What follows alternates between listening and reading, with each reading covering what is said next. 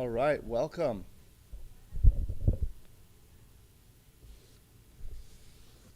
Welcome to the Los Angeles Open 2024 live stream. This is the final day. Thank you for joining us. We appreciate that. We've got the live chat available. Let us know what you think. Everyone, please smash that like button. For those that don't know me, my name is Alex Eshaghian. You can check out my YouTube channel. Just look up Alex Backgammon on YouTube and you'll find it. If you're interested in lessons, you can contact me. This is the 2024 Los Angeles Open. It's the final day. I wanted to recognize some people here, starting with Candace, Mayeron, producer and organizer. She does a fantastic job. Sorry, there was some feedback there.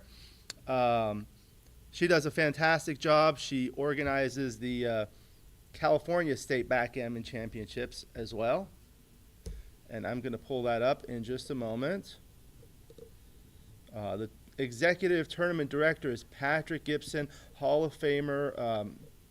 He's been doing this for 40 to 50 years, does an outstanding job. Really appreciate his efforts. Tournament Director is Frank Talbot, good friend of mine, also on the board of directors of the USBGF, and I'm on that board as well.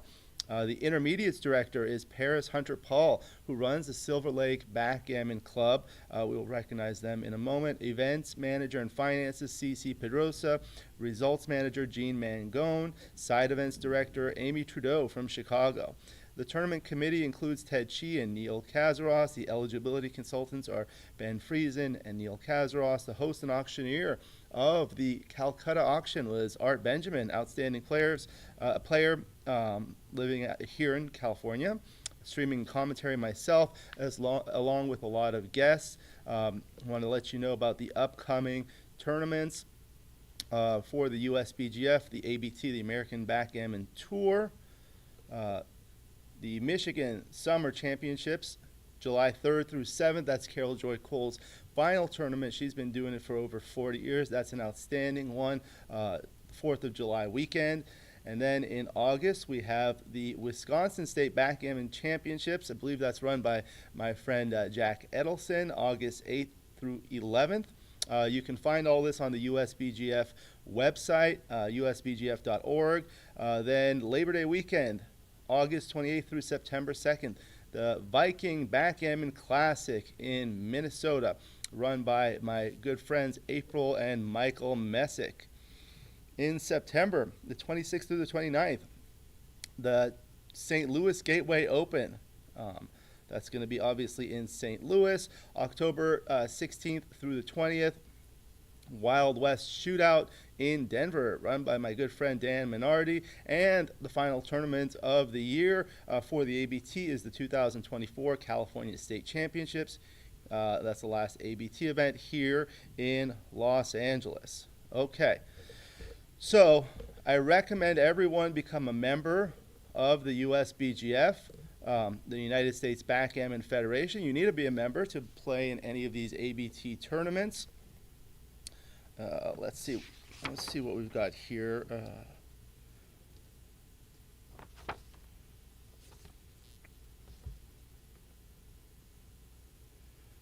What else do we have? I'll go through that. Membership benefits. If you go to the USBGF website, usbgf.org, you'll see that you get Primetime Magazine, the digital version. You get to play in the ABT Tour, both the live as well as the online, the OTS, the online tournament series, and there's a lot of great information to improve your game. The online match series, which I do with Jason Lee and Roberto Litzenberger. Jason Lee coordinates it. It's a match the players play against Roberto Litzenberger, and Roberto does the moves on his side, and then the players vote for their moves on the other side, and I basically do the commentary. We have Bray's Learning Curve, Chris Bray, an outstanding player out of the UK. Phil Simborg's video lessons. Phil Simborg is a good friend of mine and a very well-known and well-respected personality in the backgammon community. I appreciate all of his efforts. He actually sent me a message this morning recommending that we talk about the players a little bit more. So I'm going to do that. And if you guys have some feedback, I really appreciate it. Let me know what you'd like to see. Other things here, Backgammon 101, Extreme Gammon Discount, Gammon Village Discount, Cook Travel Discount, all by becoming a member of the USBGF. So I highly recommend it. You don't have to live in the United States. But everyone can join. What are some of the other things we had this weekend? We had the BMAB event on Wednesday. That was an outstanding event. There is a Backgammon novice workshop. Okay, so that's run by Julius High and a friend of mine. I can't remember his name right now, but that was a great workshop, still going on yesterday and today for all new players. It's a great thing they're doing. The Wonder Woman Jackpot, the women's event, will be held today. It was actually my pleasure to donate some sheet masks for the ladies that are playing. We had Speed Gammon. We had the lecture by Michihito Kageyama, talked about the 5-point match, Q action in the 5-point match. That was an outstanding and very well attended seminar. I was trying to live stream it on my channel. Unfortunately, we ran into some technical difficulties, but I did record it on my computer and I was able to recover the majority of it. I'm going to fill in the rest. There's some audio issues that I'm still working on, so I'm going to process that and we'll have it. But that was an outstanding seminar. We had a lot of people from Japan, including Michi and Hideaki Ueda, both top grandmasters. So many top players. I mean, I'm going to miss people, but Steve Sax, Neil Kazaross, Marty Storer, Kit Woolsey, Joe Russell. Who else was here?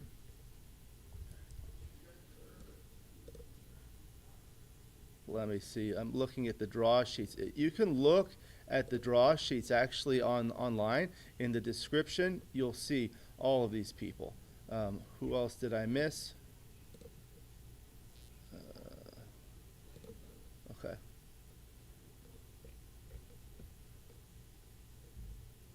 Dorn Bishop, David Wells. Let's see. Who else? The top name. A lot of people come to this tournament.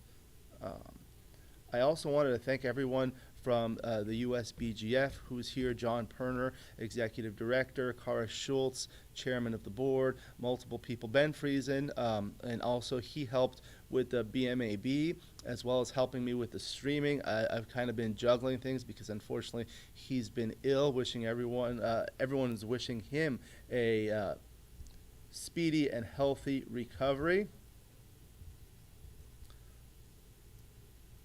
Jake Jacobs, yes, Jake Jacobs is another one. I saw that. Thank you. I'm getting some messages on Facebook.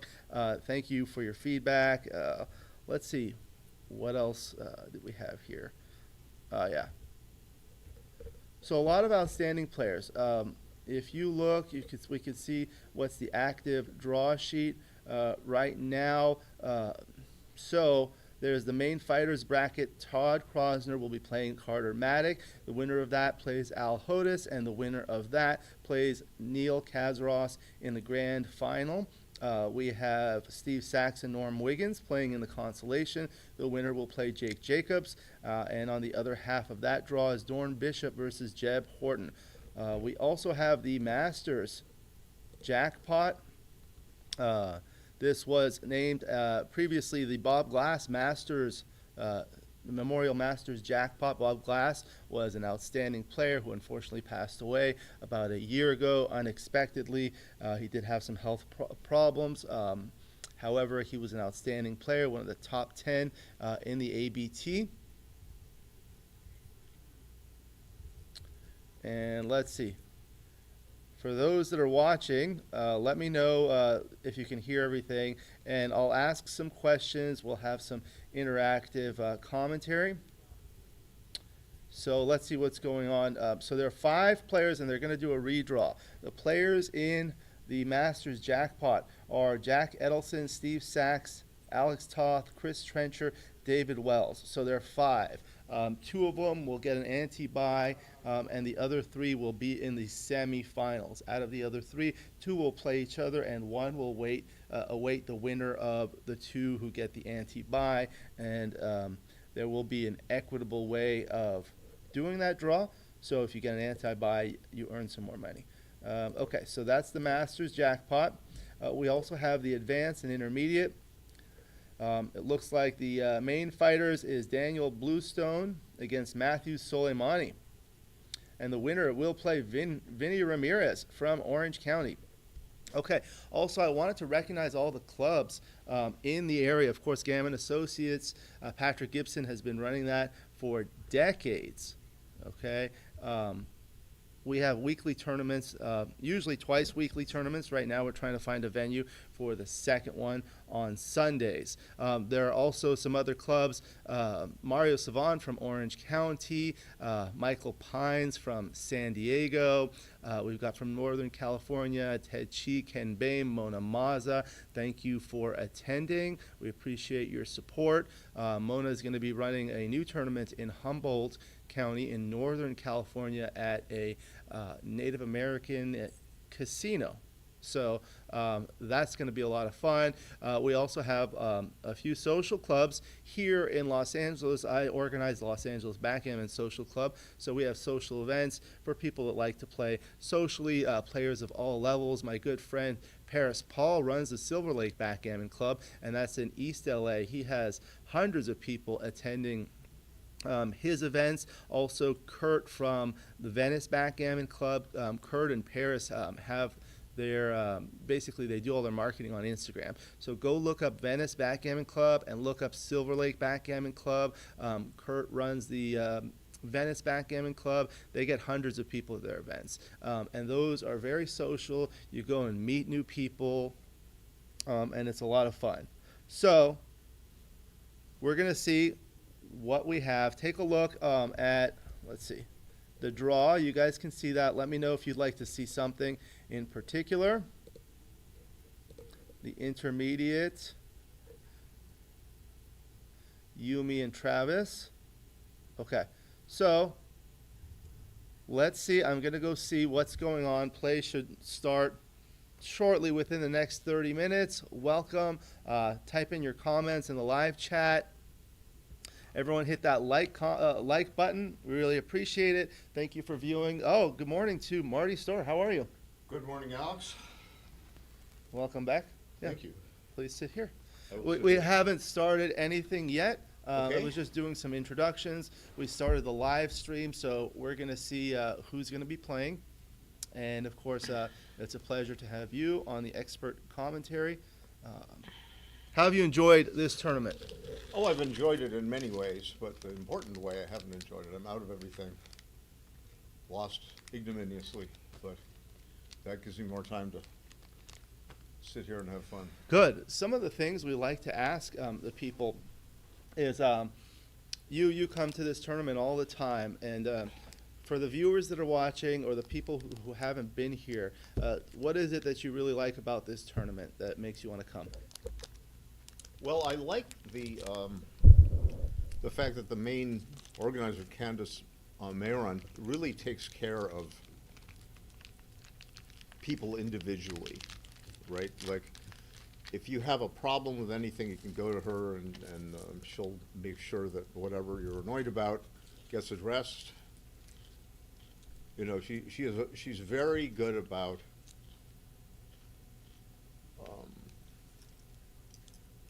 getting out the promotional information. There's a whole lot of work behind that. And There is. You can always know all the details of the tournament far in advance. And she personally reaches out to players who, you know, just try to see if she can convince people who might be on the fence about going. You know, hey, go, because you know we have this new event. We have guest speaker Michi, that kind of thing. And overall, you know, it's just been very well run. They've been doing it for a long time, so they have experience. They have, yeah, that's right. We were going through the rest of the ABT calendar. Of course, the In Los Angeles, this is the only place actually left that does 2 tournaments a year. They used to do that in Las Vegas twice a year, but not anymore. The next ABT event is going to be in Novi, Michigan, the Michigan Summer Championships. Morning, Kenbei. Last tournament run by my good friend Carol Joy Cole. And have you been to that tournament? I'm sure you have. Oh, yes, I have. I've been to it. I started going to that one long, long ago.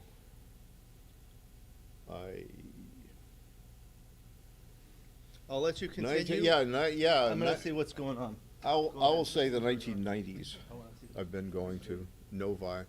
And the thing about Novi, Michigan is that's one of my other favorite tournaments to go to. And that's because Carol Joy Cole, the retiring organizer, producer, director of that one, a beloved figure in the American backgammon scene, she's retiring, and there's going to be a big send-off for her, and I wouldn't miss that for the world. And she really knows, one reason she's so beloved as a producer of backgammon tournaments is that the tournaments are so nicely run. I mean, she's been doing it for some 40 years, 40-ish. I don't know the exact. I think maybe if I had to guess, I'd say 45 years.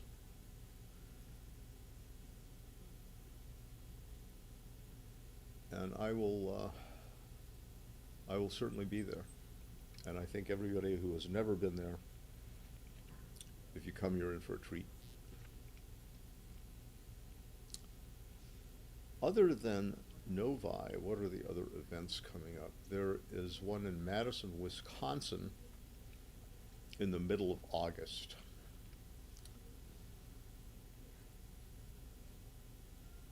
And that has been run by Jack Edelson and his relatively new wife,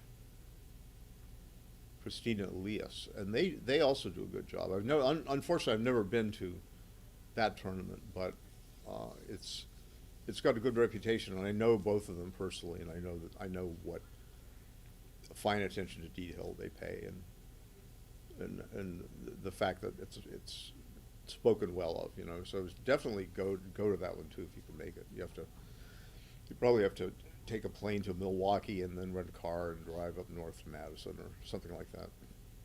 But it's, once you get there, great. So that would be August. And then in September, I think around Labor Day weekend, there's the Minnesota Viking Classic. And I have been to that one, and I like that one very much. The trophies are to die for in Minnesota. They're just to die for. I mean, you can see them, like the sculptors with the bronze, using lost wax process. And, actually they're not really like that, but they're just so beautiful. A bust of a Viking with a horned helmet. And I once won something called the Long Ship jackpot event there, and I got a long ship, a model of a long ship, and it had a sail, and it's a good bric-a-brac at my home now. And there were trophies that were even better than that. I mean, amazing, and the folks who run that one, April Messick and Michael Messick, husband and wife, they are also fine folk, and they really knock themselves out to provide a good event. So that would be Labor Day weekend, and that's the end of August, beginning of September. And after that, what do we have? We've got in October, we're going to have the St. Louis tournament. Suppose I can just go onto the USBGF website. You can do that too. You can go on usbgf.org, and you can look at the American Backgammon Tour calendar. Before I talked about that, that's what I should have done. Just bear with me a moment, all you folks in TV land, while there we go.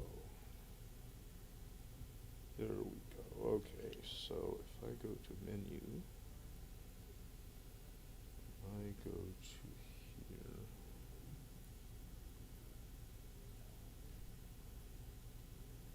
Calendar, here, calendar.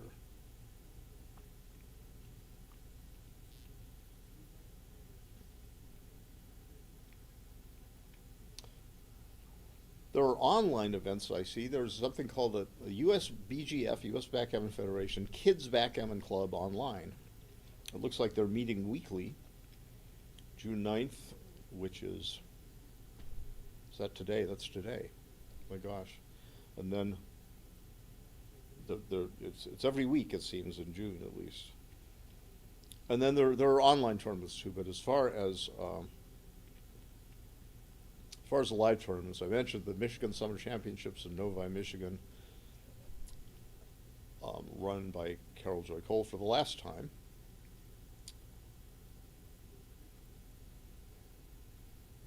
And Wisconsin State Backgammon, which I mentioned in Madison, Wisconsin, August 8th to 11th. And the USBGF Kids Backgammon Club is meeting online. The Viking Classic in Minnesota is from August 28th to September 2nd. Besides online events, we have got St. Louis Gateway Open, which is September 26th to 29th, so end of September. And that's a relatively new tournament, but it's grown. And my son used to live in St. Louis, and I used to spend some time there, and I know some of the backgammon players, including David Todd, Jerry Tansey, and it's got to be a fine tournament, right? So go to that one too. I believe I will go to that one too myself. Then there's in October there's the big Denver tournament, which is called the Wild West Shootout. That's October 16th to 19th. I'm getting this just from the U.S. Backgammon Federation website. Yeah, I had this up actually here. I see something called Primetime Magazine. Yeah, Primetime Magazine. What is that? Anyway. Tell us about, Marty runs the Primetime Magazine. Tell us about what's in that, please. I'm going to go look for the stream. Sure. Primetime Backgammon Magazine. Its full name is U.S. Backgammon Federation Primetime Backgammon Magazine. It's fondly known as Primetime. And it has been a thing since 2010, I believe.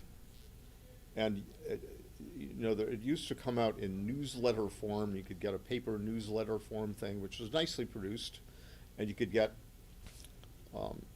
online electronic files, PDFs, whatever. And I started to work in various capacities for Primetime. Mostly I'd write articles back in 2010.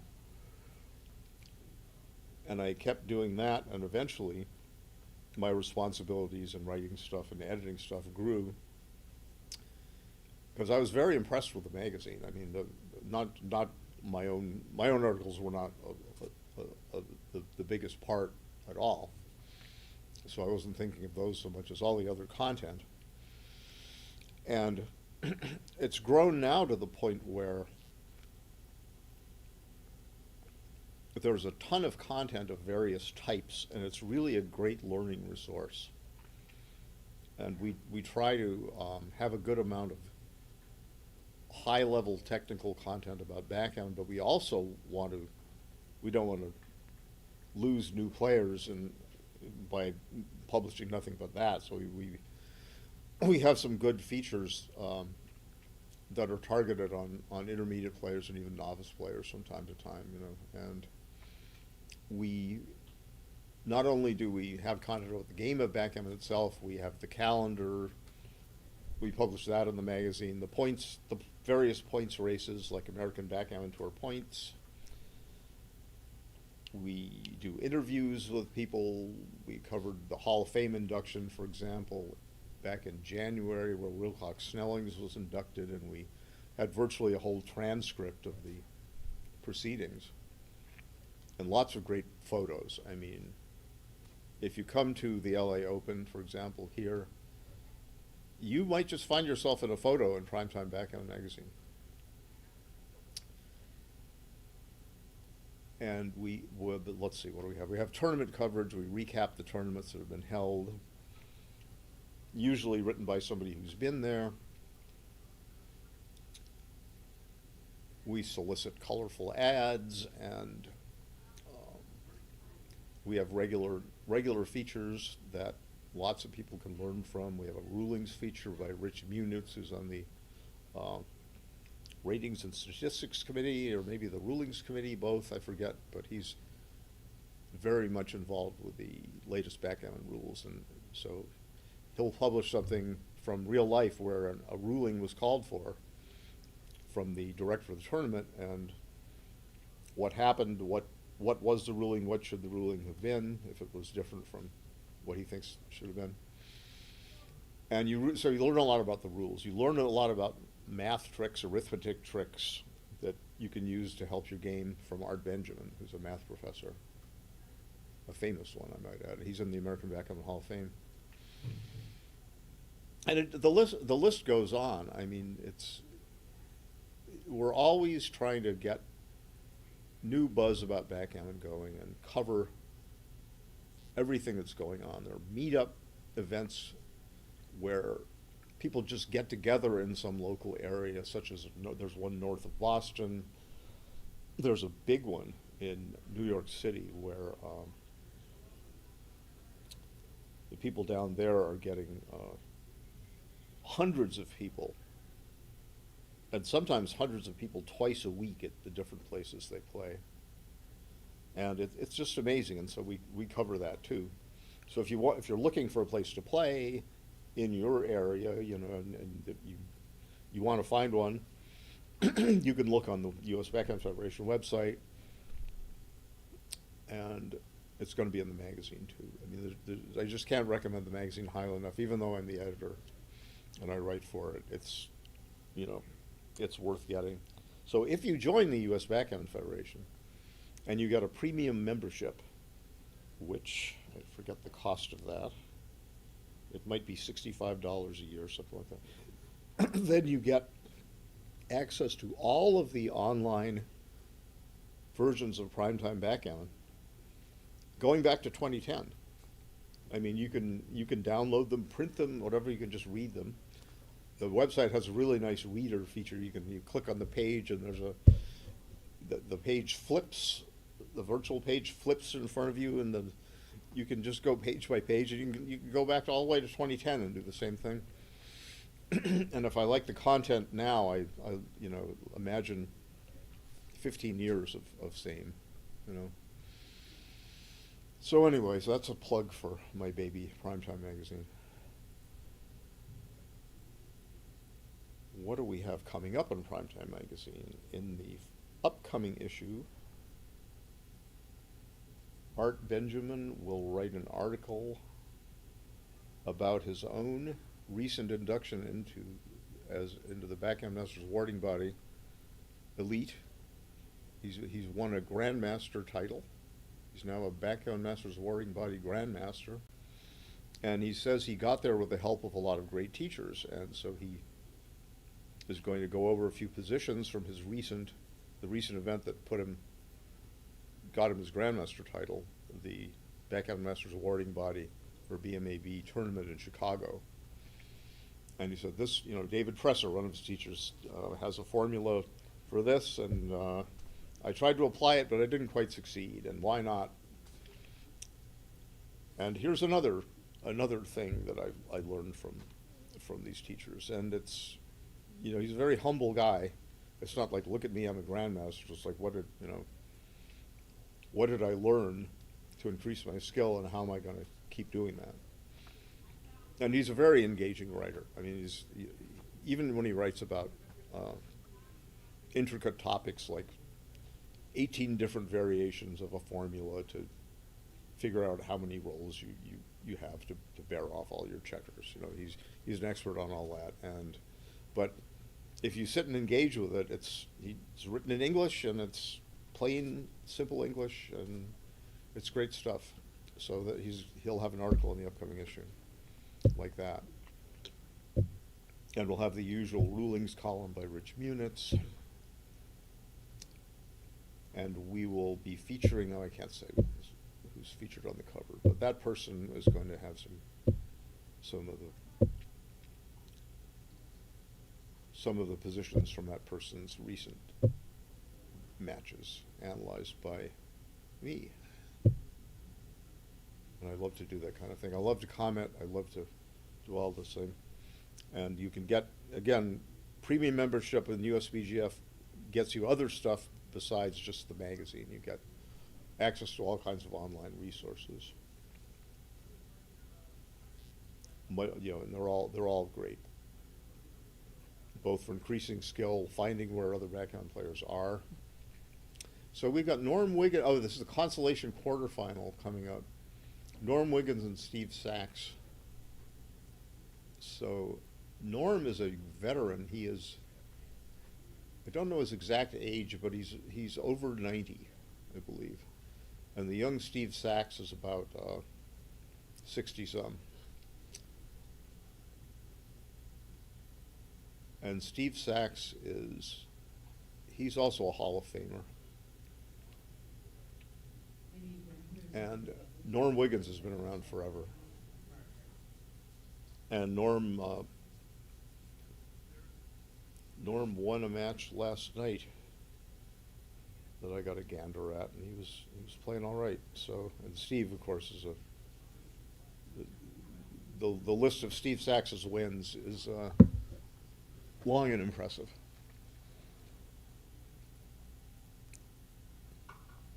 And he is a very tough opponent. I've faced him multiple times, and it's fun to play Steve, but it's work as well. So this is going to be great. This is a 7-point match, so Consolation quarterfinal. Oh, that's right. The Consolation is called, yeah. I get confused with terminology. The Consolation is called at some events they call it the last chance, like at New York Metro. Oh. What we call the fighters bracket here was called the Consolation. No, it was called what was called, so the Consolation was in New York Metro was the fighters bracket here, and the Consolation here was the last chance in New York Metro. And the older terminology is main event, Consolation, last chance. But now the formats have changed a little bit, etc. So Norm Wiggins is playing white on the bottom, and against the great Steve Sax, he decides he's not going to slot his 5-point and complicate. He's going to take a little slower, and maybe he will do okay. And Marty, the other thing they should note is some people were noting yesterday the delay time is normally 12 seconds, but Norm has a little bit of a challenge moving, so he gets 15 seconds delay, and so does his opponent. That's a rule. That's fine. So this will be a bit longer. So Steve has a bit longer to think, as well as Norm. I guess that's a good solution if someone has some challenges in keeping the normal time limit. It's fine to give them some extra time, but then the opponent gets the extra time as well, which seems perfectly fair. Would you like to join us? No, thanks. Okay. So that was what did Norm do after that 6-1? I forget what his role was. I think he slotted his 5-point with a 6-2 maybe, and then Steve split up, and now with a 5-3, and then I believe Norm rolled double threes, and he made his 3 and 5 points and went 24-20 to get his back checkers up. Hello. Good morning. Howdy, Alex. Welcome. And Steve says, I will not run my back checker from the 21 point and incur grave damage if I am hit. Rather, he says, I will make my 2 point, and if I am hit here, it's likely to be this way with a loose hit, and then I've got a whole bunch of 16 ways to hit back, and then he's hit back. And he has a 2 point, and his second point is because he elected to make his 2 point. So 4-2. Do you hit loose here? Yeah, I certainly do. Yeah. What does it mean to hit loose for the novice viewers that are watching? That means you hit inside your inner board, but you do not cover the blot that you hit with. The blot is a lone checker. And so he went from the 6-point to the 4-point, and he hit loose, but he did not bounce to the 3-point safety, he was not able to cover. And now counter hit loose. So putting 2 on the bar is better by far, right? Oh, it's so yes, and except when you're hit back. Well, Norm Wiggins has got an advantage now, because even though his forechecker's back, he has a stronger inner board, and that stronger inner board has kept Steve Sax on the bar. And the four checkers back is a little hard to cube from there, but he does have a strong board. It is true. It is a little bit hard to cube from there because you don't have, with four checkers back, you don't have enough ammunition up front. Now he's got a threat. He probably thought about a cube, and now he says, "All right, well, I am still going to attack despite my four checkers back." He has multiple things to do on both sides of the boards. What do you think? What are the things you think about when you're considering doubling for the novice viewers? Well, the first thing I'm thinking about is, would my opponent be happy, neutral, or scared or scared / unhappy to see a double? And if I think they might be a little bit unhappy, that's a factor in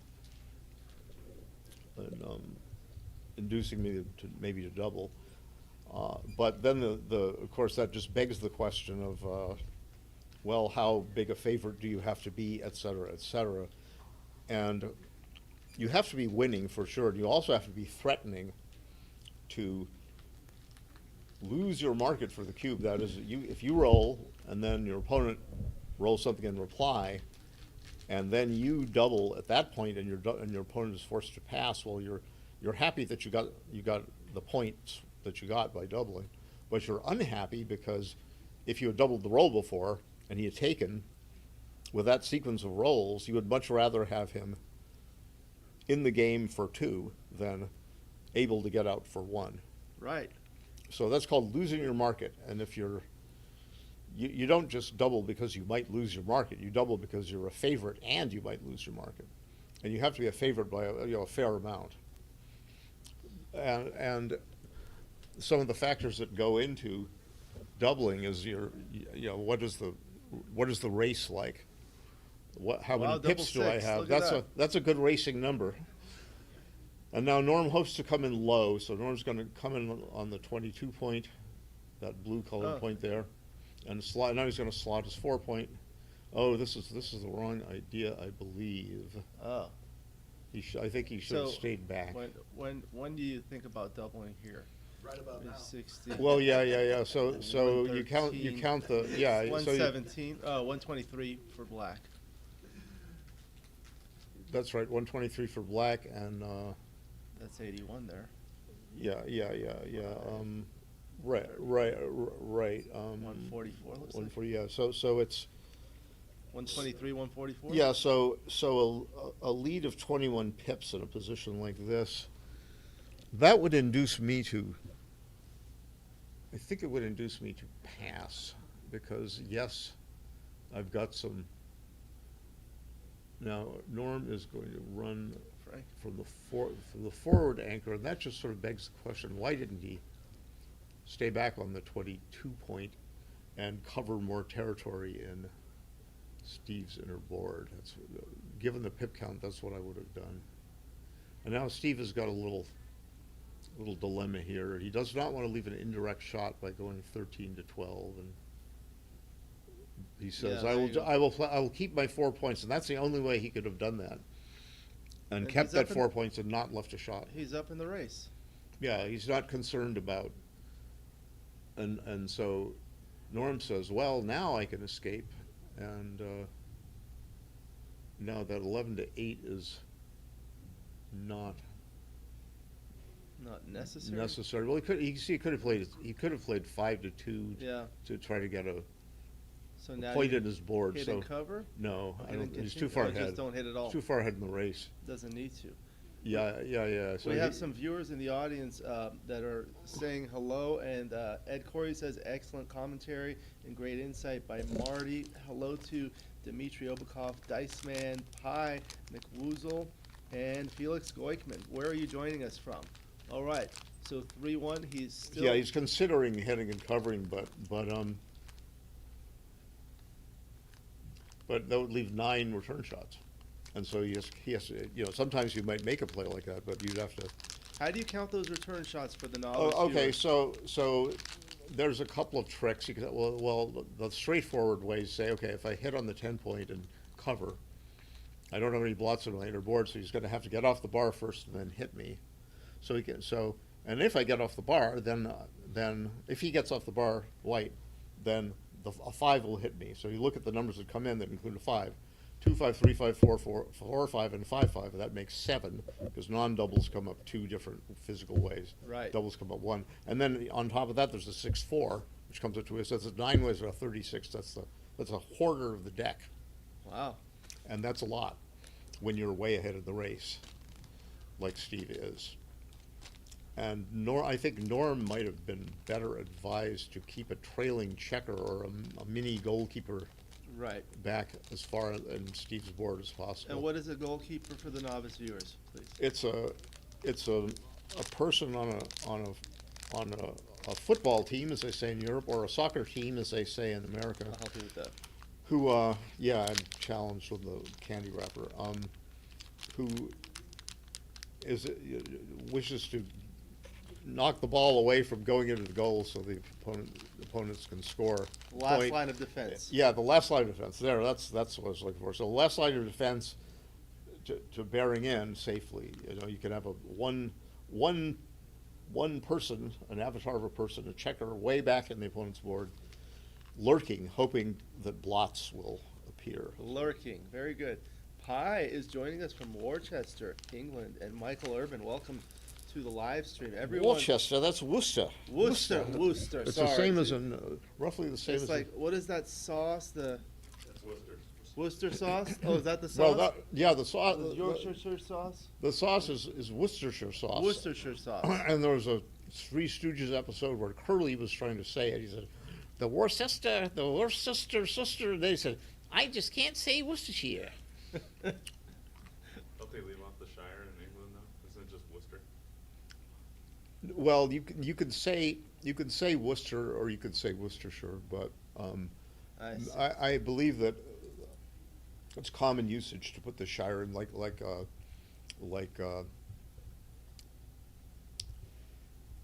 some places you do and some places you don't, like Dorset. Dorsetshire, Dorset. I mean, I hear Dorset a lot. So I think both are okay, but as for the common usage, I'm not really 100% sure. Here comes Norm. Norm says, now, 1, 2, 3, and he says, I could save a 6 so that I don't have to leave a blot with 6, 3, 6, 1, or 6, 2 next turn, but I will be a little bit unhappier in the race. And Norm says, well, should I double? What is my pip count? 83 raw pips for white. 89 raw pips for black. So the answer is no. No. So how do you determine when to double? How many pips do you need to be ahead, or what percentage? In a long race with a relatively smooth distribution of the checkers, the threshold for doubling it's based on the pip count. So if you are 10% of your own pip count ahead minus 2 pips, right? Oh, that's a good Then rule. you can double from the center. If you're ahead by 10% of your own count minus 1 pip, then you can 7. redouble, and the threshold for taking is up at 10% of the opponent's count plus 2 pips, because the opponent is the one who's doubling. So if you have 100 pips, it's 8 to 12. Yeah, 8 is the threshold. 8 ahead is the threshold for doubling. 9 ahead is the threshold for redoubling. And Assuming there's 12 is the distribution matters. No contact, of course. Yeah, the contact matters and distribution matters. There was some contact there. So the race now Norm owns the cube, Yeah. so that's an advantage. 4 cubes become big in a 7-point match. Very much so. And Steve says, I will fill my gap. I've studied these positions. I'm going to fill that 3 point. Norm says, I'm going to roll double boxcars. Now he rolls a 4-2. He now has at least 64. he has 29 ways the next turn does Norm to get at least 1 checker off. Looks And like Steve Steve's up says- by 11 pips. Yeah, after the roll, you mean? Or After the before? roll. Okay. Now it's All right, there we even- go. Even Steven, as Steve likes to say. And Norm with perfect distribution. Well, that's not really perfect distribution for this kind of a bear off. For You the really- pip count, it's pretty for the pip darn count, good. it's good, yeah. Ideally, I mean, if you read Walter Trice, you'll see that the ideal bear off structure is 7, 5, 3 on the 6, 5, and 4 respectively. Ideally, you want checkers on the higher points so you don't waste. But this is pretty good. I'd rather have them all on my 1 point and Yeah, that's a speed. not that's a waste fast one. anything than have them smoothly distributed over my 6 through 1. But the point he makes is right. Yeah, if you're bearing in, you aim for a position where you're not going to waste a lot of pips during the bear off. In other words, roll something bigger than you can move. I was talking with Art Benjamin, one of the world's experts on this topic, about how he does these things. Do you go 4-2 or? Yeah. I would go 4-2. It's not clear They're to me. Pretty close, anyway. It's not that clear to me, but I think I would also go 4-2. With fortitude. Yeah, that's the hoary old joke. A fortuitous roll. 7-7. That 7. joke is about as old as the knee pants of my great-great-grandfather. So now, Steve is a nice favorite, being 2 pips ahead on a roll with only 5 checkers left, especially What if was he that, a can- 6-4? A 6-4, so he goes to the 2 points, so double 5s will. All right. Now if he can miss with 4-1, 4-2, 4-3, 3-1, 3-2, and he can roll, and there's a 3-2 3-2, miss. And okay. now Norma's got a Now. strong redouble here. Oh, Take your he's drop. not looking at it. A strong Strong. redouble. Okay, so now he's looking at it. We Think we can. double pass? I would have to calculate. I used to know these by heart. It feels like a pass, but there is a losing number. 4-1 is a losing number. Pardon me? There's a double miss, which is 4-1, and 3 roll bear off positions avoid double misses. So this is a redouble and it's still a take. I think so. Yeah, I think it's a take. Yeah, here's the largely because of that, and Steve knows. Steve can. If he doesn't know it by heart, he can calculate. This it might over the end up board. being a 1-game match. I think it's gonna be Well, double yeah. pass. I mean, so if let's say Steve takes, which I'll lay a large. Oh well, I was going to lay large odds, but too late now. So if he rolled it, 4-3, now, all right. So okay. now see this. Now see, it would be a take even after. Yeah, he hasn't even lost after his he market. missed. That was but not a market loser. That was not a market loser, but Steve, of course, hopes for the big double 2s there. He does not get 3-2. it. Okay, so there We need a are non-one. 10 numbers that missed. 26-10 favorite. Anyone except double ones. No, oh, there's a Double double ones. one. Marty. All Yeah. right. Double So ones is not That's valid. annoying for Steve to see That's the 1 and then four. to get Oh. another 1. Neil Kazaross is in the live chat. Welcome to Neil and congratulations. He's in the finals of the Open. Is his opponent determined yet, or is that still? No, being- that's what they're playing for right now. Oh, I thought it says Consolation No, this is quarterfinal. This is Consolation. Oh, they're also another Not they're- these people not playing These for that. people. Carter plays Todd Krosner. Right. The winner plays Al Hodis, and then the winner of that plays Neil. Thank you very much. All right. So they're playing on a beautiful Gammon stuff FTH board. I want to recognize our sponsor. They make beautiful boards. These actually look even better in person. I mean, on the projector that we see, it doesn't have the resolution as you see on the screen, like on my laptop. But in person, they're even better. They're just like a pleasure to play on. Have you played on these boards before? Oh, you have an FTH board, Mark. I have one. Yeah. So actually, I have. I think I have 2. I think because one of them I bought. John Pirner distributes them, Yeah. and he's got a table full of them for sale here. And a couple of years ago, I bought one from that same table. But I also got a prize for winning the Novi tournament in when did I win that thing? 2022, I guess I won it, right? And Yeah, I won this one last year, and I won Yeah. Novi 2 years ago. So if people like it, they go to Yeah, gammonstuff.com. They have outstanding boards. Thank you to John Pirner and our sponsors. So this is a particularly beautiful one. I love the beige and Yeah. blue and green. The colors are, I feel better in person. For me, it's a little challenging with my eyes to distinguish between green and blue because they're close, but when you play on it in person, it's easier. Yeah, I have no such problem with my eyes. You have for green, this red, thing. blue, red, green, right? I had to change my colors for you.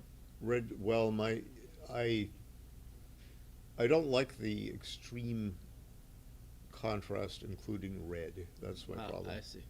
I don't know what that indicates about my eyes, but I don't play an ophthalmologist on TV, nor am I one. All I know is that looks That looks cocked. like it's cocked. It looks like it's You want me to go make a ruling? You want, I'll go make a ruling. Well, if they let you. I mean, I think it's cocked from here because it's leaning. Oh, they're getting the ruling. But they are getting a ruling. It's leaning. The ruling is if it's flat, or if it's not quite flat, but it's totally supported by a die. In other words, it could be leaning a little bit off of the die, but not onto the edge or the supporting part of the board, right? It could be leaning the other way a little bit, but if it hasn't fallen, then it's wholly supported by the die. I think what they'll do is they'll move the checker, and if the checker falls, then it's got a vertical support. That's right. Yeah. So Alan Tisch says, basically what I said, and he's saying that there's a way to do that, and that's not a good way to do it. You can't just shake the table. You have to see whether it's supported by the side. It sure looks like it's supported by the side. From here. Yeah, exactly. Alex thought so, Alan Tisch thinks so, and I think so. So that's, and now somebody's we'll see. They'll move somebody's they'll- hand. Whose hand is? Oh, Frank Talbot's hand. They'll move the checker. And Yeah, if move move the the check. Or checker, he if the could. die stays on, He's he a can- director. He can squint. He could get right down there and squint, and there he goes with the squint. He's moving the checker. Oh, there he goes, and that's And it's still up. No, so it it's no, it rolled over. Oh, then it was caught. Yeah, it's cocked. He's going to re-roll. Yeah. Okay. It's kind of hard to see from here what the hell's going on.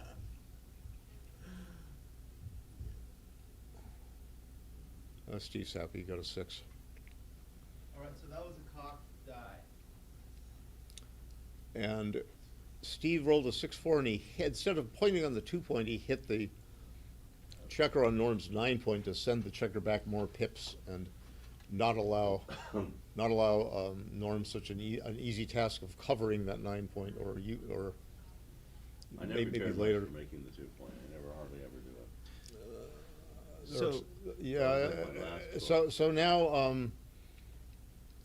now Steve looks like he's got a superior position, but now Norm is seriously competing now.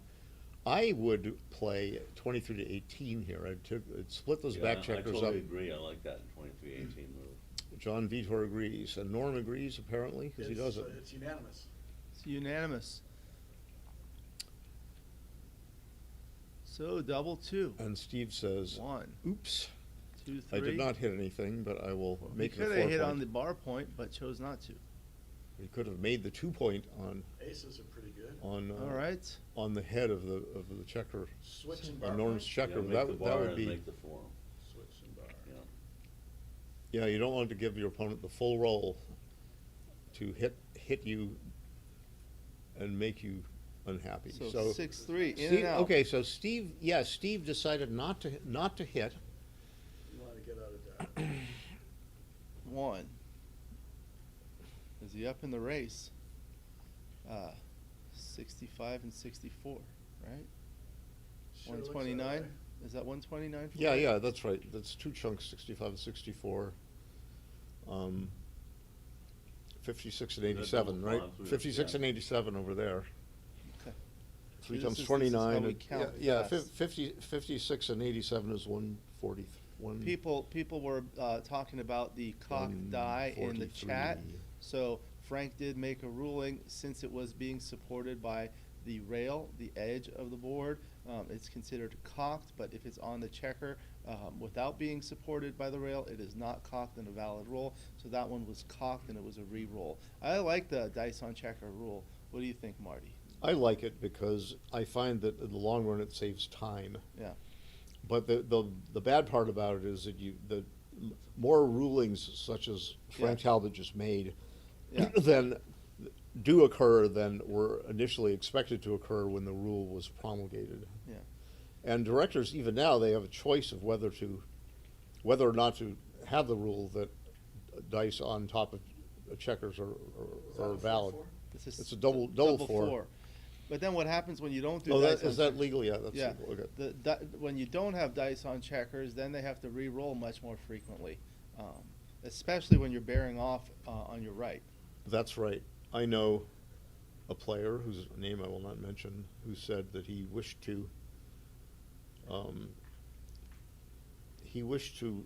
play the direction that Steve is playing now, because then Yeah. the player bearing off, like White in Norm's case, Right. would roll on top of checkers, and Yeah. he said that a lot of people got mad when they got inordinately disappointed when they rolled a cocked die on top of the opponent's checker, and perhaps that would have been a double six if the other checker, the cocked checker, were on the flat board. He said people would actually get mad about that. That would, Yeah. and their emotional state would be worse for winning backgammon. I thought that's, Yeah. that wouldn't enter in my It's calculations silly. at all. I think it's silly. you and, use a baffle No. box. You kind of get around all of these. The purpose of the dice is to produce a random number, and it's going to be random whether you re-roll it or not. And if it's on one's on one side, one's on the other side, it's not valid. Although some people play that you can roll on the left side, you can roll on both sides. And I mean, it's all about having fun and being fair. Winning 4-0, when does Norm think about cubing here? He's got to be conservative at 3 away. Yeah, because Steve will be just itching to redouble, itching. I mean, he could be more aggressive at 4 away, What 7 away. length does your race have to be? How far ahead do you have to be in pips in a race in order to be able to re-queue, to double the race? To double originally at 4-0, well, so. We need to ask Neil Kazaross. He's So in the chat. Yeah, so you have to have a pretty big edge. The take point is not, because the thing is about if you're doubling to 2, that 6th point gets you to the Crawford game, but Right. a lot of the time you're going to be, not a lot, depending on the position, but the 6th point is really valuable compared to the 5th point, which is also valuable. Right. And you have to say, all right, well, you could do a calculation. This is what I try to do. I say, what do I think my winning chances are at this pip count, cubeless, and then I'll say, what do I think the probability I have to face a 4 cube is going to be, and then I say, what's the match equity at each of the resulting scores, and then I go probability times equity plus other probability times other equity, however many of those terms there are, and I add them up and I say, Uh-oh. is that close to a boxes? double? Yeah, double sixes. Well, So, now you gotta think about Marty, for our novice viewers, please tell us, what is the Crawford rule? Okay, the Crawford rule is the first game. The Crawford rule says that in the first game that the players reach in a match, go. and only in the first game, the doubling cube is not used, cannot be used. When one person gets to 1 within point away. 1 point away. That's So- right. Thereafter, the doubling cube can be used, so the trailing player has nothing to lose by doubling. The reason for disallowing use of the cube in what is called the Crawford game, the first where anybody gets to 1 point away, is to protect the leader, because the trailer would have no qualms about just turning the cube to 2, because if the leader gets 1 point, the leader wins the match. So if the trailer wins, why should the trailer not get more than 1 point? So there's an inherent value in being the leader at the Crawford game. Steve's getting the die under the table. That's right. And so in races in particular, you have to be very sensitive to that, because as Michi said Michi Kageyama said in his seminar about the 5-point match that he gave on Friday morning, it now being Sunday morning in Los Angeles. He said that when you are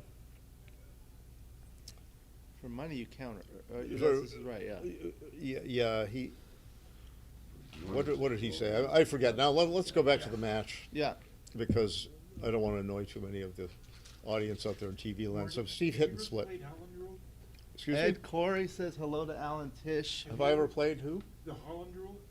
Michael Yeah, I Hines. played. I remember when some people played the Holland rule long So, ago. yeah, I don't like the yeah. Holland rule, but Yeah. That's it's you have to never wait it's 3 never rolls? seen, right? 3 rolls or something like that. I think two Two rolls by each side. Yeah. Something. I think that's what it was. And then the Holland rules after there's more protection provided to the leader after the Crawford game. The trailer could not double until both players had moved twice.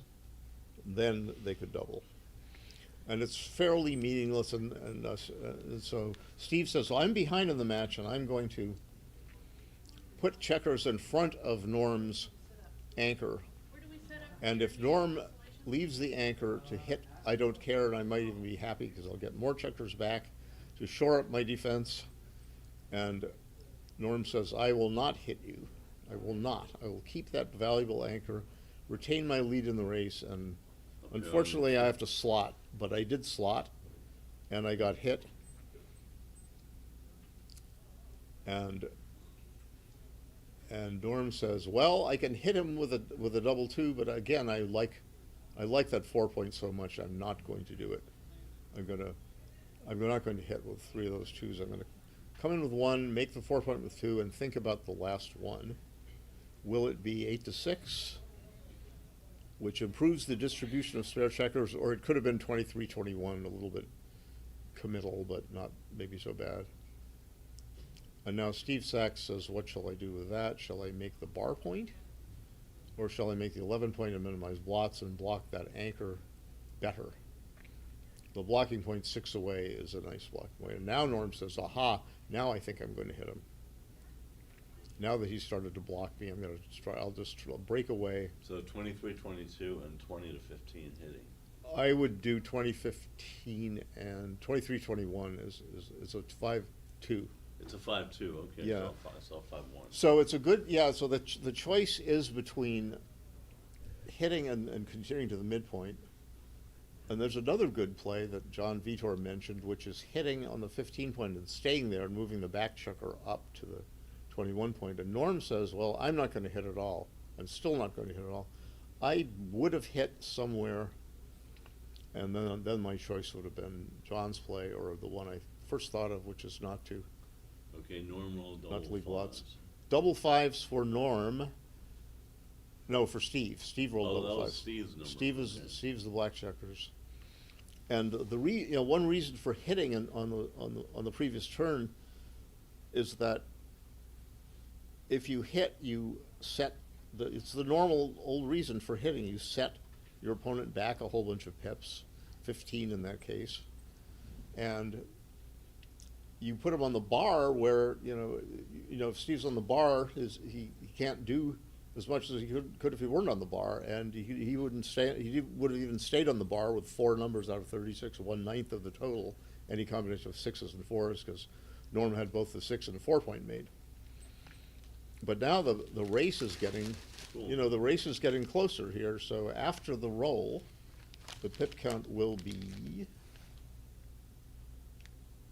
122 for white, and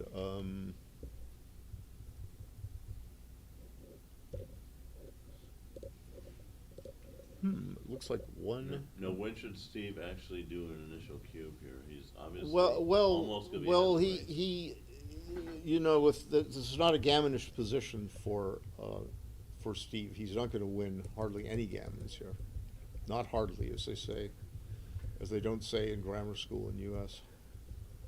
So he needs to get a little closer to get So a so I was musing about the pip count, and now let's try another pip count.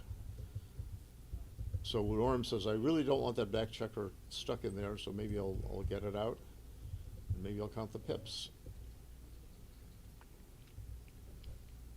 119 for white. 134 for Steve. Steve's actually behind in the pip count, but he's just gained. He got 7. So, and then ooh, but Norm. Steve said, I wish to have a better race. And Norm said, well, I'm going to hit you back. And Steve said, I'm going to fan now. And Norm says, I'm still not going to double you because I have too hard a time doing all these things like getting out. 5-3. Getting out. 5-3 is so he can cover his 2-point and leave no return shots and get his checker away from 16 to 11. And Steve wishes to roll a 3-6 urgently. Failing that, just anything coming in. And now Norm has a great opportunity to run from Steve's 5-point. Was that a 5-4? It's a 6-4. 6-4. Yeah, we should call out the rolls in case people have trouble. So Norm does run. He says, well, Steve can't hurt me too much until he comes in like So that. he rolls double aces. Well, at least he still can't make the point. He can switch points from the 6 to the 5, but what he'll do, I think, is he'll go 6 to 5 and 5 to 4. Yeah, he hits, and he slows Norm down up front, and then he plays the fourth 5, 13 to 12. He does have a 4-point board. I'd be tempted to just leave it there. Well, you can't. You'd have to leave a blot somewhere else. That's just me. I'm just too. Well, yeah. So the blotless play up front was to switch from your 6-point to your 5-point. But since a single win gets Norm to 6-0, that's the Crawford game, and that is supposed to be a 91% chance to win, I believe. And so the risk is minimal. And then since Steve still does want to win the game and outfield coverage helps, I would have done this too. Because if he merely closes, if Norm merely closes Steve out and hits no other blots, he will be a nice favorite to win a Gammon.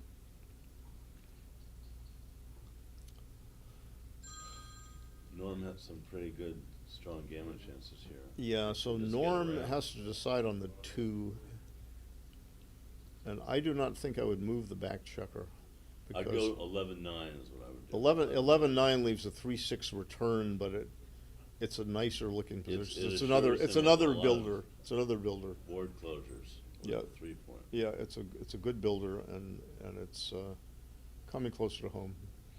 And if he did roll a nice 6-something, Double aces. Now, do you switch the 3-point, 4-point over to the 3-point? So the other builders could be closer, and I guess that doesn't matter really. no, it's a 2-1. You don't slot. Oh, it's a 2-1. I The thought roll is double 2-1, and now Norm's dilemma is: does he leave any indirect shots at all? I saw double aces. I don't want to be tempted to slap a 3-point and get it over with. I don't want to get it over with. I want to win the game. I could win slow, or I could win quickly as Or long as I. 9-7 and 6-5. That might mean that keeping the builder going. I'm gonna play 9-6 because 9-7 and 6-5 duplicates the 4 and 2 on the other side of the Oh, board. that's true. Okay. And if you go 8-6, you've got 5s and 3s. Okay, and Norm says, well, I don't want to play 9-6. I want to play 23. Now but now he still has basically the same number of He's just throws that 3-6. get him out of there. Any 4 or 2 he can go. Will he go with a 4-3? He says, "Oh yes, I can hit. That is Oh what my I can God. do." That was 5-2, I think. No, it was 4-3. I saw a 4-3. 20 to hit. Okay, and Steve says, "Ha ha. Well, I cannot hit thee, but I can come in and make Double 3. my points with a double 3." And Norm says, "Can I double now?" And he probably thinks to himself, "Well, if I win,"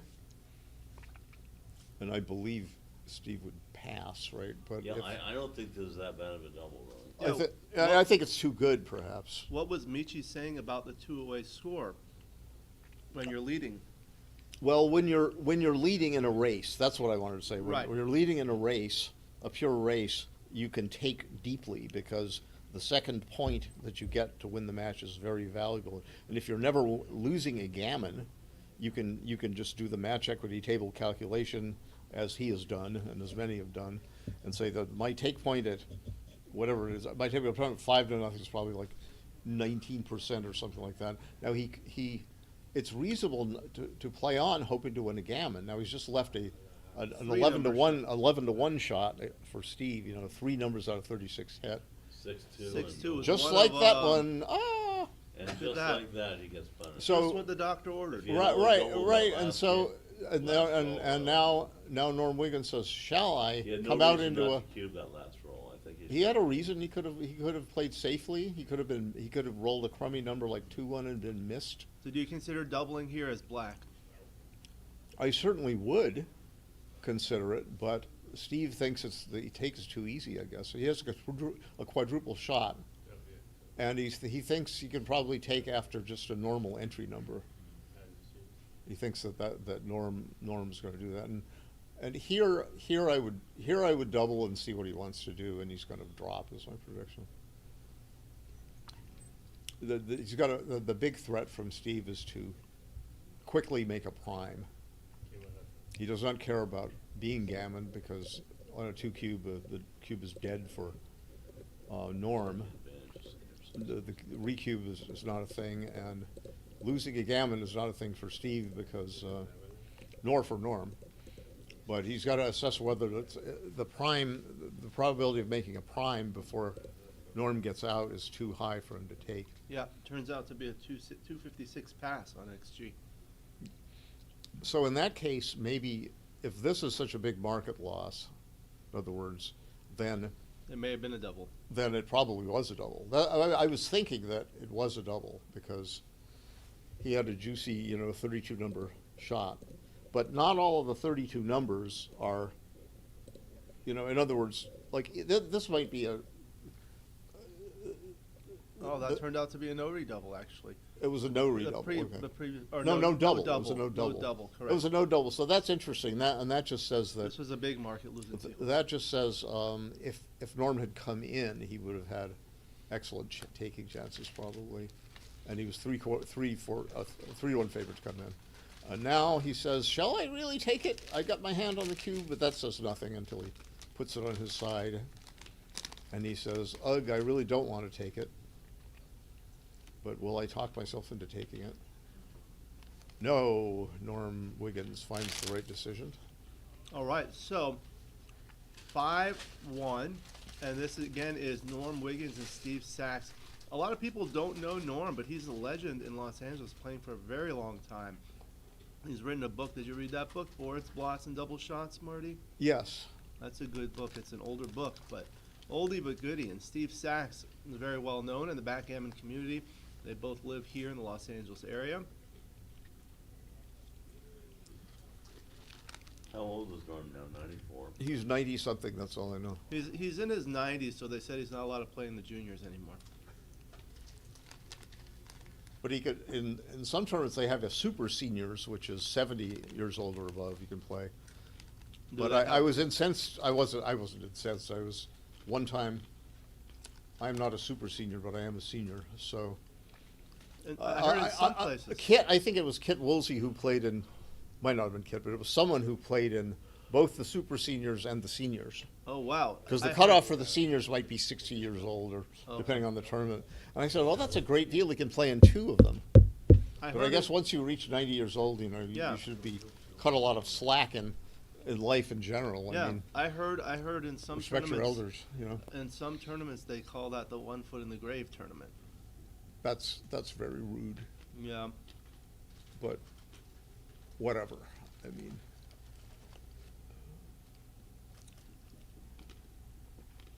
I think knowing backgammon players, most of the super seniors would laugh at that one. Yeah.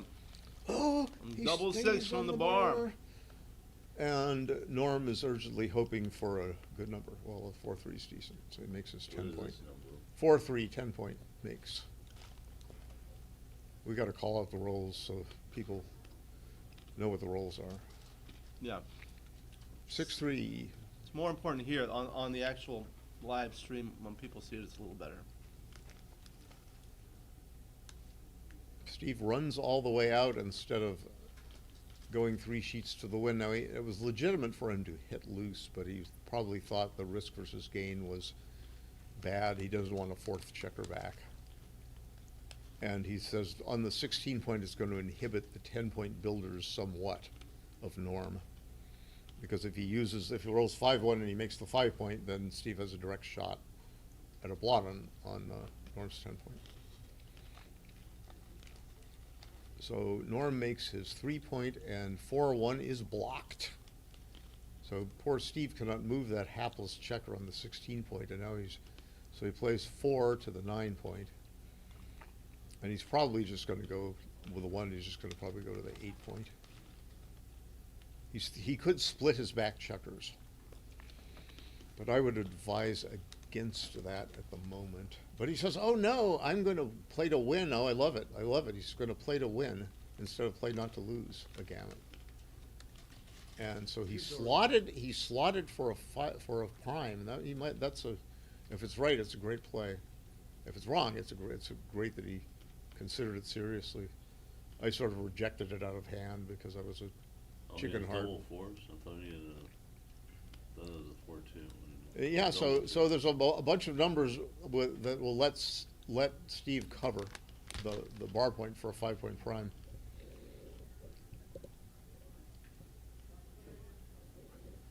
It was 9 numbers, so 5-3. So Steve entered with a 5, and he elected to keep his bar point slotted. He figures he's going to lose a lot of gammons anyway, so he might as well. Is that 6-4 or 6-6? It's a 6-6, and he's going to make his 2 point and look for the other ones.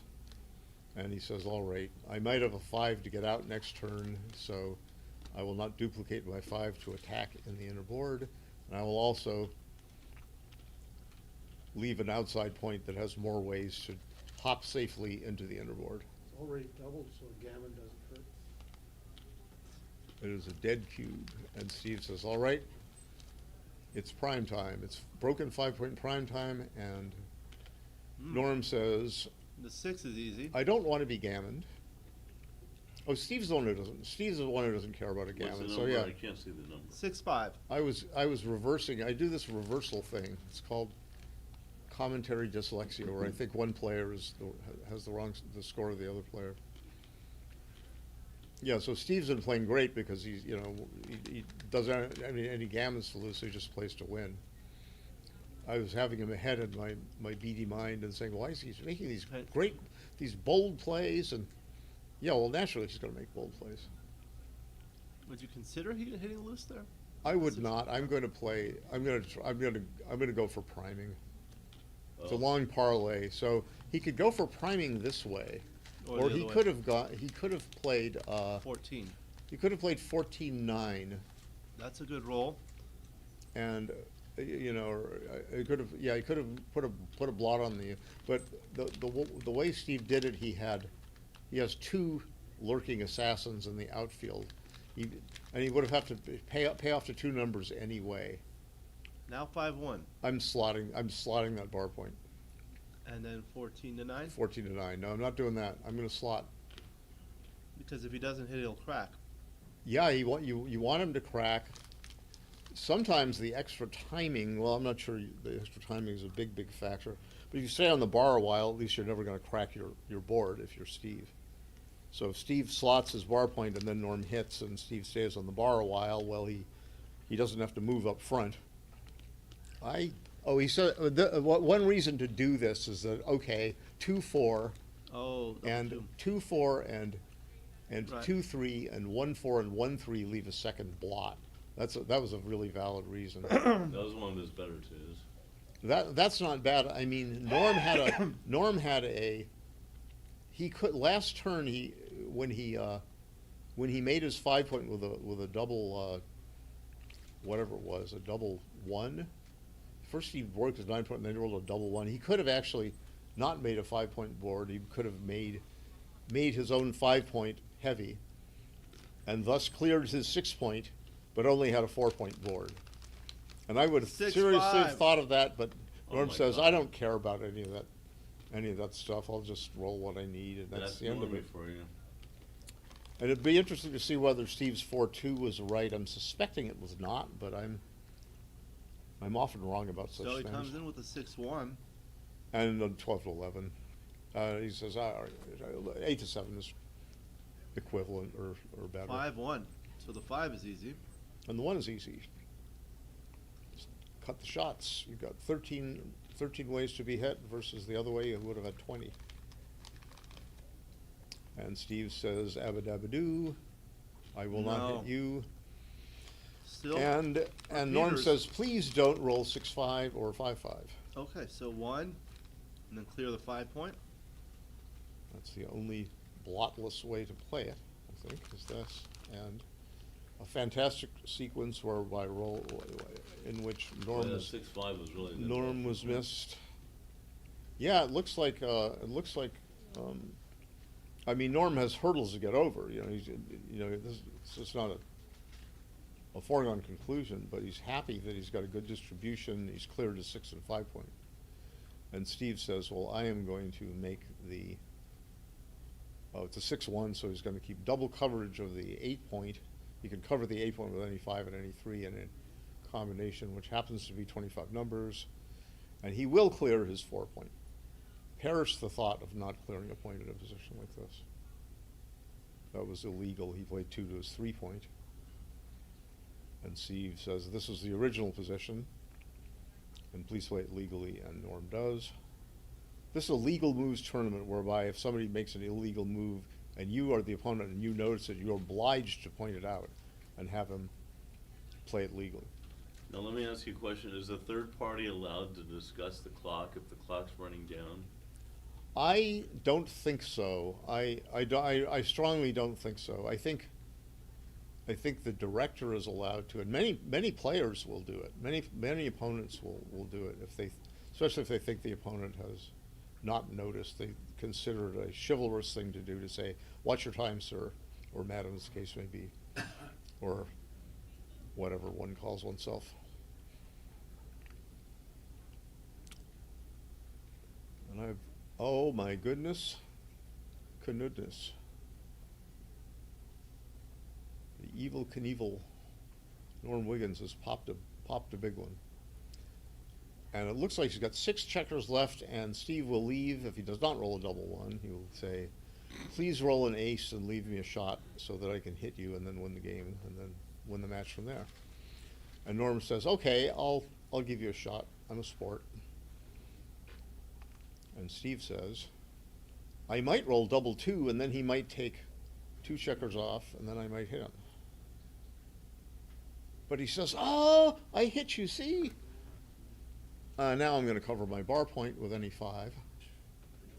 And I'm going to close my board with any other stuff.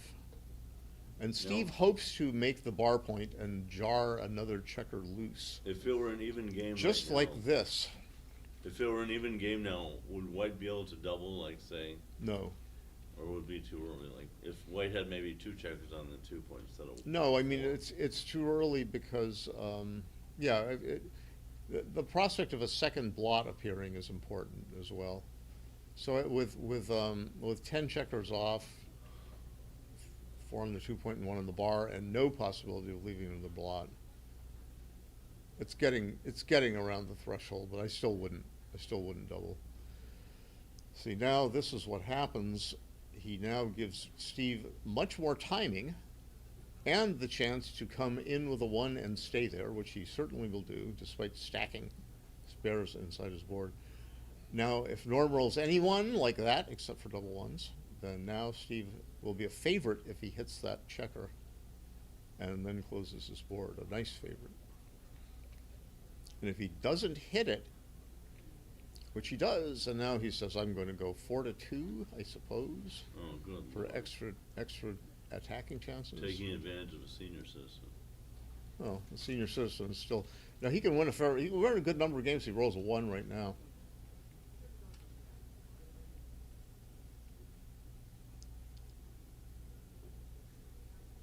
And he does not. And now Steve is going to attack with all his might. What percentage would you give Norm right now for winning Okay, now he's gonna go 7-5. I would give him, well, it depends what he rolls here. Now I would give him, well below 20%. Don't know the exact number. So 7-1, If 24, it had 22. been only one checker, what would it be? With one checker on the bar and 10 off, it would be, then Norm would be a slight favorite of some kind. Maybe not too slight, but not enough to double, and, because Steve could wait. Well, if Norm had the cube, that's one thing. But normally the weaker, normally Steve would have the cube in a position like this. But it's a dead, the cube is dead, so I guess they dropped a die or something. They're talking hedge. Maybe they want to. Maybe they're talking hedge. Like, let's split the money somehow, where the loser gets a little bit of money or something like that. I don't know what they're saying. They've called for a ruling about something. Oh, they reset their clock. Look at that. They have 14 minutes on their clock.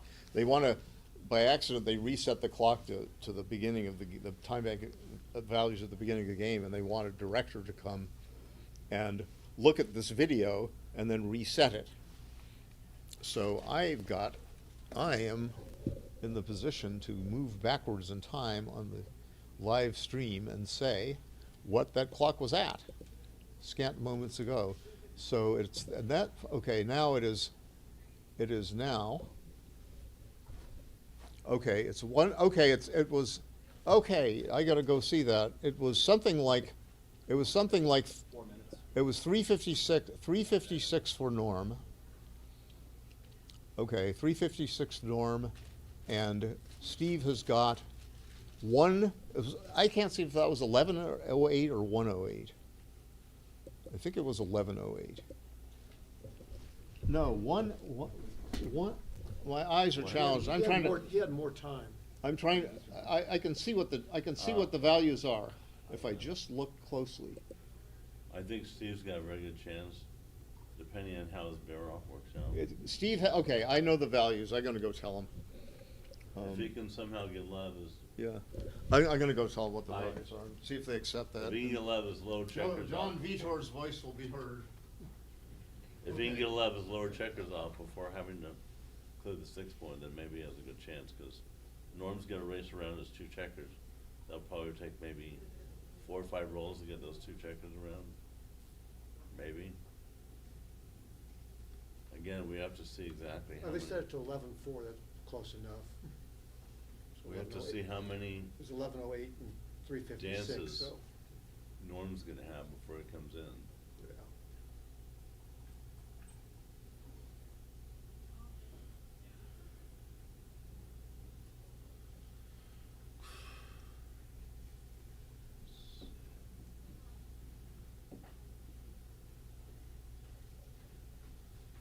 All right, they gave him 11 minutes and 4 minutes, which is a rounding off. No, I don't know Which why is he's fine. leaving an odd checker on his 5 point. He wants to get lots of checkers off before he leaves a shot. And, because he knows that, and he says, shall I get, it's an interesting decision. He can get one checker off, or he can make this play. This is safer in the long run. I know from having looked at all these things extensively when I was a young sprout. And it keeps a 5-point board more often. And he says, okay, oops, it failed. He had 9 numbers to leave a shot. And the indefatigable Norm Wiggins pops a 4 with a loud sound that could be heard even here with a delay. And Steve says, ha ha on you, I'm going to come back around with a double 5. And Norm enters. And Norm will start urgently hoping for boxcars. And Steve wants to pop that hapless blot with an ace, but he does not. And Norm says, I'm going to warn with the front, oh, boxcars. Did I call it or what? And here we go. Now Norm, I'm making Norm, is Norm if he gets 2 off, let's say he gets 2 off, then he'd have 8. Was that legal? Yeah, it was legal. bar to 19, Okay, that's. no, bar, yeah, it's bar to 7 and, No, 6 to 7 and 4 to, it was bar it was 6 to 7, 6 to 7. or not 6, but I don't know what that means. I don't know what I mean or what anybody else means. So Norm will give himself double 4s by going 5 to 4. If Steve misses, I predict Norm will roll exactly double 4s. Steve only gets 2 checkers off. That's what I call a miss. And Norm says, "Blah!" I was half right. Okay. 4-1 fails. Wow, incredible game. Yep. The spectators ought to love that one. So now we are at the very, very special score of 2 away for Norm and 4 away for Steve. It never was Crawford. Oh, It's it five was. to 3, yeah. So now Steve says, I am going to jack up. I'm going to get to a position where my gammon chances are a bit elevated, and I'm going to double you as soon as I get there. But Norm says, "Ha ha, I hit you. You can't do it yet." And Steve says, "I probably am going to make my 4-point and find another 2, or else this might be better to hit loose." Yeah, I guess I like this better. You don't want to give him a free chance to make the advanced anchor and make the advanced anchor and be safe for a long time and forestall being doubled for a long time. But Norm is hit back, and Steve hits back outside instead of inside. There's still value to gaining pips in the race and not getting hit back. But Norm says, "Ha ha, I'm going to hit you back and make my anchor." And Steve says, "Well, I'm not doubling for a long time because I don't have much of a gammon threat at all. And why should I lose 2 points for the match when I lose?" So he pops out to Norm's bar point, which is the exactly right idea. You want to mobilize your back checkers. You don't want to leave 3 of them on the opponent's 1 point. And Norm says, "I want to stop you from doing something good. I can't do all that much good myself, but I can put you on the bar. And maybe you won't hit me, and maybe your other one will stay on the bar. And now I will decide between hitting on the 4 and making the 2, or hitting outside and making the 2. And it's an interesting choice at the score. I mean, you certainly, and there's another play you could make your bar point. But Norm says, well, the game is still a race, so I can hit a blot and gain pips in the race and make a point. Seems simple enough. The idea of hitting on the 4 point would have been to stop Steve from at least for the moment, for getting an anchor like this. And if I am Norm, I'm making my 5 point. Because my 2 point is not that useful, so I might as well. Is that a 6-3 or? It's a 6-3, sorry, John. Oh, no, I would not. Norm says, I'm going to be slow, steady, and safe, and I'm going to win this without risk. I don't want to be hit. And Steve says, well, I'm glad you're not on your 5 point, at least. And Norm says, I will roll double 3 anyway. Poof.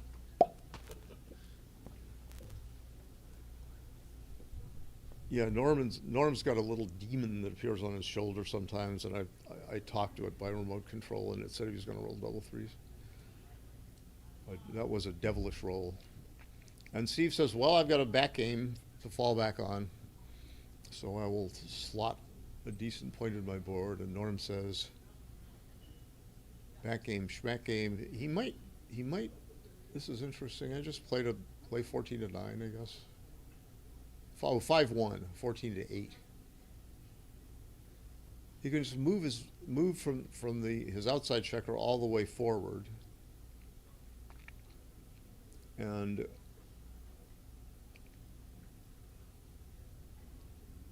keep his back checker where it is. So if he moves it up, it will be blocked directly by the 8 point and the 6 point. So this is fine, and and Norm hopes to do a bunch of things. He wants to make his bar point and sort of be safe. He can make his bar point right now, or he can just run. Running is legit. Running all the way to the 14 point, I think that looks good to me. Because making the bars, it's nice, but it's of marginal value because in the long run, that third checker is going to come up and out anyway, just like that. Norm has avoided being hit, and now he can, hopefully he can safety everything. No, he can't safety everything, but he certainly can make some point. Now he can make the 8 point with a 5, and he can leave Steve a few more ways to hit. But the 8 point is easier to clear than the 9 point. Might be a factor. But, and he's not particularly afraid of being hit anyway because of Steve's momentarily weak board, which he is strengthening as quickly as ever he can. You notice how he slotted it in his board. And then Norm says, ha-ha, now I'm going to run away. And Steve says, ha-ha, you had to make your 10 point in front of me, which is bad for me in that I can't get out. And Steve says, all right, am I going to play against those outer board points? Steve could have moved the spare back checker out, hoping that he would not be hit. And he would have been very happy to have done so in this particular variation, or would he? Oh no. Oh, it doesn't really matter, does it? Okay, so now I guess Norm should just, that's Norm's worst roll, okay. So he can. So 4-3. It's 4-3, so he can go 10-3. Yes? Marty. Yes, yes. Let's go. Oh, we have a doubles match. We do. I have to go play doubles. It's the late doubles with Kit Woolsey as my partner, and a great privilege. So I will let somebody else speak. Speak, memory, said Nabokov. Yeah, I could do this, or he could have made the bar point, but make the bar this I way. guess I'll do it. All right. Steve's making a comeback. What happened here? Yeah, I Yeah, gotta play doubles. you can do it. Good. I'm glad you're back. I certainly will probably make a mess out of it. All right, so So Norm's thinking about this 4-3. I personally would be tempted to make, okay, I see, you hit already, never mind. Norm's on the bar now. It's 5-3. No cube has been given. the final will be later on this afternoon.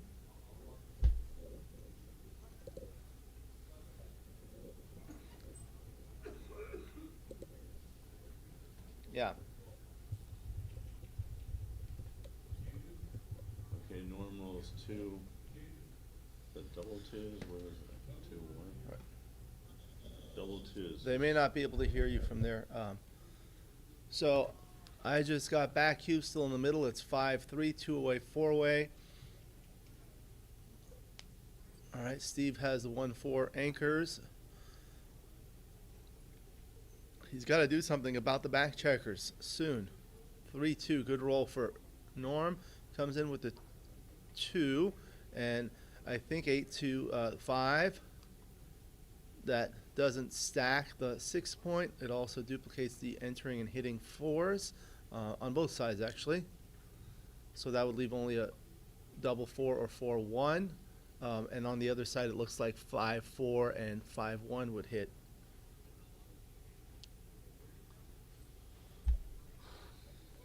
Yeah, Neil, we're trying to organize the schedule for the streaming. 4-1, that's a hitter. We're trying to stream as many matches as possible. Of course, we want to stream the finals. But in between, we've got a lot of shorter matches coming up. Okay, Norm has hit speak up, Steve okay. again. Thank you, Neil. 5-4. So he has the option of hitting. Yeah. Okay.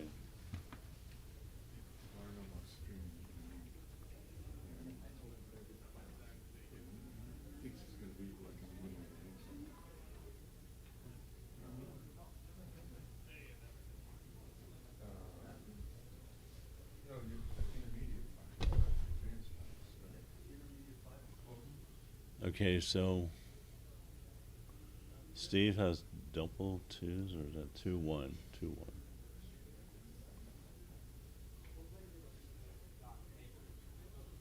And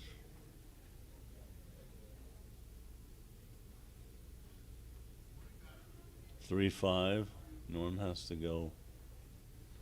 Oh, this is very tricky. 3-5. Hey John, how Are you you doing? gonna take over? Or are you gonna leave, or what's happening? No, Are they you just gonna had be they here? just had a quick question. Okay. All right. So, Norm has very tricky 3-5 here. He has to play the 5 to 12-7, I think. Has he played anything yet? No, he hasn't. He's Yeah. got a very Oh yeah, tricky this five, is yeah. awkward because the 5 is forced here. Yeah, 12-7 is the only 5 that I can see, and then he has to probably go. We need to go over there. Yeah. 12-7 and maybe 6-3 is probably the best play here.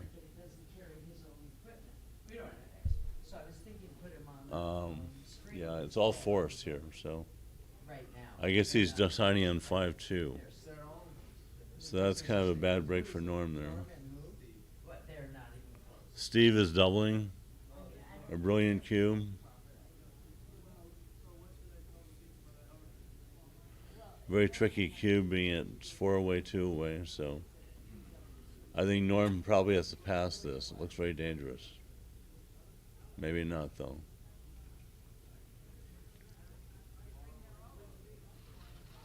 Oh, he's taking it. Wow. He's taking it. I guess not. I guess he is passing it. Okay. Okay, so now it's 5-4. That was very treacherous double by Steve. Personally, at scores like this, 4 away, 2 away, I like to double immediately. But that's just me, you know, because that's kind of a magical score where gammons can happen. So, okay, 5-4. That's John Vitor doing the commentary now. No one else is around, so it's me. Anyway.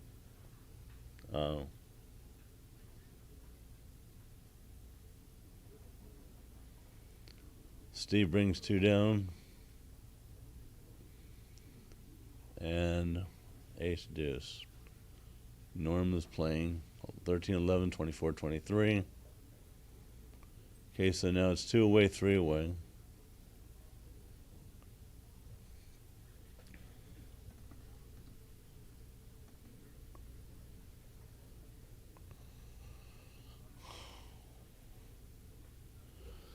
Norm dances.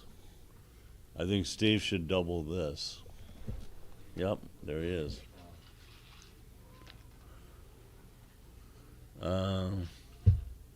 Very tricky take for Norm. I don't know. He might pass and let it go to 5-5. Okay, there you go. All right.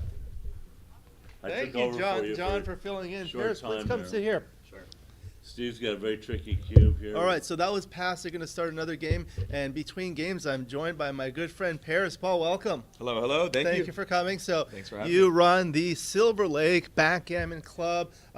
Marketing is And primarily provisions. and provisions. The marketing, everything's on Instagram. So tell us about your club, how to find you, what you do. It's Yeah. a great club. They promote backgammon, social for players of all levels. Right. We've got I describe our club as a social club with a backgammon problem. Yeah. We like to bring people together that have a love of the game. We have a lot of different skill levels, predominantly beginner and intermediate, so a lot of social players, which I think is great. We have a very young crowd. We have a very flirtatious crowd. We have a lot of beautiful taken and single ladies at our crowd. But really, it's all about bringing people on the east side of Los Angeles together. All are welcome, all ages, and anyone who wants to come play with us. And we do some events at all of my favorite local establishments and support local businesses across the east side of LA. We don't have quite the heavy hitters as Alex's club and the players that are playing here, though some have come and played at my club. But we're all about growing the love of the game. People are buying boards. People are dusting off the old boards that they've seen in, their grandmother's and grandfather's attic, and wanting to learn about this beautiful game. So that's kind of where we come in. That's great. How long have you been doing it? We've been like an active club for maybe I believe our like first official meetup. And I was just like posting flyers up. Where? In East LA, just like Okay. all like Echo Park, Silver Lake. So that's Los what Michael Feliz. Pines was doing in San Diego. Yeah. Did you have any issues with that, with the city and ordinances and things like that? I didn't ask for permission. you just did it, yeah. I'm ask for forgiveness, not for permission. I mean, I'm not hurting anybody. I put up some flyers, Right. and So now people can find you on Instagram, right? Now, yeah, all of our info is mostly on Instagram, which is probably why we have a younger crowd in general. We're building out a website, we're collecting emails. So those of you who would like to come to our club that are not on Instagram, you can. I'll send you a pigeon. But for we're working on that for the future. Yeah, I really want to promote Backgammon, get more people to play, and in particular, underrepresented demographics, which Yeah. you're focusing on, women and youth Yeah. specifically. They Yeah. want to talk about this DMP game. So this is the last game of the match, so we'll finish the commentary on this, and if we have time, we'll talk about the Silver Lake a little bit more. Sure. All right, 2-1. He's going to cover now. He has a prime. Oh, this is the consolation quarterfinal. Okay. Yeah, consolation quarterfinal. Okay, so now it's a prime versus prime. So it's a Wow. 5-2. We got to babble. I know it's hard to talk about all this stuff because I really want to get these things in, and sometimes they're not available. 4-2, great roll for Steve. Wow. If you have to go back anytime. Thanks. Yeah. Yeah. Well, we're not playing until after Oh, this okay, match okay. anyway. So 6-3, he dances. All right, so now How about a nice double four? Let's make this a little more double four. You're getting excited. Carter Matic I is here, mean, come getting on. excited. Actually, yeah. I'm gonna check in All with right. my consolation. Thank you. I'll come back. Okay, thank you. Yep. Thank you, Paris Paul. Thank you all. All right, 6-1. Don't come in, Normie. Oh, 2-1. is a Okay, great so way to come in with the 2. But Yeah, do this. he doesn't have great timing, No, although but unless he Steve rolls rolls big. a big number. Big number. Double 5 qualifies. So 1, 2, 3, and he's looking at the 4th one. Oh, he still has another checker back. Yeah. Yep. If All right, Normie so could this is gonna just be an roll issue. a 6 out, maybe an He wants a ace. 6 out. 6-4. 6-4 qualifies. 64 out the door. All right.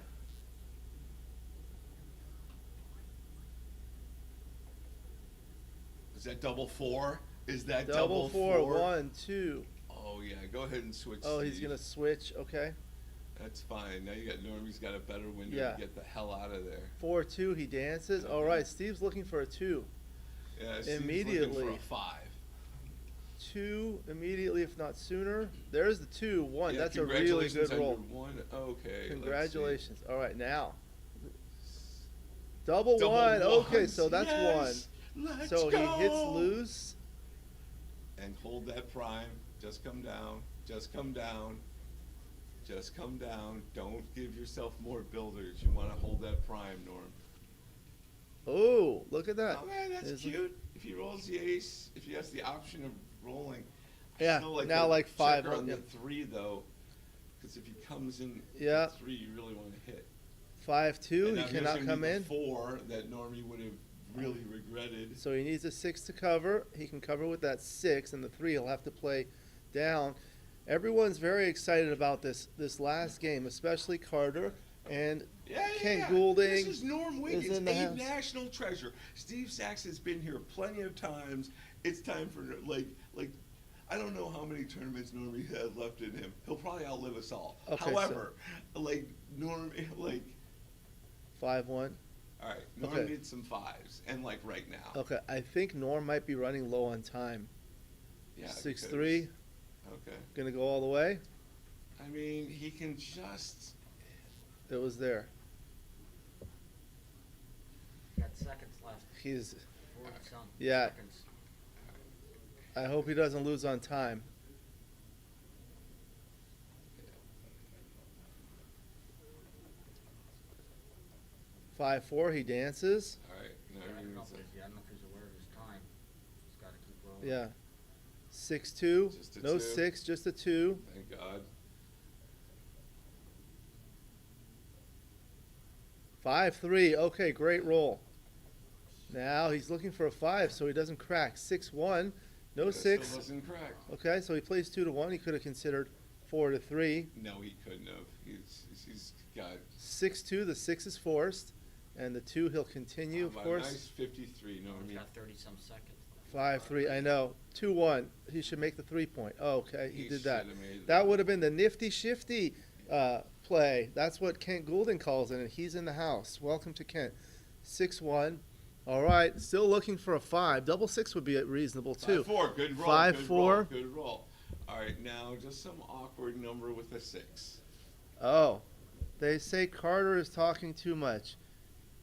He had to have beaten so Top much, Cross. We're almost done, right? Yeah. Who said that? This Who is said I'm talking DMP. Too much? Who? Dice Man USA. Who's Dice Man USA? I don't know. Okay, so All right, so Steve. attend a tournament, Steve's buddy. looking to avoid 5-4, 6-4, 6-5 is acceptable. This is the last game. It's DMP. It's still been 30 minutes since you told me. I know. People are excited about this matchup. This matchup. Yeah. Normie, don't What? lose Yeah. on It should this. be. You just Norm run is from the running out of back. You got time. no I hope he choice. doesn't run out of time. It was 6. a huge comeback from Steve. Oh, hi, LNG.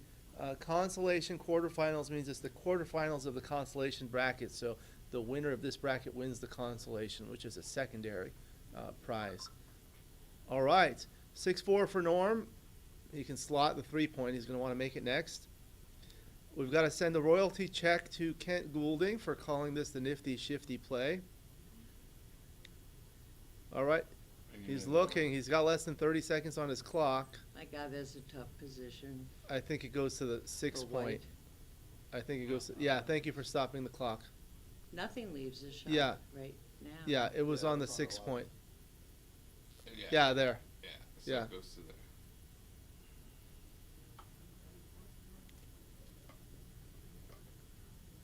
Maybe I should go talk to them? That's exactly what they wanted. Let me go talk to them. Thanks, Alex.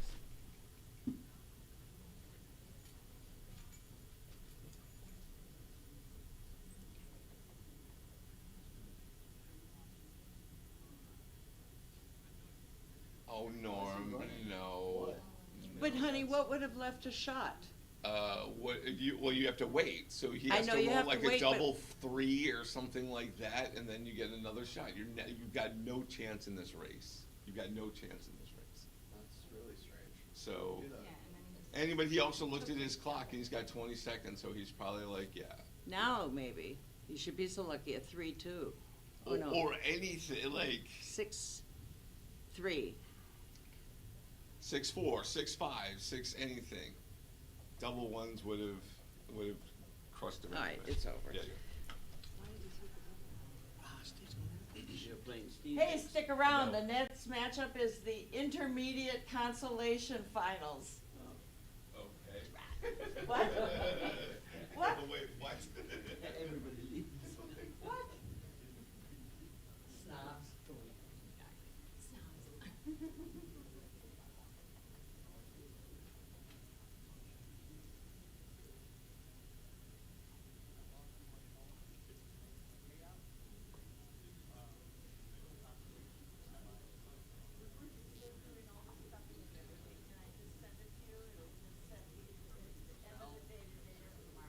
Are you Zell?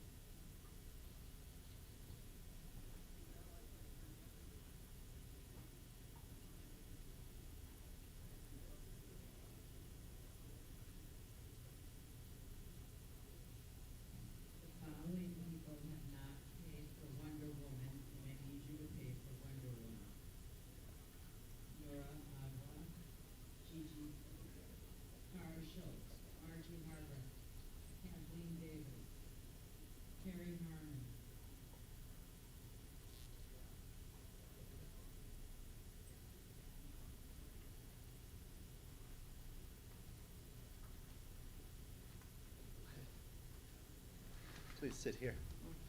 Yeah. All right, welcome back to the live stream. It's a real pleasure to have this match. This is the intermediate final. It's a 5-point match, no clock, between Travis Swenson, local in Los Angeles, and it's really a pleasure to have Yumi Iwago joining us from Japan. She is the wife of Hideaki Ueda, one of the best players in the world, and he's joining me for the commentary. Welcome. Thank you for inviting me. Thank you. You've been here for a week. You having fun? Yeah, a lot. And she's having fun in the final. So let's talk about the match. Okay, 2-1. Anchor. Yeah, I'm really impressed that I can see the match like this. Yes, it's very good. I hope that people can watch it from Japan. Kent Goulding said, don't stack checkers on the bar. So that's what I told them. That was a tough loss by Norm in the last match. Okay, so 5-3. She's going to point on head. Point on here, yeah.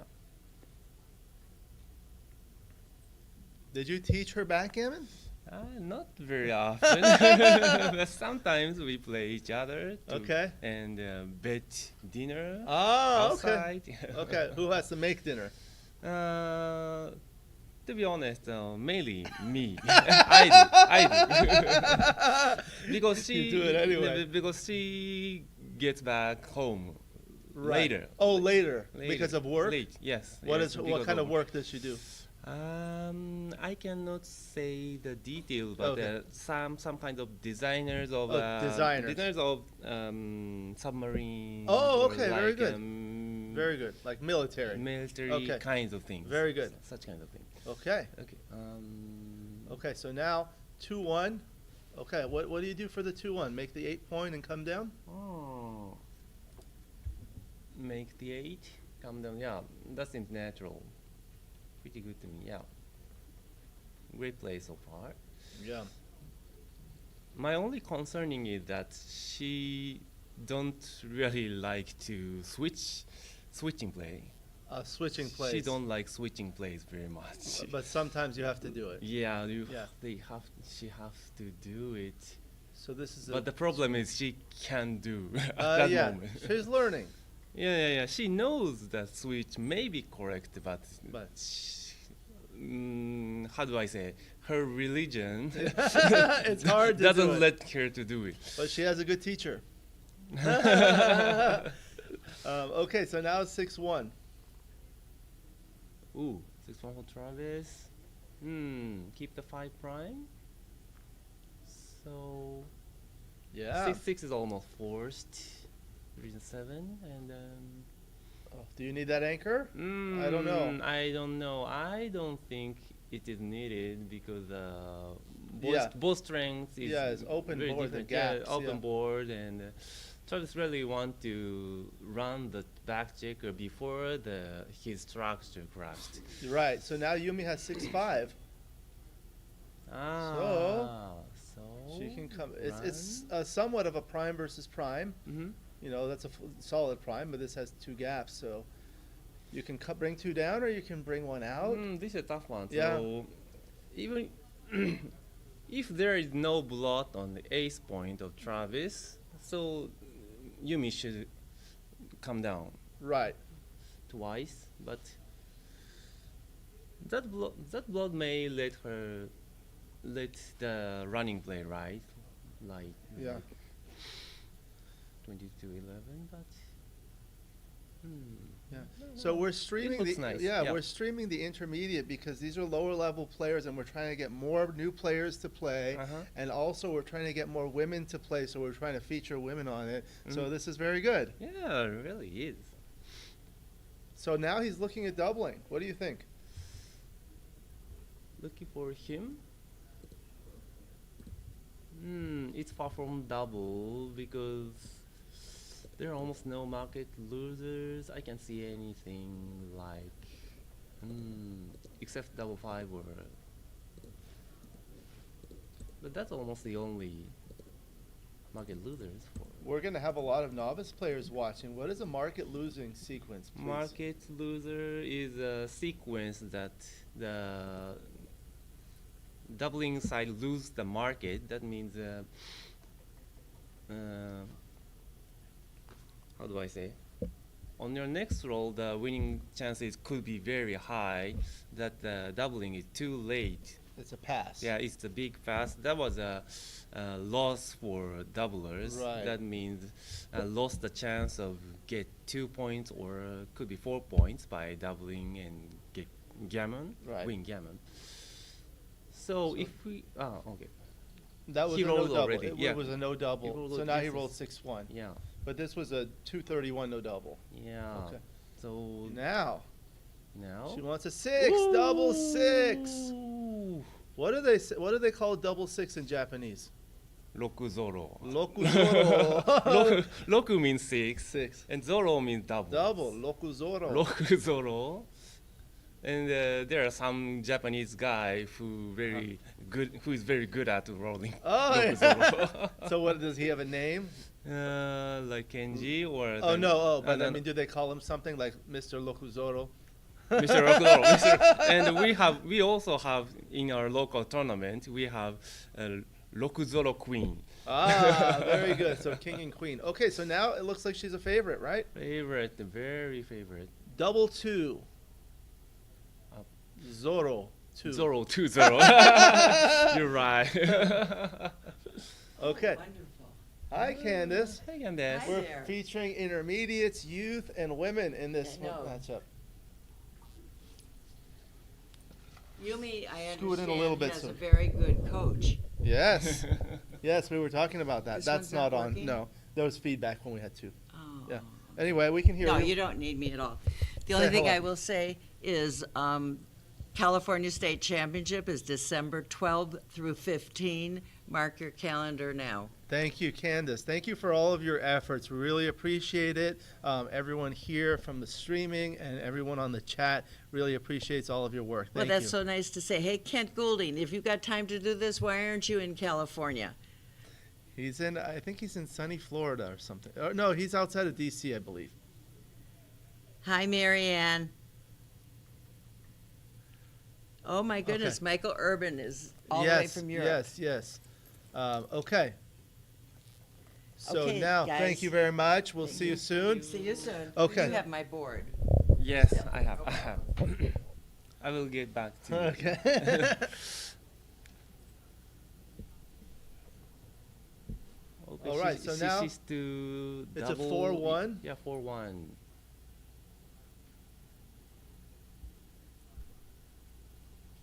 I think she can make the 11. Oops.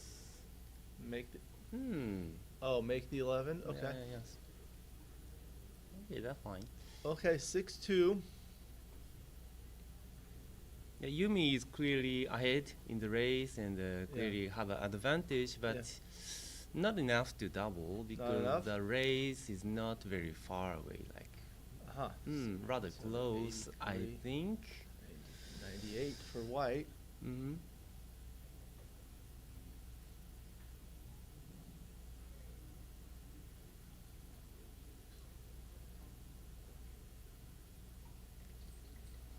So it is also the important point that the players can count the pips in such a kind of position. Right. That is really one of the difficult things for like maybe intermediate players or Yes. something. Yeah. I mean, not all, but some players really don't like counting the pips I know. over the board. I know. You get fast at it Mhm. with practice, right? Right. Practice makes So just practice. 89 for white, right? You count fast? Sorry, I just count while commentating, but let's see. Something like that. 84 to 2. 89. Yeah. 89 versus. Oop. We have some counting 104? method. 62. 104. Yeah.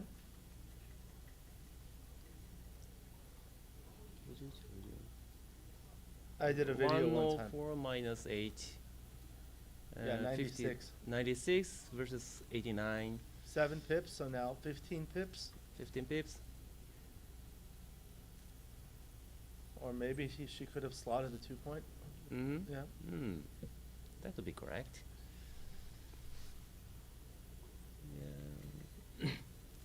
So Six she, one. so she's now 8 looking pips. for 8 pips Market and losing sequence. yeah.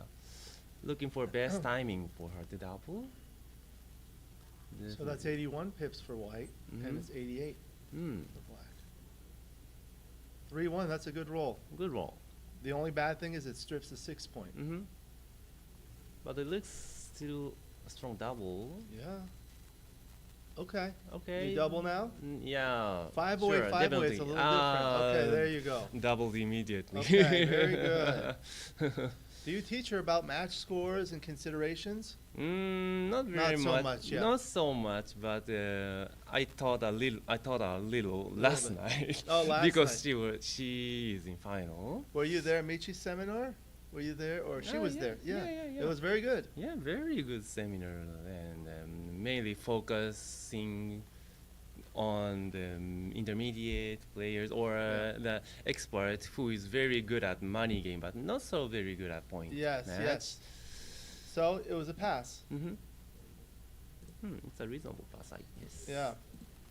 The 3-1 and then making the 5-point is pretty Yeah, keep strong. going, please.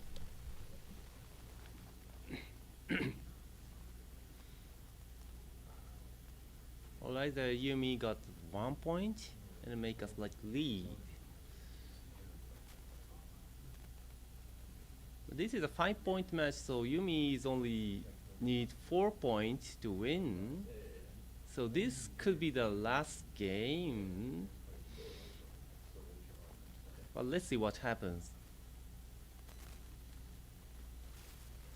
So after this double 5, Travis have a slight lead, racing lead, plus a additional lead. Yep, that seems the right play that he's going fully on the blitz. Yeah, he can also make the 10 points, but Did he that's play it. anything yet? Not yet. No, 0. 0. So No. Just enter 5. Oh, enter 5. Yeah, so and 1. and remains it's 3 more. 3 more.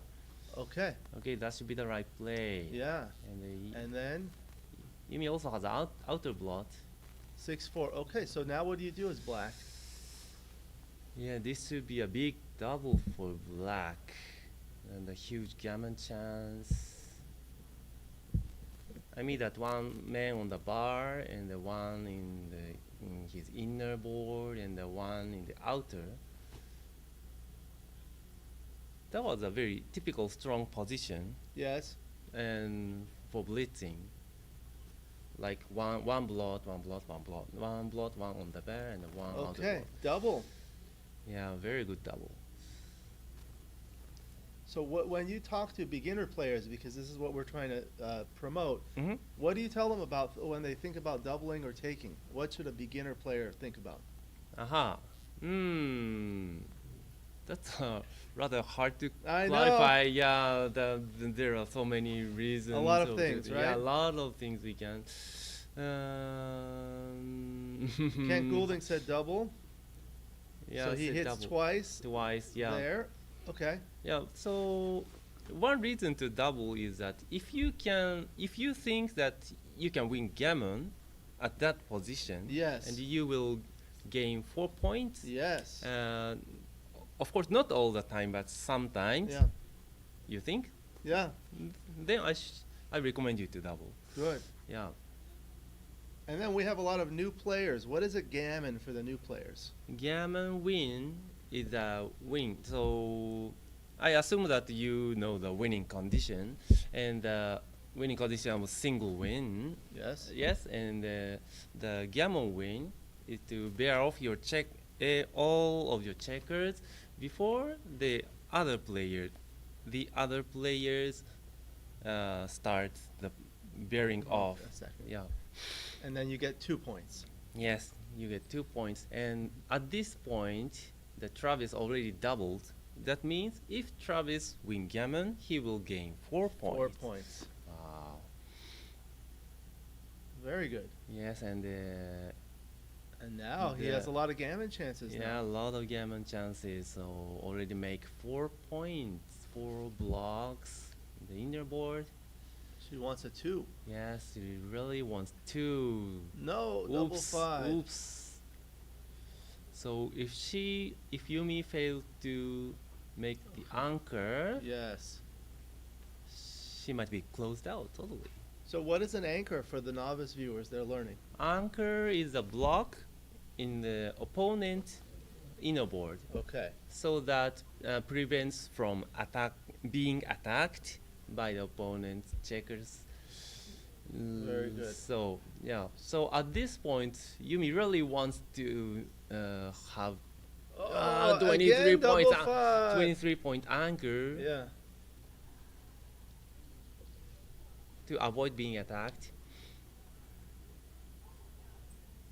Like Oh, this. double 5. Make the 3-point, or you hit. It's reasonable. Rather tough choice. Yeah. Yeah. Yeah, I like his play. 5-4. Like this. And sometimes when you have 3 checkers on the bar closed out, you may have backgammon. Right, right. Yesterday, Michi told us how you say backgammon in Japanese. Mm-hmm. Backgammon. Backgammon. Okay, very good. Your pronunciation is perfect. Thank you. Yeah. I learned a lot of Japanese because I enjoy eating sushi. Yeah, you're right, sushi. Sushi's pronunciation is very similar to ours. Yeah, sushi. Yeah, uh, yeah. sashimi. Backgammon, yeah, backgammon is far from, Yeah. far from your pronunciation. I So mean, is in it- English, yeah. With the 3. And then there's a 1, I believe 3-1. So now he has a 1 to play. Yep. Do you leave it slotted or do you lift it? I leave it slotted and want to close Yeah, out. like that. Because Yumi had no board, I mean Oh, no no. inner block other than 6-point. That means Okay, 4-3. it is very okay for Travis to get hit only once or twice. It's very okay because the board strength was very different.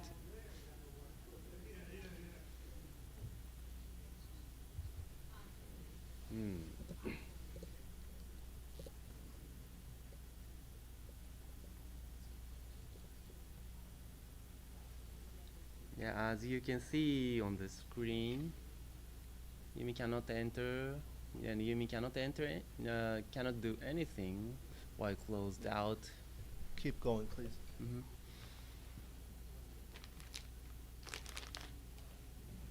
Travis will get Gammon over 90%, I think.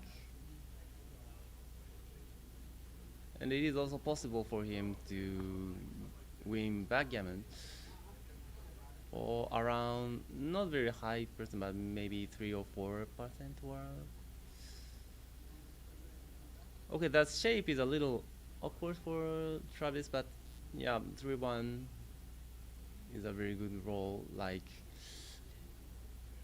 if he rolled 2 big numbers like 5-6 at his last roll, oops, he may have left blood.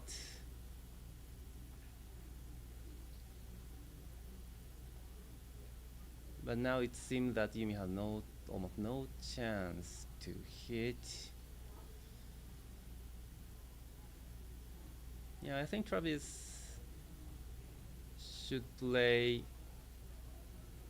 should choose the safest play, so that yeah, Yumi can now enter, but still we're a long way from his home, from her home, because she needs how many crossovers there? Too many. Too many, over 20 and over 30, I guess. Not over, but over 20.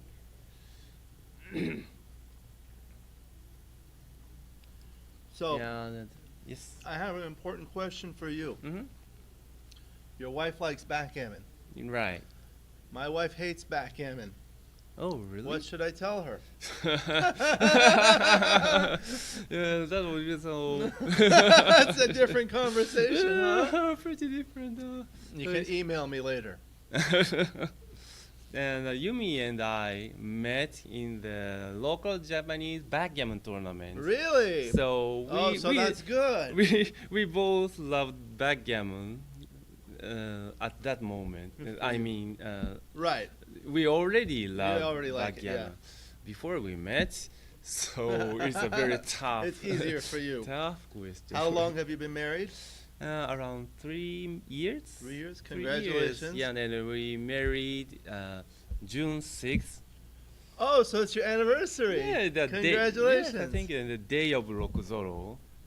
Ah, Locuzoro, 6-6. 6-6. Right, very good.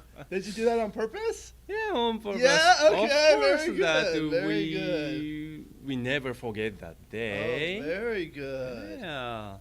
And My wedding, we got married the day after my birthday. So my anniversary is the day after my birthday, so I shouldn't forget it. You're smart. It wasn't my choice. My wife did it. Yeah. But you can celebrate your birthday and your anniversary Together. Okay, so 3-1, double five. Now it's the Crawford game. Right. 1 away, 4 away. Yep. Keep going. I'm trying to find a matchup for the next stream. Okay. Yeah. So the match score is 4-1 for Travis. And the strategy varies very much. That depends on the match score. And it is not so easy to explain completely about this score, but there's a Crawford. This is a Crawford game. The Crawford game means the underdog side cannot double in this game. Right after the game, the Travis is now 1 away.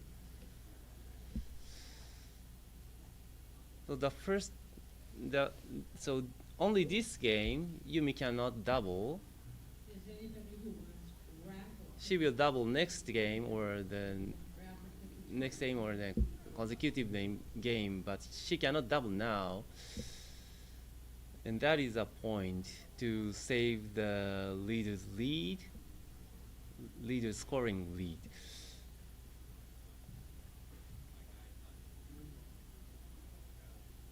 And at this score, she is 4 points away.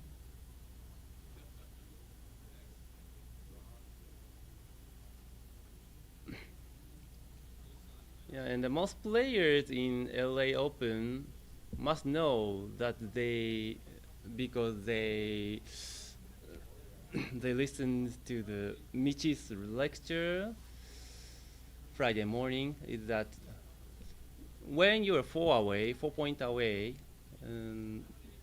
you prefer to get 4 points, of course, but 2 points is also good for her. So at that point, she really wants to get 2 points rather than 1 point because she's 4 points away.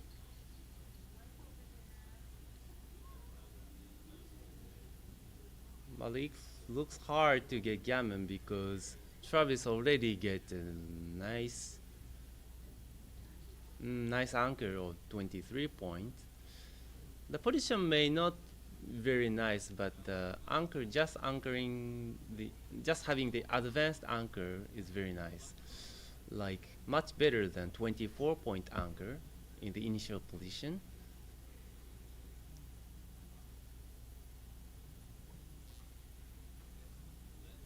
Okay, the roll is 6-1 and Travis choose to play 6 from the midpoint to hit, and the 1 is a problem.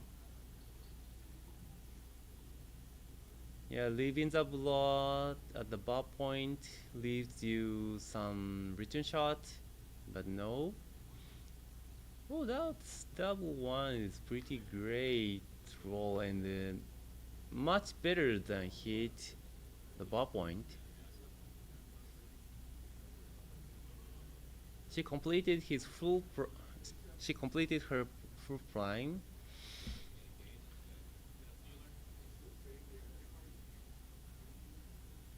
That means Travis cannot move back checkers anymore unless Yumi keeps the full prime, the prime from 3 point to 8 point. Oops, but this 4-1 forced her to break her full prime. Because she cannot move 4 on her backside. So now she decided to play 4 and looking for 1. I like her attitude to think like that because to mainly focusing on move of ace. Yeah, 4 is almost forced like 804 or 73, and yeah, and then I like her play to make the anchor 23 anchor. Ooh, 6-4. Ooh. This 6 was pretty good, pretty big for Travis. Yes. Yeah. Now he's clearly have advantage. Uh-oh. Having, ooh. Oh, 6. Six She is can play good. out there. Yeah, 6 is good. Yeah. Much better than 4. Yeah. Sorry. Or 5. Maybe or 5 or something. Yeah. Double 6. Ooh. Ooh. Yukizoro? Rokuzoro. Rokuzoro. Rokuzoro. Another Rokuzoro. But it seems that Travis has to leave a direct shot. Oh. Because she has to play 3 more.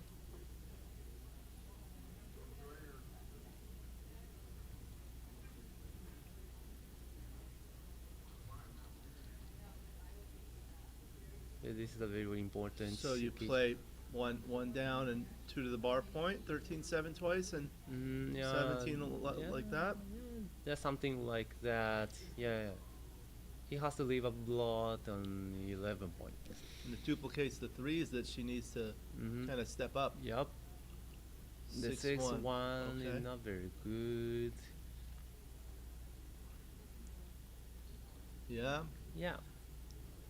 I mean, when it's the Crawford game and Gammon losses don't matter, you can play a little differently. Right, right.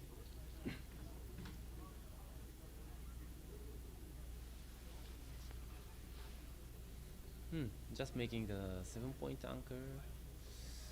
A 17-point anchor. Ooh. This is cocked. Is it cocked? No. No. Sorry. It looks okay. It looks cocked from my side. From the angle, yeah. Uh-huh. 3-6-3.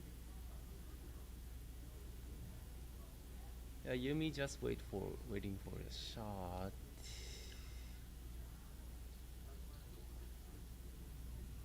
5-4. Okay. Okay. He wants double 5 or something. Right. 6-1. 6-1, Okay. not very good. So to the 3-point, yeah, like that. Yeah, I like his ace. You're playing from 7 to 6. Thank you to Kiter watching. Yeah, must play 7 to 6, right? Right. That's the only play. Yeah. Why is that important for the viewers? Yeah. Why should he play 7 to 6 for the viewers? Yep. The spare checker. Yeah, there are many good effects for the play 76. It's make the structure more smooth, Right. smoothly, and putting some builders on the 4-point and 2-point, and also bearing in 1 checker. Therefore, Someone is asking, Mhm. when Dice Man asks Hideaki, when will you make more videos on your YouTube channel? So do you know Japanese channel in English? We can make Oh, video in English. Oh, in English. Oh, you do it in Japanese? In Japanese sometimes. Sometimes live streaming. Oh, live that's good. match, or- If you yeah, want to but- do an English one on my channel, we can do it anytime. Mhm. Oh, it's hard. Yeah. Yeah, pretty hard, and I have to prepare Yeah. hard because my English is not very good. I did one with Mochi one time. It was very good. People liked it. Yeah. Maybe both of you together play against each other. I did that on my channel. People really like that. But the Japanese like is hard. UBC, like UBC 2019. Yeah, well, but I mean, it's like you talk about you Mhm. play, so Ah, you why- explain why- it. Yeah, so Ah. it's a good educational video for the viewers. They like it. Yeah, it is. Okay, 3-2, good roll. Yep. Okay. Black has a strong position now. Right. Five. It is- Oh, that's it- cocked. Yeah, That that cocked, was that's cocked. cocked. So you do videos in Japanese on your channel? Sometimes. yeah. Sometimes. It's a lot of work. Yes. Pretty a lot of work.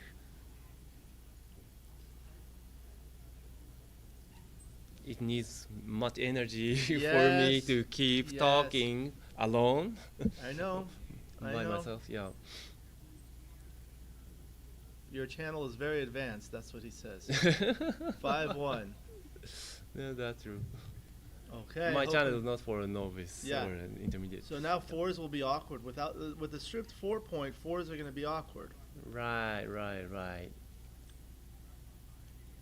So she Yeah. hasn't played anything yet. Yeah. 5-1. You come yeah. out?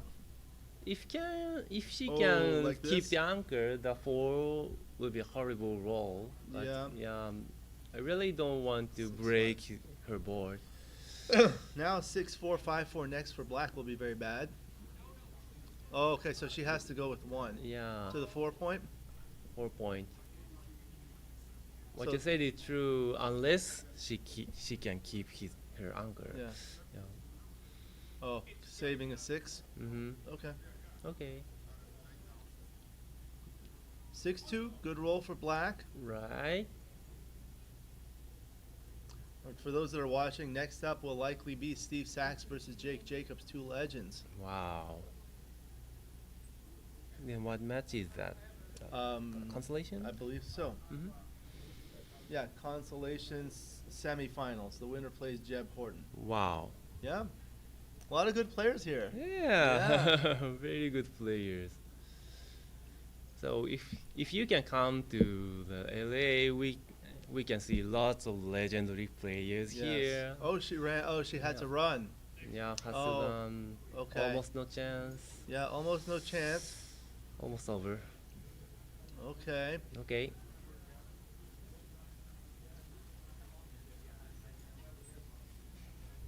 But she played well. Yes, yes. Pretty well. Of course, She can Travis come. played well. Yeah, we can come. Maybe I can have him come for an interview after. Sure. Oh, it's double 6. Double 6. Not over Okay, yet. okay. Not I'll over go there yet and I'll come still. back. I'll come Yeah. back soon. Mm-hmm. Yeah, she should roll unless her winning chance is completely down to 0. Then she has very tiny winning chance here. Like Travis continue to roll. Oops. Is that the end? No. She have 10 checkers over there. So if Travis keep rolling to 1 and Yumi rolls 2 big doubles, well, that's okay. Yeah, but it's right that her winning chance is almost very close to 0. Okay, that's fine.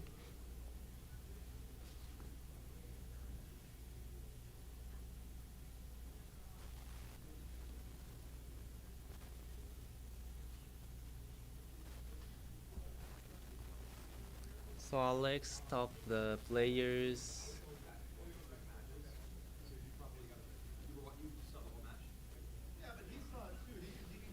and the interview will soon start.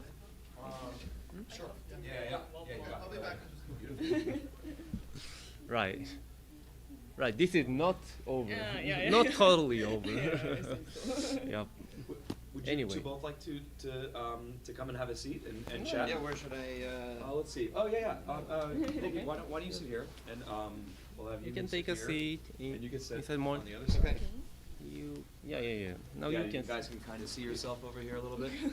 You should sit there. Yeah. Yeah, perfect. So that audience can see that. See you too. Let's see. Oh. And I'll sit. Let's see. I'll just come over here. Oh.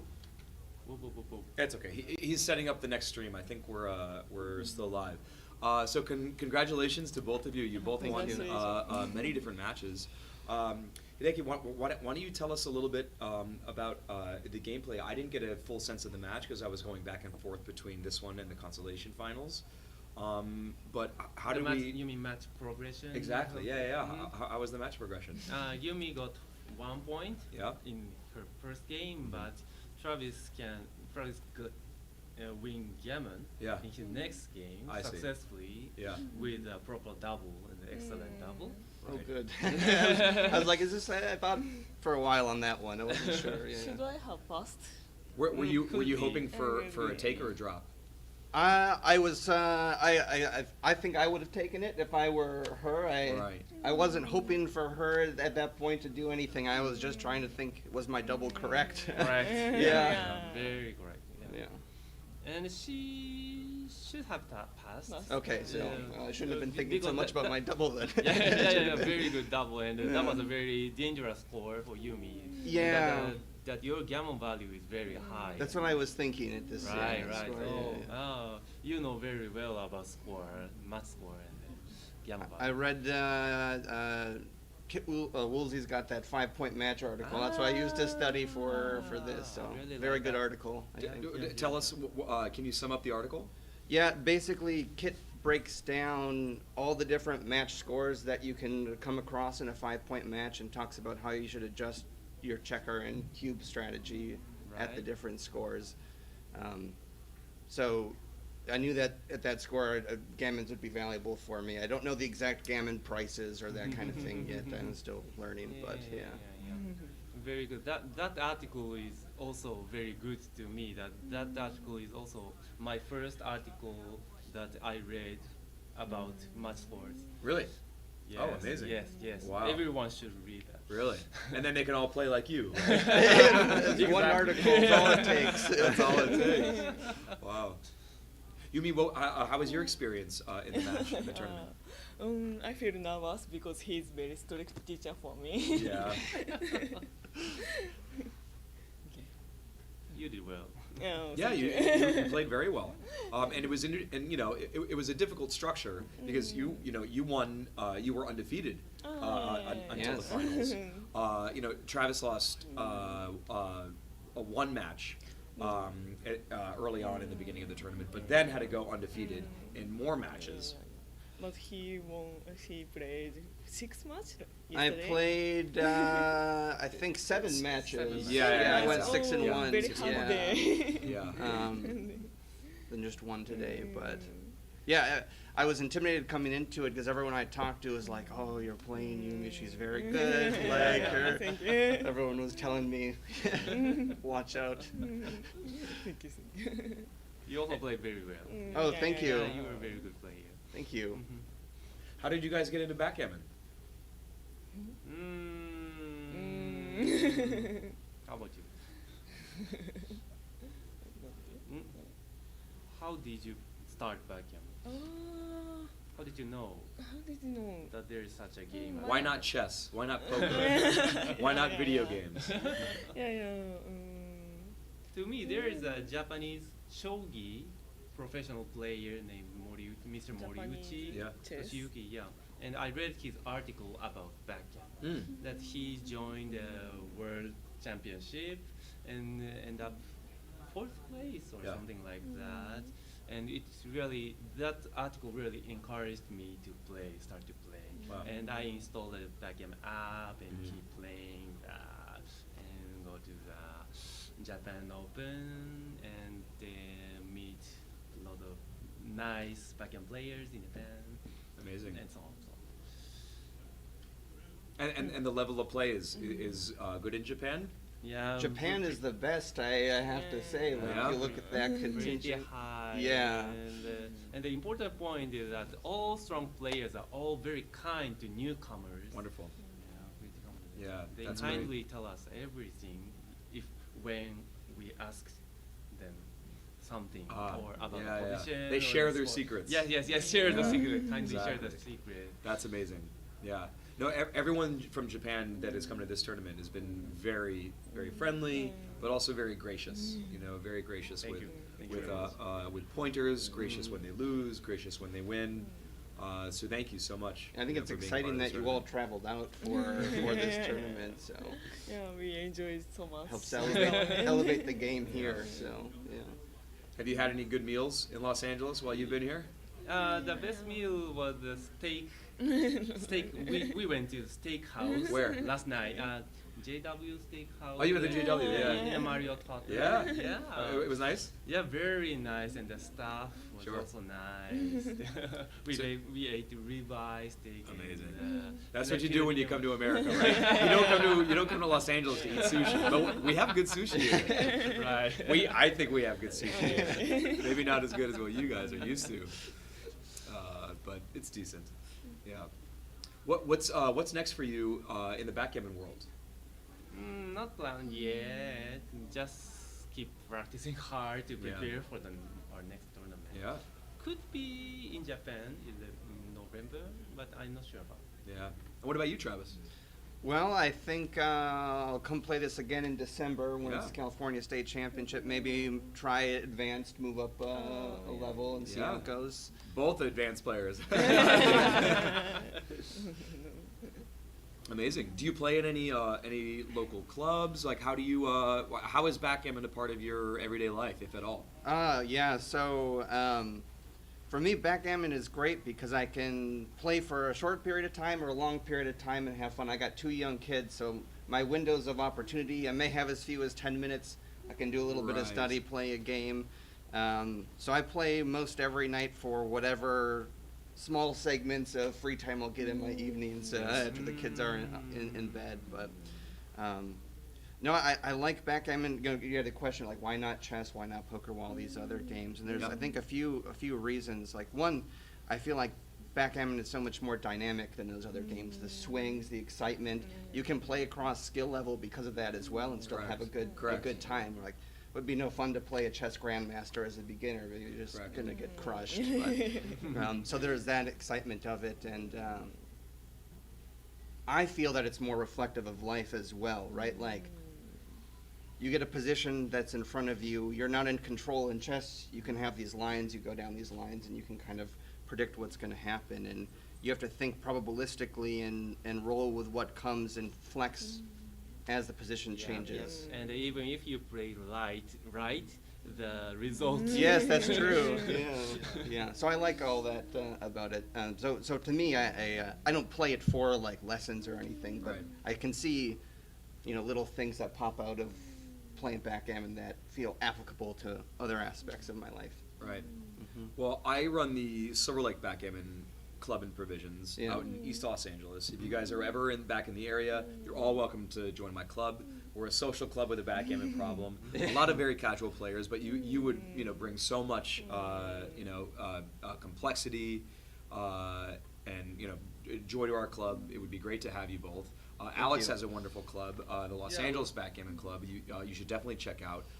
Yeah. Much more high level of He play comes. because he's in it. I came so I registered for this tournament. Candace told me that as a requirement, she wanted me to play at least one time Yes. live somewhere before Yeah. she'd let me play here. Yeah. So I went and to his their club is the right place to do that. The club is fantastic. The only problem for me is it's close to 2-hour drive in Yeah. traffic Where and do you rush. live? Well, I live in Torrance, Oh, yeah. so it's a bit of a rough at the We time. used to have Sundays, Yeah. which may be easier, but hopefully we'll have another venue. If it was a shorter drive, I would definitely play. So understand. instead, I just play XG and try to understand what I did wrong.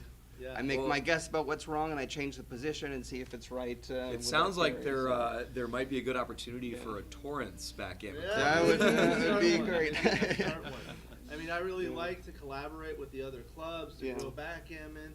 That's fantastic. Another thing I saw in the comments is the Japanese players are very professional. They're very gracious. Yes. When Mhm. they win, they shake your hand the same way as when they lose. Yeah, They yeah. don't get upset because, as you said, you don't know. Sometimes you play good and you still lose. And that's just part of the game, and they accept it. You don't get mad. Right? That's part of the culture in Japan, right? Right. I think so. Then we all respect the game and Yes. the culture and the opponents. I love that. And, yeah. We have some mutual friends that might throw dice at each other. I was with gonna that say, loss. it's not necessarily the culture. Different culture. Absolutely. Okay. Do either of you have any final comments before we move on? No, it was exciting. Thanks for Yeah, having thank it. It was a you. pleasure You to are play very with good you. player. You as I well. Thank enjoyed you. the match. Me Thank too. you so much. Thank you. Thank you to Travis, Yeah. Yumi, and Hideaki. Thank you for commentating. Thank you to Yes. Paris for organizing Paris. Silver Lake and the Intermediate Division. Congratulations. Yeah. Thanks. Well done. All right. Congratulations, Thank you guys. very much. Thank you very much. All right, so I'm going to see if we can get the next match started because we need to do 2 7-point matches before the final in approximately 2 hours. So let me go talk to them. Congratulations again. Thank you so much. You're a wonderful player. And thank you so much. It was so good to meet you, man. And well done to you, bro. Thank you. Thank you. Thank you very much. Yeah, go on. But stick on the ground. Okay. The important part is this 4-5 will help you very well. And we have some good people over here. But I'll come help you out tomorrow, man. Great.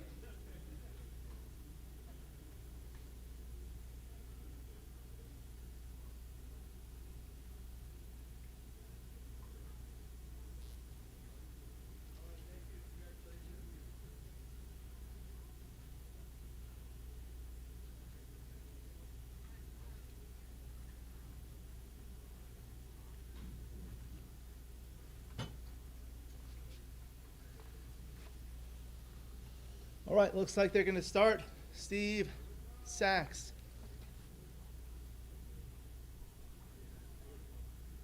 versus Jake Jacobs. Okay, so let me see what's going on here. Al Hodis and Todd Krosner, I believe they have already started. So this is going to be the consolation. And we'll see what we can do.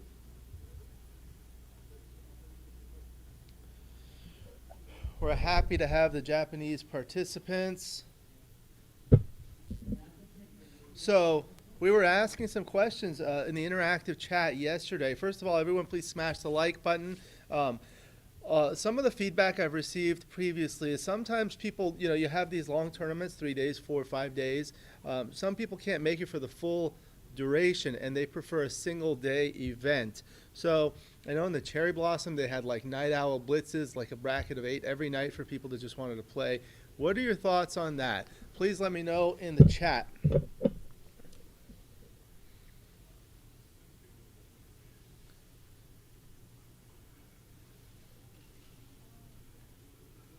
Steve Sax is the legend. He plays here in Los Angeles. Jake Jacobs, originally from Des Plaines, Illinois, near Chicago. Now he lives in Arizona. Can't remember if it's Tucson or somewhere else in Arizona. I believe he's in Tucson. 3-2. I think you're supposed to hit and come down there.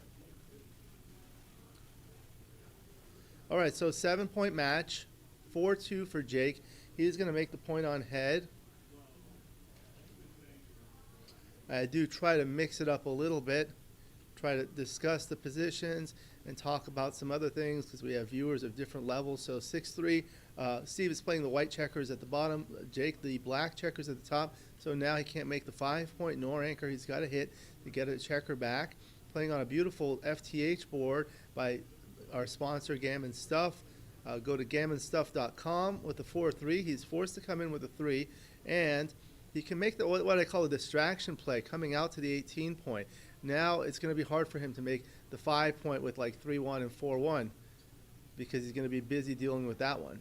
Okay, so 4-2, so he can anchor or he can hit, or he can make the 9 point and the 22 point.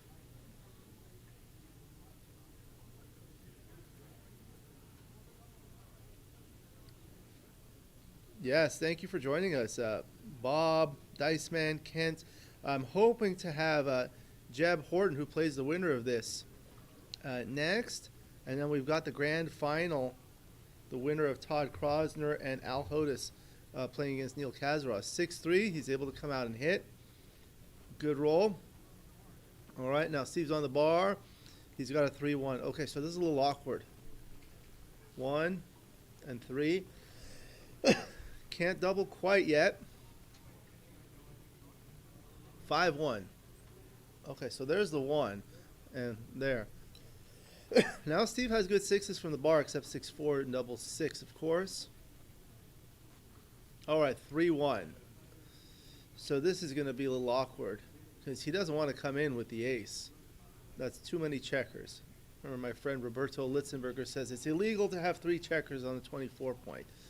So the other consideration is the triple split, the McGreal split, coming in on the 22 and playing 24 to 23. However, with all those diversified checkers in the zone, you have to be careful. All right, thank you, Meh. Congratulations to Jeb. Okay, so now he does double. Okay. Hello to Joe Urso. Hello, Ed. We will be having another guest commentator. I believe David Wells should be here shortly.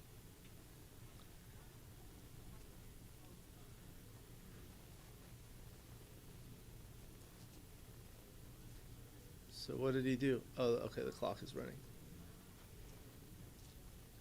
He does take. Okay, very good. 3-2. So he can make his 5 point.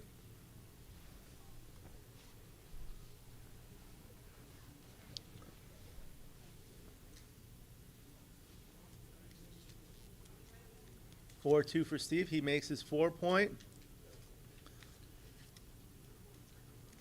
2-1. Okay, makes the bar point. Now Steve's in some trouble with 3 checkers on his 24 point. He's going to want to move something. Double 3. Okay. So bar point, maybe 5 point, or he can make the 10 point. Makes the 5 point. 4 point prime, 3 point board. 3-1. Come down and play 6 to 5.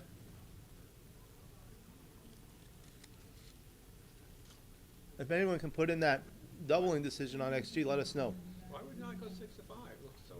Oh, I don't know. I thought he was. I was looking at here on the laptop for a moment.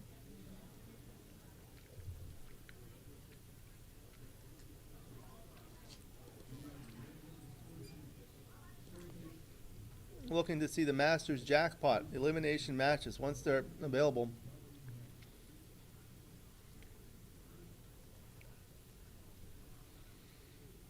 All right, Steve stepped up, 5-2. So there's the 5, and he's going to continue with the 2. Or maybe not. Yes, he will. Okay. So Steve has somewhat equalized things. 6-2. Okay, so this is a little awkward, isn't it? He could break the midpoint, leaving a direct ace shot. The problem Jake has is the blot on his board. So if he leaves another blot. Okay, so he's looking to come out. All right, so that's 4s and 2s to hit there, and 1s, 3s, and 4s on the other side. I guess, I don't know. He has a blot on his board. You have to be careful. So what's he going to do? Hit loose and come down? Yep. Mrs. Bubbles didn't like the take. All right. 6-3. Oh, good roll. So there's the 3. Now, he still has a blot. What is that? No, that's not legal. Oh, 6-3. Thank you. Steve just raised his hands. And Steve hit the clock for Jake. Very gracious. Hello. Okay, great. Welcome to my good friend David Wells. Thank you for joining us. You're welcome. All right, so we are watching a match between Steve Sax and Jake Jacobs. Steve is playing the white checkers at the bottom. Jake, the black checkers at the top. Is a 7-point match. Steve owns the cube. It's the first game. 0-0. 4-1 to play for Jake from the bar. The 1 was forced. 4 looks very clear. There we go. Come, just bring your seat over a little bit. Greetings, Thank you. world. 4-2, okay. So 0-0. Steve owns the cube on 2. Correct. All right, now 6-4. He dances. Wow. All right. When do you start thinking about redoubling here? I don't think you think about it yet, but you were loving your situation. Too much work to do on the other side. 6-1 and 6-2 are duped. So Right. that's 4. Feels like What is the concept of duplication for our novice viewers, please? 6-1 and 6-2 work on both sides of the board, so you're less likely have less good numbers than you would normally have if you had those 4 numbers hit and those 4 numbers make the 3-point. So, Good. but Steve is definitely in the driver's seat here, owning the cube. It could turn around fast again, of course. Yeah, this might be a one-game match. So let's see. I haven't thought deeply. My first instinct is don't redouble, but I could be just wrong. The take looks extremely easy. Doesn't mean it's not a double. Yeah. Okay. Oh, wow. Is this the position? Yeah, Is this the correct position that's on there? that is correct. All right. Looks like a borderline no redouble. But it doesn't even. But it's not a mistake. No, so- no. It's .01. Yeah, that makes sense. And massive take, of course. Yeah. Steve might decide to be conservative. He knows he's the better player, and my guess is, if he thinks it's very close, he'll probably just roll. So when you think about 3 cubes in a relatively short 7-point match, you have to think about things, right? What are you thinking about, David? I mean, there's a lot to think about, but sometimes I'll use Wolseley's law, and Steve is rolling, and there's the 6-2. What a 6-2. roll! Okay, so The priority should be getting out so he doesn't crash. yeah. And So now 3-1 comes in with both. Okay, so now what? this must be a recube now. He's certainly improved and has some crushing numbers. And the question is it a take? Yeah. So if this position is correct on the screen, it's a redouble and a take according to XG++. Okay, scary take. Scary take. But if he was considering redoubling before and thought it was close, I don't see how he wouldn't find this recube here. Yeah.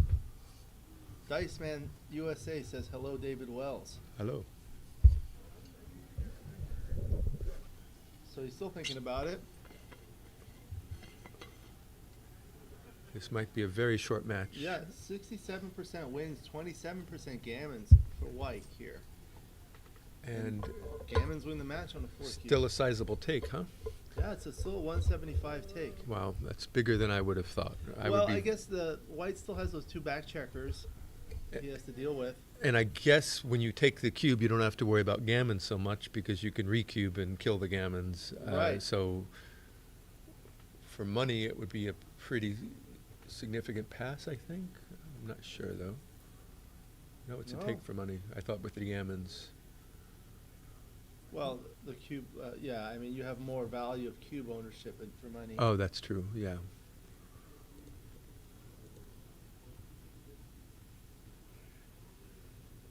Yeah, that 4 prime is strong. Yeah.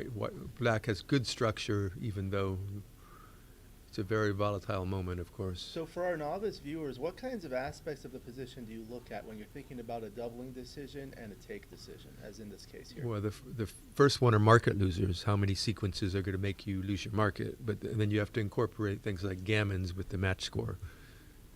And here, it's actually not a huge redouble because you're going to win a lot of gammons. And by There. He does. and I could see Jake passing this. I feel like it's 50-50. Jake is typically a taker. Oh, he He's takes it. typically a Good taker. job, He's good typically a job. taker. We have givers and takers. But a good take by Jake. And a crushing roll. Wow. This Did might you be. know that Jake has a blog called Takes by Jake? No, I did not know that. Yeah, no. he does. I played him, and I know he's a taker. So, And some- he's I've- a very good writer too. he is a very good writer. 3-1, he hits. He's very eloquent. But I've shipped cubes when I've been playing them, and they just expected a quick pass, and next Yeah. thing you know, he took it, and I'm like, oh, okay, He's also an avid reader. yes, That's a 3-1. Okay. all right. All right. Well, Jake owns the cube, but he has 3 stuck on the 24 point. He'd love a 4-1, 5-2. Well, that 4-2. doesn't do much. You mean to make a blocking point? He on would the have 8 or loved 9? to try to counter prime him a little. Yeah. His best chance to win is to have Steve not jump that prime. I believe my friend, it was my friend Wilcox Snelling who told me the best way to counter a prime is with a counter prime. All right. Okay, wait, So, not a good roll. 6, and then you can play the ace point to keep spares on both points. Yeah, it looks Now clear. Steve just needs a 5 or a 6. And then he can roll it home. Yeah. But without it, it gets exciting again, maybe. Don't say double 4. Nope. That's huge. He doesn't like it when you call his bad numbers for some reason. Wow, look at Oh, that. Look at that. What a roll. I'm kind of anti-superstitious, and I call my own bad numbers, and people think I'm crazy. But Embrace the pain, right? yeah, yeah. All right, 2-1. Okay, so Jake Yeah. has a little bit of life after that 6-1. Okay. It's still a long road. Look at this. Must hit. so 4-2. Just- Harris, is your tournament done? Done. Okay, good. All right. Congratulations. Thank you. That 4 prime. Now I can. Let's see if it works. Yeah, boy. You can breathe, right? Yeah, right.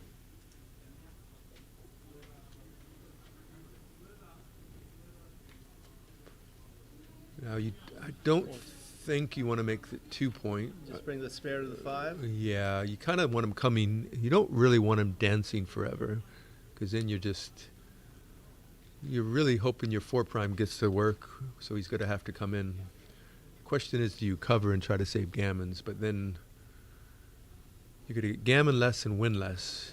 Oh yeah, so he has a blot on the board, and White has a checker He on the can bar. he can cover the blot, which will minimize gammons, but it'll also lose less. Yep, that's what he decides on. Could be right. I would have to think about that a little Steve's longer. prime is still pretty good. 5-1. It's actually reasonable for Steve to Yeah, dance. I think Jake was probably right to cover. Just Okay, 2-1. So he's got to step up there, and he has to do that. He doesn't want to play 6-4. seems reasonable. Probably right. I don't think you can stack him there. It's just future problems. All right, what is that? That was cocked. Yep. 6-5. Okay. Jake's looking for 1s and 6s. Look at There's that. a 6, and the 4 is going to go All right, there. we're back to almost. Wow, this is like anyone's game now. Yeah. Jake's going to need a 1 soon, followed by a 6. All right, 2-1. Step up all the way. That's good. You can mobilize that spare on the anchor with a 5 or a 6, meaning he can retain the anchor and pop out. So now 5-3. So I think he should probably play the 5 on the outside and then think about the 3. And That's a 6 he played there.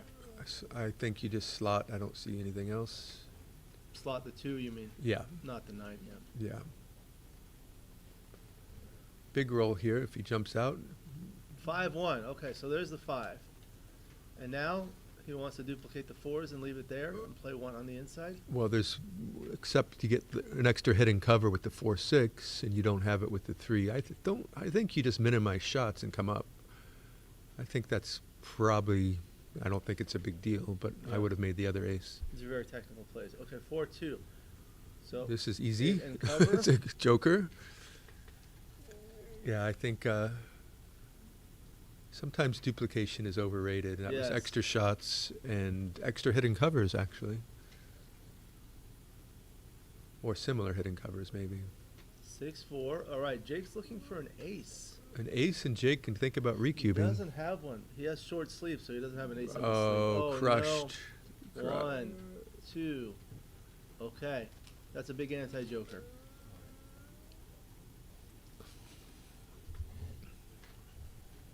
Three, 2. Okay, so he comes in with the 3 and the 2. Okay, Your 6-1 will be good right here. Ace joke fell flat. Ooh, 6-5. At least you got the 6.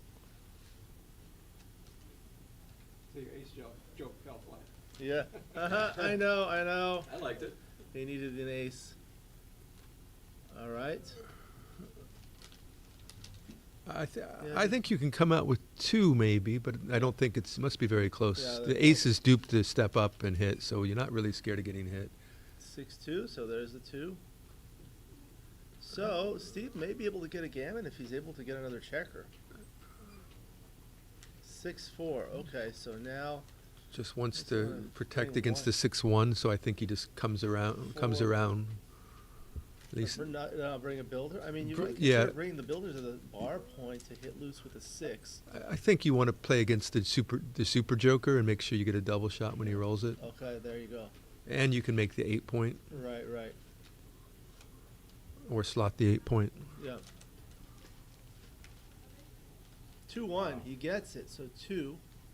And now with the 1, there, just bring it a little closer.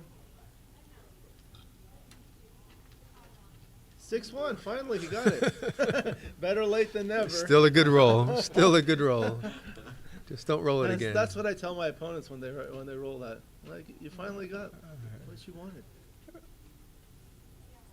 6 and Yeah, Okay. I think if once he breaks his 4, you could play it to the 8, but Right. you might as well just stay back right so now. 6-4 cannot move. 5-2. There's the 5, and there's the 2. You can do that. 4-2. Okay, so now he breaks it.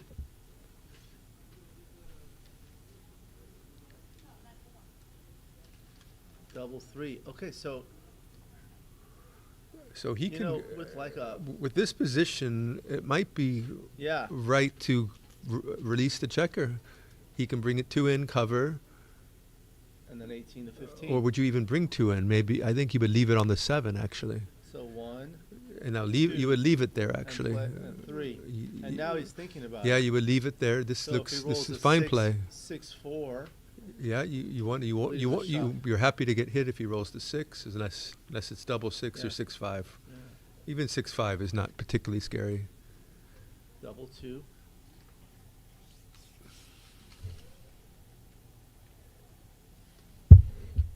Two, 1. Now, so spares on every point. Double 5s and double 6s work for Steve this way, and it's just better distribution. Yeah. That's Okay, so now he's got lots of builders. It's almost the Shah's daughter. That's when you have a spare on every point. Have you heard that term? I have not. 3-1. She's perfect. Okay. Jake only, he doesn't even really want to roll a 1 unless Yeah. it's a 1-6 here. Double 4. At least it's a double, David.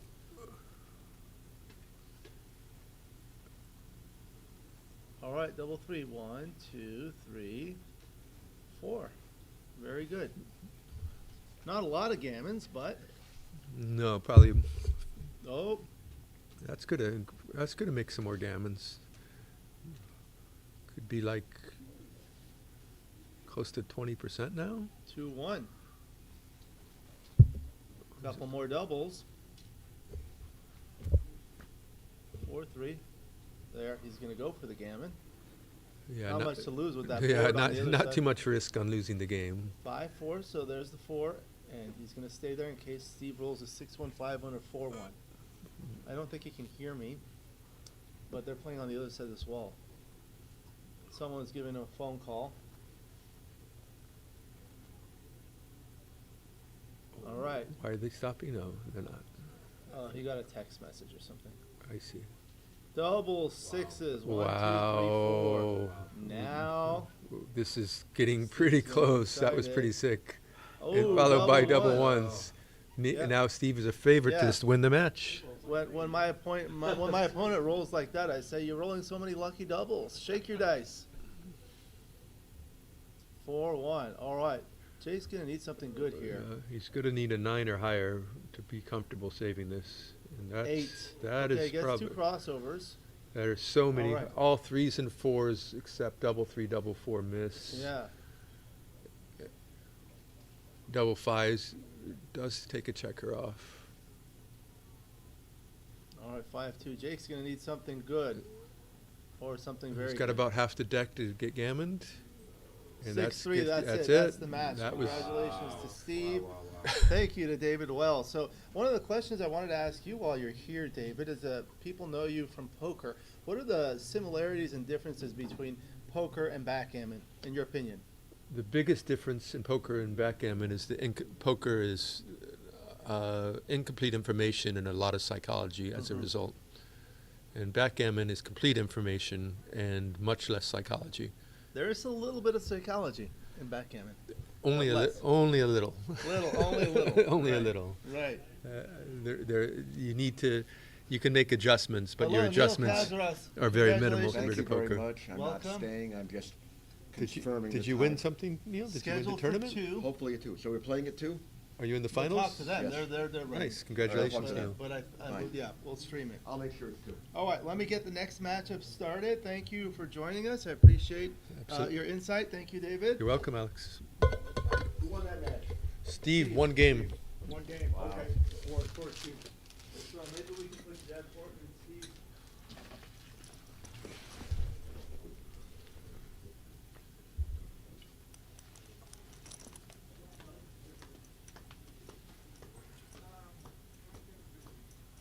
You're doing damn good there. Yeah, I saw the brackets. Yeah. So where are you in the fourth, fifth is what I ended up. Fourth or fifth, okay. Yeah. I'll take it. Oh yeah. Something's better than nothing. I'm still, overall the weekend's been great for me because I got money from the BMAB too. But I'm still, thinking about the losses. You know what I'm saying? So I'm sure, this time next week I'll be fine. Is there anything that you're looking back to say?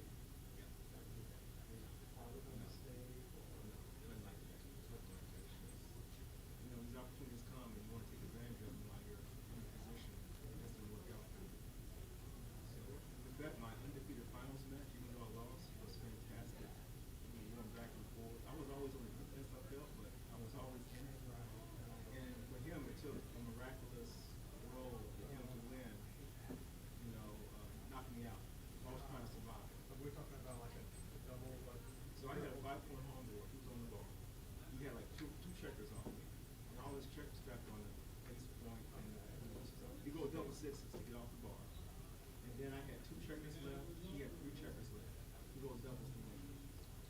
So double sixes was a killer. Yeah. I was still in it. I was still in it with the race. And but you're saying why did you have to race? Exactly. Exactly.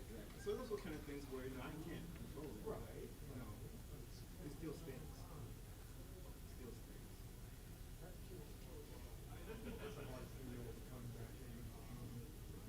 Especially like if that happened in the first game. It's hard to say, all right, let's forget about it. For me, it really affects my further play. And then my other opponent, Matthew, was with his dad. And for some reason, they were in a big rush. They put me on the clock. And that's okay. They put me on the clock. Everything. I just had bad luck in that match. So I couldn't get off the bar. Well, actually, the clock has to be agreed by both players. Yeah. Well. But you don't want to argue. I didn't want to do that. Yeah. It's not like I'm not used to playing. Right. So that didn't bother me. It was just. Right. And plus, you feel rushed, right? I felt rushed. I felt they were rushing me. Yeah. And then the clock, and then I was still trying to get over the loss. You know what I'm saying? So that didn't seem to have much appreciation for the fact that, hey, I just got a brutal loss and I need some time to recover. So they had some place to go that night or something. Anyway, I'm not blaming them for that. It's just, it was just another fabric of the match. I played in a side match, long Yumi. Guy who drinks, yeah, the beer, yeah. He's Cherokee. Yeah, he's in my club. Is he? Yeah, I know. You got long. I see. When someone plays an I rush, it's rhythm and it's just approaching. Yeah, I know that. I work hard not letting that impact me. But yes, I'm carrying around all the beer and all that kind of stuff. Kind of is terrible. Yeah. Where you from? You from this area? I'm from the Bay Area.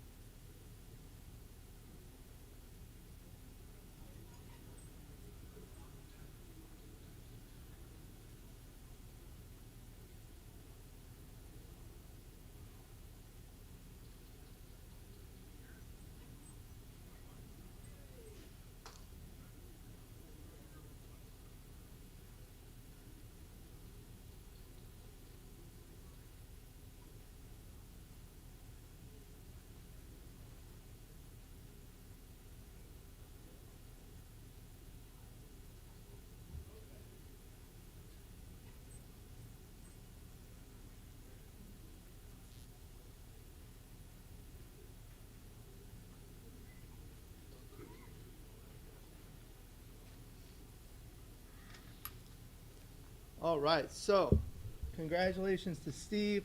Thank you to everyone who's still with me. Say hello in the chat and tell me where you're joining us from. There were some questions I had for the audience. Okay, let's see.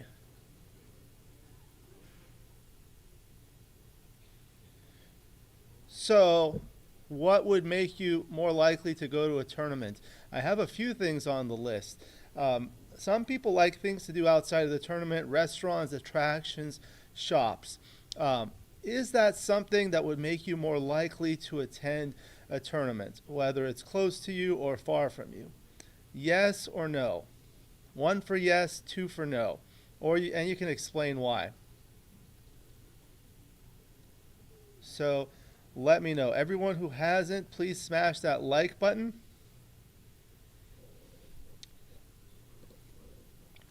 I'm going to refresh this feed here. 29 likes. Thank you. 72 people watching. Thank you to everyone for watching. Right there on the board, right now on the break, we have the Charlotte Backgammon Invitational. So this is a tournament run by Jeb Horton. Hello to Herbert Jesk from Munich. Welcome, Joe Urso from New York. I know Joe's an outstanding player out of New York, and I see him at a lot of the tournaments. Probably hard to come out to the West Coast, which I understand. It's hard for me to get out to the East Coast or anything else. Mrs. Bubbles from Greece, welcome. Jacques, I assume Raul from Greece on holiday. Downtown venue is good. Opened the first time. Melissa Shin. So yeah, downtown, I mean, some places in downtown LA are nice. The other thing about getting a downtown venue, some places you can do it in San Antonio because it's relatively affordable, and some places it's really expensive. Like you think about downtown New York or Los Angeles, the hotels and the venues are so expensive. We're trying to figure this out because we're trying to get more tournaments out in different places. Yeah, Pi McWoozle from England, from the UK. Welcome. Yes, 1 means closer access to restaurants in downtown. Yeah, that's one of the things we're working on here in Los Angeles. It's a little bit challenging because it's hard to get a hotel at a reasonable rate. Otherwise, the entry fees and the rakes and registrations would have to be increased, which kind of discourages people from going and attending. And here, unfortunately, we're near the airport, so there are not a lot of good restaurants nearby. The closest fine dining establishments are Carl's Jr. and Denny's. There's also Starbucks nearby. Yeah, in San Antonio and Madison, that's outstanding. I know I met Jack Edelson here. Philip Salnave asked why Joe is not in LA. I'm not sure, but I know he lives in New York, which is a bit of a distance. In any event, I met Jack Edelson. He runs the Wisconsin tournament, and that's an outstanding tournament as well. And San Antonio is also run by my good friend Bill Riles. He and Tara Mendocino got the Lifetime Achievement Award. They've been doing fantastic stuff with Ace Point Backgammon. They are the king and queen of streaming, so I'm trying to live up to their expectations. Yeah, and in San Antonio, the pricing is very reasonable. He told me that, it's very affordable to get, a nice venue downtown in San Antonio, nice hotel. I believe it's the Gunther Hotel or the Menger Hotel. It was one of the two. They changed it from one to the other, and it's right on the Riverwalk. Restaurants, things to do. The climate is reasonable. It's not too cool. They always do it on the Super Bowl weekend, so I think that's February or so. And the weather's not too bad there in San Antonio at that time of year. Yeah, Joe was in New York, San Antonio, Atlanta, Cleveland, D.C., Chicago. If I'm not mistaken, Joe is an attorney. So I guess it's hard. It's hard. Philip wants to see you in Michigan. So I was at a stand-up comic show, and the guy asked the audience, what do you do? It's like, I'm a lawyer. And he said, what kind of lawyer are you? He says, I'm a trial lawyer. So the comic says, as opposed to what? The kind of lawyer that sits on his ass and does nothing. But it turns out my sister's a lawyer, and most lawyers are not litigators. They don't go to court. Gunter. Okay. Anyway, Jeb Horton will be hosting the Charlotte Backgammon Invitational. I believe this is the first one they're going to do. The ABT returns to Charlotte January 23rd through 26, 2025. It's going to be a 3-loss Swiss main event, 3 ABT divisions, a Players' Cup BMAB directed by Jeb. So I know that's on the screen. For people that cannot read it, it may be small. I'm reading it for you. It will be at the Hilton University Place, 8629 JM Keynes Drive, Charlotte, North Carolina. Please support the tournament by staying at the Hilton Charlotte Universal Place Hotel. The more players who stay at the Hilton, the greater our ability to continue this tournament in the future. These players will receive a discounted registration fee and entry into an exclusive free roll event. The Jeb Horton is the director emeritus. Okay, so he's emeritus. I guess he's retired. I think this is his son, Paul Horton, which is the tournament director, and Andy Lindeberg is the assistant director. So charlottebackgammon.com. I know anything that Jeb Horton does is very good, very high quality, so I expect that to be an outstanding tournament. Nothing on the back. Let's see. John Scratulia, you're at Denny's before my seniors final. Okay. Oh, so John, you went to Denny's. So John plays with us at the local club at a different Denny's in Sherman Oaks. And we play at Denny's all the time. It's really hard to find a great venue. I mean, Denny's is not like fine dining by any means, but we can play there. They're open late. They have a separate room. So we play there, and it's funny because now he's at the Hilton LAX, which is quite a distance from where we normally play every week, and there's a Denny's nearby, so he went to eat at Denny's. Hotels need to be cheap since one is only there to close one's eyes. Yeah, I mean, I understand, Jacques. That's true. That's true on the one hand for the players and the guests. They want reasonable accommodation fees. But at the same time now there's so much inflation going on that they raise their prices of everything. And that's some of the challenges we've had with the ABT and the USBGF trying to have more tournaments in different places. For example, in Las Vegas, that was a place we would have tournaments all the time, and it was fantastic because it's Las Vegas. That's where people go to have fun, to gamble, to play, to enjoy shows, shopping, dining. It's fantastic, but the fees for the hotel have been prohibitive, and that becomes challenging. So when you do that, then in order to reserve the hotel, you need to charge higher registration fees. And I think that's something similar to what happened with the Merit and Arda's tournaments in, I believe, Cyprus. So anyway, okay, so Joe is that kind of lawyer too, not a litigator.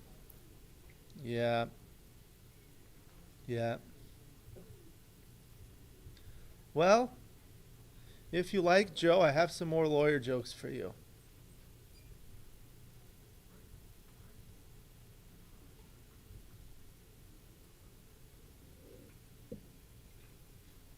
Let me just see my connection here. Okay.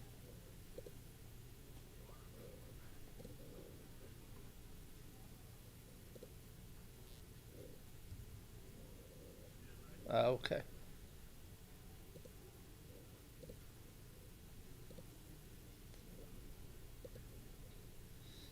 So I got disconnected on my laptop. I'm reconnecting right now. All the side events were all done. What? Yeah. All right. All the side events are over. Yeah.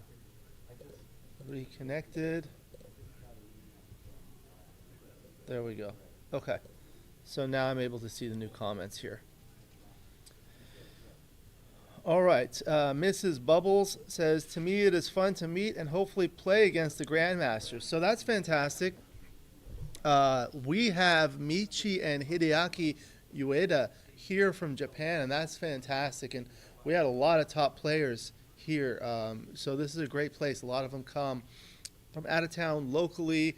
Steve Sax, Bob Wachtel, Joe Russell from out of town. We had Kit Woolsey, Marty Storr, Neil Kazaross. There are a lot of other players that come frequently who are not necessarily here this weekend. Victor Ashkenazi comes here frequently. Dana Nazarian. When will the jackpot matches be played? I don't know. Joe, maybe Michigan, not sure, trying to go to Monte Carlo. I'd love to go to Monte Carlo. My challenge is with my family and work, it's really hard to do that. The jackpot matches, I don't know. I'll ask Frank what time they're doing that. They've got to do a redraw. It looks like Jeb's setting up, so let me go help straighten out the board. I'll be back, and I'll get you some more lawyer jokes. Don't worry.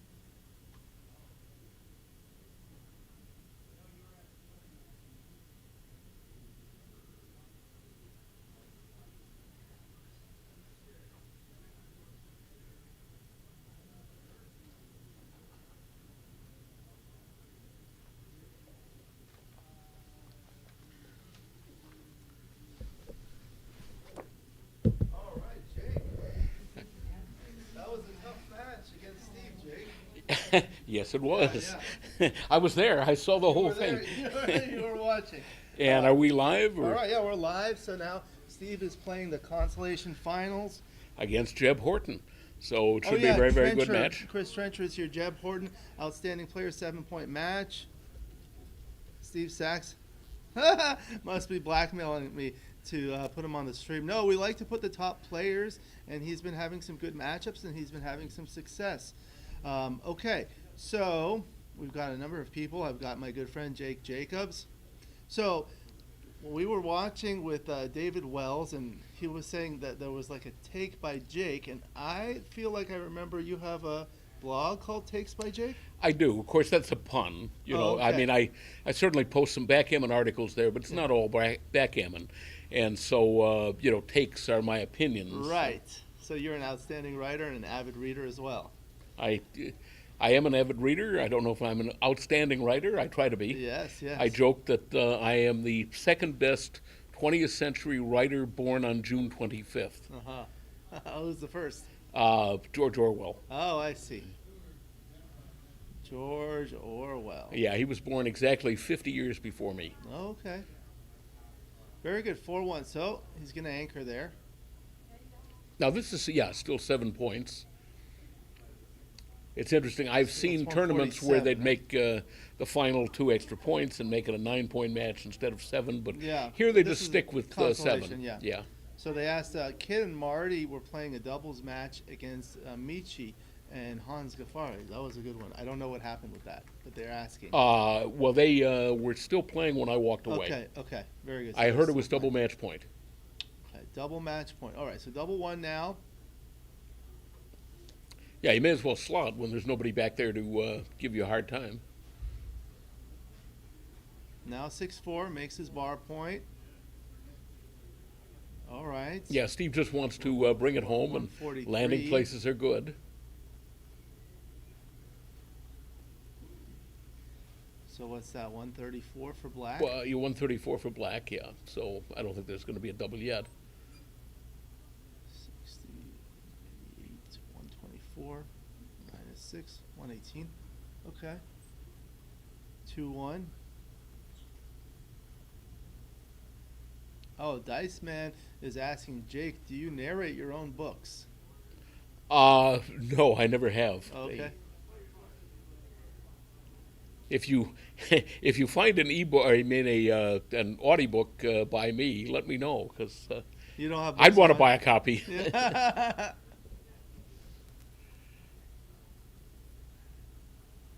Jake is one of the most interesting storytellers I know.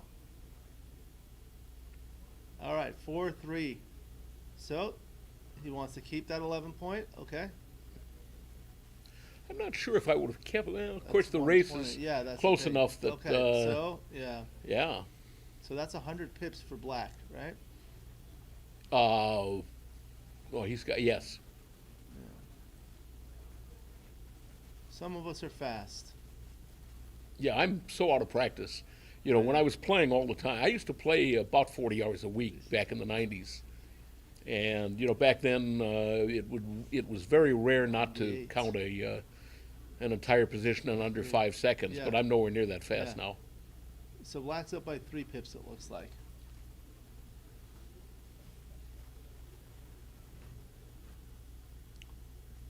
So now it's a race. In these types of positions, the cube decision is similar to money at 7-way, 7-way.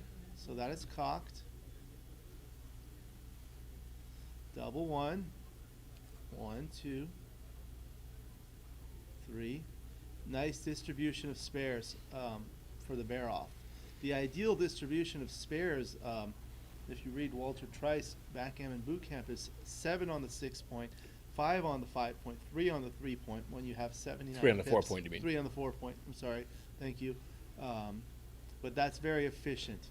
The wastage is approximately 7 pips, 7.1 pips, I believe is what Art Benjamin told me. Okay, so now he has 3, 4, 6. He's counting. 36, 79, 92.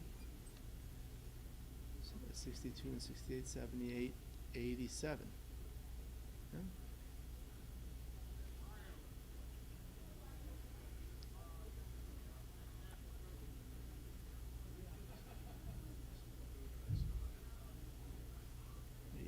Okay. Ooh. So that was likely a market loser unless Jeb performs. Double 5, okay. So That's a 1, performance. 2, 3, 4. 56. 55, 67. Yeah? 45, 55, 67. 56. Yeah, it's 11 pips, but the 2 men on the ace and the 3 men on the deuce, you know, affect that. And he has 2 checkers off already. Yes.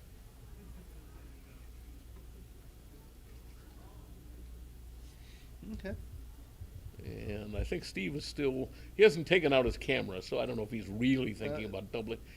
Yeah, if he doesn't take out the camera, he's not really going to double it. Oh my.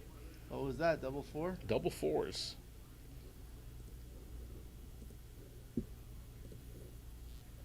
Wow. Was this the position, Jake, before on the screen? Oh my. Was that the position? Yeah. Looks like double pass. Yeah, I would have doubled it. I didn't know whether it was a take or not, but I certainly would have doubled. All right, so let's take a look at this one. Well, I think he's only up 7 pips now, right? I mean, he 27 minus 20, so he's up Correct. 7 pips and 10 men versus 11 men. Now So it's a yeah, no double. I think Steve would be 6-2. crazy to double. Okay, but 6-2 is good. What kinds of things do you do to adjust when there's those gaps, like on the 5-point and so forth? Well, I probably should spend more time, learning and working with the EPC, but I usually just do very, very crude methods where, Yeah. I'll add, a pip for the gap, and I might add, an extra pip for, men down in the low points. But Now this is a double again. Small 29 millipoint double, but a very comfortable take. So basically the things that you have to do is account for things like gaps, checkers on the Low deep points. correct. And I mean, if lack you of think about checkers. it this way, those 6 pips worth of 2 men on the 2 and 2 men on the ace. I'll ignore the extra men You're on the gonna deuce for the waste. moment. But yeah, those 6 pips really should count as probably 14 pips because it averages about 7 pips taking those off. Yeah. So. Yeah, now, one of the edifying things about this position is that even a player like Steve, who is one of the best players in the world, as you saw, was making cube errors here in what you think would be a position that, even 'Cause the it's average difficult. open player ought to know. It's And, difficult. yeah. Yeah, these are not easy. They're deceptive in that way. 6-4. Okay, and that's another great shake, so. So now it's a big no double. Because he has more checkers borne off. That's another consideration. Checkers borne off, crossovers, all sorts of things. 4-3, so.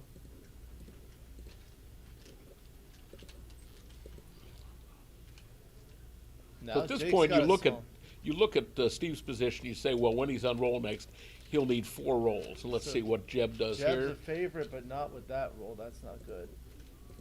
Yeah. Now Jeb, is often 3 to 4 rolls. So Now this is a no double. Steve's a small favorite. It's a 57-43 game in favor of white. Steve, you know what we call Steve?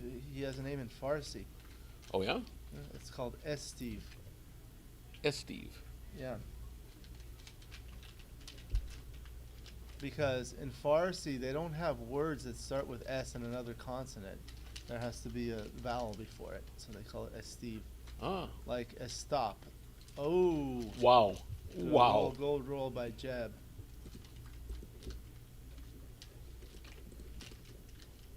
All right. So if Steve doesn't roll a double here, Jeb should have a double. 5-1. Okay. Yeah. Let's see. Yeah. So he should ship it over right And now. it's a pass, unfortunately. Because basically he's going to be off in 2 rolls, right? Yeah. Most Why likely. is it unfortunate that it's a pass? It's unfortunate for Steve. Oh yeah.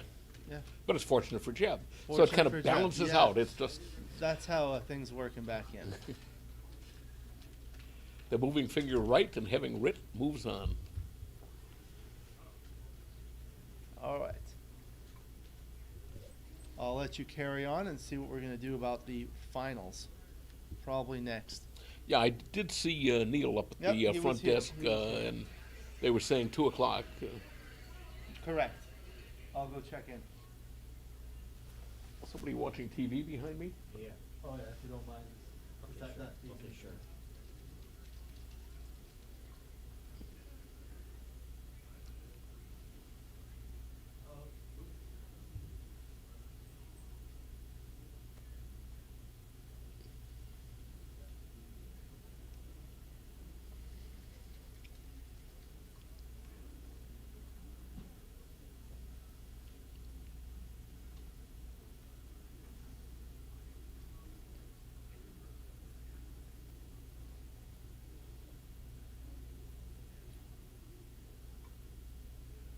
4-3. And good technique in not hitting 2. That's a mistake I see fairly often. You know, it looks like, well, we've got the one on the 4-point, let's go ahead and hit the one on the ace. But Steve played it correctly. Unfortunately, he got punished for it.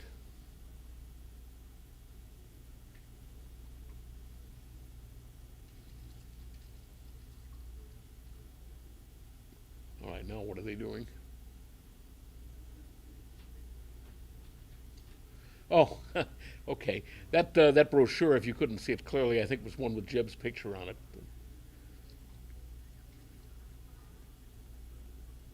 Yeah, it was an announcement for his tournament. Steve was just jesting. Yeah.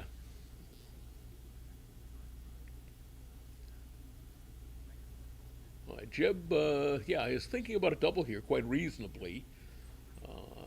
Steve has an extra man back, and if Jeb makes the 5, probably doesn't lose his market, but just on general principles, it's strong. He could roll double 4s here, double 2s, followed by a fan. Not many market losers, but sometimes you just double on general principles. The other guy might blink.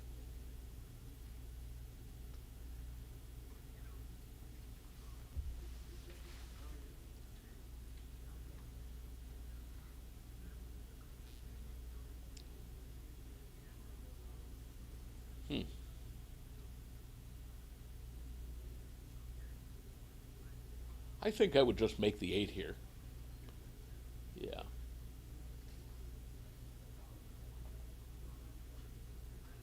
Yeah, he needed something fairly solid on that side of the board. He's not really in a good position to blitz. Nice roll.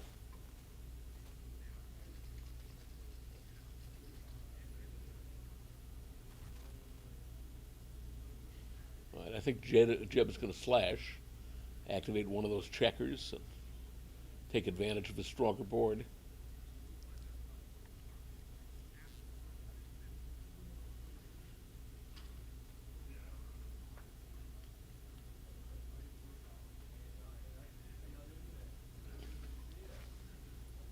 All right.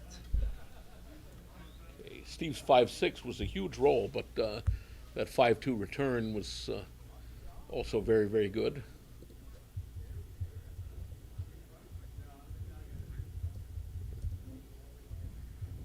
I might have considered at least bringing a man down to the 10-point. He wouldn't have liked it, but I would have stopped to think about it a bit before I played to the 3-point there. Okay, just made an announcement that the next up will be the grand final between Neil Kazaross and Al Hodis, scheduled for 2 p.m. Pacific, which is approximately 50 minutes. Hopefully these two will be done by then. There's a 2 cube. Yeah, there was a very, very early cube. Okay. Good cube, but early. Easy take. Yep. At the time. Double 1. Okay, so there's 1, 2.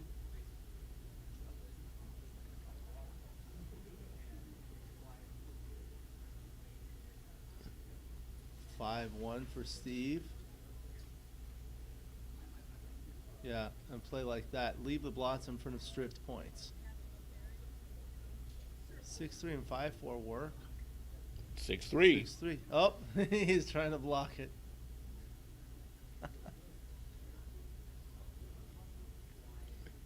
Now Steve's on the bar. 5-1. Okay, so that's the 1. And 5, he'll play behind there. Keep the spares. 6-1.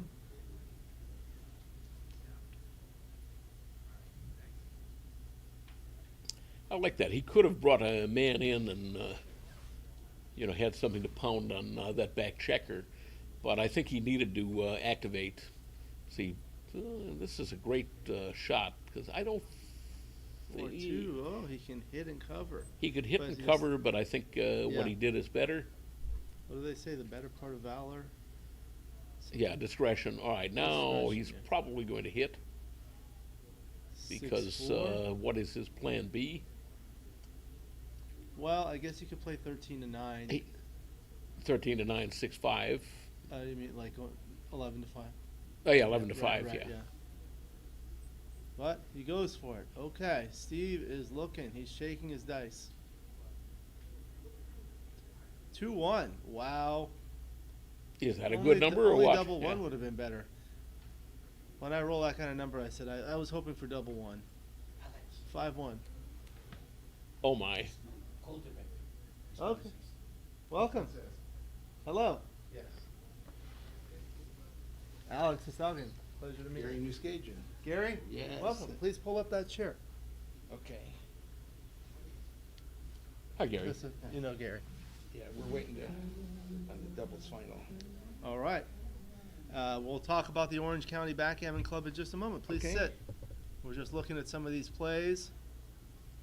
So now what is he considering? Redoubling? He's considering redoubling, and camera's coming out. He's probably going to redouble this.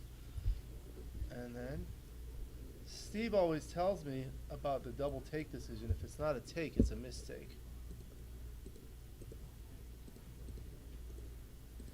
Well, he's got 3s and 6s, but he's stripped everywhere, and Jeb does have a 3-point board. If he hits with a 6 and gets hit back with a deuce, he's So not this is not quite a happy. strong redouble. Look at that. But it's a take, right? It's a 94 take and a 131 redouble. He had the camera out. I think. Yeah, so he's got the 3s to hit. Oh no, he's. And he's got a 4-point board. Double 2. Okay, so he's going to shift. That's not quite the nifty shifty play. If he comes down, that'll block 6s. Yep. On both. Well, except for 4-6. Correct. See, like 5, that. 6, So yeah. only a 5. I wonder Did if we you get want a to do. result for the doubles? I don't know. I'm trying to juggle things.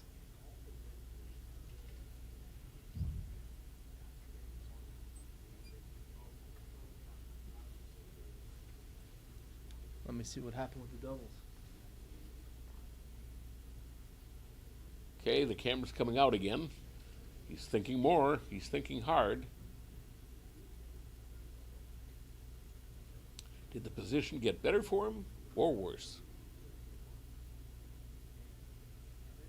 His board is less strong than it was.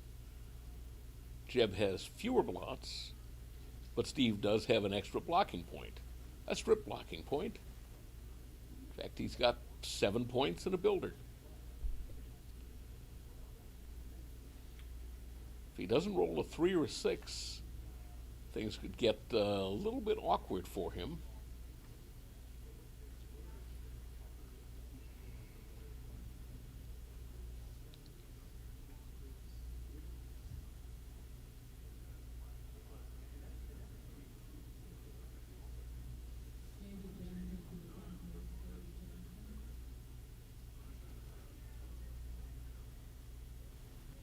I don't think he's going to double this. He's been thinking too long.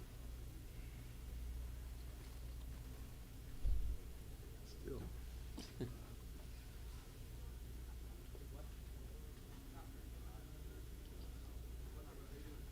Jeb is looking at his dice cup. He's playing it cool, doesn't want to tip off what he'd do.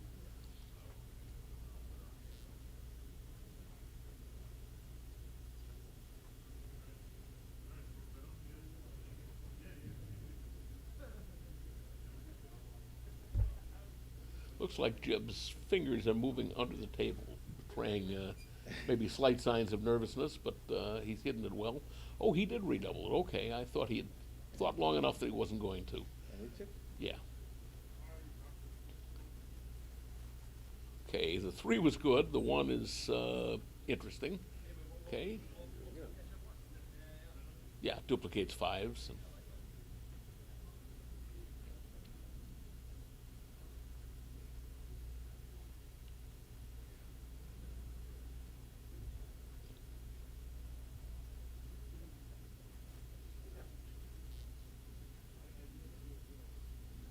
six, three.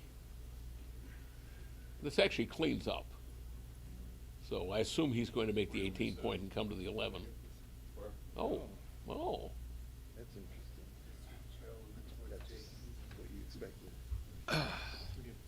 Might not be right though. He might actually have the. He's taking a picture. Oh, they have a 4-cube here. They have a 4-cube. And What's the score of the match? It's 1-0 Jeb.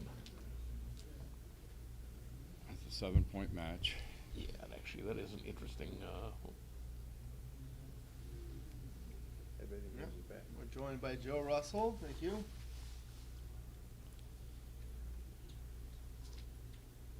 it is.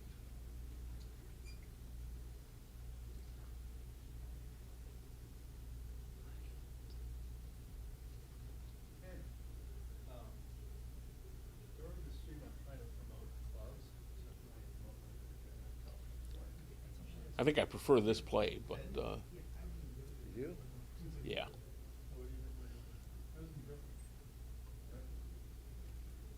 Yeah, I mean, he needs to get closer to home. He doesn't have much time to stay back there, and Jeb does only have a 3-point board. He didn't take your advice.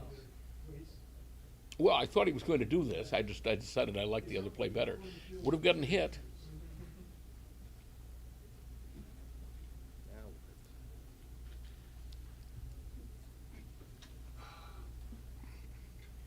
Oh, do we like that?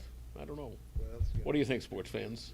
What else you gonna do? Well, it was the really big play where you dupe ones, but Yeah, and I looked at the headings to see what particular things he's analyzing. I mean, it may have been right to come out and, dupe ones that way, but I don't know. Maybe he's right. Maybe he didn't want to leave the extra blot.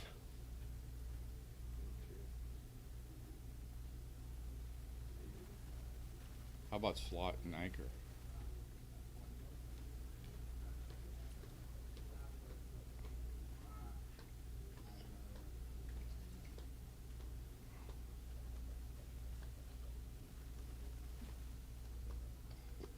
Four. That's a shake.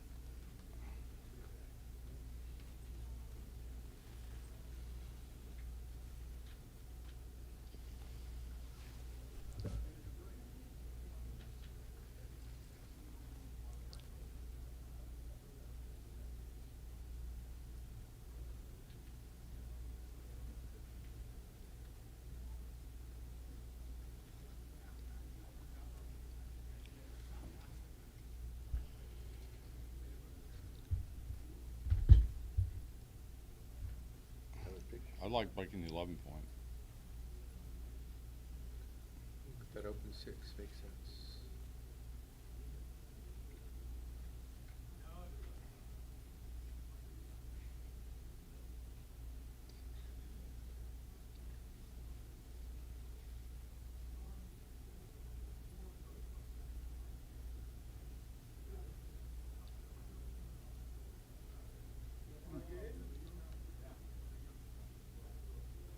Ten. It almost hits.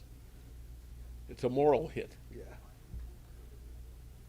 Moral equivalent of He's down to 45 over I'm not sure if that 5-3 double 5 versus 5-4. I guess is better.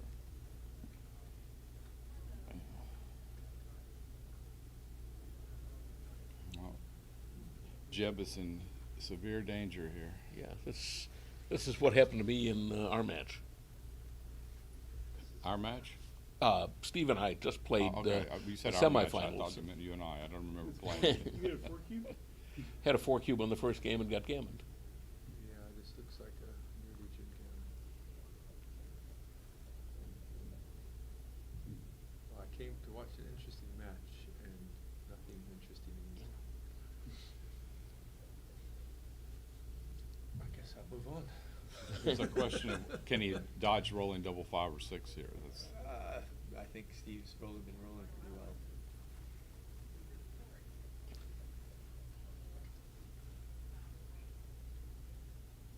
Even if he rolls it, he might win the game. well, I had Jeb in a similar situation for the match, and he rolled double 5 and double 6. I think Jeb needs And he's about gonna three need them big both, doubles. probably. Yeah, I think. I mean, he's down to what, 15 crossovers to get off the gammon, something like He's that? gonna need 2 big doubles to have a chance, Take a man off. for sure. No, Strong play. Yep, more shot numbers, and you'll be a little sick if Jeb rolls a couple big doubles.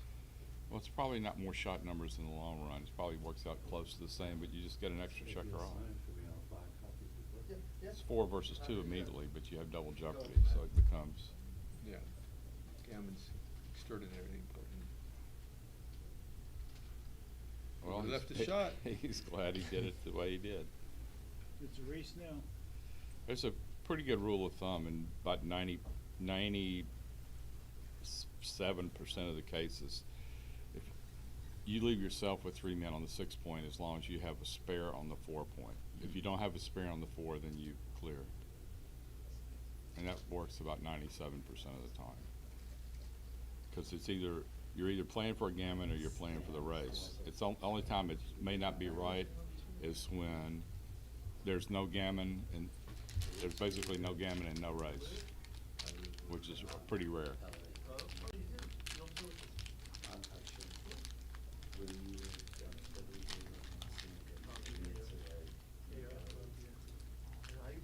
Ooh, pretty much that's it. That pretty much does it? Well, that was the final cook.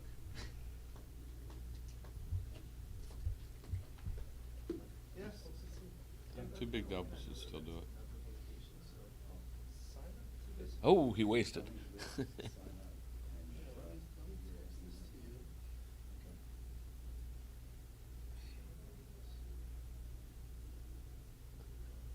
You go get out of the gammon. All right, well, he needs 7 crossovers, so he pretty much needs the 2 big doubles He immediately. needs boxes followed by 5s or 6s. 4s doesn't even work. That's it. So other than Jeb stealing that 1 point early on, it was pretty much a repeat of the match that I had with Steve, not Joe Russell. I had a nice one with Al Hodis. I was 8 away, he was 7 away, and I doubled him at 75 to 83, and he took, and he redoubled me at 39 to 41 to 8.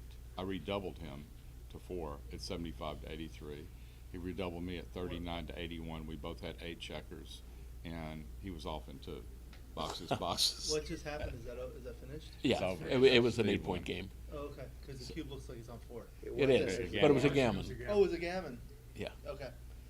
That's a new rule in backgammon.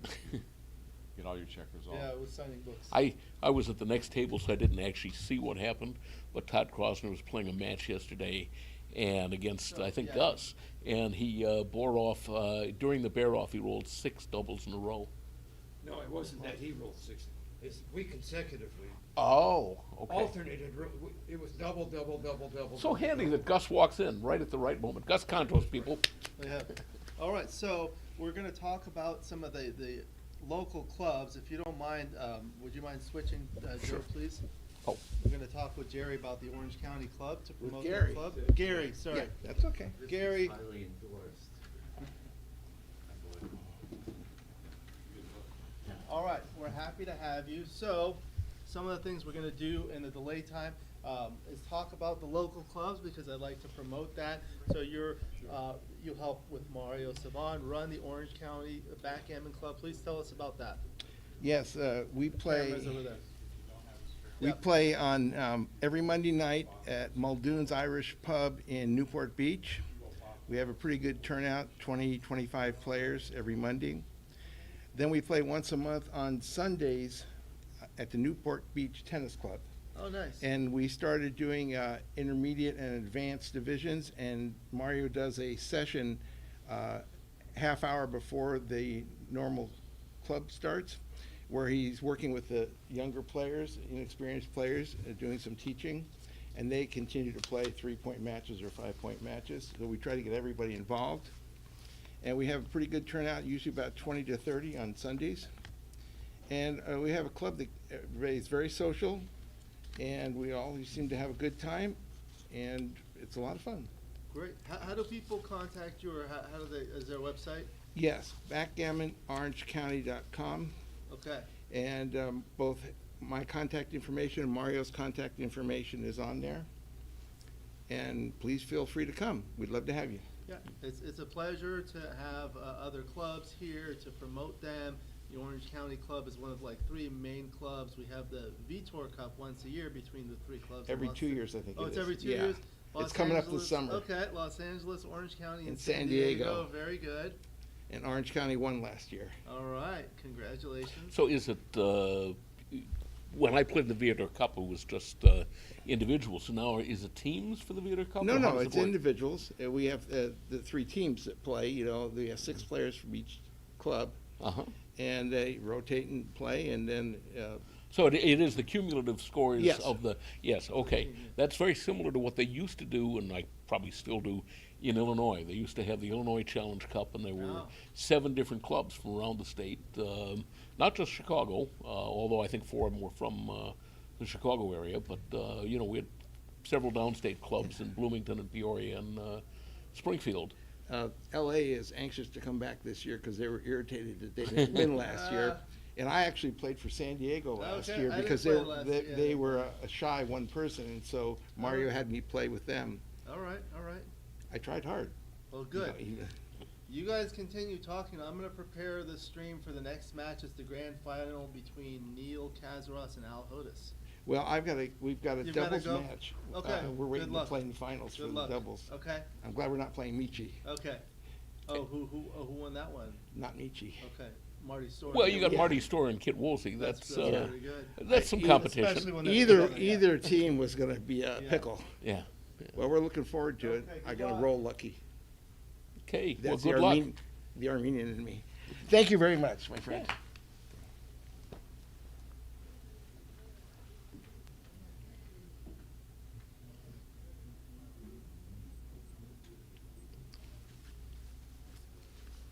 And I understand the final is going to be at 2 o'clock. It's 1:32 now, so smoke them if you got them, and be ready for an exciting match at 2 o'clock.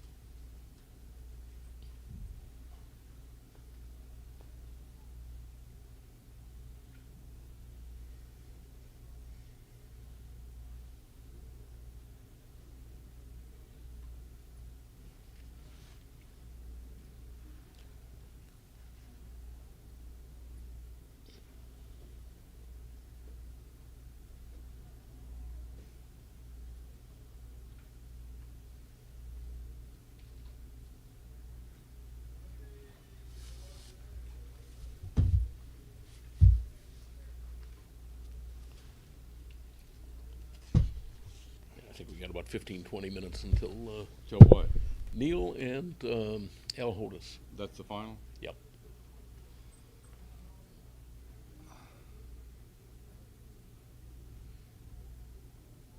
And I guess Kit and Marty won the doubles. I mean, won the semifinal to the doubles. So they're playing Gary, who's one of the directors of the I thought Steve Orange Sax won County the Club. doubles last night. Well, I just saw Michi and his partner playing Kit and Marty. Maybe there's an overflow doubles or something. Or maybe Gary and Steve are teamed up. Who's? No. Oh, there was an overflow doubles last night. There was? Yeah. Okay. Or was it this morning?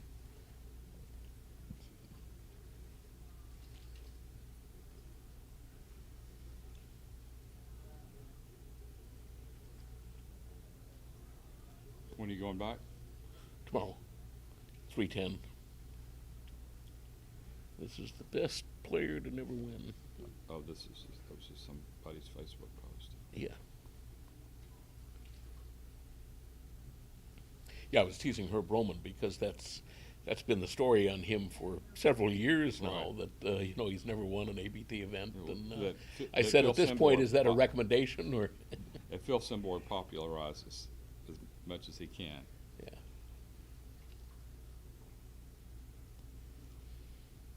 Yeah, Herb was one of those guys who used to be. He's not anymore. Hasn't been for a long time, but he used to be notoriously slow.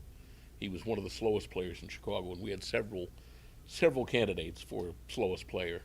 And so we were playing in a Tuesday night, event, Bill Davis's, and he redoubled me to 4, and he was stunned when, we were playing a 7-point match. He redoubles to 4.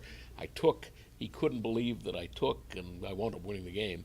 And he said, "Why did you take that cube?" And I said, "Well, Herb, I'm flying to Thailand on Thursday, and I was afraid that if I didn't, I might not be able to catch my flight." Was it a take? Oh yeah. It was what it was. I mean, this was one of these things that at the time wasn't well understood by. Still might not be well understood. I had 3 checkers off, and I had 10 men on my 2-3-4, and Herb had a closed board, and he had 3 checkers on my ace. So I had a 3 prime, and and the 3 men off. So when he redoubled me, he's just thinking, well, he's only got 3 men off, so of course he's got to pass. You mean you have a man on the bar? I had a man on the bar. And what kind of board did he have? A closed board. So he's thinking, he's closed me out, and I've only got 3 men off. But the point is that he cracks on 9 numbers. Right. So he rolled one of the 9 numbers, and I won the game easily.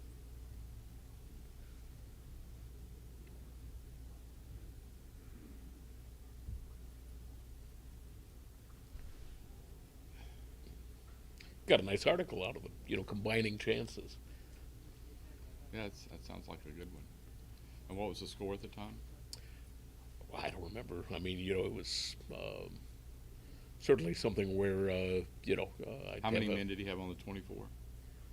He had 3 men. In other words, men. he had all of his spare checkers on the 24. Okay. So he either runs past or he breaks. And once he breaks, So you probably had something like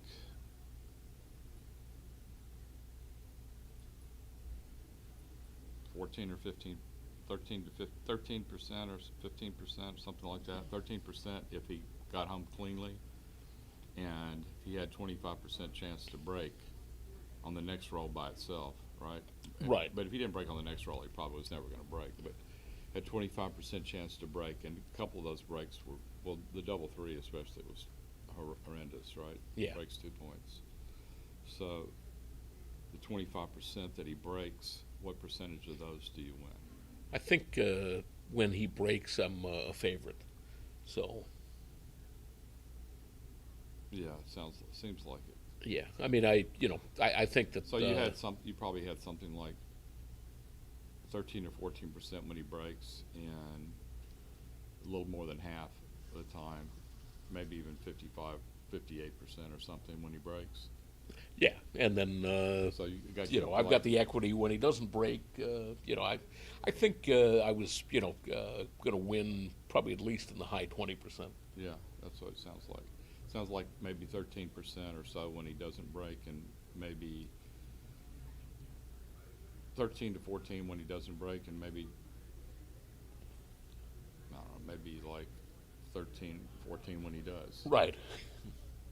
Yeah, plus, you know, that tiny chance of, you know, him running one man out and then failing to get the other two out. You know, there's a little bit of residual breakage even when he gets a man escaped.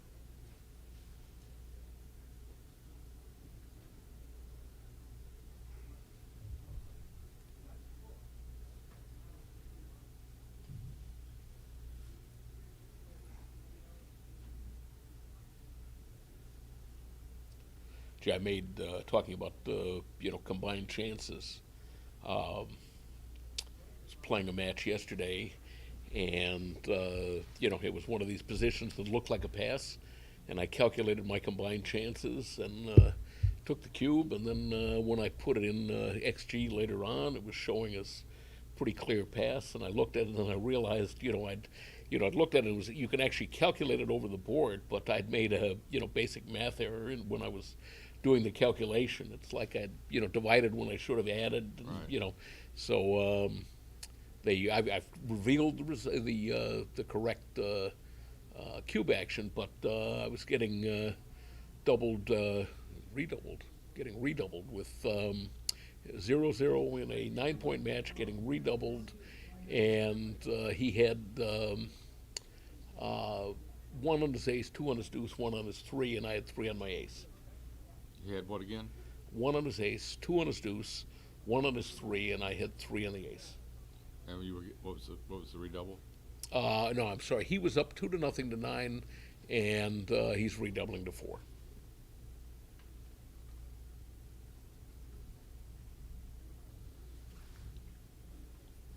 So you're rooting for back-to-back aces, except not double aces. Well, back-to-back aces, or Double aces and 2-1. or he rolls non-double, you know, threes or better. So 32 numbers, and then I roll any double. So, you know, I had 192 wins right there, and then I started to calculate the number of times that he rolls the back-to-back aces, and Maybe you forgot to. Maybe you counted both instead of. You only get the. You don't get both the doubles and the back-to-back aces.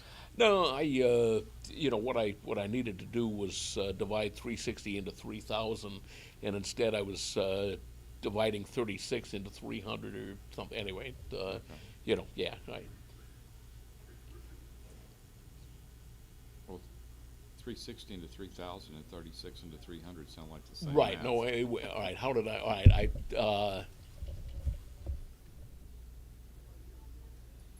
I think I divided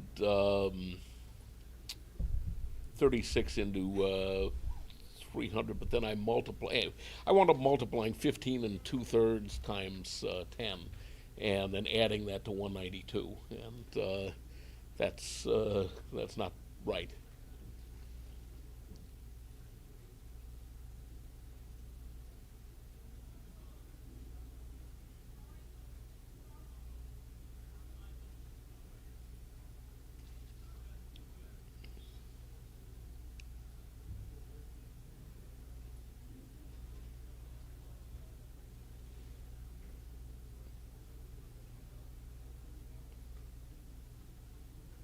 So how many did you win there? You won 192, and then you win 5/6 of 100, and then you win a little bit more, right? Yeah. I mean, it turns out that I win about 21.5% altogether.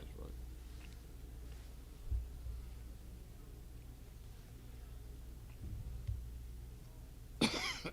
Well, have you had much experience playing with Neil's playing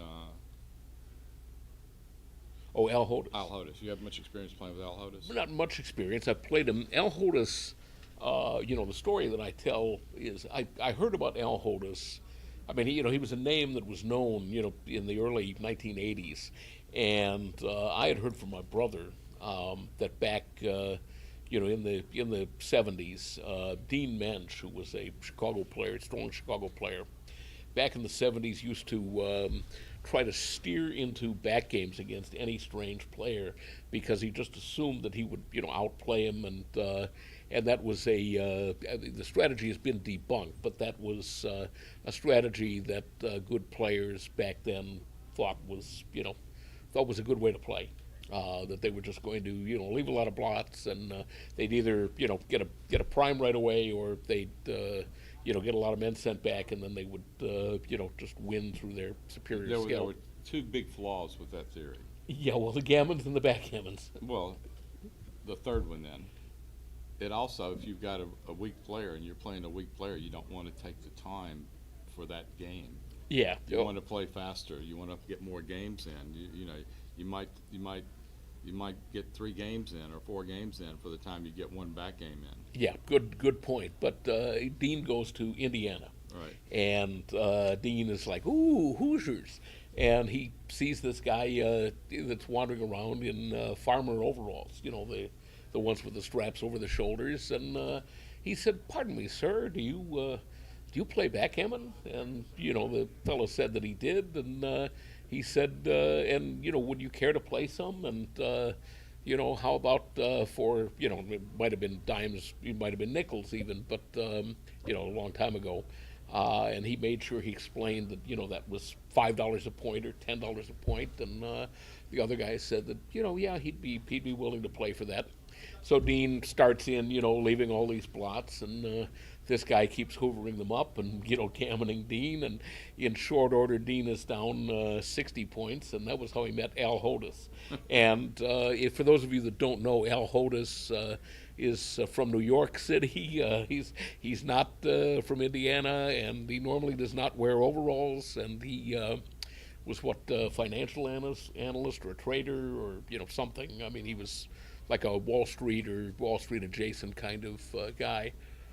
But Dean thought that he was a farm boy with grass growing out of his ears, and learned. So after that, if somebody really pounded Dean, then Dean was convinced that since he was such a great player, that they had to be one of the rare 2 or 3 people at the top of the heap, the best players in the world. And he was convinced that Al was, was a very good player. He got out of the game for a while, but he still plays. He's very sharp. I was once playing at Starbucks against somebody, and 2 guys were playing, and they were playing at a table adjacent to us, and they walked up to me and they said, would you like to join us? And I figured they're playing for 50 cents or $1 a point or $2 or something like that. And I said, you're probably not playing for enough to interest us. We were playing for quite significant stakes. And as a matter of fact, when we told them what we were playing for, their odds got really big. And they said, well, when I said that to them originally, they said, well, we're playing for $100 a point. And so the guy that I was playing was like an intermediate player who liked to gamble. And I was a pretty big favorite over. And but we played lightning fast. This was an Armenian guy, and we played so fast that we would roll on top of each other. Like if he rolled a 5-3, before he's got his checkers off, I've already rolled my roll. Got a lot of players like that. Huh? Yeah. So we're playing super fast. These guys can't even keep up with how fast we're playing. They've never seen anybody play this fast. So he went to the bathroom or something, and they came over and they said to me, would you like to play with us sometime? And I said, yeah, maybe. We exchanged numbers and all this, and they said to me, this Armenian guy was playing, we were playing 5-point matches for a large amount, and we were using his rules: no cube, 5-point matches, no backgammons. Okay. And we were playing super fast. We were playing for 10,000. And So these guys said to me while he was in the bathroom, have you ever used the cube before? And I said, yes. And then they said, do you know what a chouette is? How long ago was this, Joe? This was about, I don't know, 5 years ago. Oh, wow. Okay. And I said, yes. And so I said, I'm a very good player. I said that to them. I'm a very good player. But anyway, I was playing this other guy, and we were playing a couple of times a week, and I didn't really have time to play anybody else. So they kept calling me. They called me for months and months, like, to come play. I mean, like 3 or 4 months. Come play, come play, come play with us. And, you know, I think when the other guy finally dried up, You did go play him? I went and played with them, and it was quite interesting. Well, They you know- thought I was, but what's funny is that I was the one they were interested in. It wasn't the other guy, the Armenian guy that they probably thought was, you know, they probably thought I was a country hick or something that, you know. Well, you know, the other Dean, yeah, I mean, you reminded me of this other Dean story. Yeah, sure. Why don't you interview Neil before the grand final? Okay, have a seat. Okay. So Neil, is this, I think you've been in a finals before. This isn't your first, right? Once or twice. Okay. So Neil is the all-time ABT points leader. Okay. Neil, as everyone probably knows, is the probably most accomplished player. Well, not probably, is the most accomplished player on the American Backgammon Tour. He's won the ABT, what, 5 times? 6. 6 times. And he leads the ABT in points, and he's just one of the finest analysts and players in American history. He's a member of the Backgammon Hall of Fame, was inducted into first class. Is routinely cashing in these events and often winning. What do you attribute to your great success? Been playing this game a very long time, and I'm basically a match player, and I really know how to apply match equities with the cube. That is a big, big help. I'm extremely good in the simple positions, the racing positions, and I can sometimes, you know, judge my chances within 1% or 2. That's a big help. Also, you were instrumental in developing the match equity tables that are used by extreme gammon and most world-class players. Yes, I rolled those out with XG2, using XG2 prior to its release. And what do you know about Al Hodis? Al Hodis has been playing this game perhaps even longer than I have. Yes. Yes. And what do you think of his game? He is aggressive. Very aggressive player. Yes, very He aggressive. never loses his market.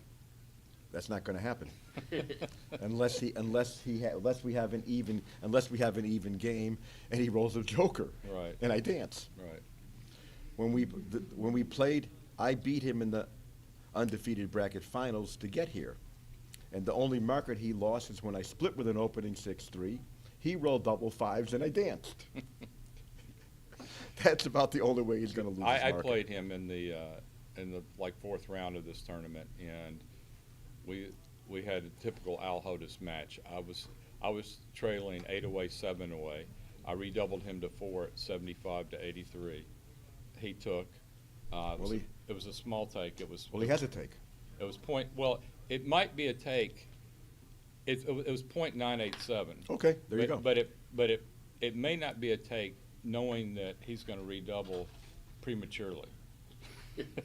So he redoubled me to 8 at 39-41 when we both had 8 checkers, which was about a .04 or 5 error. Yeah, it sounds like a slight error. Yeah, and but he was off in 2. He's been rolling extremely well. He actually rolled quite well against me, I thought, if you want to go back to yesterday and watch the stream. But I rolled better.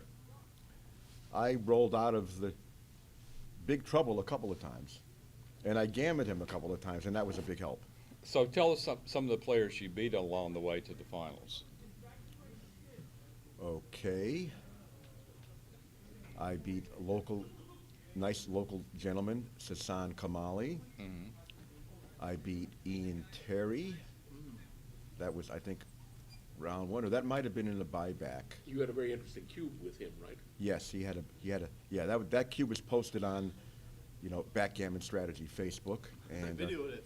some people thought it wasn't even a double, but it turns out it was a substantial pass. But I think the position you posted wasn't the actual position. The position I posted Had the 4-point or something? had Had a different the point. position I posted, I didn't remember exactly. It had a checker move from the midpoint to the 8-point, which actually made his position only a tiny bit worse over the board. It's only a minor difference. Okay. But he was supposed to pass that, and I wasn't sure. I would have passed it myself. Yeah, that's a But tough again, position to I analyze. really don't like being gammoned on a 4 cube at In a match. 8 away when Right. I'm a stronger player. Right. It's not fun at 7 away either. What? I say it's not fun at 7 No, away no, either. no. It just happened to be. Right. Not fun. Yeah, that was a tough position. There was a lot of debate about that position because the one side is such a huge favorite to anchor at some point. Yes. But sometimes he anchors and it's still just bad. Sometimes he anchors and I'm bearing off. Right. Or sometimes he anchors and the second checker doesn't come in forever. That's right. Yeah. Second checker has to come in. Right. Having 2 checkers on the bar against a 5-point board is not a good thing. No. So do you plan to play any differently against Al Hodis than you would against another strong player? Probably if I'm not sure it's a double, if it doesn't, I may back off a little bit. Will I pass a little more? If I'm ahead Not a if he's couple. doubling early, right? What? Not if he's never losing his market, you're probably not. I'm probably not going to get a chance to pass. Right. Right. The only way I'm going to get a chance to pass is if he rolls an attacking joker and I dance, or some kind of priming joker where he has only a couple numbers to prime me, then I roll the block double and shatter or something like that. Then you got to pass those. But I played one gentleman in this tournament. I lost in the first qualifier before the buyback. I lost 11-9, and in the 20 points there were 19 games. Wow. And it was because he had decided that he did not want to play on, and so he would games that were too good he would double me out. And then the one time he finally got the courage when it was clearly too good to play on, I turned it around, and he said, "That's it. I'm not doing that anymore." And he became later and later and later and doubling. Oh my gosh. Claiming his games, and then on the other side, he was dropping takes, and I kept doubling earlier and earlier, and he kept dropping Wow. takes. So you won the match? I lost the match. In spite of all that? In spite of me, I lost 11 one-point games. Oh my God. And not one of them was a take. Oh my God. That was hard. That must have been a 3-hour match. No, it wasn't. Okay. No. We played pretty fast. That's why we use clocks. Yeah. So, it's 2 o'clock. Okay. Okay, let me go to the bathroom. We'll play. Okay. Tell Al I'll be right there. Okay. Thank you, Joe. Good talking to you. Nice talking Nice to you. seeing you, Jake. Whose shirt Good is luck. this? Thank you. Is that your shirt? No. Is that That's your shirt? mine. Oh, that's your shirt. Come on. So I was I'll telling be you right about there. Dean and the story that you reminded me of. So Dean Mensch Tell Al I'm going to the is bathroom. from Arlington Heights, Illinois. And in the early 1970s, there was a Chicago player who actually was an intermediate player most of his life, but in the early 1970s, he started directing a club up in Arlington Heights. There were clubs actually all over Chicagoland every night of the week back then, because it was part of the boom year. His name, you might remember him, his name was Sarge Surges. Oh, yeah. Okay, so Sarge is directing this little club up at a restaurant in Arlington Heights, and Dean goes there, and Dean wins, you know, the Tuesday night tournament or something. And he's downtown on Rush Street, and he's eating a meal in some place on Rush Street, and he looks over, and there's a guy with his date, and the guy is trying to teach his date how to play backgammon. A lot of bars and restaurants had backgammon boards back then. Oh, yeah. So Dean wanders over, and the typical Dean, like, pardon me, sir, do you also play this game for money? And anyway, they agreed that they were going to play for $5 a point. And Dean, as he sits down, he looks at the guy and he said, "Now, I feel it's only fair to warn you, but I am the champion of Arlington Heights." And the guy, you might know him too. He's like Dean. He's dead now, but his name was Charlie Perez. Oh, yeah. Sure. And Charlie was one of the best best bridge players in the United States in that era. He and Danny Rotman had a famous partnership. But Charlie said, after they'd played a bit, he said, I know a club where you can play, and he introduced Dean to the North Club, which was where all the best players in Chicago played. It was sort of like the Chicago Mayfair Club. And through Dean, that's how my brother wound up finding out about it. A lot of other players, Timmy Wisecarver, Greg DeFotis, Bobby Anderson, they all played there back then. Whatever happened to Wisecarver? Timmy wound up, we were all rooming together in the early 1980s in Las Vegas, and in the spring of 1983, Timmy decided he was going to go back to school and make something of himself. And so he went and he got a master's degree from the St. John's in New Mexico, and Timmy was 40 by then, but he not only got his master's degree, he wound up marrying one of the teachers. And they moved, he got a job at Georgetown Prep, and he got there just too late to meet and teach Neil Gorsuch and Brett Kavanaugh. He got there right after them in the 1980s, and he taught math. I guess they teach geometry, for instance, using Euclid's principles, and he's now, he became the head of the math department, and was sort of a Mr. Chips figure, and I think he's a math professor emeritus, or math teacher emeritus at Georgetown Prep. And he'll be 81 this month. So, oh, wow. Yeah.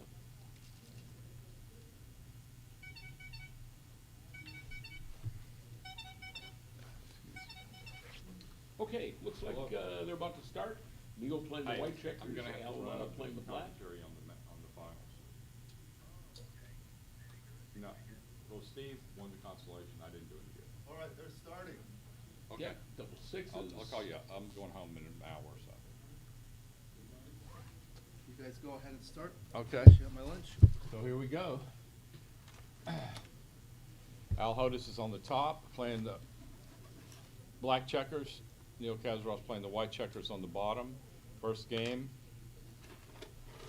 2024 LA Open Championship.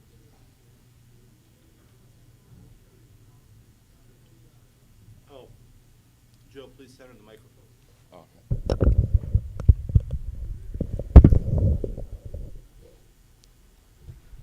Please. Small.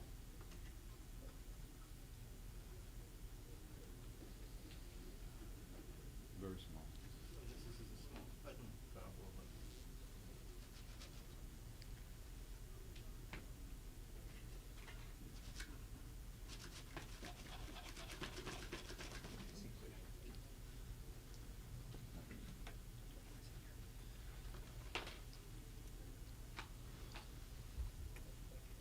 Not much to talk about yet.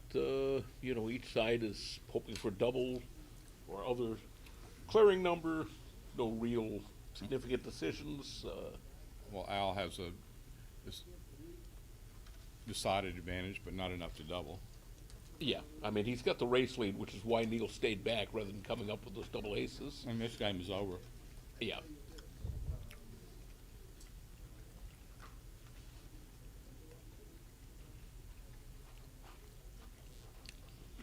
That was an interesting play, the way he played it. But I think it's correct because I don't think I so. don't think I'll tell you why. Okay. Unless double fives didn't help Neil, because he could have blocked double fives and Neil couldn't have taken the other way. No, sixes. Oh, I mean blocked sixes. He could have blocked sixes and Neil couldn't have taken the other way. Here Neil could have rolled sixes and taken. So I think it was a slight technical error. Oh, wait a minute. If Neil rolled sixes, what would the race be at that point? Right now it's 68, 90, 100 and What did you roll instead? 5-4.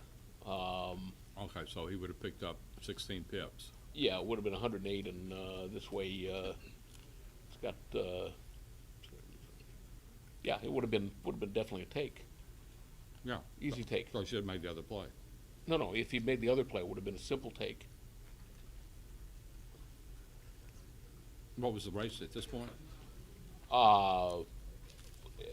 That was just enough that he could pass this. I mean, it wasn't that huge a pass, but the other way he'd be sitting 6 away with 2 gaps.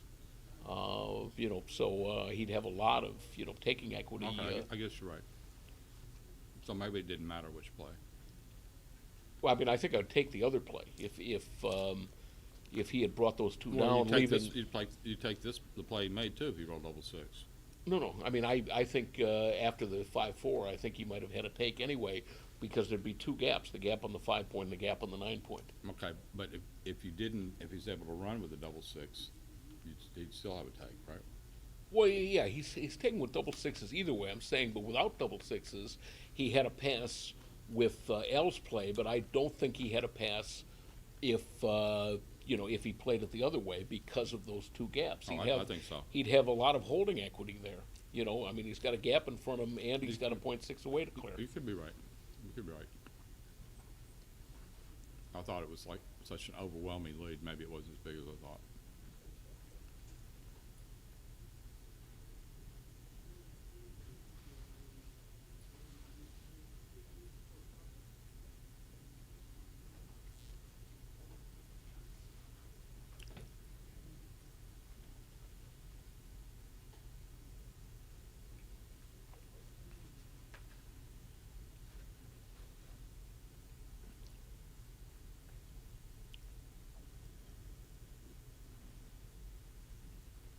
Good, duplicates the 3s and 1s he needs to make the 21 point.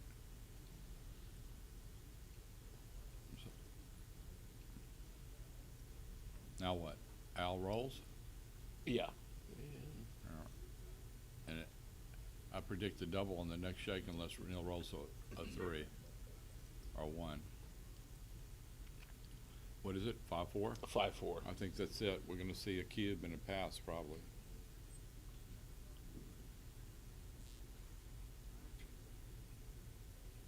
All right, so he's hitting, hoping that will intimidate Al, and Al says, "Me? Intimidate him?" Neil will pass.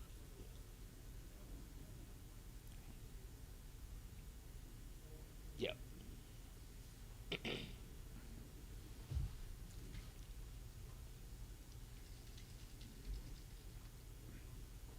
Someone referred to Al as the most aggressive good player in backgammon. Could be. Al's also changed his game somewhat. People gave him the reputation of still playing like they played in the 70s, but he's modified his game somewhat over the years. He's a bright guy and he's made some adjustments. When he first came back to backgammon, he was playing the super pure style. Yeah, well, he had been away for a long time, but I'm sure he started to see what other people were doing. I don't know if he's got he probably has XG. I mean, everybody has XG by now, but even without it, I think he would have seen what people were doing and seen that it worked.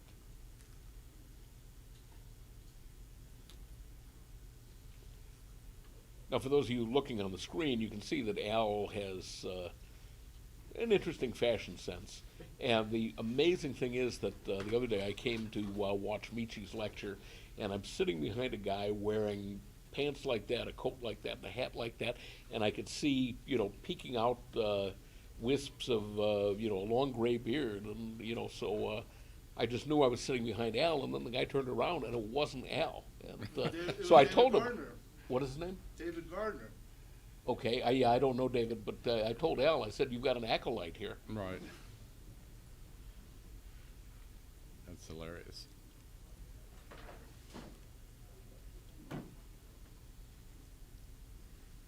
Six two.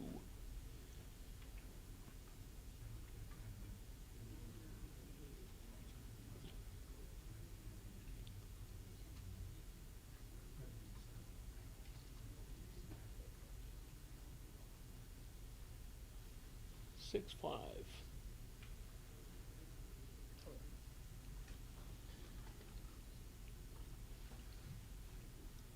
Right, now I could make the 2 point, and there was another play where he just makes the 6 and stacks, What but did I we think do? I like this.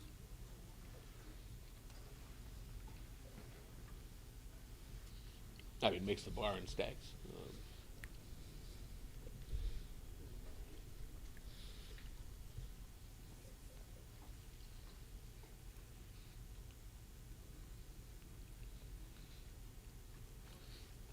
Low volume level. Okay. I tried to fix that. Let me fix it again.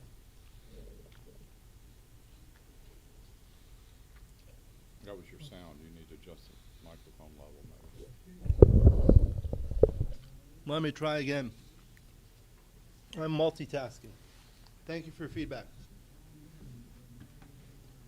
And here comes the cube. And I think he's going to pass this.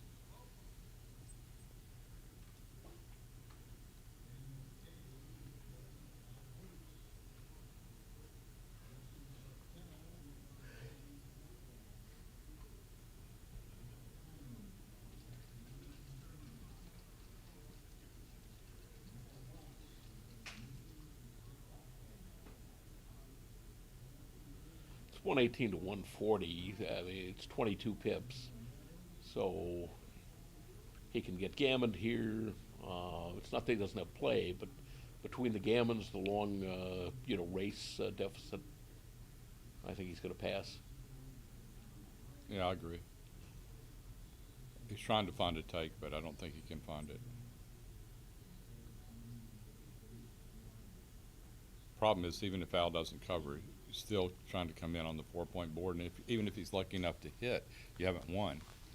It's still a battle then. Yeah, I mean, if he hits, it gets it back to about an even race. And whoop. What happened? I think he's adjusting the sound level.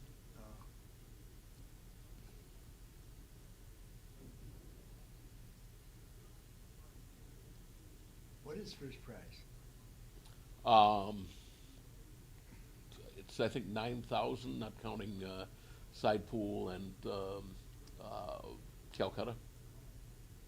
And if you buy the team, what do you get? Most of the teams are 5-man teams, so you'd wind up, if everybody bought back, you'd have 25%. If not everybody bought back, you'd have more than 25%. Yes, Why do you own Neil? I own both of them. You own both of them. Nice.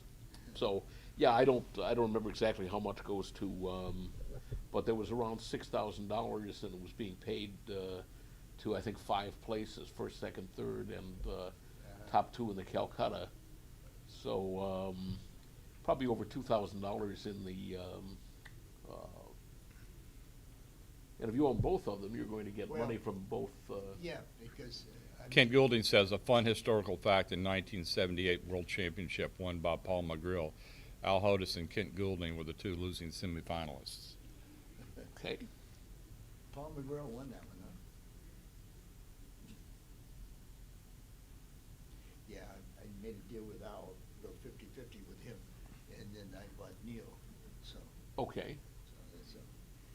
So then maybe I'll get my. Well, wait a money minute, but what about the other people in Al's field? Do they? And Neil's, I think only one person bought it. And what about in Alicefield? That I don't know.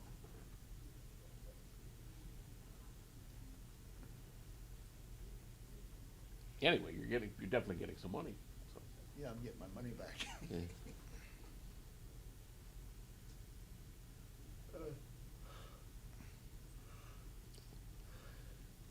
Then I think I got Steve, and he didn't buy himself back, so I bought him. And he won the Consolation. You get money for that. Yeah. And Arnold went split that with me. Okay. Yeah. But You're a deal-making machine, John. John Rockwell, folks. and I bought Joe's team. That didn't do any good. And I thought Joe would come in and make some money.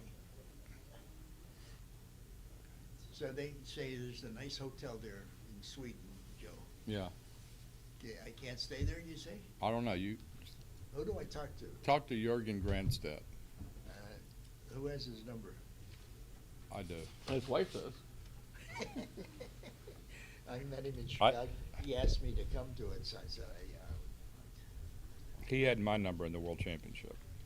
All right, now Neil has 3 here, and yeah, I would just hit and do that.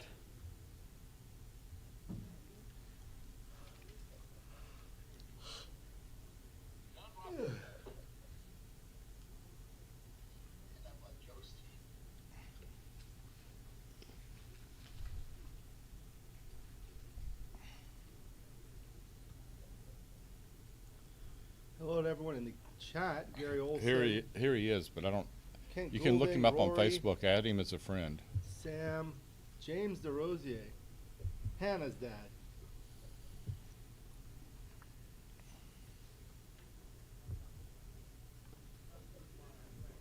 I tried to adjust the volume, Dimitri. I think that's the best I could do. I'm trying to do the job of like 3 people, and it's the first time I'm doing it. All right. Learning and improving. They are playing at a lightning pace here. Al has used a full 29 seconds of his clock so far.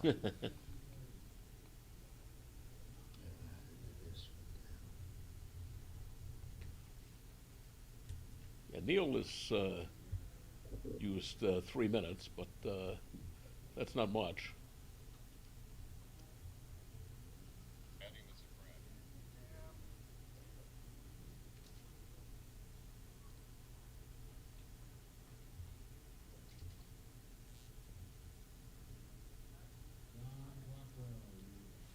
Calling you.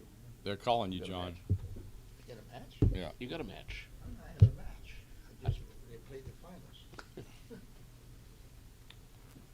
Al comes through with a great shot here. Oh my, yeah.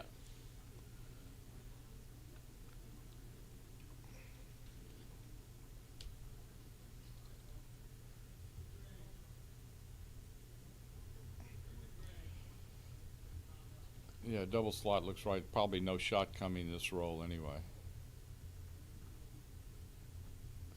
Yeah, even if there is. Well, he could leave the shot now. Could bring 2 down. Probably not right, but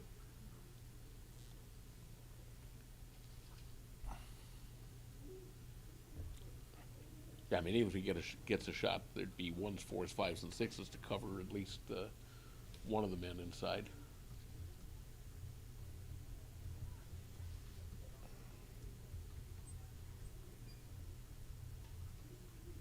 That was a good roll. What do we got here? 88, 127 for White. And White's buried in the race. 86, yeah, he's buried. If not for that gap on the 5-point. Well, that's a gin. Yep.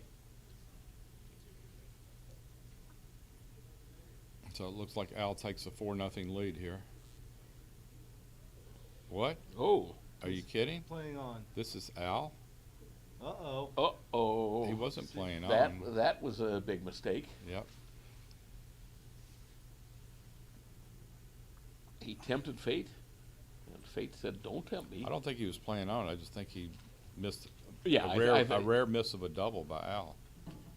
Yeah, he just played too fast, and That's code for. Neil really should play this fast just to hope he misses again, but he probably won't. Although Well, I maybe think- it's a take now. No, I don't think so. No, it can't be Yeah. a take. Oh, it's a 6-3. Oh my! 6-3. Look at that. Who's calling these numbers? What did he roll?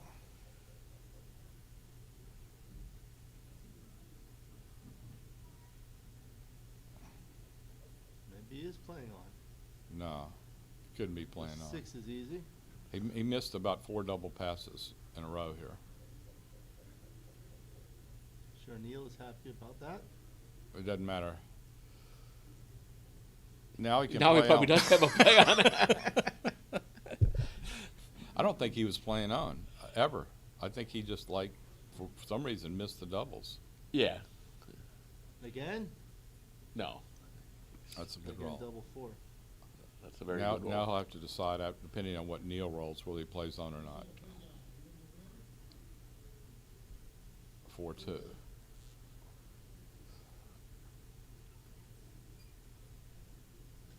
Oh, Is he counting the pips now? Oh, he's counting. This is this is counting the crossovers to see. Yeah.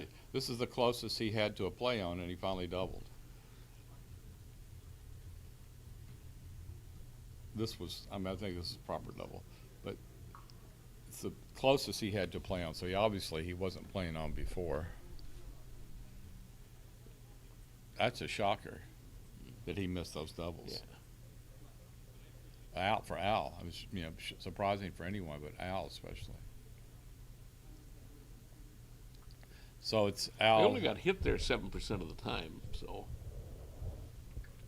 But it probably his gammons were too small.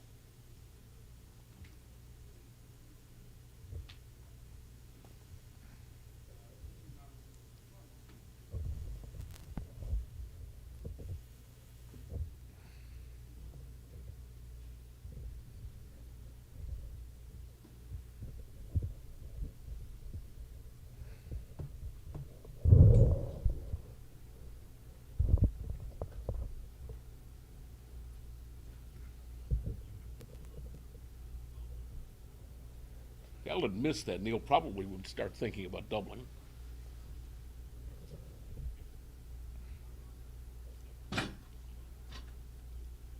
Oh my.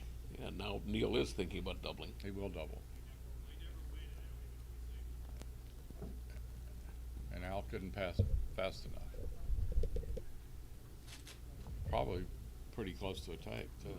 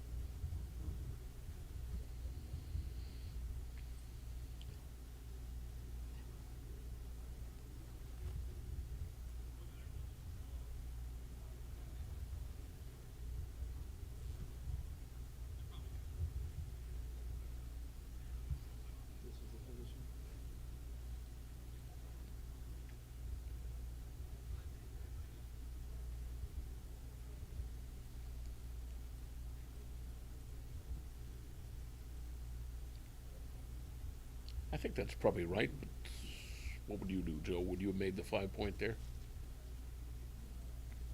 Probably not. I would wish I had now, though.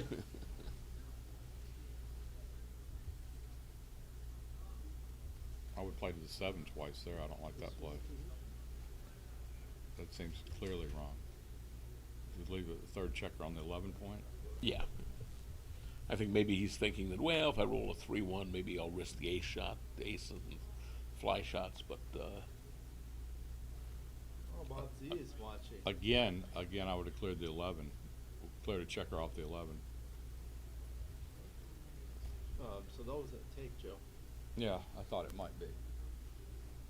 That was a take.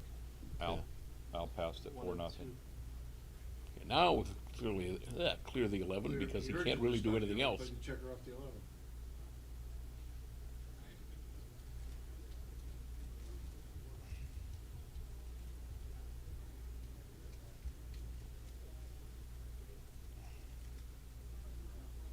Okay, now he's going to clear the 11.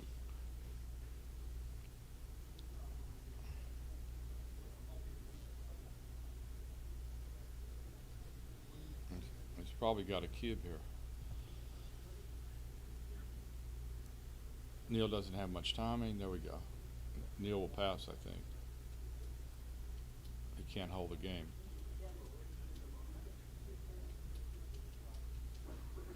Pretty sure Neil will pass this. Yeah.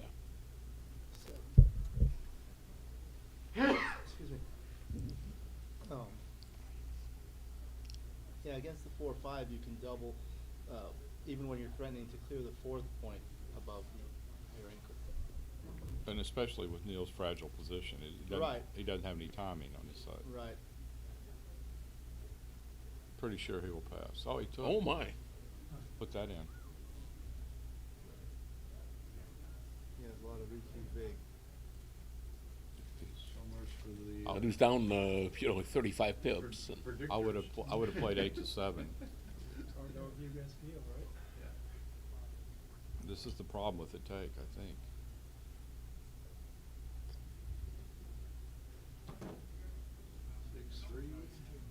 Whoa, 9-point. Yep.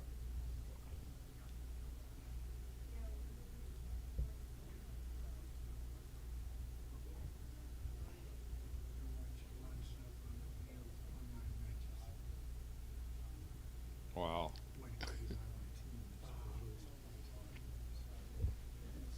Wow. It was a take. On plus plus. Okay. I think because of these. It was a take. .941. Wow. Okay, good for Neil. Yeah. It was a take? Yeah, it was a .941. Wow. See, that's why. Was that Patrick Gibson? It is. You want to say hello? Let me off the dais for a while.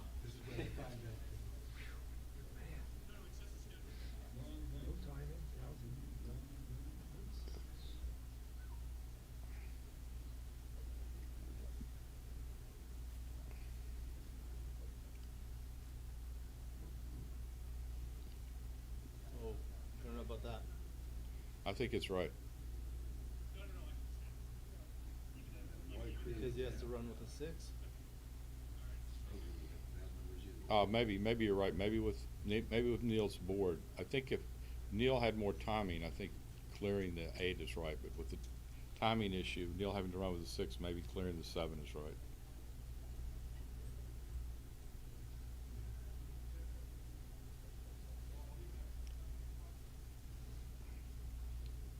Yeah, clearing the 7 is like, they're close. Yeah. If you gave him more timing, I think clearing the 8 would be right. What's the roll? 3-2. 3-2.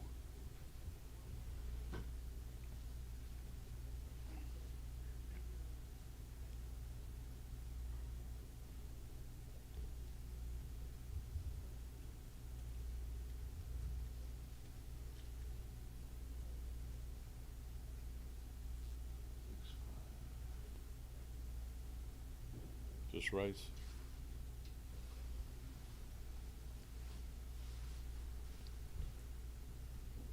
got enough in the race to run, I think.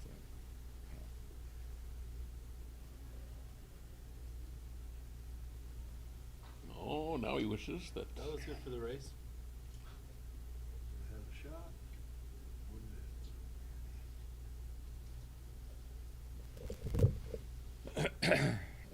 Neil's this is chances are going down fast. This looks reminiscent of my match yesterday.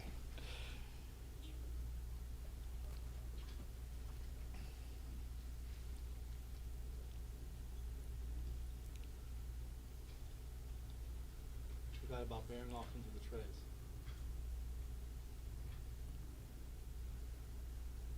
All right, 5 away, 10 away. So we should see Neil getting aggressive with checker plays and with the cube. And Al probably continuing to be conservative, as the one game where he didn't double 3 or 4 rolls in a row and left many game-losing shots because of it, and then passed a take the next game. Okay, I guess Neil is not at the table, so they must be on break.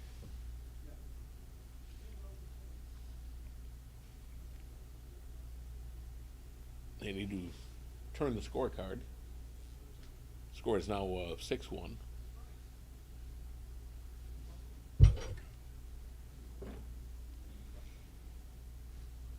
And he found it. We have legendary director Patrick Gibson in the house, don't we? Or did he? Okay.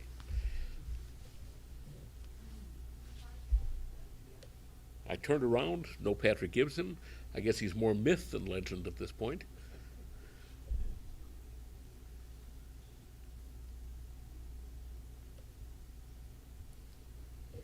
So Al's like 77% here, but maybe Neil being a little bit better player.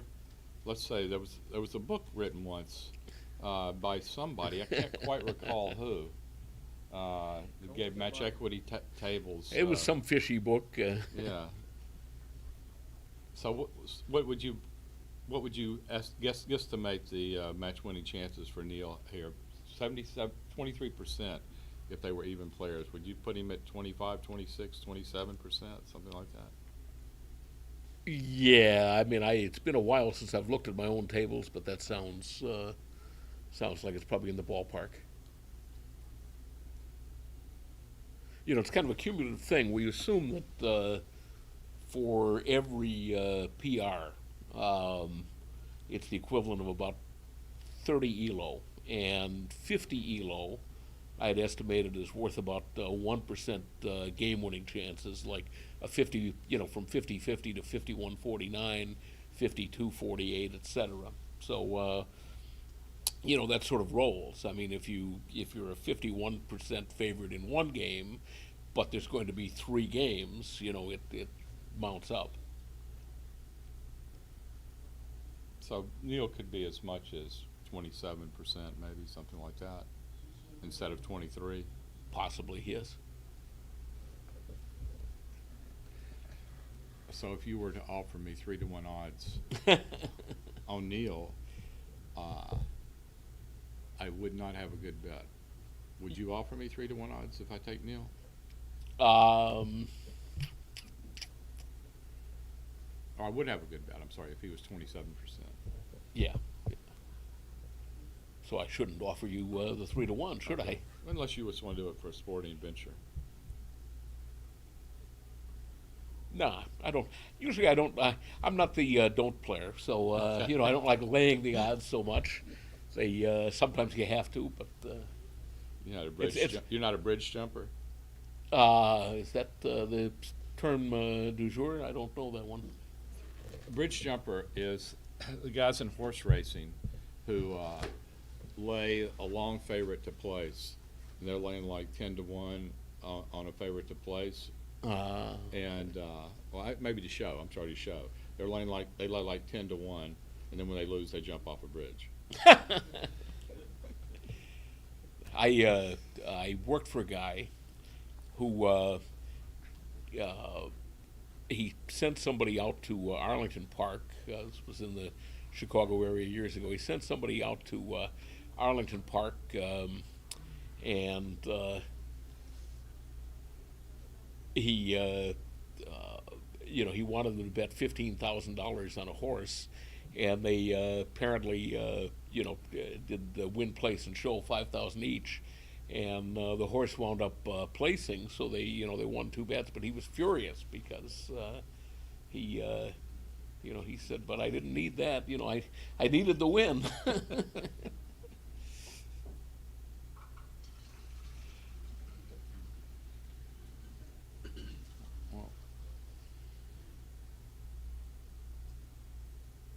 Neil's a pretty nice favorite in this game, even though Al is attempting the blitz. Here he has to hit on the 2-point. Thank you. Well, thank you. You know who the most famous bridge Neil's jumper in going to history consider was? the cube here.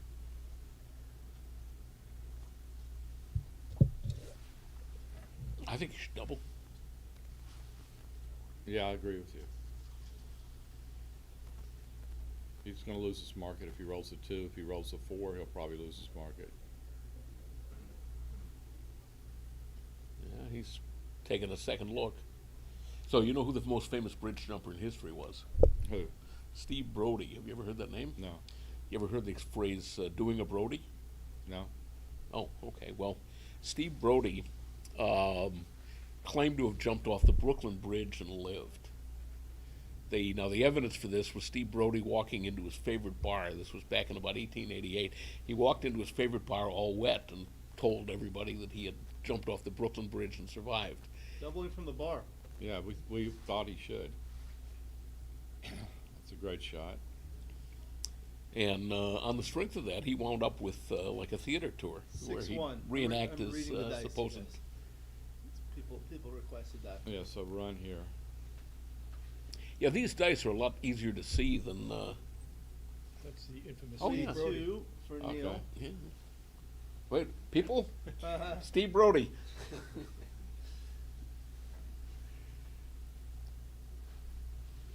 2-1. Al was creeping home. 4-2. Good roll. Makes the 4 points solid 5 prime. Al says, "I want a Todd Vanderplyme."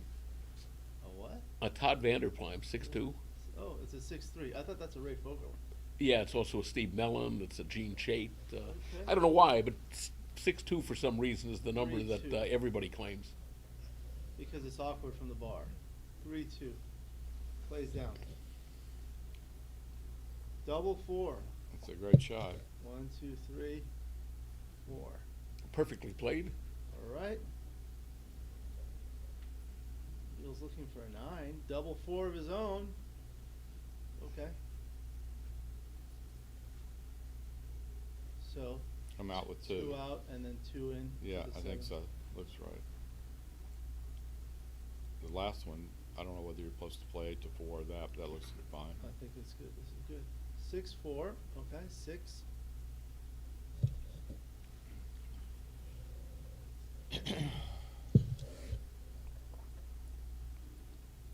Double 5. Okay. You can make the 3-point.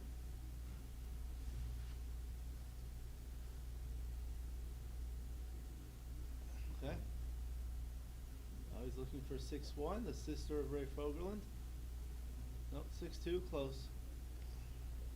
Oh, Kent Goulding says, whatever happened to Todd Vanderplum?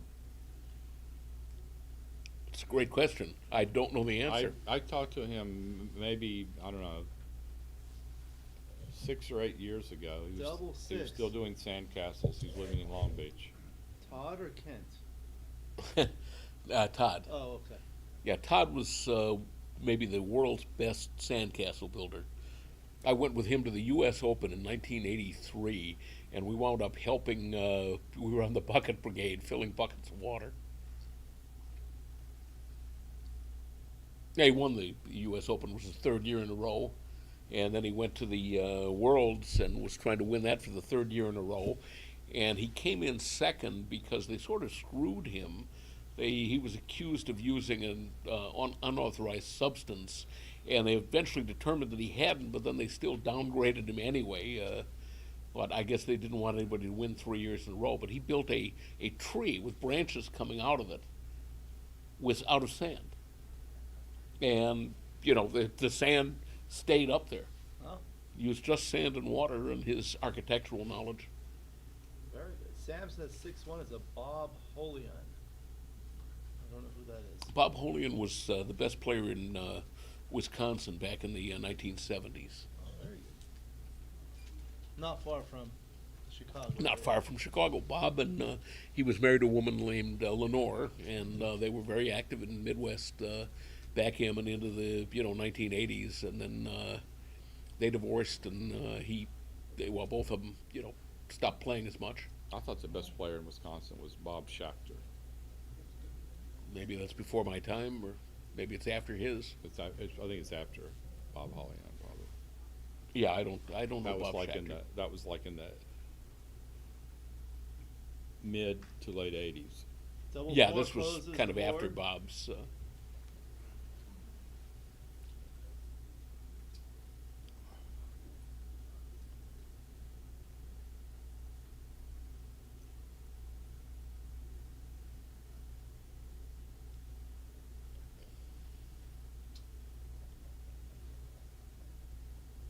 Oh, that's a 5-2. Oh, 5'2".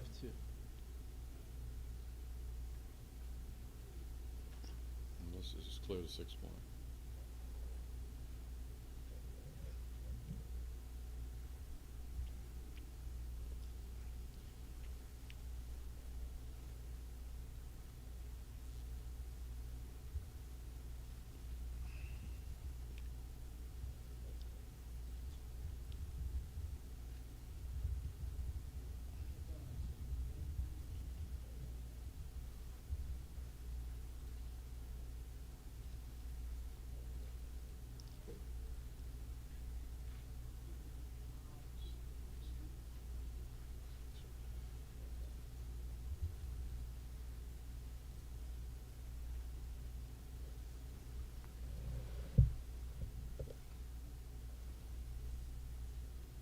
Marty Story just joined us. Marty, have you played your doubles or?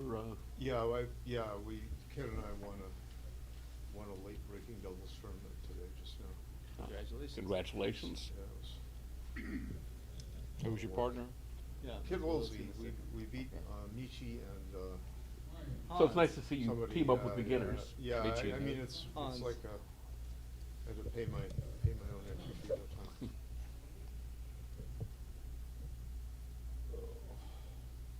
Right, so it's going to be 6'3", 5 away, 8 away.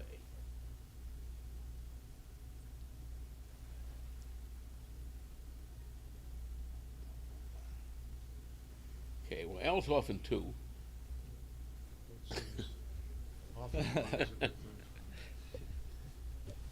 He has been several times this tournament.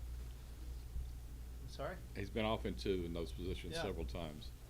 Well, very good. Thank you to everyone in the audience who's joining us. We're at the Los Angeles Open 2024. Thank you to Patrick Gibson and Candace Mayeron for organizing this. Thank you to our sponsors, Gammon Stuff, USBGF. Next ABT event is the Novi Michigan Summer Championships, the week of the 4th of July, Independence Day. Last tournament by Carol Joy Cole. Now we have Neil Kazaross at the bottom playing the white checkers, Al Hodis at the top playing the black checkers. 6-3 to 11 in favor of Al, 5 away, 8 away. Will he split or will he make this is the old fashioned thinking about that split, so. Yeah. He could have done the real split, bar to 22, or he could have gone bar 23, 6 to 5, but ahead in the match like that, I don't know if I would have slotted. Although, it's reasonable. But I think his play was, maybe third best, but. 5-1. So not by much.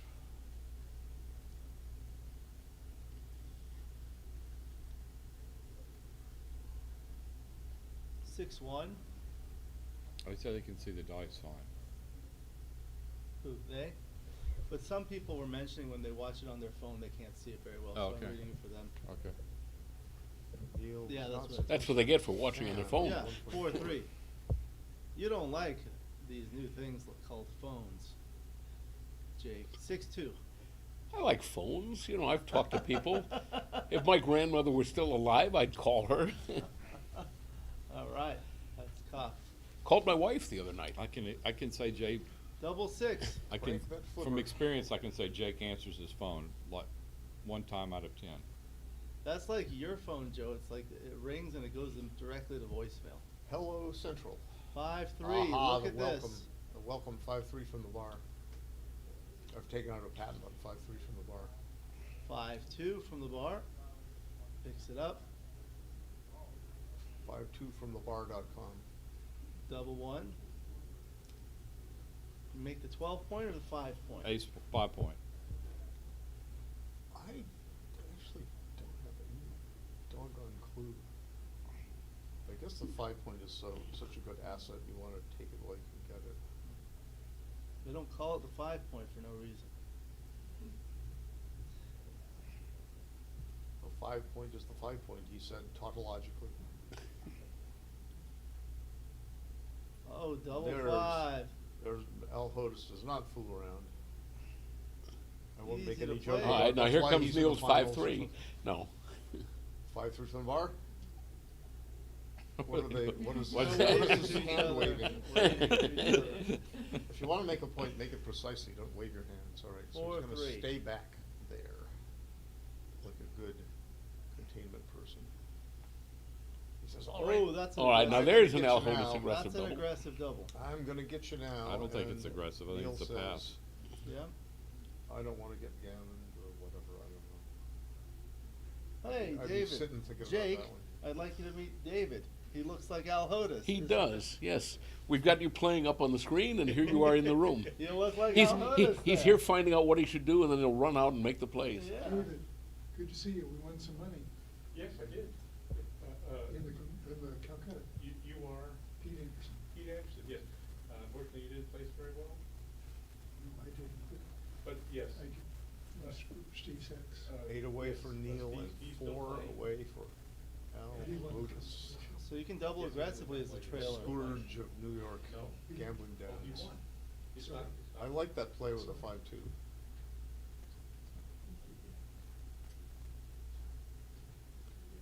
One advantage. I like that play with that 5-2. Yeah, that's a great play. One advantage of plays like that against a player like Neil is, you know, that if Neil's on the bar, he's not thinking devious and deep thoughts. Except I hope I get in. 6-5. I hoped and I did. Notice the little trick of sliding the shucker that Neil employed. Yeah, that's what Michi said. He doesn't like that. That's Doesn't funny. like That's what? funny that he doesn't. When people slide the checker under. Oh. Not a big deal. And there I told them in is- Iran they do it all the time. Right, all the Persians do it. Yeah. The Armenians also. Yeah. However the What's the checkers are moved, difference? you always have to make sure the Or- destinations are right, that they end up on. He said redundantly. Okay. Double three. A great shot. An Antoinette special. 5-1. The so- necklace is tightening. Oh, no. And, No. Otis does not wish to be hit. Neil says, I don't have enough to double yet. 4-3. Maybe I will soon. In case of a bad roll. 6-2. That is Al. a semi-bad roll, but it's a reasonable roll, I guess. And he says, all right, I'm going to never be hit, Oh, ever. wow. And Neil says. Neil is closing in on the cube here. I know you'll never be hit, so I won't double you, just on the strength of. 4-3. And now Neil says, I will. Could play some- 4-2. You can fiddly diddle, you play some funny building plays. How about there, now? just comes in. I think I would double this. Shall we put it in? Yeah. Yeah, I like the double here.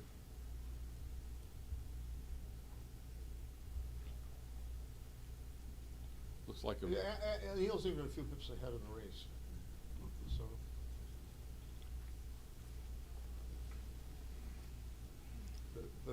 The glaring weakness of Al's position is all those blots everywhere. And now this is gonna be a nice, Ooh, that was a double a pass. cashy looking position, yeah, I would. It was a double pass last time. That was, yeah. I wouldn't have No, known it's a about double- a pass, probably but it's double like. What did you he know, roll, double five? Well, the other thing is, I can almost guarantee you Almost that Al blotches, would have you know. passed too.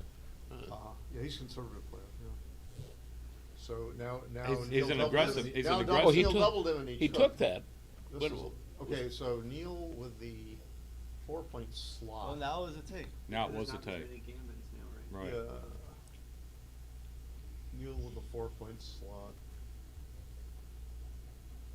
120 raw for black.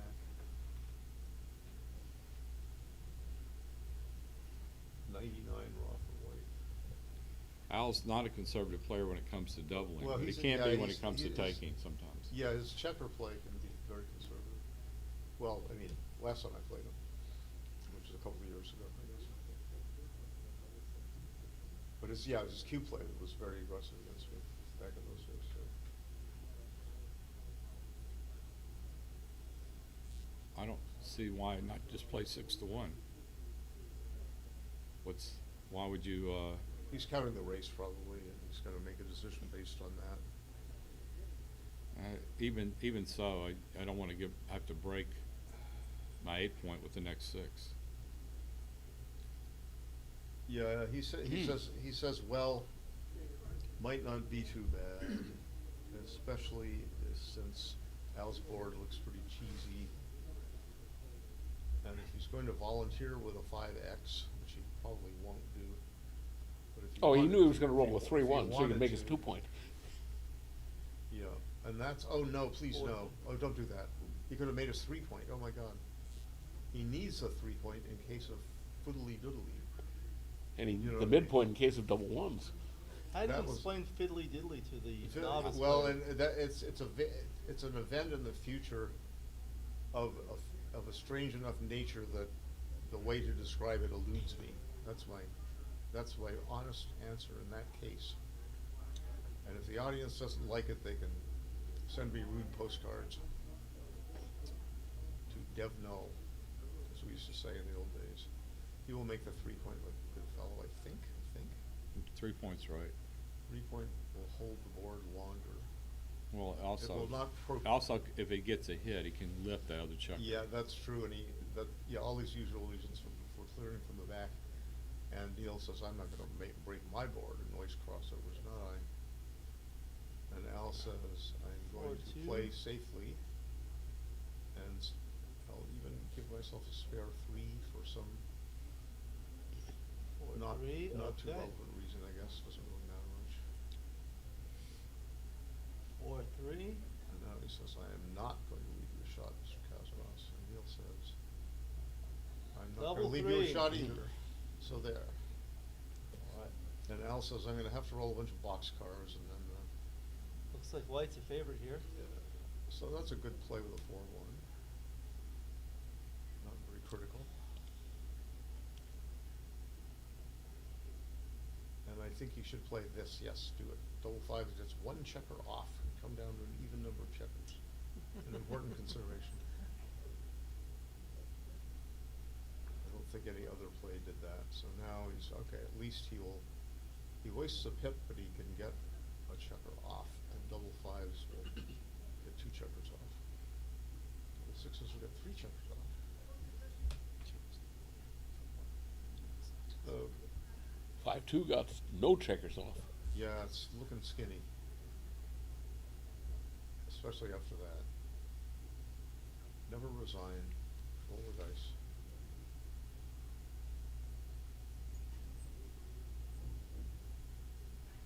And now he resigns, okay. Getting closer. 4 away for Al Hodis and 6 away for Neil Kazaross.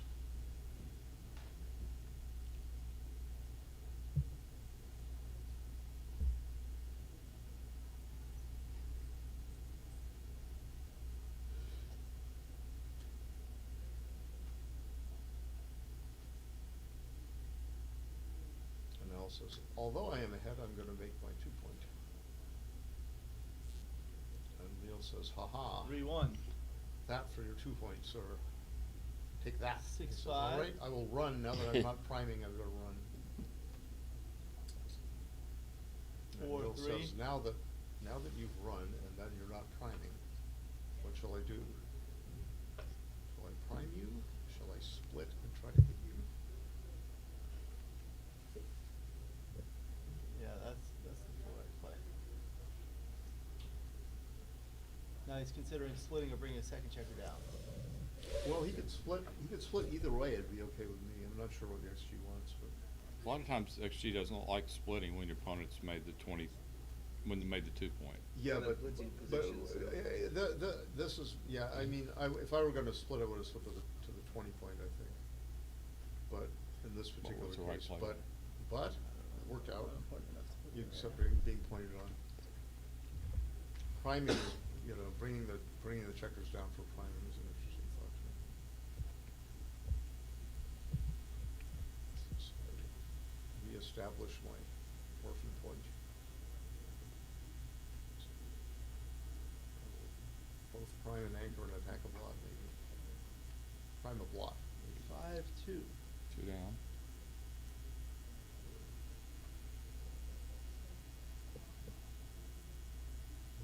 Five, 1 makes this 4 point. 3, 2. Inclined to do just 11 to 6 like Al did. Great 6, shot. 1. Yeah, All right. Should be a game Kazaross winner with without an ace or 5 and a deuce half 6. point prime.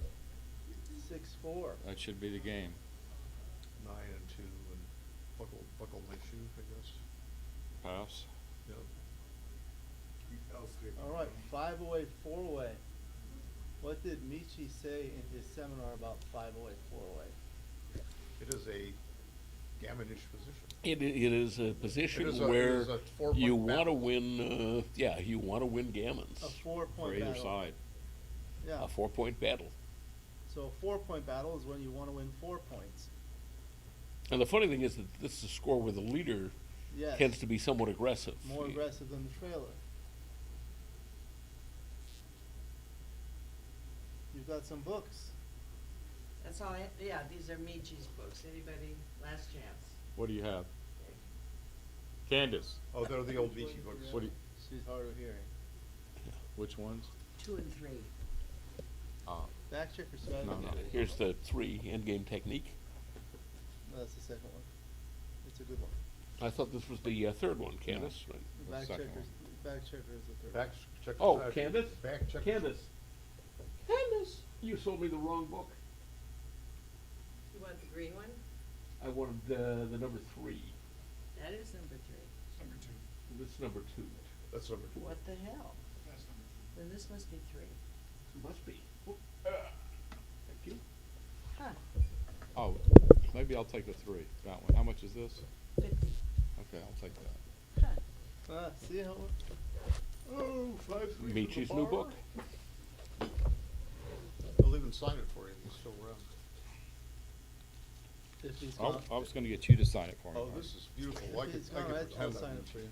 As I always- Oh, he reached. Did he touch it? Oh, he takes that. Okay. Well, he's got a prime. Yeah. And also it's last chance for raffle tickets. When this is over, we do the raffle. Thank you. It's not really last chance, just 5 minutes before I And do I the assume raffle. Neil's going to hit and play 6 to 5 here. Well, he could hit he also has to play 24-23 for a little hedge. The word from our sponsors. That's Michi. But this That's is good. This is more of a blitzing play, but the other one is a half, it's a Cover blitzing really play, but nice. it's Look at the backside. more connective in case of accidents. Right. I mean, I guess. So I actually would play, myself, I would play 8-3 and push up. Cause he's got the anchor there, right? So it's only it's not like a full blitz anyway, but this can't be too bad even if it's wrong. Oh. It's not obvious to me that it is. So, Marty, Swag Mari in the chat asked, wouldn't you want to win gammons regardless of the score? So what do you have to say about that? Wouldn't I want to win gammons regardless of the score? Well, some scores, gammons What don't is- even I don't matter. understand the motivation behind Well, the we were question? saying that at 4-way, 5-way, There are some scores that where it's more important to win a gammon than others. Right, Yeah. right, that's what And there's Sam some said. scores where gammon is meaningless, like when you're 2 away and you double and your opponent takes, the gammon has no value whatsoever. So, Right.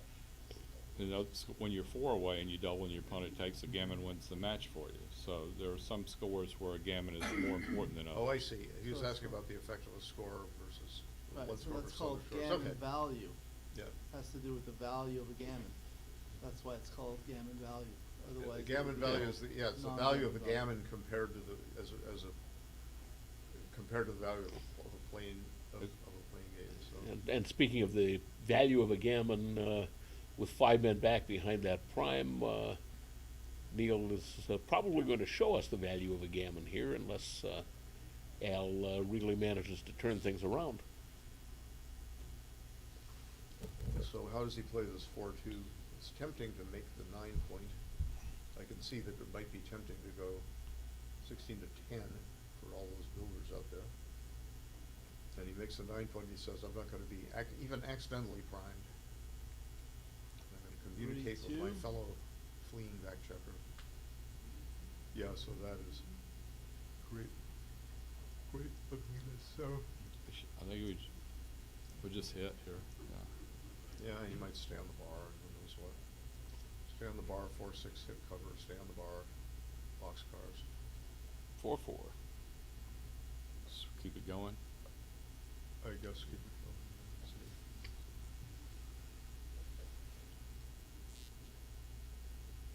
Swag Marty says thank you for clarifying about gammons. Yeah, okay, sure. I'm sorry, I don't, yeah, I have to get the whole context before I can Yeah, say sometimes, anything. I'm funny that way. It's not always the easiest thing for others to deal with. I know.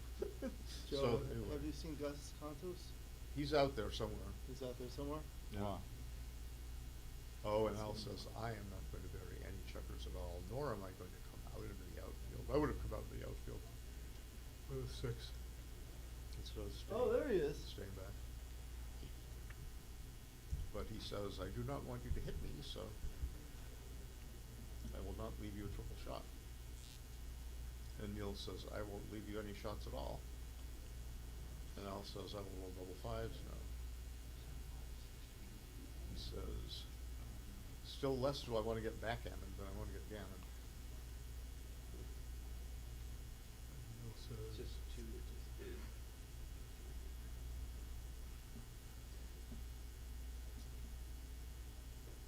Builders on the 9 again.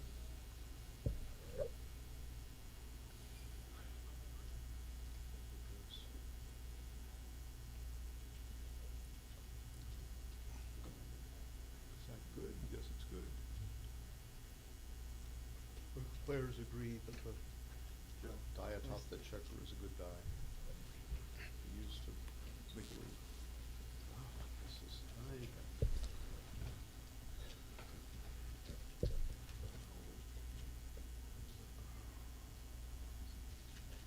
Neil says, I will not leave any direct shots. It's not a 16 cube, by the way, over there. It's only a 2 cube.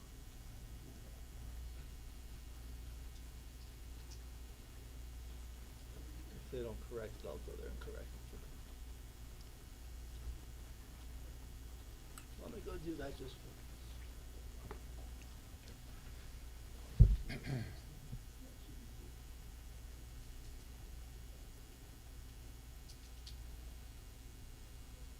Neil says, I'm gonna play 6-5 anyway, even though he's a bad boxcar. Doesn't want to put spares in awkward positions. I would come out. No, he's got a 1 to play. Oh, I'm sorry, I thought it was Al's roll.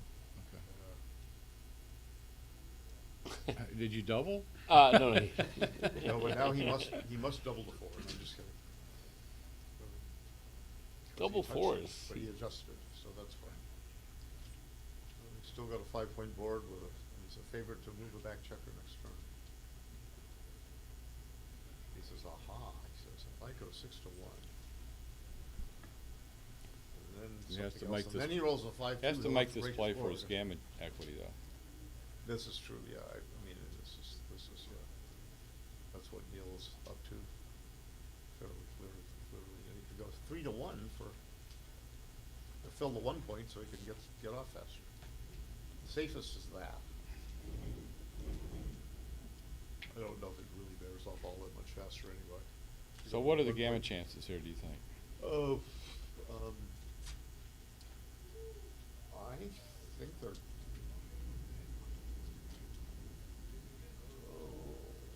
How many rolls have we got? One.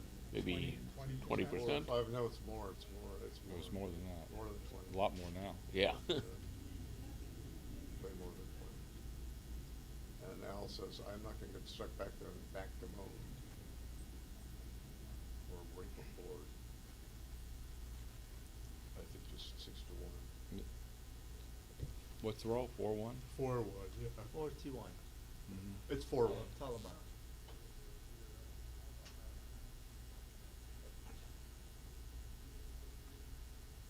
Three, two. 3-2, he says, I will not slot my 6 point and leave 2 blots on my board. And Neil says, I will not take a shot for you. And Al says, there's my board, yes. And Neil says, I will not roll the 6-4. Almost, but much better. Al says, I will split my back checkers in amoeba-like fashion. That's an amoeba split, a term coined by Kageyama in his book, Endgame Technique. And the amoeba split has just generated 5 extra shots. I thought it was microscopic research. Microscopic research. Yeah, Bob Wachtel has got a PhD in what chemistry, right? No, philosophy of science. You got a master's in chemistry. Bachelor's. Oh, only a bachelor's. I forget everything. You're doing great. Even a bachelor's in chemistry is going to elicit a reaction. Well, he's talking about all these microscopic things. So All of them. I had to point out that Just the amoeba, that's all I was he's talking a about. scientist. There were a lot of amoebas in the world. Thus, a lot of things in the world. Bob, would you like to sit down? Wow, Al is about to No, I'm use good, thanks. over 2 minutes. Herr Wittgenstein. Wow. Yes, nicht yet. All right. I think he's gonna play 8-5. I would play 8-5, yes. I would want to hit a checker and hit a checker And you'd also like, save the you'd gammon. also like to have the doubles that get you off. But they don't yet. Yeah, but they threaten to But get you off. it is a crossover, you see. That is the point. Oh, Double so 2. all he needs is 1 crossover to have a chance next turn. And he saves the backgammon, and double 6s or better is what he needs. So it doesn't matter which 2 he plays. He can play 3-1 if he wants to. Doesn't want to be backgammon, so he will come out. Well, he's probably looking at this. He could go 12-6 and 23-21, giving himself double 5 next turn if he's not backgammon. But I'm betting strongly that You can't get double 5s. 12-6. Yeah, you can 12-6 and 23-21. Oh, but then he could get backgammon. That's right. That's what I just said. That's Yeah. what he was saying. Yeah. Well, that would be clearly wrong. Well, 5-6 times 136 times the difference between, It's more exciting for the fans. 10-7. Yeah, I mean, it looks pretty small, doesn't it? Yeah, it doesn't. There's no double 5s in there if you're going to save the backgammon. Unless you slide the checker to the 16 point while no one's looking. I think Neil's pointing out, you could have. All right. Crawford. He's quite glad he saved the backgammon.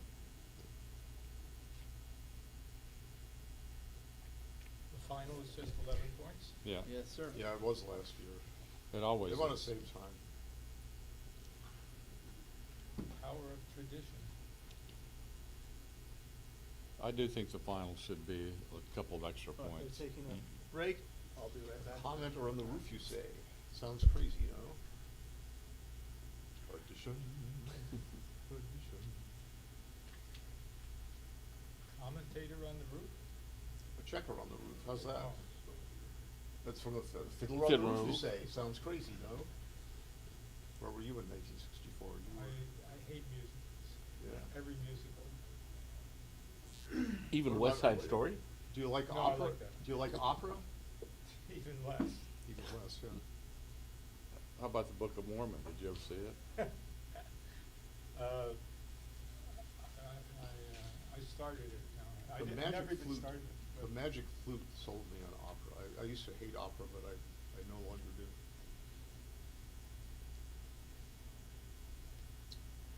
If anyone out there on TV So how'd you do in gives the a crap Masters? about my proclivities and I lost aesthetics. in the third round. This guy, Alex Toth. I can't say that I've ever seen an opera, but I was in one. Oh. I was in Boris Godunov. Oh. As a supernumerary. Oh, you were a supernumerary. well. You were I an played extra. I played a peasant child, yeah. That was I was almost in Rigoletto, but the costumes came from Italy, and they didn't have children's costumes in my size. I was a little bigger than Italian children. I was never an opera. I was part of a group that sang opera. Practiced our singing. I was one of the worst singers, but my wife was really good. The PRs thus far are 4.61 for Neil and 5.83 for Al, according to Rory.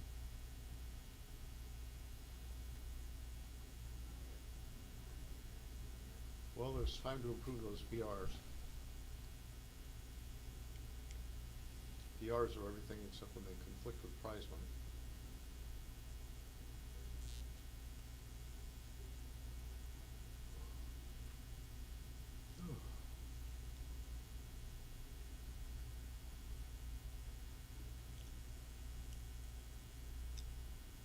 No, can you tell me what the difference between the Open Final and the Open Grand Final is?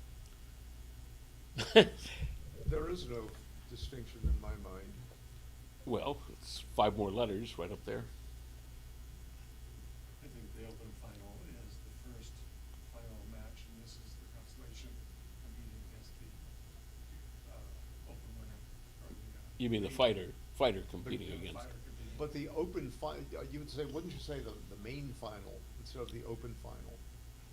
Because there's the main flight, and there's a fighter's bracket, and there's a last chance. I don't know what I would. Yeah. I think it's just the Open Final. The other's the undefeated bracket final, and then there's the fighter's bracket final, and then there's the Open Final.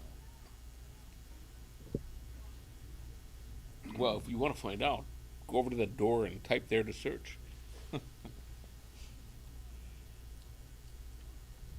We're resuming. It's. Are you sure that door is not a hellmouth? All right, so 4-3 for Al Hodis, and he is down in Crawford, so he ought to, he says, I will confuse Neil Kazaross with an unorthodox aggressive play. Neil Kazaross says, how confused will I be? Will I make the juicy 5-point and go? Yeah, Neil is thinking about his response to an opening roll, so I don't know if this is the best play, but it seems to have confused Neil a little bit. Yeah, I think I like this play. I like to.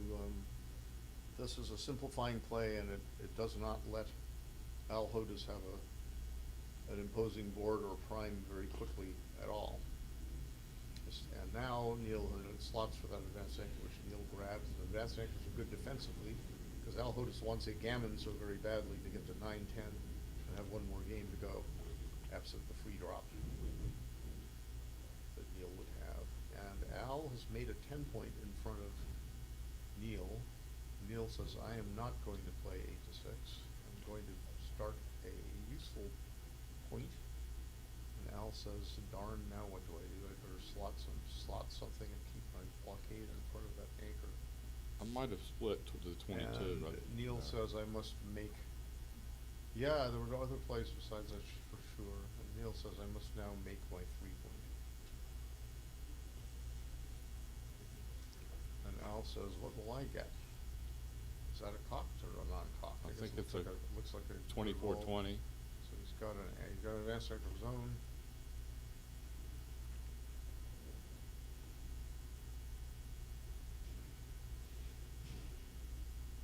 Neil says. I knew a guy who covered once.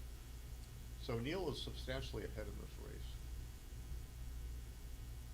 That was the sixth, what was that? 6'5". Oh, 6'5". Oh, that explains it, yeah. Interesting. He said, yeah, those blots in Al's board are great incentive for Neil to And he mess still around. can't cover. That is an anti-joker of sorts. Of the 5-5 sort.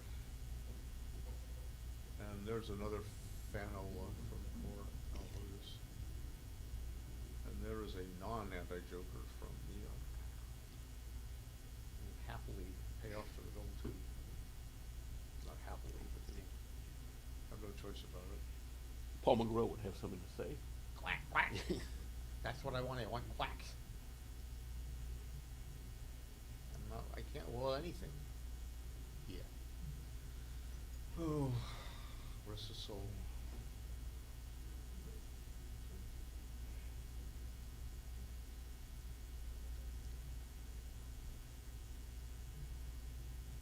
I'm an old-fashioned flexibility guy. I go to first and I think Neil will too. Yeah, I think he will. There's a lot of bonk away on double fours, like I guess he sort of does semi anyway. This is better. Okay, and here's the important 2-point is now made.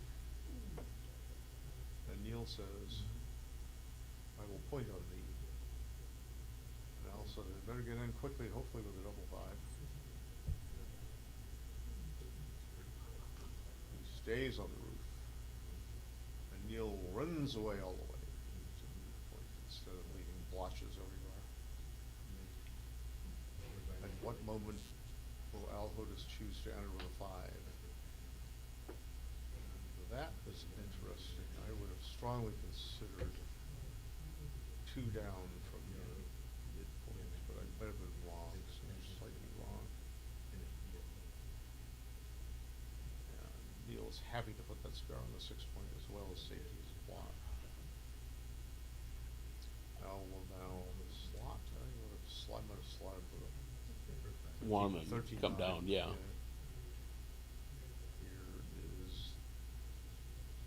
Potential fatal lozenge and some kind of a 6-3s, maybe one block. What is that, a 6-1? 6-1, so yeah. There's no problem with that particularly.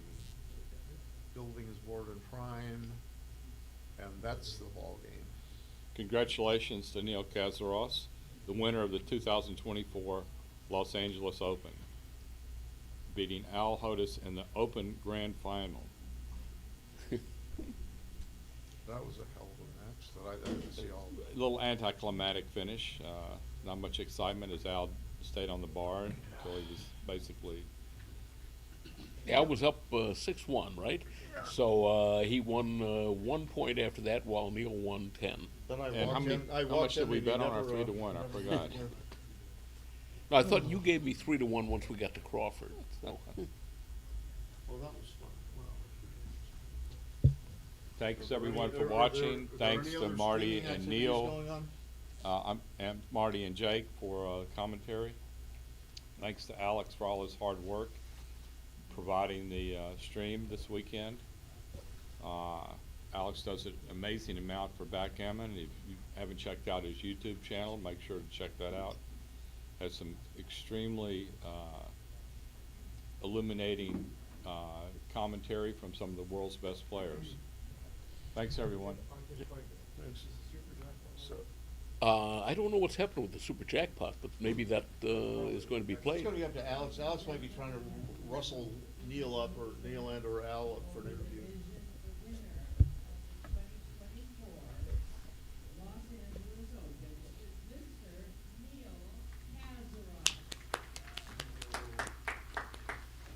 Bet on him for ABT champion this year in this race.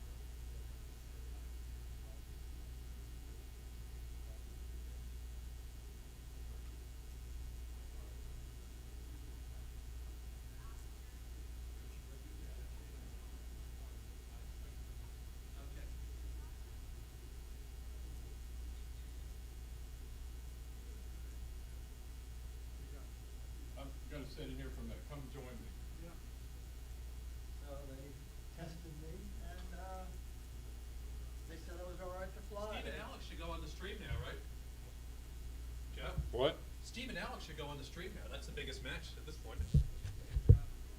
I guess. And then you know who's lurking.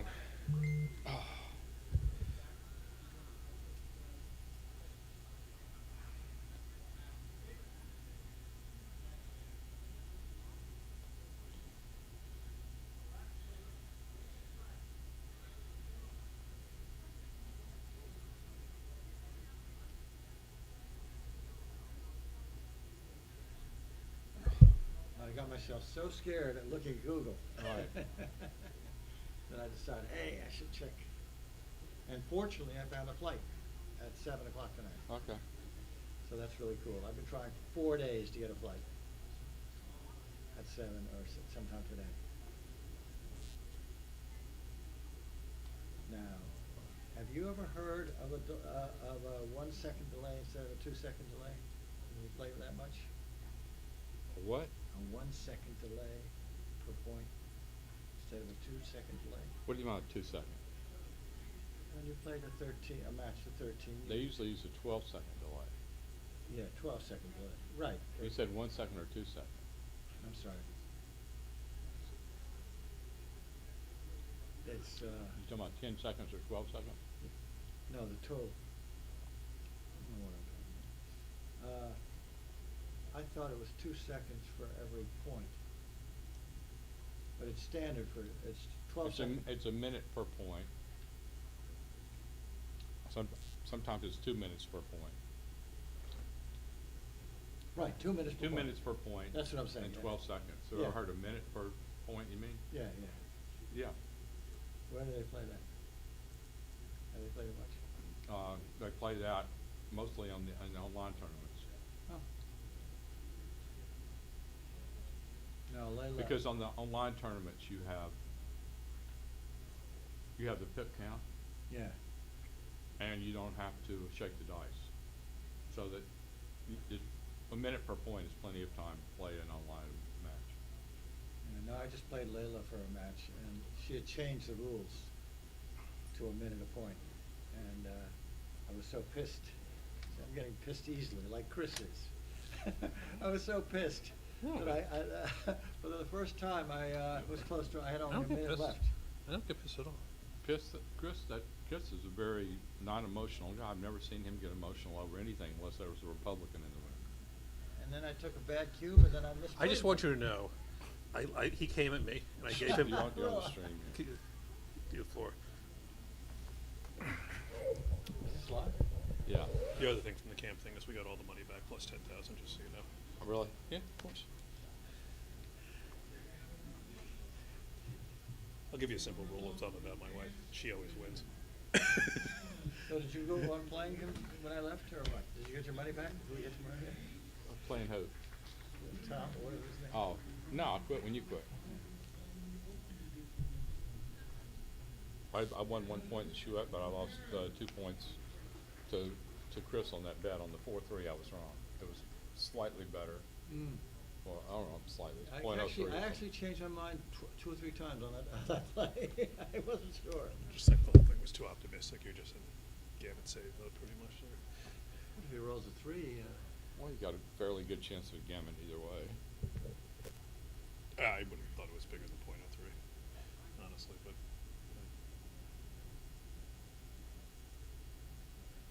There was very little difference in the Gammons or the wins with either play. But it was We just proceeded to roll the number that was the biggest possible Right. swing for your play. Right. Right after that, and then you had to rub it in our face for a while. It feels good. Yeah, no, I know. I get it. Well, it feels good when you argue for a play and they argue for another, and then it turns out your play would have been better, right? But On it the one, was on the 1 game rollout, yeah. Yeah, on the 1 game rollout.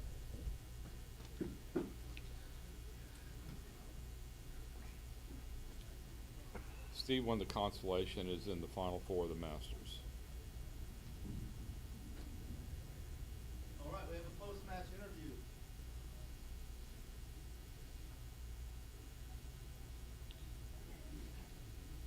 Blake? Yeah. All right. All right, Neil. Can we scoot a little bit? Please sit here. Yep. There. All right. Congratulations to winner of the Open, Neil Kazaross. Thank you. Well thank you. done. Thank you. Outstanding. Thank you. So how did the match play out compared to what your pre-match expectations were? He started off very hot. I was cold. I missed 3 winning shots one game, and I was down 6-1. And he missed like 4 doubles where you would have passes in that game. Yes, I couldn't believe I wasn't doubled that game. Yeah, that was. He's just supposed to double me out. As aggressive as he is. And then when he cashed, he might have even been close to too good. Yeah, I'm sure that he wasn't playing on too good. I don't know what happened. I don't know what was going on. And Maybe then he just and then spaced. and then the next game right after that, you doubled him and he had a take. That was at 6-1. After I took a short break. I think it was 4-1. 4-1. You doubled him and he had a take and he passed. Or was it 6? No, I'm sorry. I guess you maybe it was 6-1. You doubled him and had a pass. Maybe it was 4-0 or 5-1. Yeah, 4-0. That's what it was. At 4-0, you doubled him. He had a take and he passed. Yeah. At 6-1. I think at it was 6-1. I doubled him because of the score. I think it was the 3-0 game that you missed all the shots. Right. And then he won that game 4-0. He doubled you. Yeah, yeah. It's the first time it may have been close to too good. Right. He doubled you, and then you passed, and then the next game you doubled him right away, like 3 rolls into the game or something, and he 6-1. passed. At 4 to that nothing. That was a take. Yeah. I thought that was a take. Yeah. The PRs, the last PRs I saw were, he was playing like 5.4, and you were like 4.6. Okay. Rory, do you have the final PRs, please? Okay, I wonder where my errors were. Missing cubes, or did I pass a take? I don't know. Maybe I passed it. Maybe I passed a take early. Impressive. I might have passed a couple takes early. Impressive when you took one was the 21. PR's right there, 4-3-6, 5-8-1. Okay. The 2021 game I thought was a take. I thought it was a take. It was a take. That was a good take. I personally thought it was a pass because your timing was suspect. You were never going to be able to hold. I understand, those but points. he can blow himself up with a bad big double. Yeah. He blows himself up with the 4s and 5s. He might have to dump checkers behind me. He might have blots behind me when I have to break the 20 point. Then I still have a viable holding game because the 20 point is missing. Right. All those things were right. I just thought it might And be. what was I down? 21, 22 pips. I can still win the race. Right, I possibly win the race. But Remember, he has to dump checkers behind me. I can then I'm in position to win the race with a big set of doubles. The danger also though was, and you're absolutely right because it was like .94. It was a take. All your analysis is very accurate. But I'm also losing the match. Right. I was losing the match Yeah, as well. I don't think you'd have taken that at an even score. I doubt it. Yeah. The other thing I was scared of in the at an position. even score, I'm going to give him a point. Yeah. For sure. Probably correct. It's probably borderline pass at an even score. So, the other thing that I would have been worried about in that position was that he fills in points, and then when you leave the 20 point, he points on you, and you could end up with some fluke gammons. That's a possibility, but he has to have his points closed behind me. Right. They have to be closed. Yeah. Or he could have a slot and then a hit and pick cover. and pass. Yeah. I could get Gammon, I know. The other possibilities, it's also possible for me, maybe I crash. But the most unusual thing to me was, as aggressive as he is, and we talked about him never missing his market, him taking those 4 consecutive rolls where you had a pass. I thought he must have thought he had already doubled. That's all I can imagine. Maybe. He must have thought he already doubled. But I was looking at him, but I'm trying not to look like there's something going on. See what I mean? You just try to act like you're playing. And then what happened the time when he was touching the cube in the game where you gammoned him or something? Was he asking you if you'd already doubled or? No, I think the cube was on the wrong number. He adjusted it. It was like 16. When he takes the cube, he does not set it. Okay. On 2 sometimes. Okay. I set his cube on 2 one time for him. Okay. But that time I wasn't paying attention. Okay. I was just concentrating on trying to play that game to the best of my ability to gammon him. Right. Or BG him. I was close to BGing him. Yeah, were you, at that point, were you showing him that he could stay back and then get double 5s in addition to double 6s? Because we were talking about that. I told him that after the fact. I said, and of course you'd never do that. You can't Right. stay back for that. Right. The backgammon. Yeah, you cannot stay back to save a gammon on one number to get BG'd and lose the match on 6 numbers. That is not a possibility. Well, it's probably closer because he's going to be down to 19%. It's not close. No, it's probably closer than some people might think, but it's not right. Right, it's not right.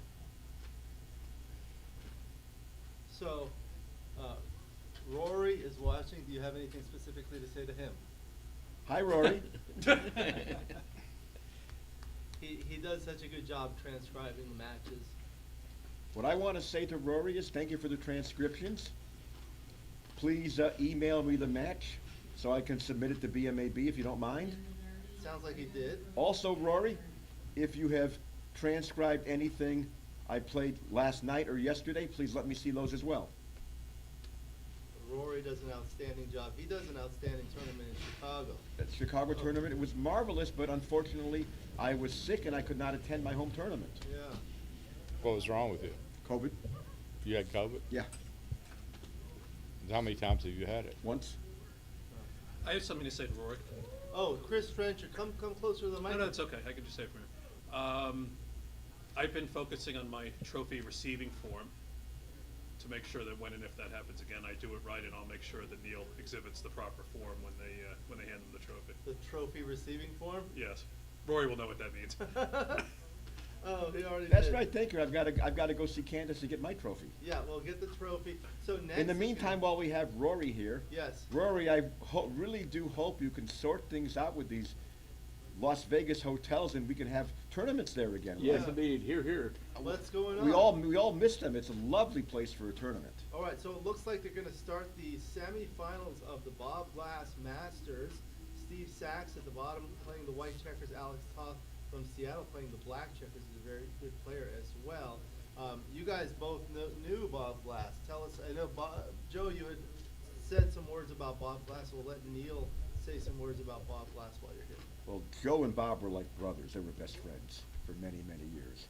I was friends with Bob, too. When I knew Bob, Bob was the second tournament match I ever played. Bob grew up, and I met Bob in Providence, Rhode Island, and we are talking 58 years ago. Pardon me, 48 years ago. And back then, this old book, Bruce Becker's book, Backgammon for Blood, was very popular. And Bob was briefly a disciple of that until he learned better. So, now, this is my first tournament. I grew up Middle Eastern. I'm half Armenian. We played no cube. I had never seen a doubling cube before, to be honest with you. So here it is at the tournament, and I win my first match. And then Bob opens with me with a 6-4, and he pulls down 2 checkers. Plays 13-9, 13-7 in the Backgammon for Blood style. And I think to myself, I don't like this move, so I doubled him.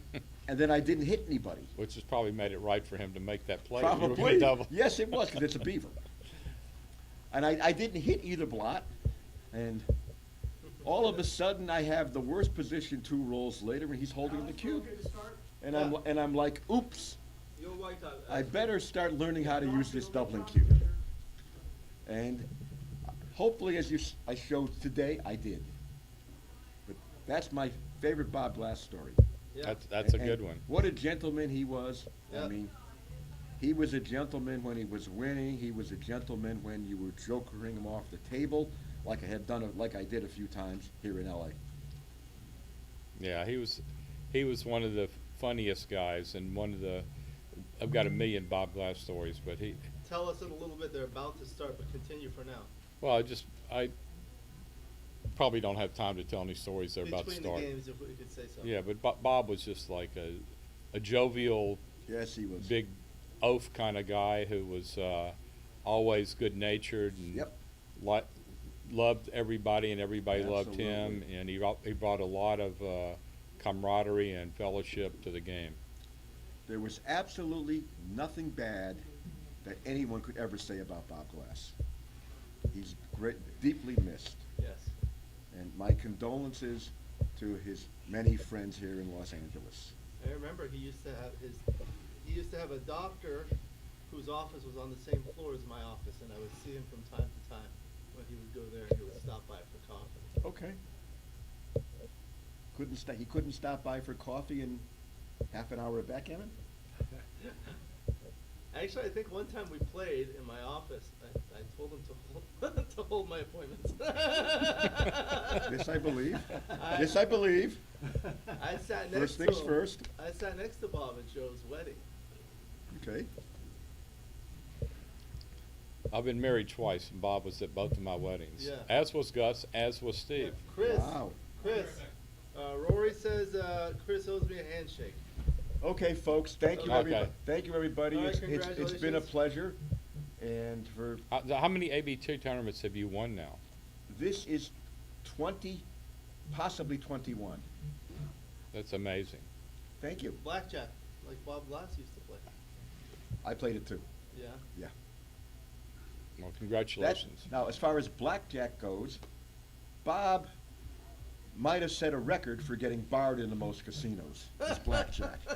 No, Probably not a record, but Bob, when Bob played blackjack, Except for the he amount of just, time he just played. looked like a counter. Yeah. You could just tell he was counting.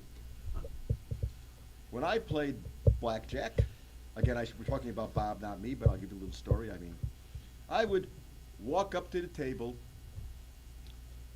yell at the pit boss, "Where's the waitress? I want a Long Island iced tea," and stuff like that.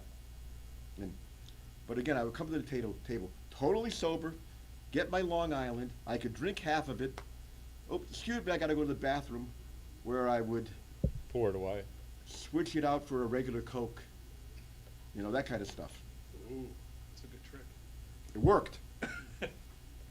But then I would Blackjack, I've then heard I of that then I game. would order another one and do the same thing with it, and I could act kind of tipsy. Alex, do you have a? But again, Apple box? back Mine is then, I like a mean, Apple box. one Long Island over the course of an hour was not going to mess up my ability to count. I'd rather have been sober, but I also rather not have been barred. Right.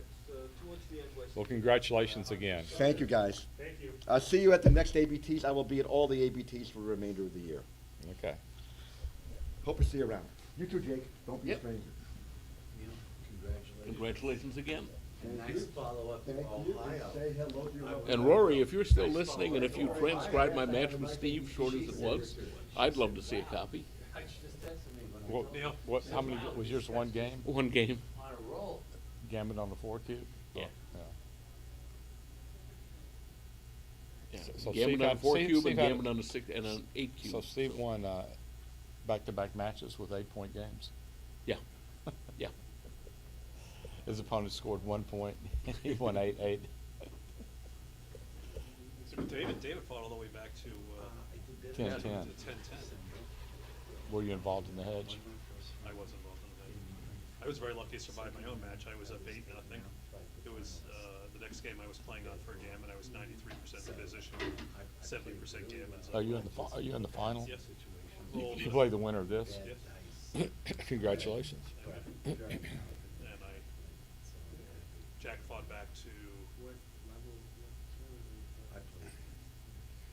Jack fought back to 10, and he was gammoning me in the Gammon Go game, and I was down, and I had to roll double fives or double sixes to get to the end. So Alex Toth and Steve Sax. Alex Toth is from Seattle.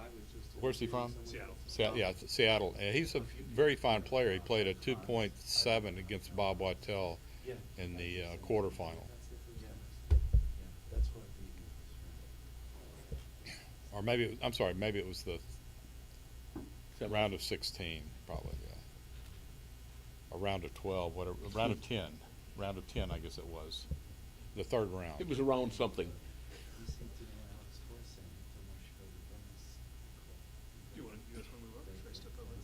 Huh? You want Jake? You want to go on the hot seat? Oh, isn't Alex coming back? No, I'll scoot over. You can scoot here.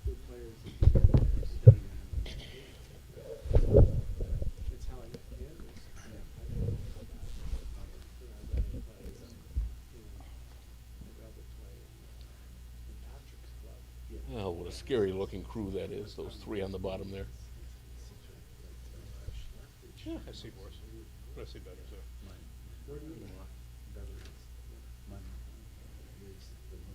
Steve. Roy says he's gonna transcribe this match too, but not the final. No, just bring a 6 down. I don't see any reason to hit here. Alex isn't threatening anything. Probably just make the bar from Alex here. The hit doesn't accomplish much. I would hit. Hit and play to the 20. Okay.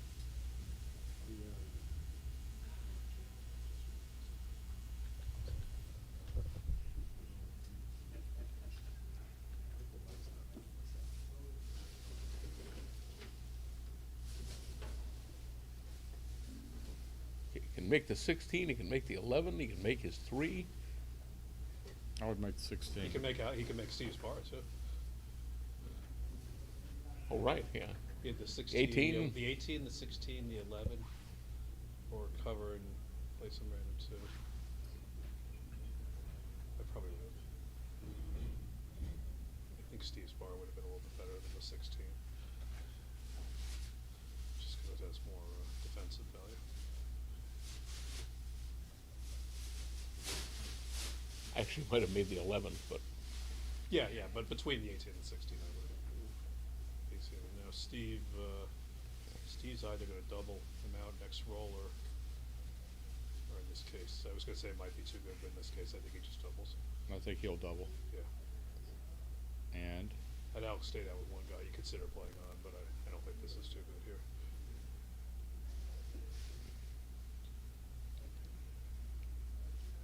And I would let this go if I was Alex.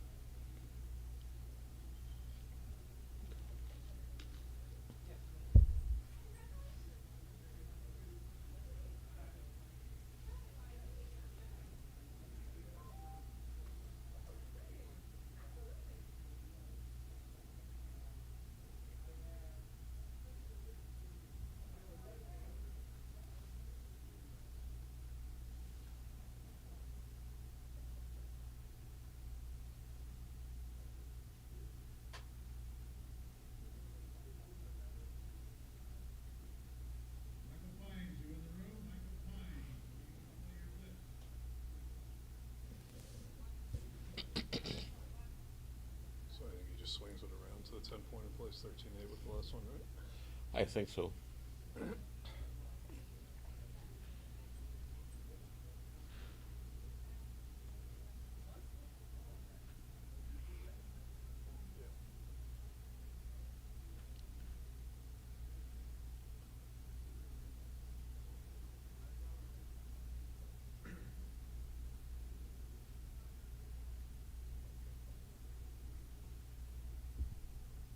Now, is Alex sitting on 2 chairs?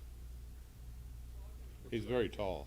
Yeah, I don't he think is. Alex definitely doesn't need to sit on 2 chairs. I'm sure. I think he's just one chair. He's just very tall. Yeah. Yeah, because he's throwing a shadow over the board. Yeah. Yeah, I was noticing that. Makes it hard to see some of the pieces.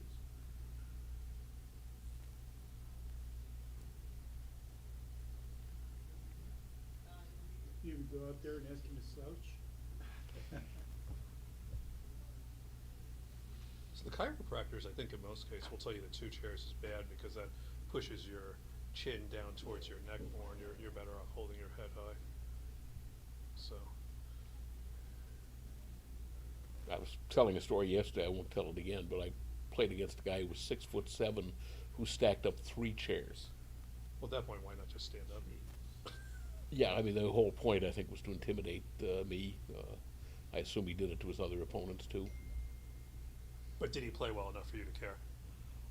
No, but he would, you know, every time I would roll something good, which I was doing a lot of, he would go like, whoa, like that, and he would make a noise and he would flap his arms like he was going to, you know, hit me. New strategies against Jake. Did it work? No, I crushed him, and but he was. It was the only time that somebody threw the dice twice against me on the same roll.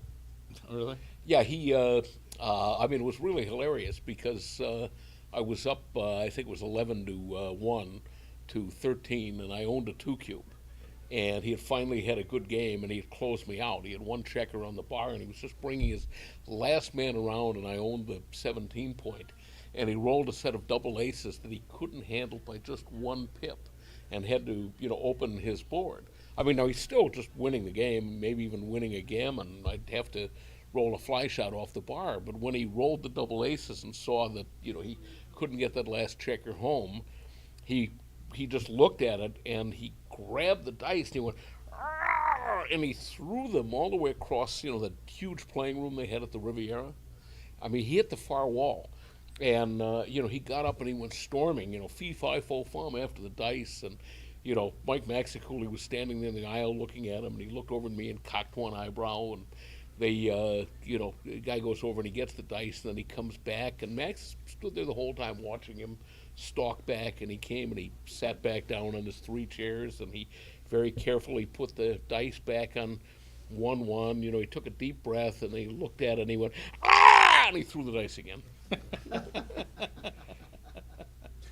So this was interesting. Alex was up 32 here, so Steve has basically 0 race equity. But in this situation, Steve is so far behind in the race that he gets additional equity in as much as if Alex rolls a bunch of 6s, Steve's likely to be able to hold its midpoint down the bar and get a double shot. You mean a bunch of 6s like that?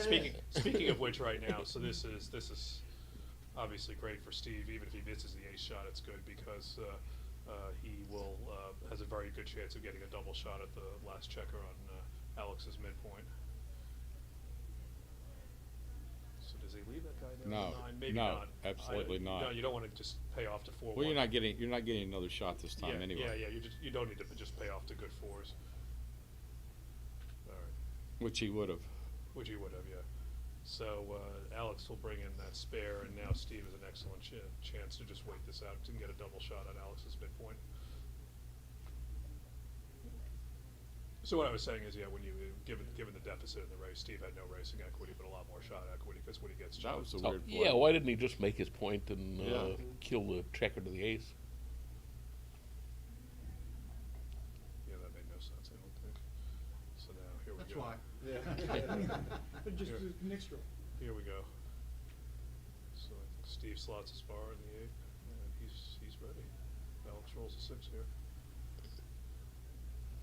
So Alex needs to save 5s now, so I don't play 2 guys in the ace board generally.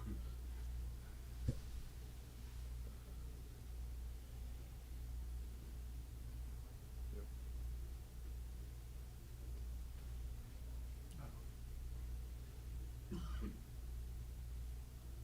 That's a small error, but it's an error.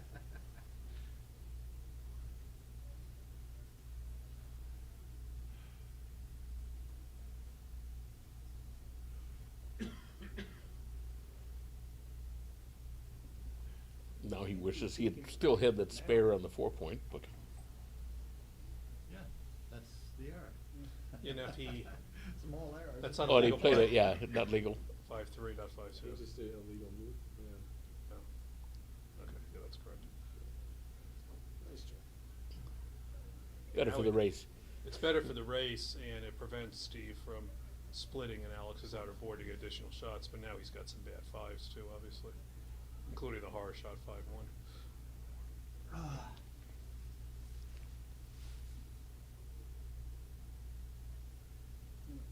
Didn't think Steve wanted to roll a double 4 there. Never did. Steve would have been much better off rolling something small that allowed him to keep both points.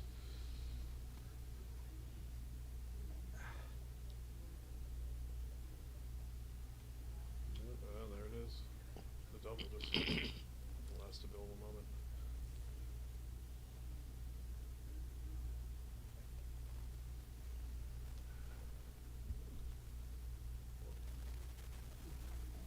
Double 2s again.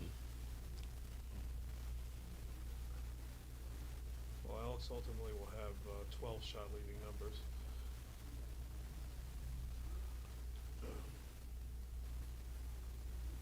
17 clearing numbers, 2 line numbers, plus we can count double one as a clearing number, so he's about 40% to lead the shot here.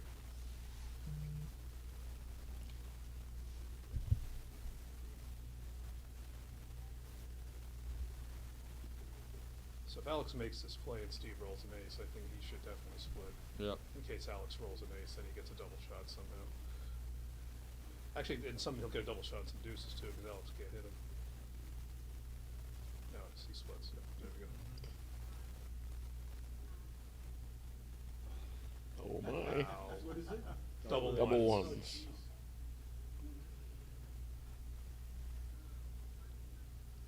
Steve's pretending to be entertained.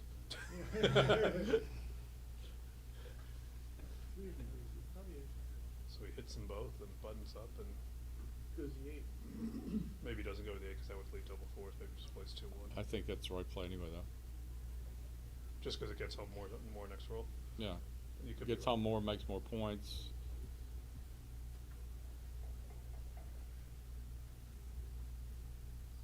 So you would hit both and you'd make and then you would give the double fours? Yep. Versus just playing 2-1? Yep. Why does that make more points? Because now you're 3-2 and 4-3 make a point, right? Okay, but if the other way, 4-2 and 5-3 make the point.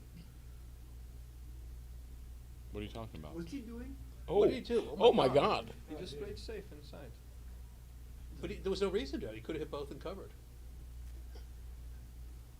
Well, I guess there was a madness in his method.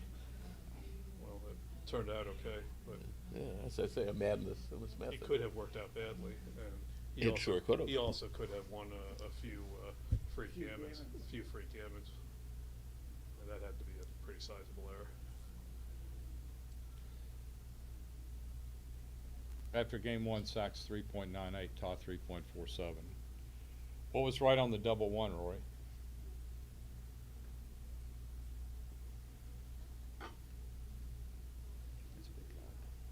I don't see how not hitting can be right.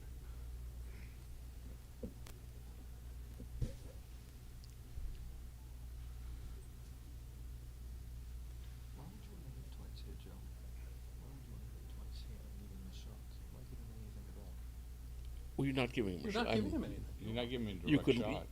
You hit you- twice, you Cover. do this. 2, 3, okay. And then you can either play 9-8 and leave the double fours, which Joe would. The 9-4 leaves double fours. I would just play 2-1 and leave Why nothing. give him any? You could be right. Hitting 2 and covering has to be correct. I mean, Yeah, Alex. you get some Alex gammons left on himself top in a of it. position where if you rolled an ace or a deuce, he would leave a shot. Yeah, and you might get 10% gammons on top Yeah, of it. yeah, exactly. And that, I mean, you can wait for Rory to confirm, but I don't see how that makes any sense.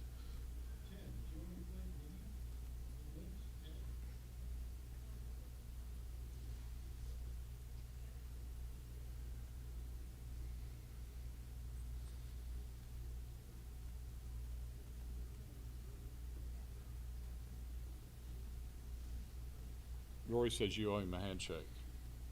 I know. 1-1 was .217 handshake? error.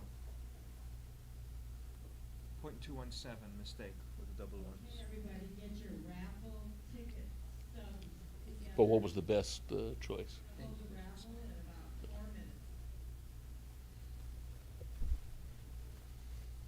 I was probably right not to leave double four. Good double by Steve. What do I take this?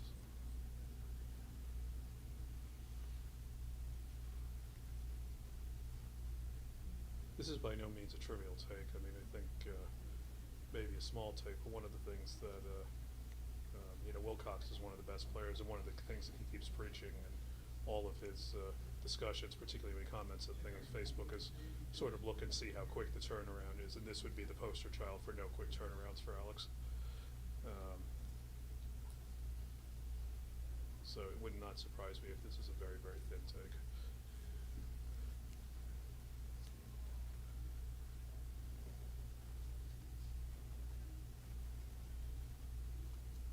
Okay, it got thicker. The thicker, though Steve's still in a fine position if he can Oh, make yeah. the bar here, which he does not do. So now Alex has gained quite a bit when Steve doesn't bring up the bar here. Guess he comes in with the 3 and hits with the 5. Yeah. It's not really any other way to keep the initiative.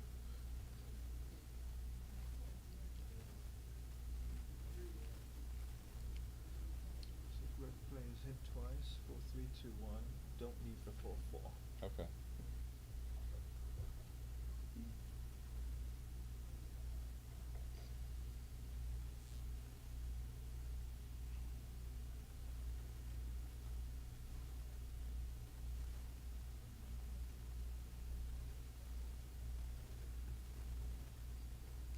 Double tiger. I like that play.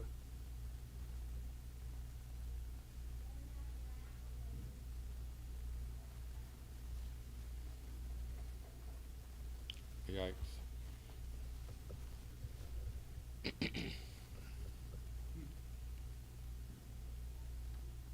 I guess he hits. Hits and comes out. Hits hits and and come comes out. down. Hits and comes down. Yeah.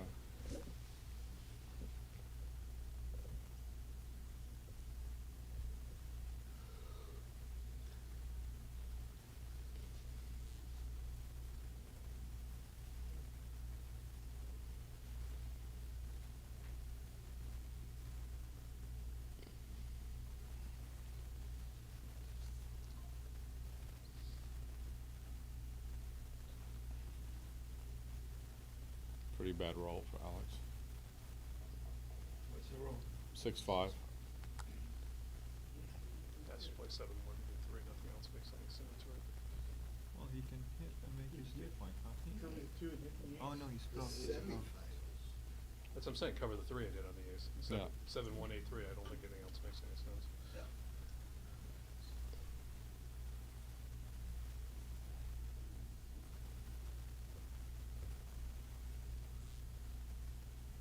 Yeah, he's probably looking at making the ace, but I agree, I would not do that. So why would you make the ace over the 3? Just It gives you a spare on the 8 point. I mean, I wouldn't, but that's why you would yeah, do yeah, it. yeah, yeah.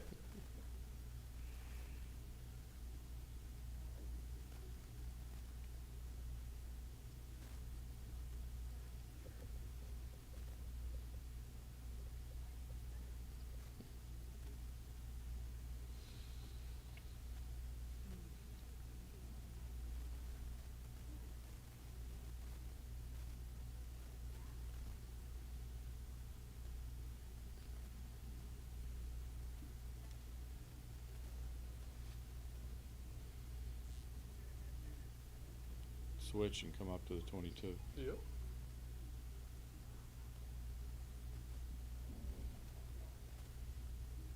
We're about to hold the raffle, everybody. Please get your ticket stubs so you'll recognize your number when I call it.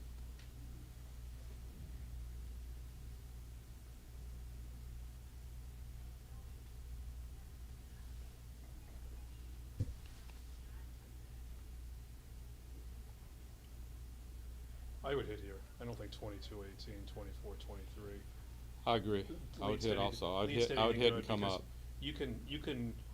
People tend to think of blitzes as denying your opponent any anchor on your board, but you can also oftentimes run the semi-blitz where your opponent has one high anchor, typically the 5 or the 4 point, and you'd play it in a similar fashion. And Alex has got a chance of catching Steve in one of those right now. In fact, I think Alex is probably pretty close to a double right here. Yeah, I agree. So he should cover and hit again. And if Steve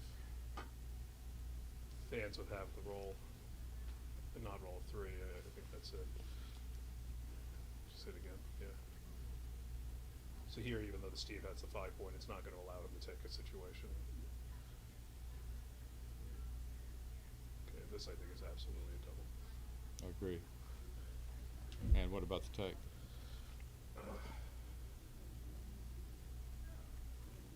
Two more guys but exposed, I'd pass.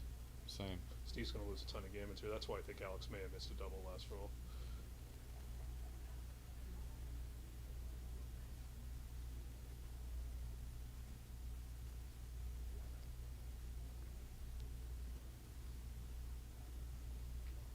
If if Alex is looking here, I have to think he's wondering if it's too good. I don't think he could possibly think this is not good enough. Okay, here we go.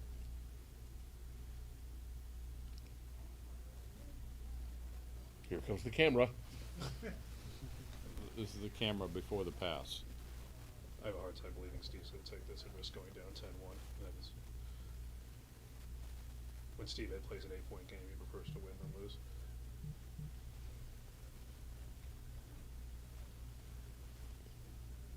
Is anybody taking this here? Nope. I'm not taking it. If I'm not taking it, Does anybody think it's too Steve's good? not gonna.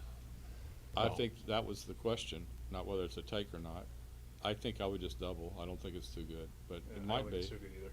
I think it might have been good enough last roll, but, Before the 3-2. yeah, probably not, but maybe. I would've looked at it a little bit longer. But I assume a degree of natural conservatism kicked in when you're talking about a recube rather than initial cue. Steve can look at this for a long time, but I'll guarantee it's gonna pass. Yep, I agree.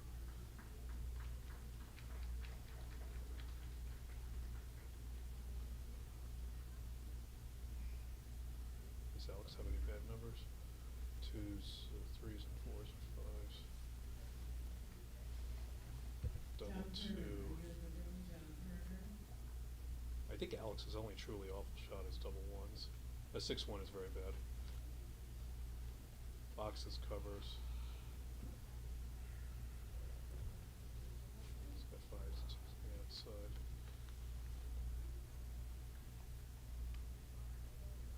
Yeah, I think 1-1 and 6-1 are the only So it's not shots too that accomplish good. nothing.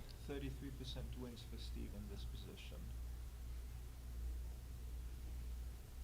0.12 blunder, not to redouble. Not too good. 7.5 gammons for Alex. So it's a big pass, right? Joseph also would probably take this, Didn't take 33%. but Steve did not. No, it's 47.5% gammons. Oh, that's a big drop. Wait, even with the 5-point made, it's that many gammons?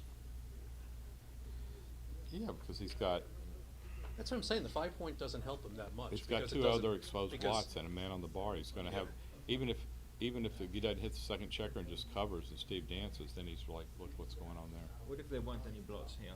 Would that be a take? Yeah, If there weren't 2 more blots outside, it would be a take. easy yeah. take. If there's only one blot, it'd be a take.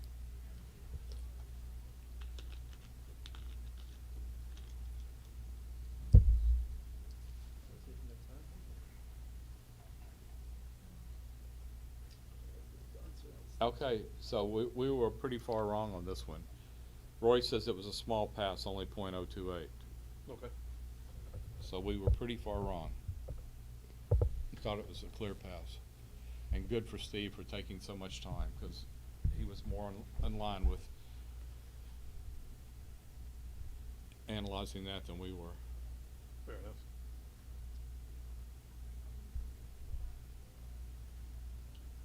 I'm surprised.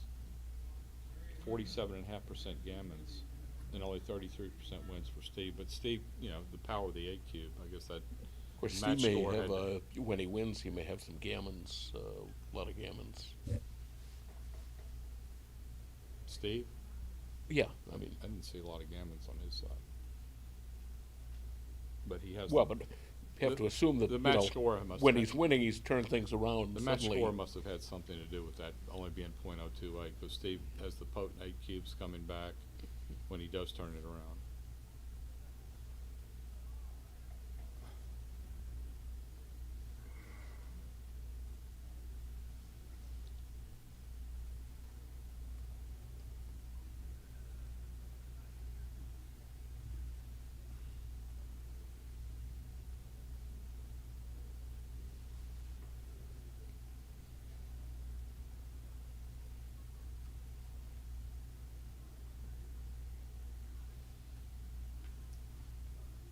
Play here. Cover up.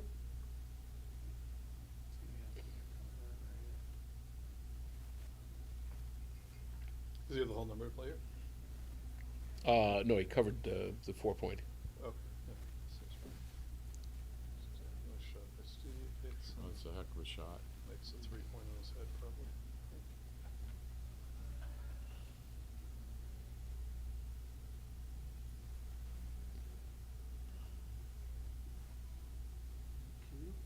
it's not a cube.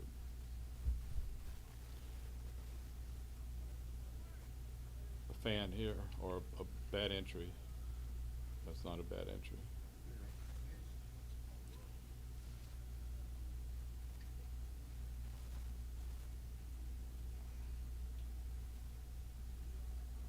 Just not enough men in the zone to cube. Now he has something to think about. Down 4-1.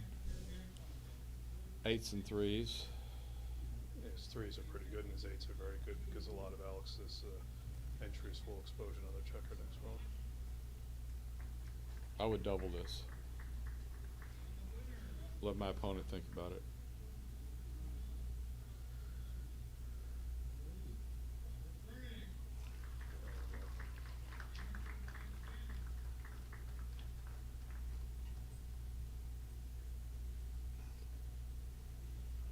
I would just make the 20-point heavy and make the 5-point. Why not bring the last one down here? Get that? No.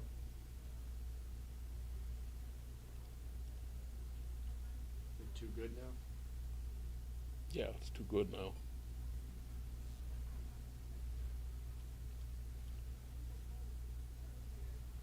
Yeah, I don't see any market gaming sequences for Alex. When Steve's on his 5-point, you take away the double one joker. This.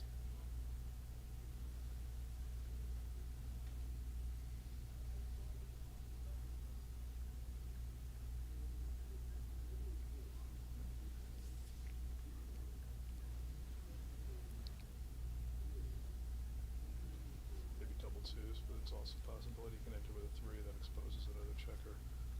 4 burns the guy in the 8, puts the guy in the 8-point out of play.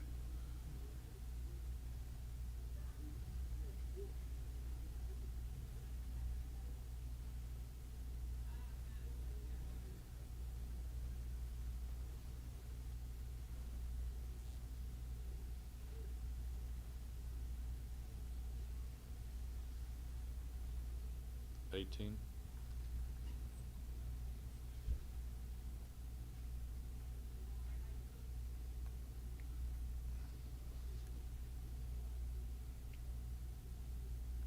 No, I would double now.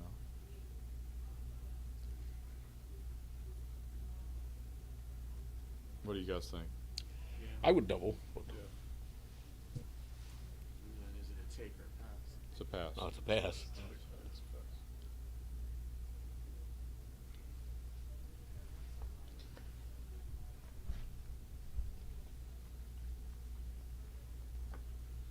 I think it's a nice play by Alex with the 6 because if he had played out to the 18, Steve could play on without a lot of risk. Here, if Steve hits him, there's a Yeah, chance of a you could- 1-2 back you could be right. And if he doesn't hit him, then there's a chance that Alex can counter prime. So nice play by Alex with the 6, I think.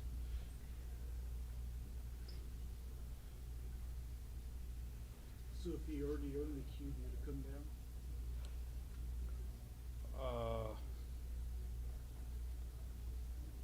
No, you'd come out if you already own the cube. Yeah, if the cube was already played, I think you could come Steve's playing after game 3. I think we're in game 5 now, but after game 3, Steve was 3.18 and Alex was 5.3. Yeah, that was the blunder that cost Alex. The double ones? Yeah. Right.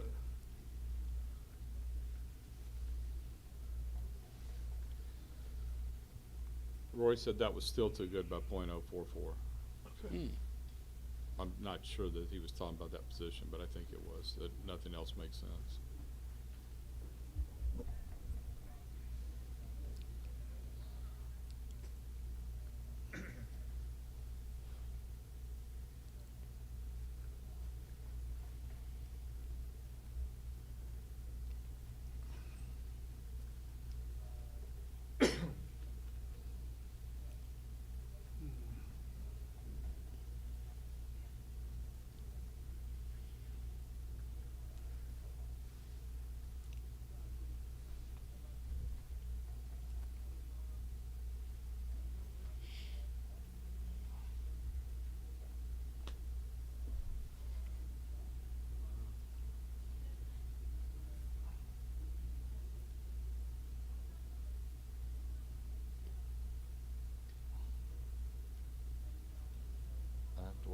us to leave.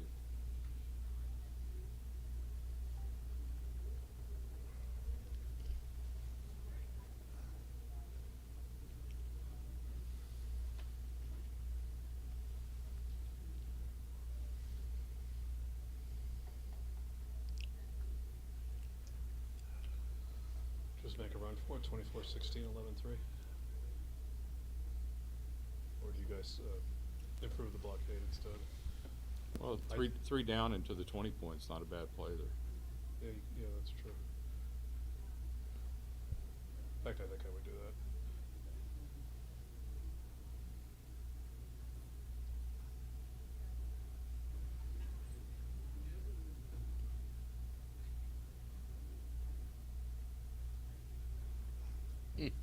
Well, it worked. For the moment.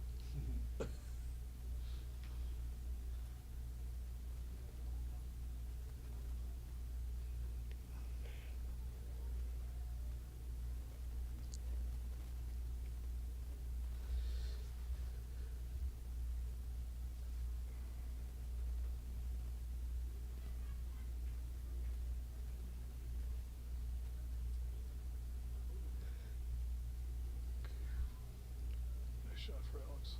And he'll have a double next roll.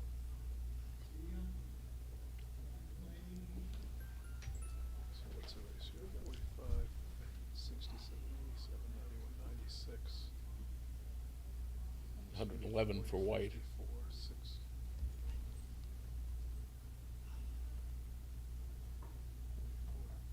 So 111, yeah. 45, 68. 96 to 111. Yeah. I think this should be a double hit. Yep. 15, he's got 11, Double take. he's got 11 immediate clears. Combinations of 3s, 4s, 5s, plus double 1s and double 2s. Yeah, it's a double take. Yeah.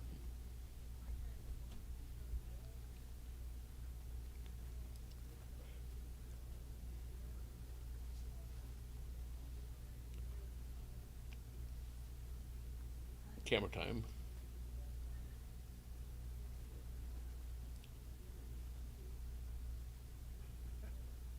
Remember when one of those rappers had that song Hammer Time? Oh yeah. We should. It was Hammer. We should make MC a, Hammer. We should MC Hammer. We should make a song Camera Time and redo the lyrics.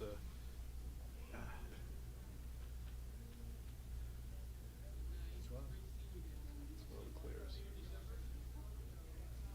And Alex is now up by 22. Yeah. So wasn't the lyric something like, you know, "Hammer don't hurt me"? Or I'll have to dig out the so lyrics. this Maybe would we be. can maybe we can redo the lyrics. This would be, you know, "Stevie don't shoot me" with Something the like camera. that. Yeah. Yeah, we can work on that. Maybe have one of us get up and do a rap performance at the future tournament. Do we have to get up and dance together like Charlie's Angels did in the Charlie's Angels movie? Yeah, we ever have a backgammon talent show.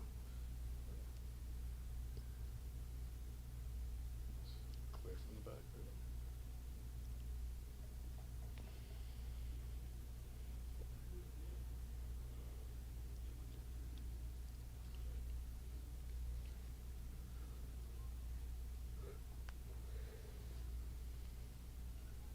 Is the sound on over there? Sorry? Is the sound on? Here? Yeah. Yeah, we have the microphones on.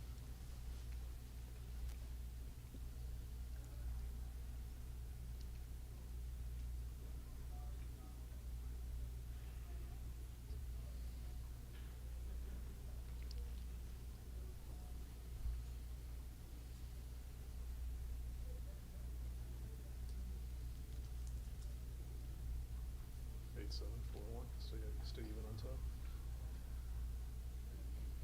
He's thinking about making. Okay. Making a point so he can take it past next roll.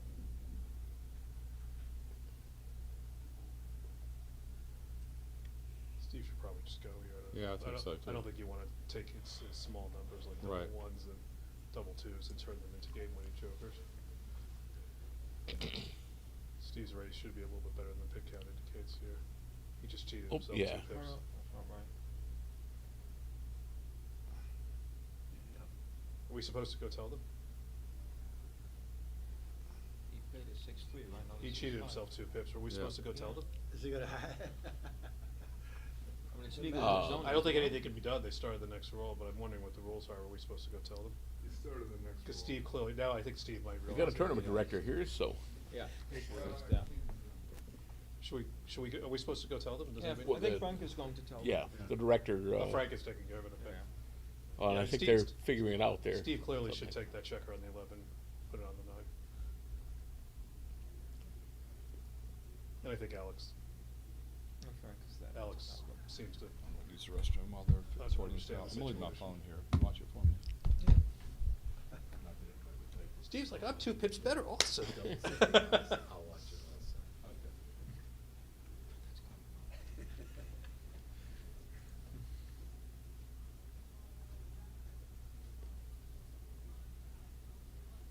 Are they gonna move the checker? What are they doing? I mean, this is a legal moves only. In fact, he should have played. Yeah, it's a legal moves only. In fact, to be precise, But he should have it's- played. it's a question of when they can be corrected. 2014 11-6 because the 5 would come in, but regardless of how he plays it, he just needs to get the 2 pips in for sure. But the proper play was probably 2014 11-6 or 2015 11-5. Right.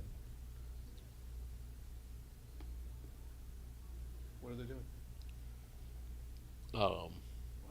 I guess Steve doesn't get his 2 pips. He doesn't? No, because he failed to do. I mean, the roll got condoned. That's a big deal. This game could easily come down to 2 Yeah, pips. this is where, I mean, look at it, it's so close. I mean, right now, Yeah. Alex has 48 and Steve has 68. 60, I think it was. But Alex has got some wastage, so this could make a difference.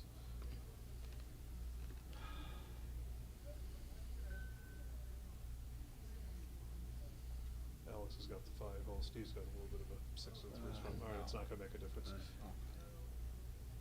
Well,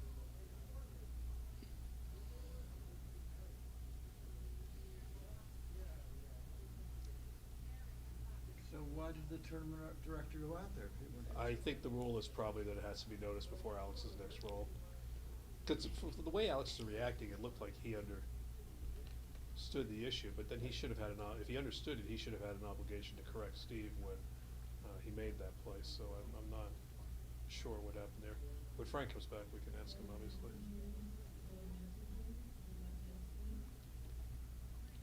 Let's Steve rolls a big number here.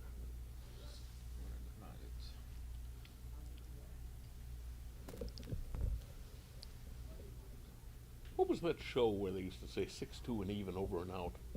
Was that the Dick Tracy comic? What? There was some show where you'd always hear them say 6-2 and even over and out. It might have been the cartoon Dick Tracy that was on. Well, you're probably too young. I'm too young. On his watch? Blake, do you remember that? On his 6-2 watch? and even over and out. I don't know. If you had asked me, I would have answered Ray Fogerlin live, but Let me see if. maybe we can find that on the internet. Yeah. Yeah, you put it in, Jake, it'll come up. I think we all associate 6-2 with Ray Fogerlin, particularly 6-2 from the bar late in the game where it's a winning shot.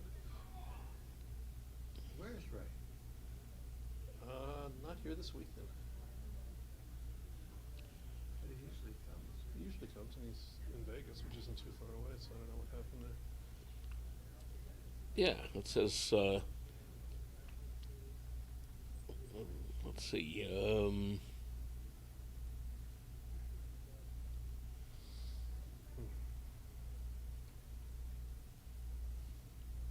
Okay, they mentioned on Father Knows Best. Somebody said 6-2 and even. My ears perked up at that. I hadn't heard it in decades. When I first heard it in the early 60s, it was on a series of Dick Tracy animated cartoons. Yes, we had TV when I was a kid, also electric lights and indoor plumbing. Headquarters would call Dick Tracy on his 2-way wrist radio to tell him about some crime in progress, and Tracy would say, "Okay, Chief, I'll get on it right away," and then proceed to assign the case to one of his other detectives. It should be noted that he would usually only show up at the climax once the felon had been captured, so he could grab the credit. And he'd sign off the radio transmission with 6-2 and even over and out. And let's see. When was that show, Bob? It says it was around 6-2 and even was around way before Dick Tracy. It was used as a horse racing term by bookies. A horse that was 6 to an even carried odds of 6 to 1 to win, 2 to 1 to place, and even money to show. 6 to an even. Oh. You learn something new every day. Yeah. And I'm still wondering, I sent away from my Dick Tracy Crime Solvers kit, which had, you know, a fingerprinting set and everything, and a, you know, magnifying glass, and they, and it disappeared. I don't know whatever happened to it. I'd need a Dick Tracy kit to solve the crime of who stole my Dick Tracy kit. So what's going on? We were talking about 6 to an even over and out. How did they resolve the 6-5? Steve didn't get his 2 pips back, but it made no difference because Alex popped boxes a couple rolls later and won. They got a ruling and he didn't get it back because Frank went out there and discussed it with them, and I guess Frank. Alex had already rolled, so yeah, right. I think that we concluded that was the bottom line. So this seems 3 of them he's going to make this point, and then does he go to the 11 point? Or go to the 18 point? Go to the 18 point. 11 I mean the not 13 point rather. Yeah. I like this play. This really leaves Steve not much to do to improve his position this roll. Oh, good. So, Frank, what was the thing? Because Alex rolled, Steve loses the pips? Was that the rule? you're right. Yeah. There's information from the roll that both could see, so then it counts. You know, both agree to that do it over. They can both agree to do it over, even if they agree like that.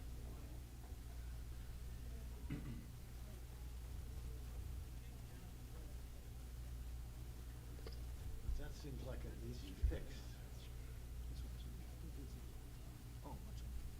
You gotta have a rule for all situations. You gotta have one rule.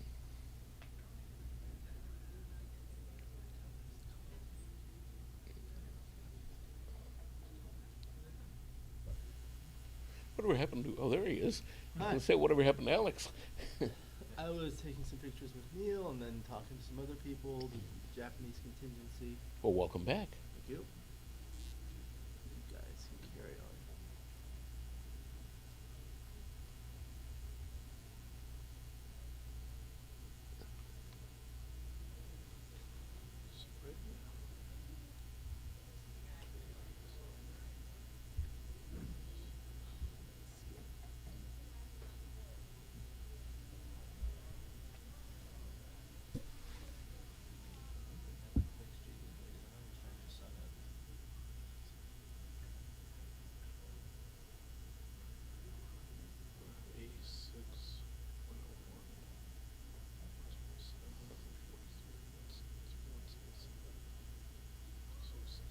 The problem is. So right now, Steve is down 44 pips, so his timing was for 3-4 borderline, but Alex just extended his racing deficit with the hit there. Steve obviously Maybe not it's going to hit written this in, 6 here, so I assume similar he'll or play something at like 13-7. that. And if he's able to get that spare up. He is Wow. thinking about hitting it. Yeah. Really? Yeah. I don't Actually, like this at all. I'm not so sure he's wrong. I don't like this at all. Well, now I'm sure he's wrong. No. You got a 1 point board with no development, and Alex should just come in and hit 2 here and take him off the. Yeah, I mean, but he plays down, and you know he has no timing for the game, so. That was pretty for I mean, Alex could have hit on the 4 point there too. Wouldn't have worked out, but. Okay, so Steve gained a lot from that exchange. Yeah, he in this case he did. I really not sure. I don't think I would have hit there with the 6. Because there were quite a few variations where Alex just killed him on the last exchange, and Steve would no longer have a playable game. Yeah, I mean, but I think if he comes down, I'm not so sure he has a playable game anyway. He just dies slowly. He was down. He was down 40-something pips. Alex doesn't have his 9 or his 10 point lead, so I mean, Steve's got reasonable prospects to come up with a 1 or a 2 in the next few rolls and get that spare out. And he was down sufficient pips for a 3-4 game.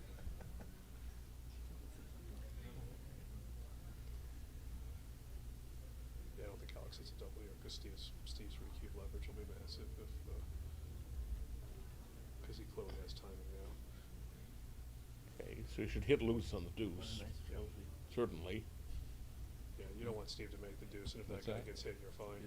You're almost happy because it gives you an extra 23 pips to play with.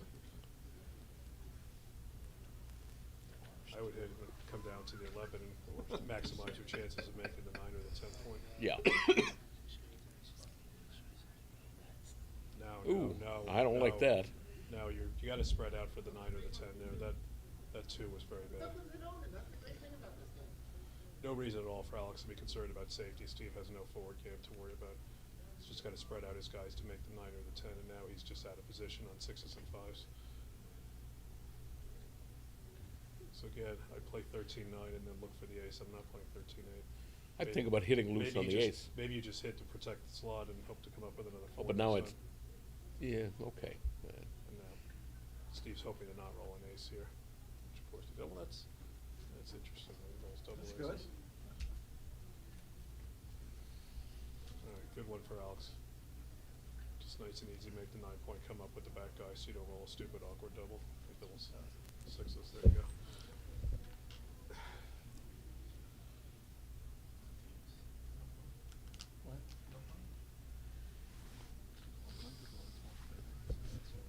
And he's going to hit with the 2.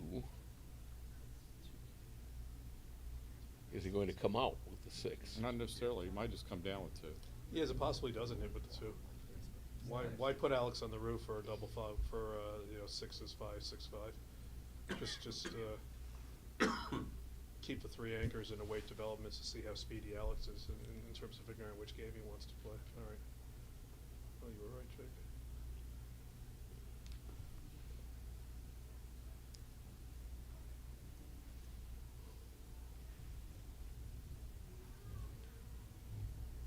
Clearly Alex didn't like that play. He's thinking about doubling now when he wasn't before. Though this is the first row, he does have the 5 prime.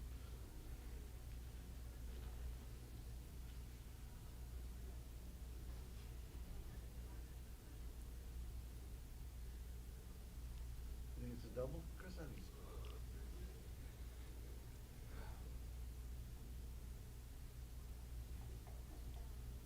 56, I'd have to tank on this one as well. 74, 8, 4, 1, 2. I think it's 196. Is that? What does Steve have? Steve has 196, 182, 113, 120, 144, 160, 197. So he's down about 80 pips, which is adequate for a 1-3 game. No, he's got 196. Right. And what is? And Alex has 674, 84, 109. Yeah, Alex 135. has 135, so 61 pips.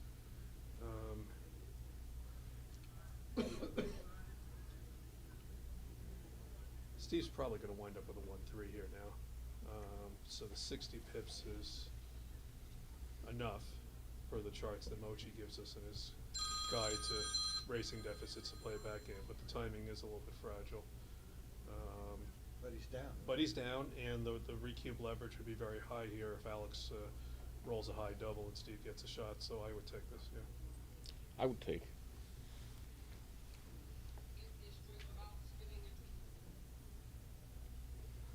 So here's the question. If you roll a number like 1, 4, 3, 4 here, are you coming in and hitting on the 4 point, or are you hitting the guy on the blot on Steve's 4 point? How do you play a 3-4 here? Hit on the 4 point. Yep. It's Well, which 4 point? I hit on my own 4 Well, there's point. a 4 point, there's a 21 point. I hit on the 4 point. Okay. You would hit on the 4 point. Okay, Yeah. that's what I'm saying. All right. I'd like to take by Steve. 1, I 5. wish I'd had my camera on. I wanted to get a picture That's of that. not a good shot. Obviously, he's going to. I'm not hitting here. I don't want to break the 9 point, so I just play 13-8. It's not great, but it's all we have.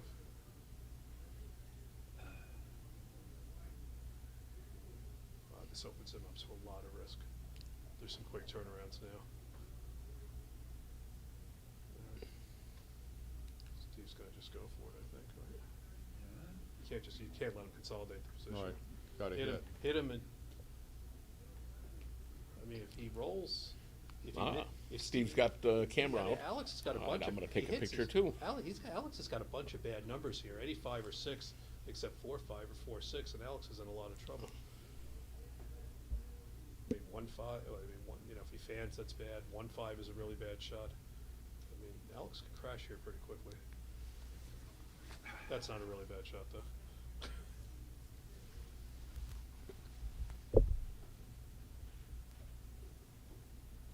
Steve needs a deuce. Alex could just go for the jugular here, go all out. I'd go all out. Go hit, play 7-4, 6-3. Right. And then 24-21. Yep, and Steve needs a deuce really bad. Yeah. A 3. Two more? Yeah, Yeah, this is the jugular play, and I think it's right. I do too.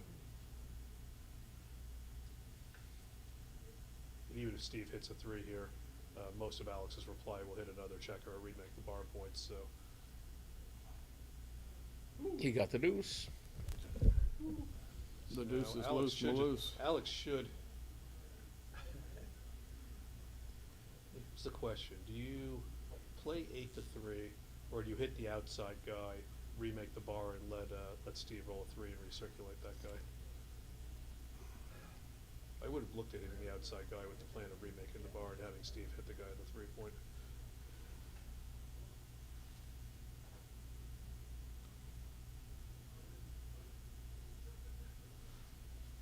Now what about here? What's he got? 2-1.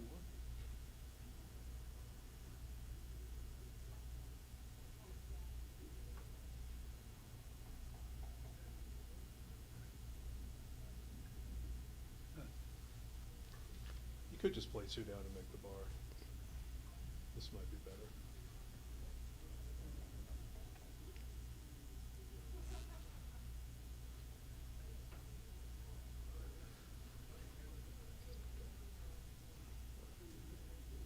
Definitely don't hit another guy, just make the bar here, bring 5 out.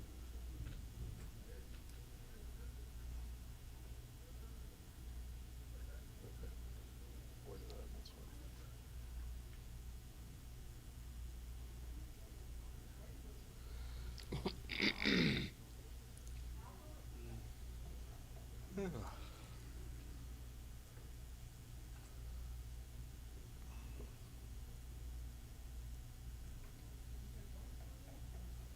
It's a good roll.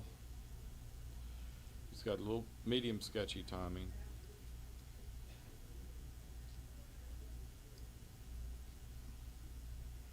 That's a good sequence for Steve. 2-1 followed by 6-5.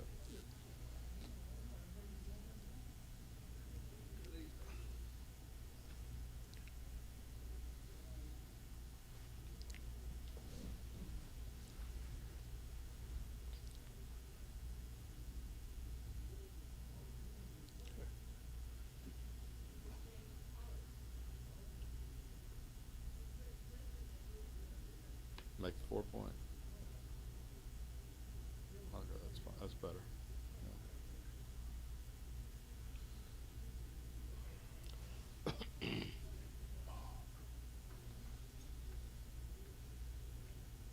Alex should just take that guy and put him on the 7 or play 11-8. He needs to start killing 6s.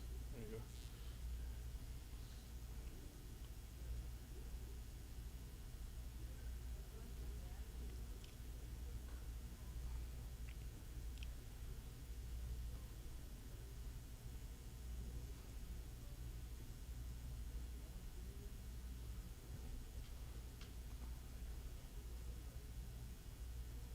Good shot. Steve's been fortunate and rolling very small in the last few rolls.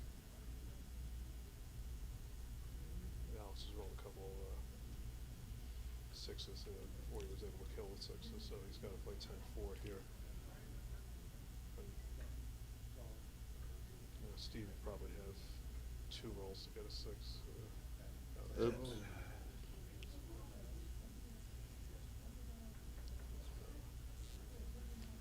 See, that's the problem. One bad roll kills back games. That great, Just- great, Look at this. awful shot for Alex.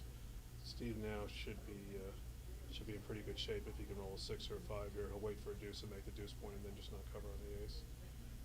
Oh, that's bad. 4. Really? Not break the 6-1? Surprising for the ace there.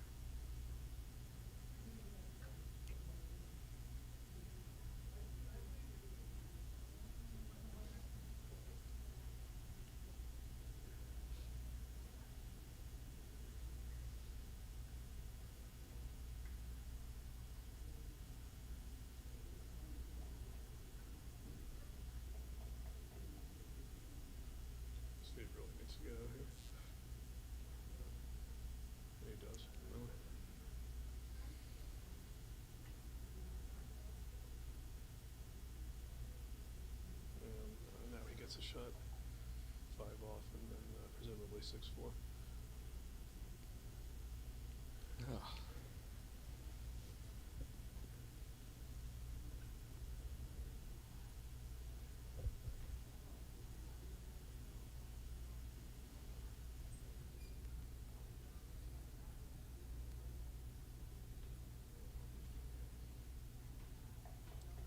Oh, wow.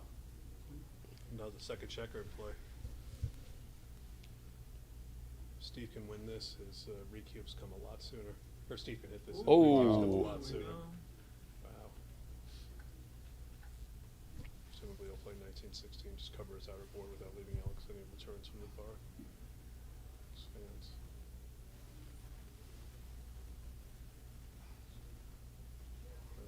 I would get out from the back. So would I. There's no reason to leave double threes.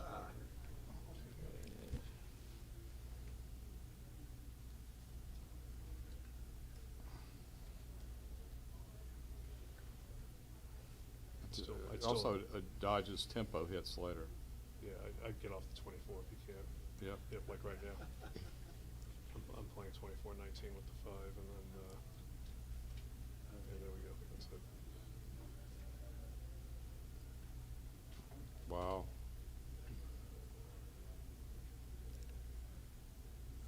Obviously not a good shot for Alex, because that makes Steve's execution coming home here a little less risky. Okay, now he's thinking about redoubling this.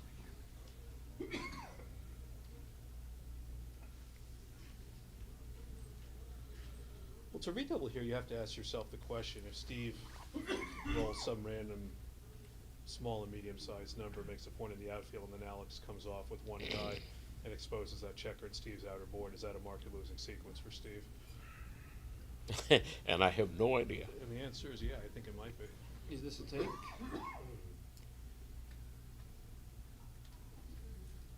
Who's taking this and who's passing this? Well, he's got men off, Yeah, so he there's can't no- get there's Gammon. no Steve Gammon. can. I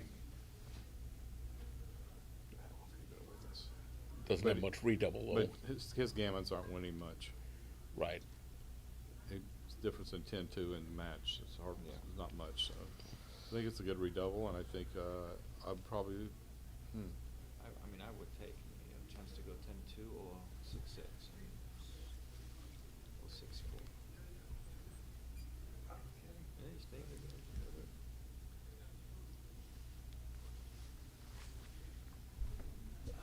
Okay. 9 point, right?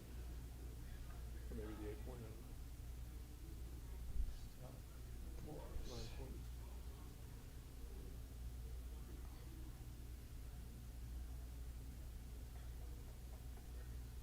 Wow. It's Awful a small shot. no redouble. Awful shot. Now he just. Was it no redouble? Small no redouble. Yeah, now he's in an ace squeeze. Oh, double 6.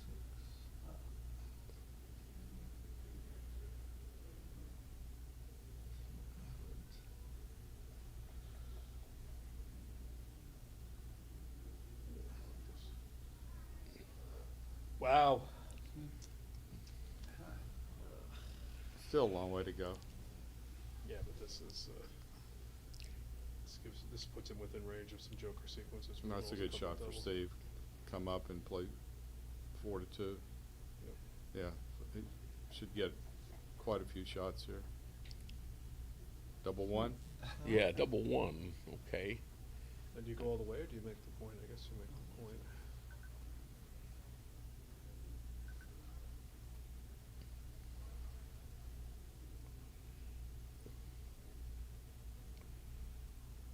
It's a huge take. 0.439 had he passed that one. It's a huge take. Yeah. Look at the score. Well, you called it, John. Good call. That's why they have me as the expert commentator, Joe.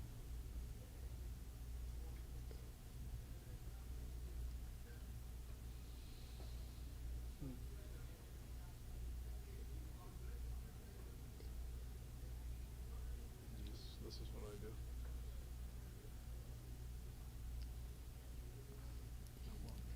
Yeah, 1-6. See, these positions have a lot of slime that, you never think of this stuff, but all of a sudden. Yeah, 6-2, double one, 6-1, they can slime their way. I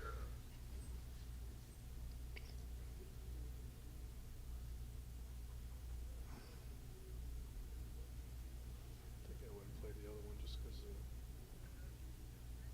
you want to get one checker to safety here. Oh my. Sweet. You get it? Got it. Yeah.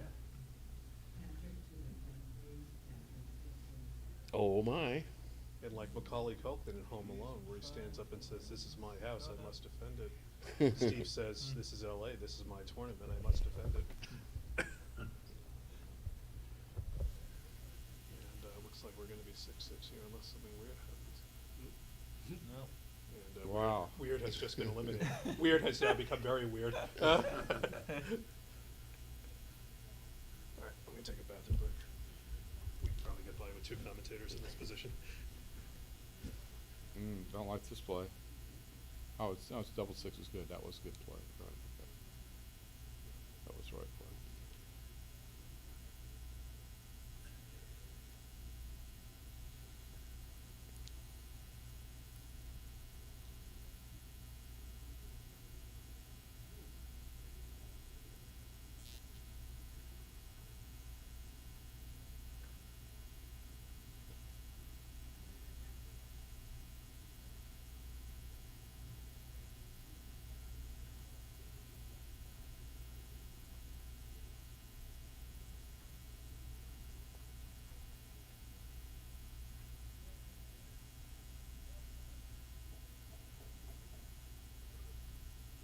Safe.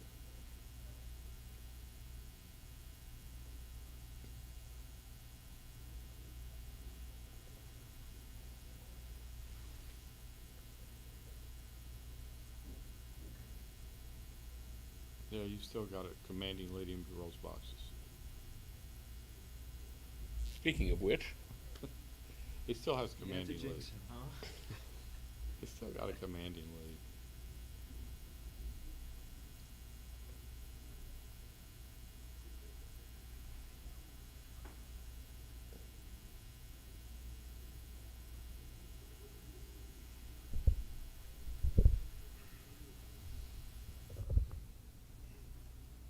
The back guy? Yeah, give himself aces.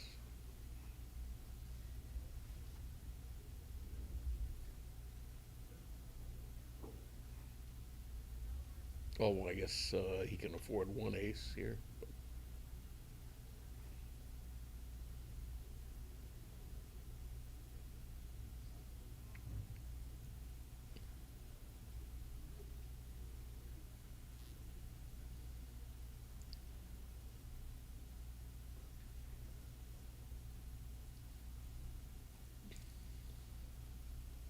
Just 2 doubles behind.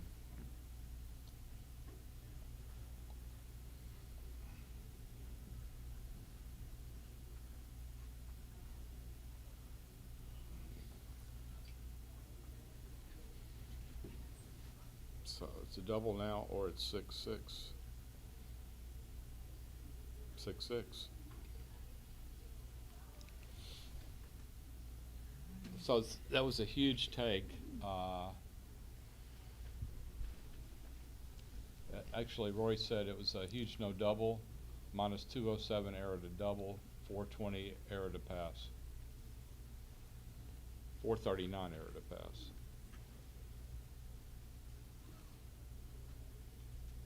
Thanks, Roy. Really appreciate all of the info. Would anybody here have taken it? Yeah. Yeah. I was gonna say.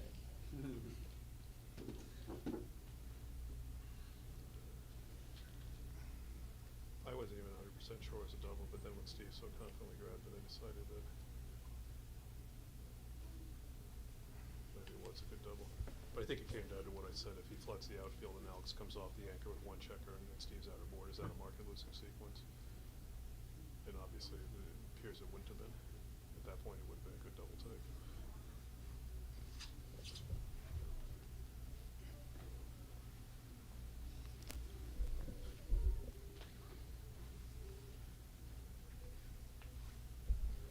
Nice reference position, by the way.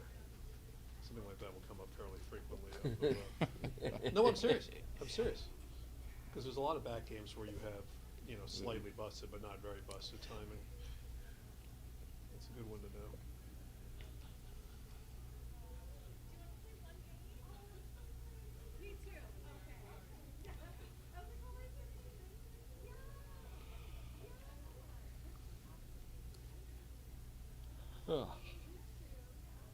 Yeah, I think we're all feeling the effects of a long weekend. Yeah, I am. Yeah.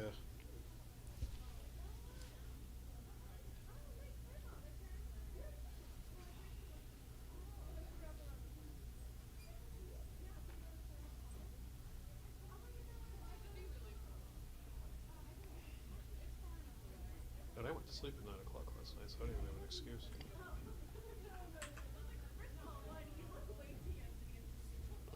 I didn't get to sleep till about 12:30, but I slept till 8:30. 4 for me. 4 in the morning? Yeah. Were you sweating or? No, I went for a walk. I was playing a prop for fun, just trying to figure out a position, whether a position was too good or not. Who were you playing with? Jim Thinson. And so you were just rolling it out like Pasco and others did back in the day? Well, there was a position Marty Storr had in his match where he doubled when he was 3 away and his opponent was 2 away, and Jim thought it was too good, and I thought it wasn't. And we were just rolling out to see how it played, how often you would end up doubling anyway, how often you would be sorry that you didn't double, and how often you win a gammon. It was whether it was a play-on situation. Turned out, based on my estimates, it was slightly better to double, and based on XG, which I looked at 3 later, pips, 12 pips. it was like 0.04 or something better to double than to play on. My estimates had it a little bit closer than that. Finally 6-6. Alex is up 7 or 8 now. No, 3, I think. Oh, 3. He was up 7 right after the roll now. So, So 5-way, 5-way. What do you think about when you're doubling races?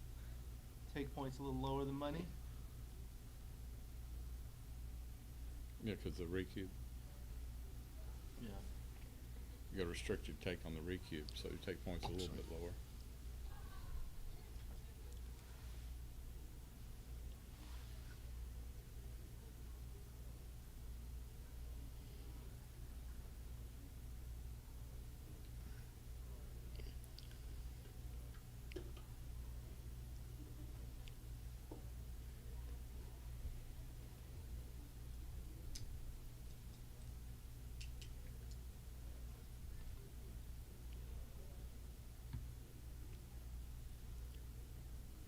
Steve needs a good roll here. That's a good roll. It.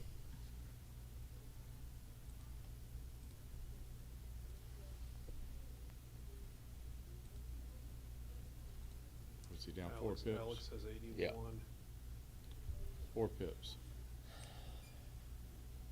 Correct, 81, 85. So Steve's point of last take would be 10. Alex is only at 4, not even halfway. I don't think this is a double.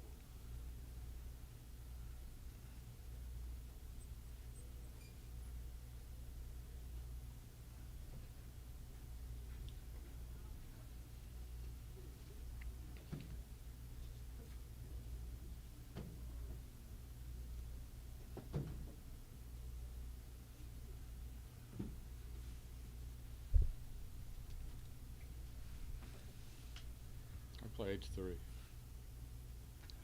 Oh, he had a 6 left. Okay.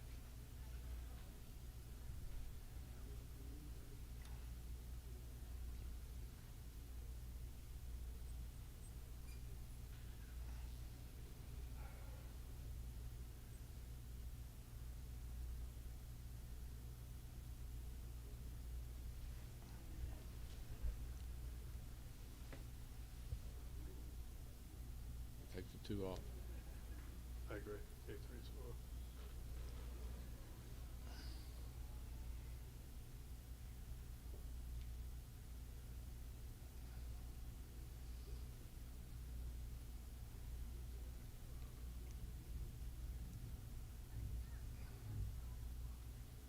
rule. Take the 4 off. Jen. Would you double here, Joe? You think about it. Count the raise.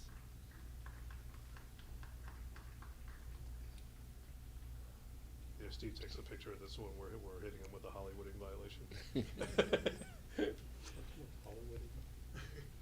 You know, posturing for the camera.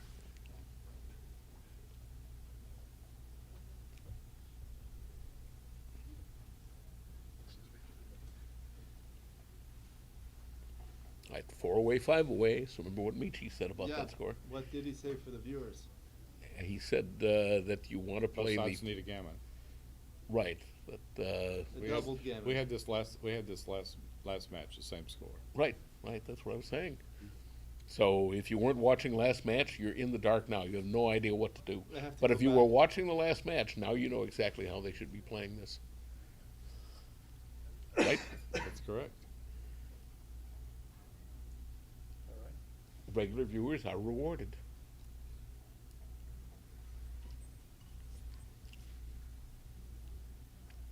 I would have slotted my 5-point with the Yeah. ace. Yeah, he's already escaped the man.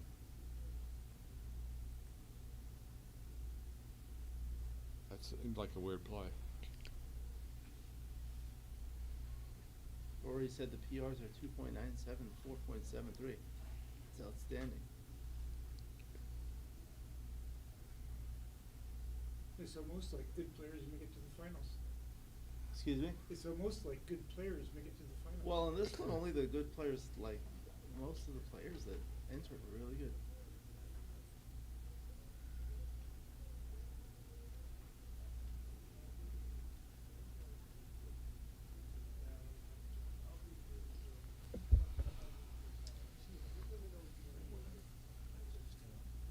Yeah. What's that? I can pull the lights off, we'll see the screen. We can better, try but it. You won't be able to see you guys on YouTube. Take a look.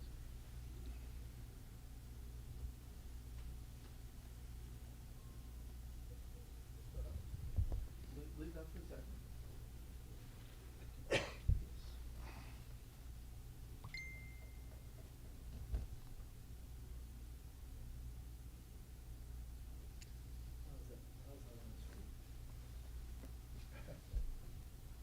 Everybody was visible before you even did that. That makes it a little better, but I can see everybody clearly.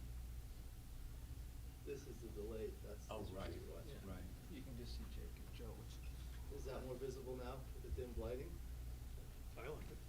Oh, I looks okay to me. I like it less, personally. That light somehow is like Chris bright is now. out of it. I don't know. Why am I out of it? Because he dimmed you. Oh.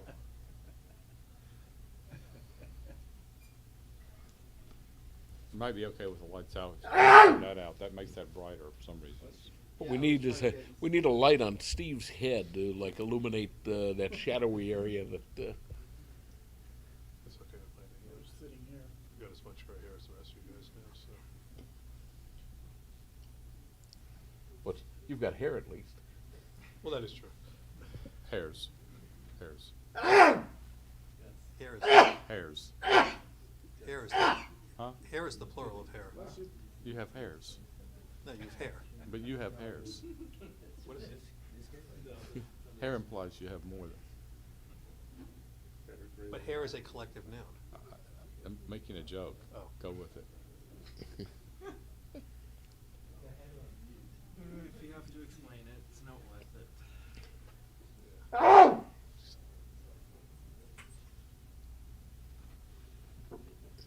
He asked you why he's a hairy guy. Don't start singing.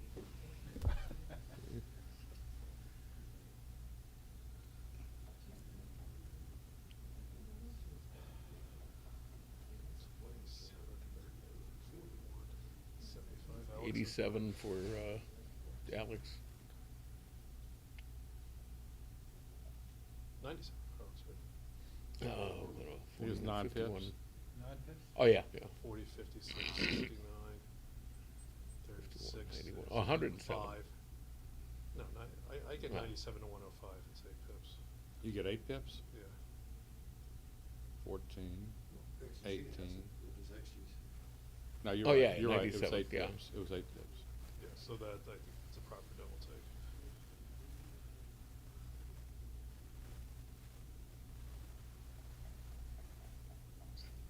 He had a little shot.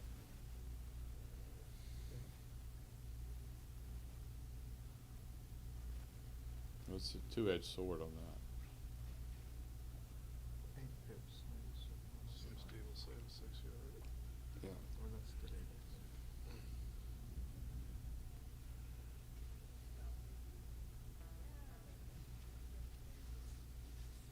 I'm just playing it 2 here, I think. I'm not gonna start butchering the board and wasting pips. I don't think Alex's lead is big enough to do that.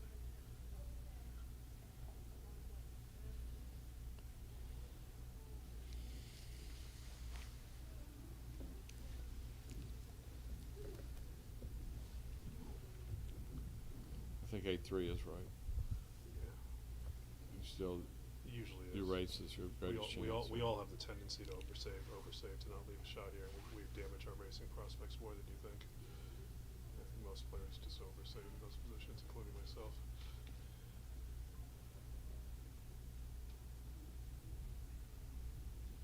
Chanel's just went closer here. Yeah. 71. Yeah, 71 and 81. 71 to 81, yeah, just.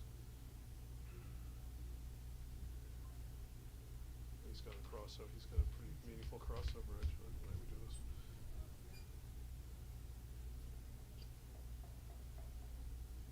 Off to the races. No. I don't think this is right. Well, the thing, But you get some shots anyway when he rolls, when he hits you. which you don't get now. Now if he rolls a 1 or 2 again, it's really, yeah.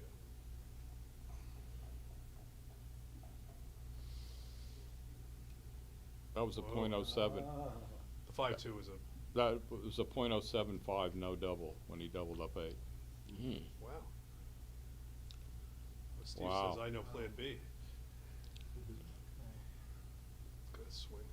Huge 6-6. swing. 6-6 followed by 2-1. What is that? Steve's up in the race now, but it's a little wasted. 10. 10. 42, 47, 24, 42. He's up 9. He's up 9. Yeah, it's 47.56, but 47.56. You've probably got on an eyesight. You got to add 5 for the extra checker and 4 for the 2 on the ace point. That's 52, 56.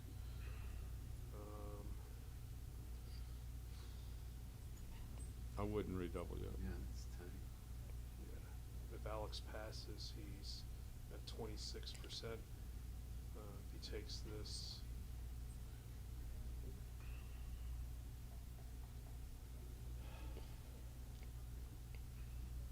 Well, of course, maybe. Is he better? Is Alex better than 26%? Yes.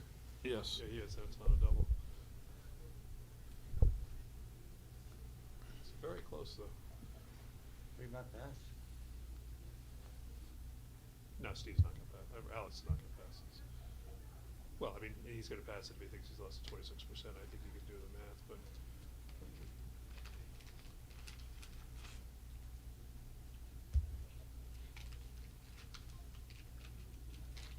That's a pretty bad shot.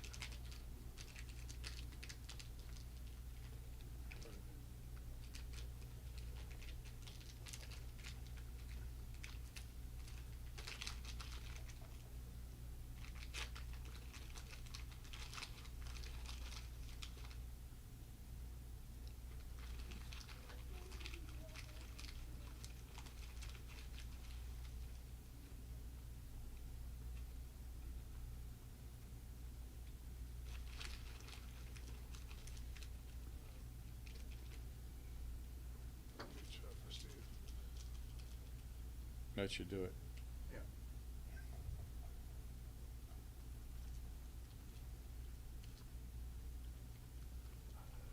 He's behind 2 checkers though still. Yeah, it's behind.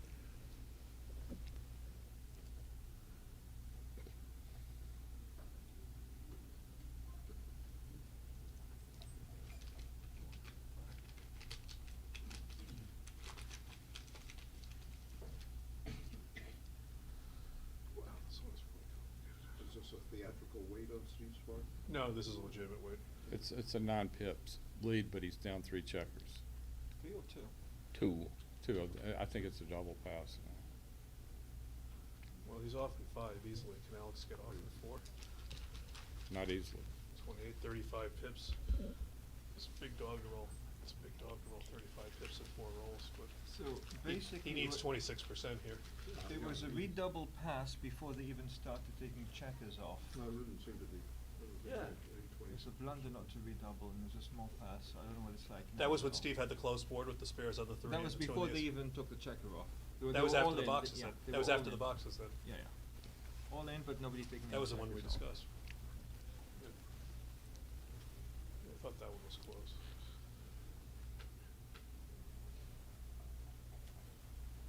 Well, that's most likely gonna settle it. Then you go box owners.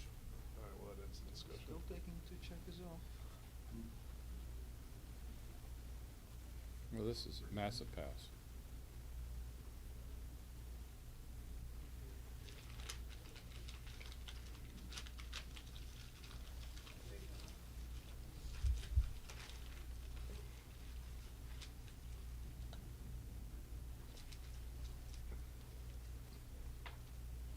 What can we be thinking about here? Taking? It was a monster redouble, monster pass. Maybe just he's the as tired previous as we time. are, so he's, you know, he's nodding out. He forgot that he was still The playing. previous time it was a monster redouble pass. There's no way Alex is gonna take this. Well, it's for the match if he does. Otherwise, what? 2 away, 5 away. Which is 26%. There's no way Alex has 26%. I remember hearing a story about somebody who took in a position like this because he said, "I feel boxes," and then rolled boxes the next roll. That happens all the time, but usually not in the finals of a decent sized event. Okay. But it just makes it that much better when it does. What are the Depending what updated side of the table PRs you're- now, Roy?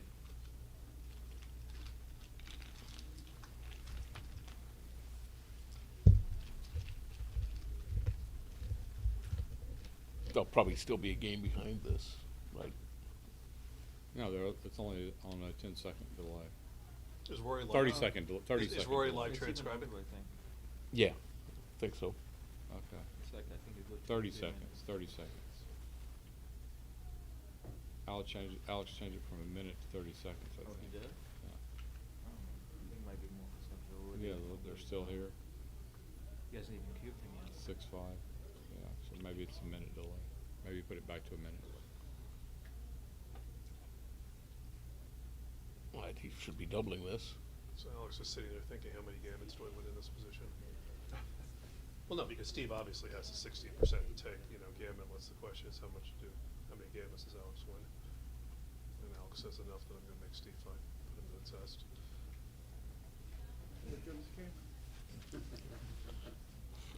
It's camera time.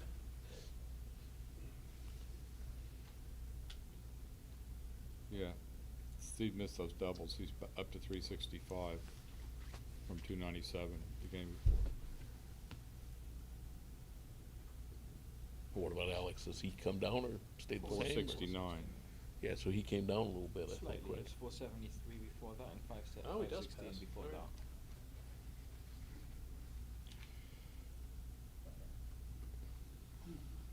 So I was wondering, at this 4-way, 2-way score, how big a favorite do you think the underdog is to give the first cube?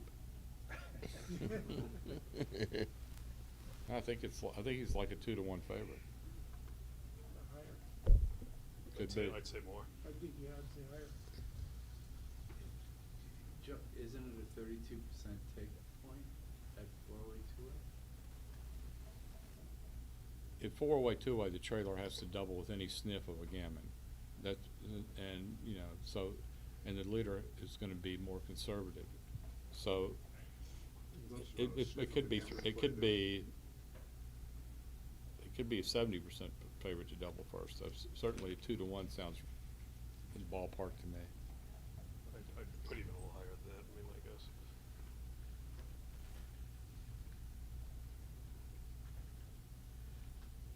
Is this 3-2? Yeah. This is obviously not what Alex was looking for. Steve has the game that Alex wanted, a wide open game with some gammon possibilities.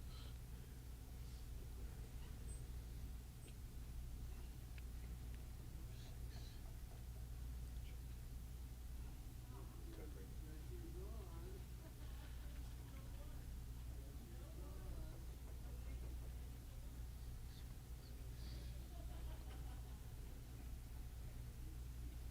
I would hit two.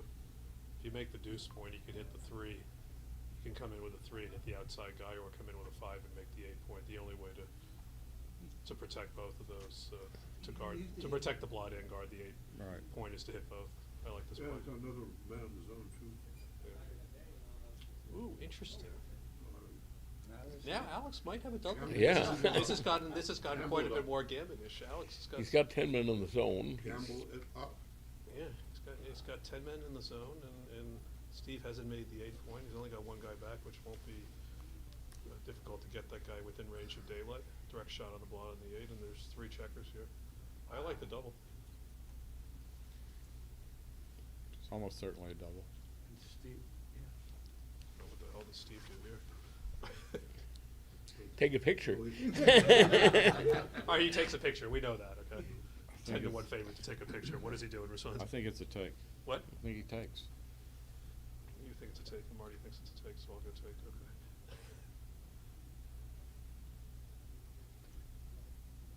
Definitely right for Alex to roll both out here. Not a good number. Just make it and come up. It's 3s and 6s. Yeah. Or maybe he has to hit him. Maybe he has to hit him on the 4. Or make the bar point. Double tiger time. Maybe he has to hit on the 4. What can he do if he just makes the deuce point? Is that 4-1? Yeah. He can make the deuce on the bar, but then Steve can. Yeah, you know, Steve can play forever. Steve anchors with a 4. So he comes in says- and hits him with a 6, he and then says, "I don't he want makes to it Yeah, a I 5. like this. No, he's thinking like you this are, is yeah. this is the ballsy play. Yeah. It's not going to work that often, And but that's it's the ballsy riposte. Yeah, that's the problem with the ballsy plays. It doesn't work very often. Really. No. There's ballsy and ballsy.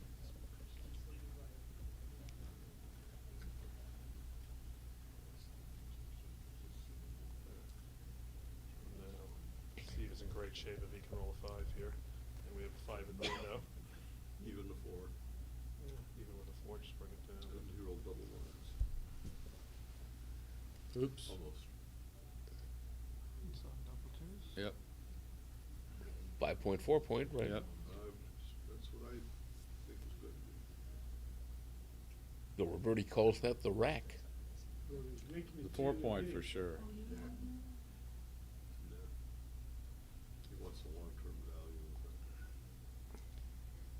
22 and He might 11 is say, not "Oh, terrible wait, either." I have a better blockade, and I get the edge. But the bigger swings are when Steve fans and 3-point board. I mean, this is all right, but.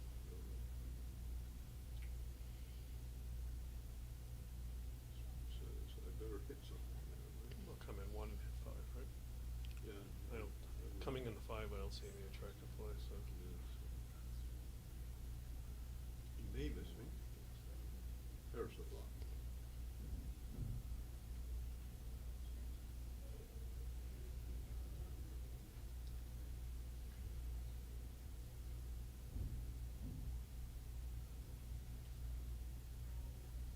So Alex can roll 2 here. He's got a game. There it is.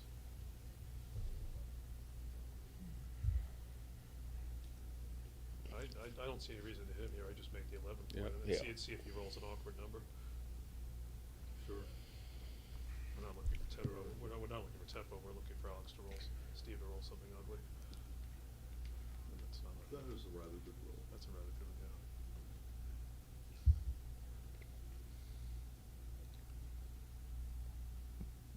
That's a rather bad roll. Yep. Maybe he just comes out. Really? What'd you do, slot the 5 point? I was thinking I about can break the midpoint. I was thinking about sliding the 5 point. Just Alex is going to hit you somewhere. You're very happy if he doesn't hit you somewhere. If he does, you got a chance of setting up a 2-4 game with timing, and if Alex rolls something stupid like a double fours, you know. And maybe sliding the 5 points, right? I don't think I could come off the anchor. 13-7 is just grotesque looking, so I would slot the 5 point. That's what happens when you have TNT, if you break one points. Why not come down from the mid and then just try and blitz him if you don't get hit? The game plan would be 13-7, don't get hit. Yeah, but he's gonna come Advance out, he's to gonna the come out with a edge. 6 and hit you with a Yeah. 4, I mean. I know, it's bad, everything's bad. Legal bad.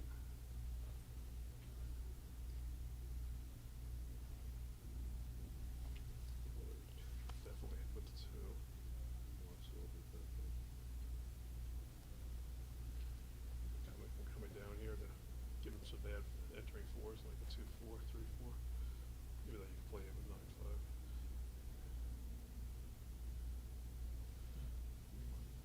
We won hits. But Yeah. thinking of not hitting, since they'll come in on the edge.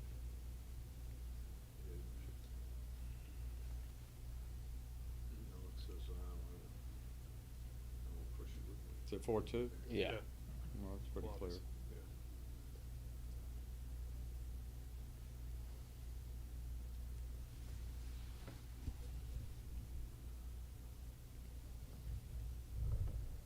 It seems hardly possible for either player to save the game.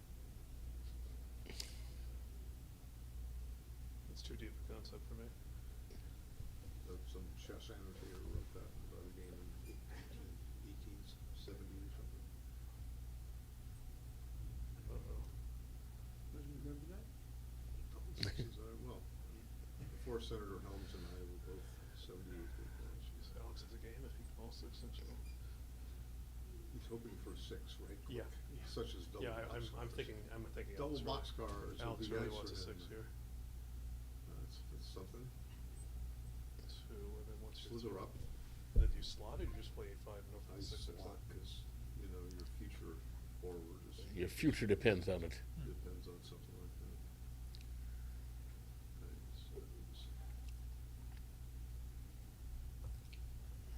This is not very scary for Steve. He says, I want more flexibility than 13-9. Shishbash. That was interesting, but wrong. Okay. It's getting skinny. Very skinny.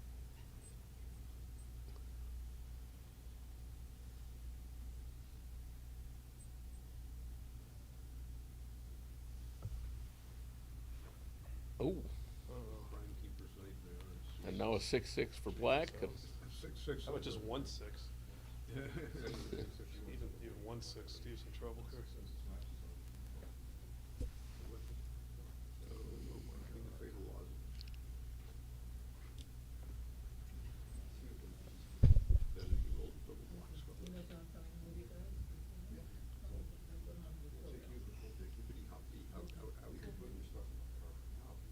You'd have to bring it topside because I have my duffel bag and my 2 backgammon boards. Is this over creative?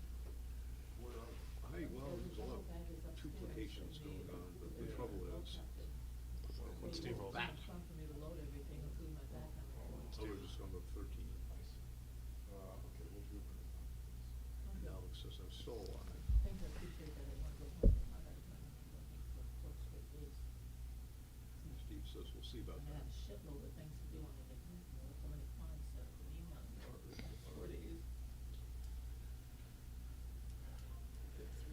I'll tell you, if hitting right is here, if hitting is right here, it takes the courage of a lion, but I don't see. It's camera time. It's camera time, yeah. I would just break the 9 point. Yeah, me too. 'cause, I mean, you're going from 2 blocks to Only 4 roll here. around once in life. The end of a hard tournament. Are you hitting here, Marty? It's camera day. I cannot bring myself to, but I'm just a wimp. I would not do this. I'm afraid of being Gammon, is my trouble. Same. Right? So I just break the 8 point. 9 point. Whatever that point is. Yeah. Yeah. This one. The breakable point. It looks like the 9 point. 9? Yeah, that's what I do. And I might lose after this, but I might also. You'll stay alive to play figure one, something out. you'll stay alive to play one more game here.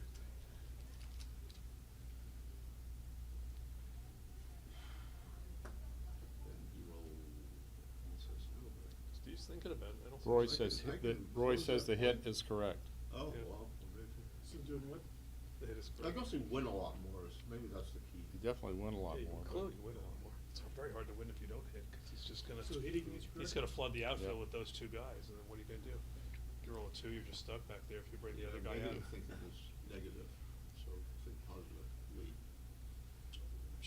I'm sure Steve's sitting there saying, I know the hit is right, but do I have the courage to actually do this?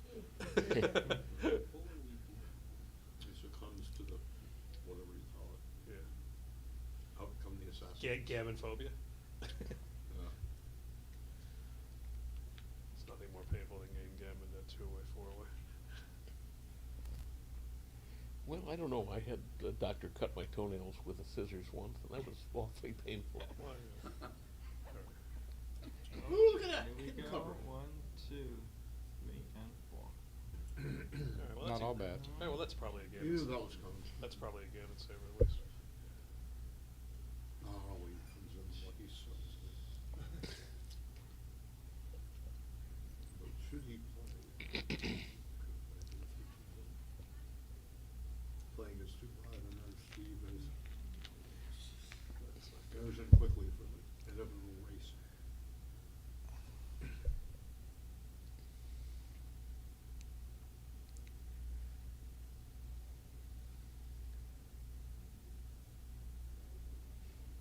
Uh-oh.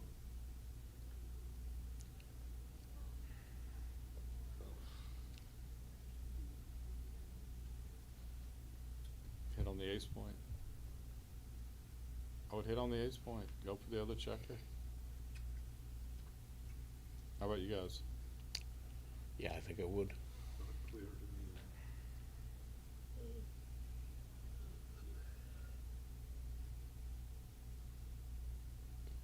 I wouldn't hit on the ace. Not if he's gonna roll 3-6.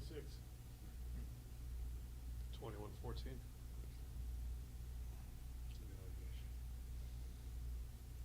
Don't forget, Steve can't come up with 2-3 and 2-4.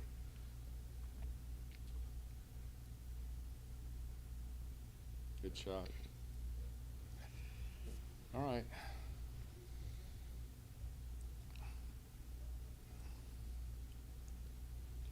Most of the gammon threat has been evaporated. Yeah, he can play 10 to 7 and 15. So he can take what he says, I'm gonna go for the outside point. And super coverage of those escape points. Great shot. Great shot. Well, 2-5 or 2-6 would have been better, right? I don't know. 2-5 or 2-6 may not have been better. Okay.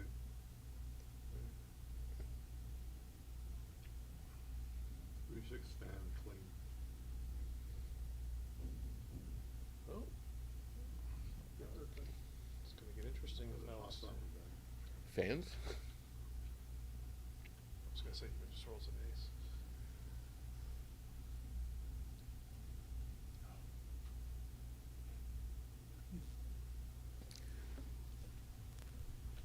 Probably wrong to hit here. Probably wrong to hit. Yeah, he just goes to 7, right? Let's hit later, he says. Joker alert number 1. Yep. Yet another foot soldier to 1 point. Clunk.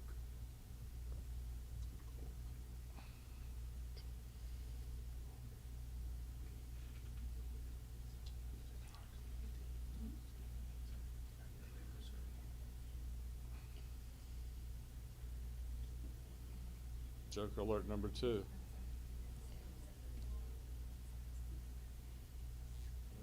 Some blocks, the 20-point blocks, nothing, so.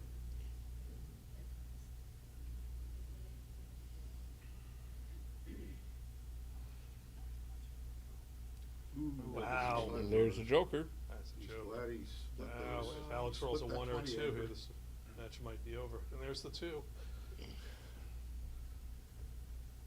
soft for 3 point. And Steve is saying, I am just 8 pips away from the final. Can he do it? Can he come up with 8 or bigger here? 9. He cannot. Well, He can hit twice, though. You could hit 2 and leave 11 numbers, or you could hit once and leave 13 numbers. Right. So I think we all know what to do. And if you Well, get- Alex might not. If you get hit, you have better chance to survive, too. yeah, you're we That's might it. have an assassin. Ball game. It's ball game. Well done, Steve. Nice match, guys. Thanks, Rory. Give us the final PRs here.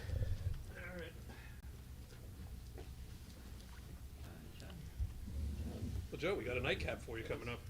I'm going. I'm leaving. Oh, A nightcap. why play Steve now? But good luck. Oh, okay. Good luck to both of you. Yeah. Thank you. I don't think they're streaming this because it's not enough star value. I can understand that.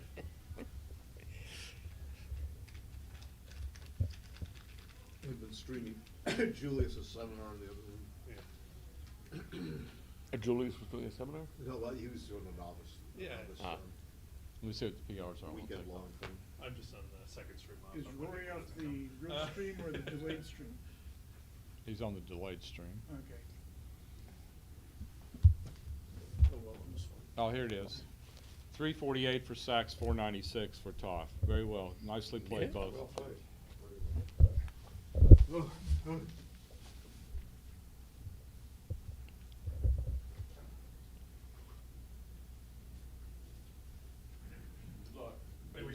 I'm so tired, maybe we just do 50-50 and roll on even for the trophy. Sounds good to me. Hey, go get a drink somewhere.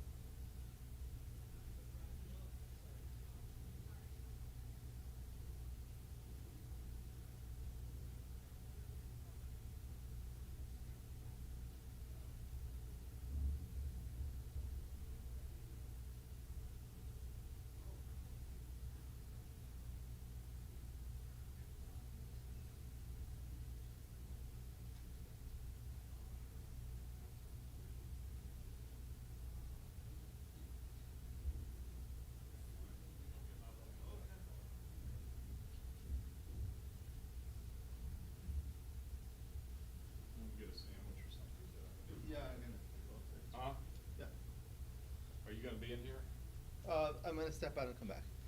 All right, everyone. So, the last match of the night will be two Grandmasters. Chris Trencher from the New York City area playing. You know what? I think I'm just gonna go home. Okay, against Steve Sax, I'll change my mind. I'm local gonna go player home. here. They're playing in the Bob Glass Masters final. That will be starting shortly. Thank you to everyone who's watching. Please smash the like button. It does not necessarily mean that you like me, but it means that you like backgammon. All right, so even my wife hits the like button.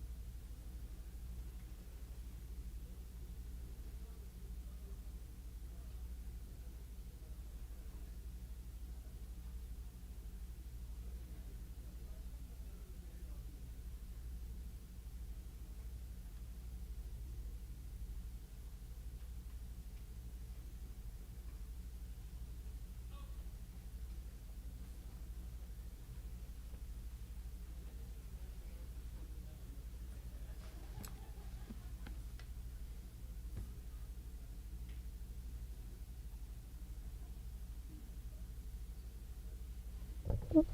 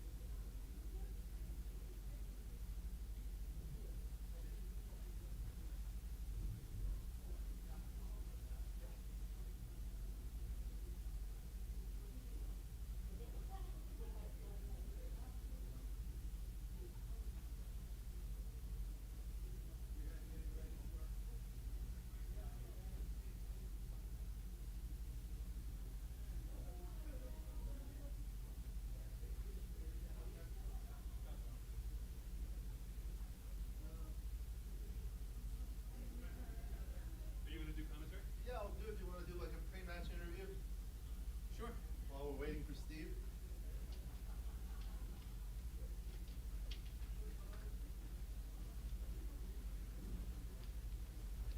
All right, we are waiting for Steve to come back from the restroom or something. I'm here with my good friend Chris Trencher. How are you doing?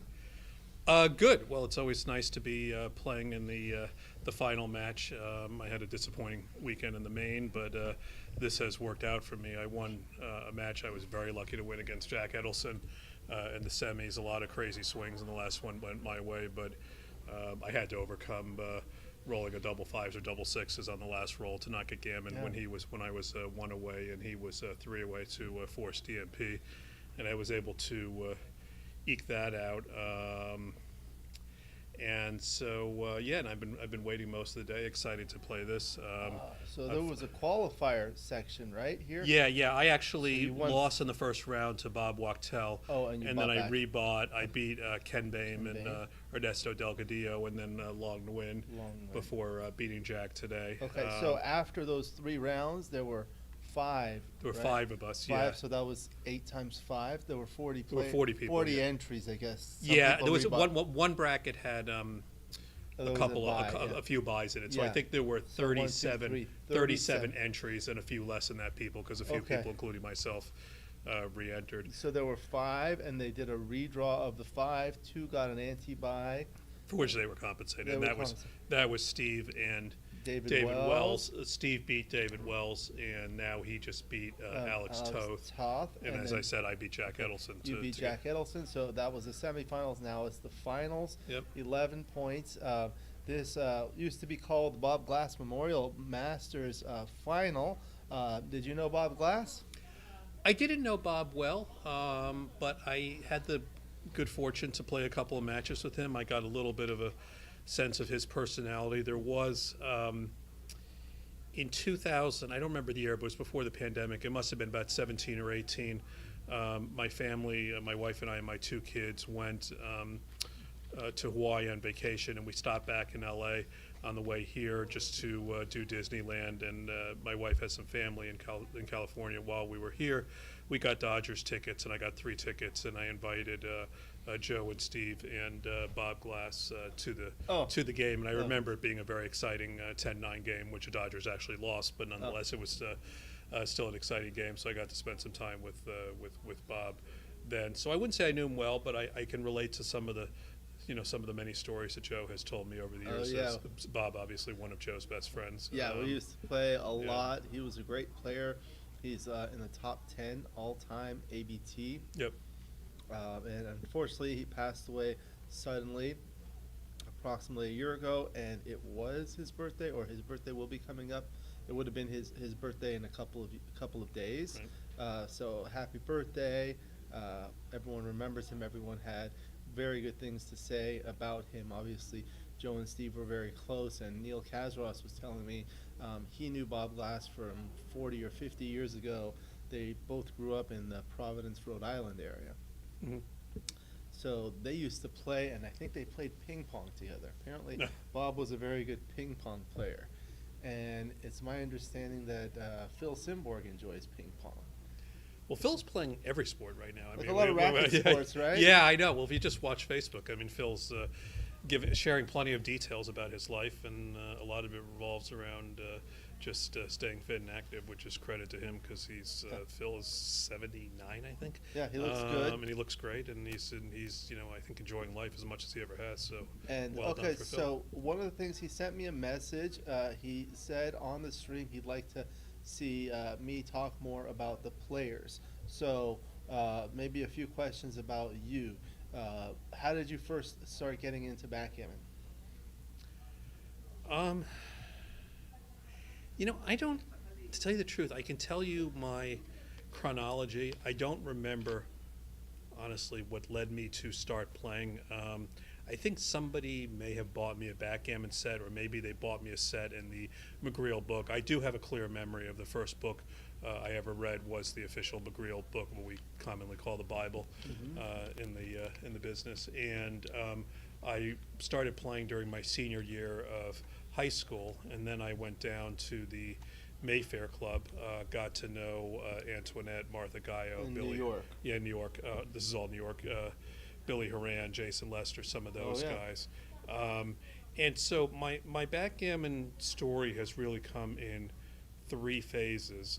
I kind of dropped the game when I went to college in 1986. And then through college and my first job out of school, in business school, I didn't really pick it back up again till 1995. At that point, I was my first year out of business school, and the Ace Point Club had opened at 60th and Madison in the city. And then from 95 to 2002, I played very regularly at the Ace Point Club. There were a number of folks who had an afternoon chouette for quarters. Mike Senkowitz, the late Chuck Papazian, a young Rich Munitz, a bunch of the Danes. I shouldn't joke. Rich is only 5 years older than I am. Who were the Danes? Was it like that was Matt Peter Yez and- Mordholm, Matt Mordholm. Sanderson, Henrik Winter. Okay. And then the Ace Point. Then the Ace Point, I think, went out in 2002, 2003. And then from my own perspective, in 2002, that's when I really shifted in my career from consulting to the buy side, and I wound up co-running for lack of a better term, a hedge fund, really just an investment fund where we had some shorting capability. And I did that for the next 8.5 years. And during that period, I was working very hard. That was when my kids were born, and so I was guy going out working every day with young kids at home. So I really didn't play for most of the next few years. I got back into it in 2009. I actually won the Liberty Cup Masters in 2009, beating Falafel, which was an exciting match. And still from 09 to like 14 or 15, only would play in the New York Metro. I wound up beating Victor as well in 2013. Great. And then after the fund closed down, I tried to raise money on my own, which I couldn't do, and then just after that, wound up doing, working out of the apartment, trading more. I have a network of people I talk to in trading, and that allowed me to spend more time playing backgammon. And so really 2016, 2017 is when I got involved in the circuit. So for me, really 3 distinct phases: the early phase, the middle phase before the peak of my career, and now I guess if you want to call it the post-career phase. And some other questions that people like to ask, or that like me to ask, is this tournament. She does an outstanding tournament, Candace, along with Patrick and everyone else. What do you enjoy about coming to this tournament as compared to other tournaments? Why should the viewers come to this tournament? Well, I think, like you said, they do an outstanding job. I mean, I think that at each tournament you get a slightly different mix of people, because there's always some regional bias to this, and so I think all of us have different groups of friends in the backgammon community, and there's some people I see out here that I don't see in the other tournaments. In terms of the mix of events, there's always a lot going on out here. I played the Masters, the Open. I didn't play the Speed Gammon this time just because I was in the final of the Masters, but I would have played the Speed Gammon if I wasn't there, and I am hoping that in December that we'll have a super jackpot, something similar to we have at other Oh, yeah, tournaments. so we And- discussed that, and then hopefully they're gonna set that yeah, up. yeah. I mean, we'll start out at least with 8 people with $1,000 entry point. Okay, so that'll type be of good. thing, and I think that'll be good, and there'll be some interest in that, so that'll make this one even more special. So that'll be a single elimination, and the people that can get eliminated from that, they can go into the Masters jackpot. Yeah, or they can rebuy there. They Or might be able to whatever. rebuy. Yeah, Yeah. it's just another event. Great, great. Another question people enjoy hearing the answer to when I do the Grandmaster Series videos on my channel is a lot of people are good or intermediate or whatever. And let's say you're at a very good level, but you want to get to the next level. You want to get to the Grandmaster level. What would you recommend to people that are just almost there but trying to get there? I would say 2 things. One, you probably can benefit from coaching, and there's a lot of very good backgammon coaches out there, and I think that they're all, or many of them are very capable, and you have to find somebody that really works for you. And different people like absorbing material and learning in different ways, and different coaches like delivering the message in different ways, so you need to find somebody who works for you. And the other thing is, I think you just need to, when you play, go home, look at your matches, and when you've made a blunder, just go and print out that position, type your own commentary about what you've learned from that position, and then just print those things out, commit them to a binder or a folder, almost like we did back at school, and then just go in and review them. Maybe you have, obviously I've printed out hundreds or thousands of pages over the years, but I'm really focused on the things that have happened most recently as my game has evolved. So, I'll go and I'll get these matches back. I'll look at them. I'll probably print out 15 or 20 positions that I messed up in this the session at the various games this weekend, and I'll just go over them, and then that's how the material sinks in for me. One of the common questions people have is, say you're looking at a position on XG, it'll tell you the right answer, but it won't tell you why that's correct. So what do you recommend to students to understand the reason why? Well, if you think you understand the position, Yeah. and you do understand the position, the next step there is to move around, is to manipulate the position in some simple way with one checker or moving a point or something like that, in being able to predict how that will affect the position. If you truly understand the position, then you can understand how variance of that position will differ from the original position, either better or worse, or more gammons and fewer wins, or vice versa, or whatever. And if you are getting the results that you would expect when you manipulate the position in terms of the dispersion of outcomes, then there's a good chance you understand the position. If you're not, then maybe there's something more nuanced to it. Yeah, that's a very good exercise. I do the exact same thing, and you can kind of look at the gammons, you could look at those details, and you can kind of see how the next rolls play for either alternative. And the same with checker plays and doubling decisions. You just make those variants. You could also do other things that I like to do, especially with doubling decisions, is adjust the score. So Mhm. I play a lot of 5-point matches. Like, I'll play on XG, I'll come to a position where it's a doubling decision, and maybe I got it right, maybe I got it wrong, but I'll still look at it at most of the scores in Yeah. a 5-point match. Obviously, you're not going to look at a cube decision at DMP, Yeah. but the other scores, and you can certainly learn a lot about the score-based strategies. Yeah, I think it's a much bigger deal than we think. I think once you get inside a 5-point match, I think that is something that has been studied very heavily and taught very heavily. What I'm surprised at sometimes is how I can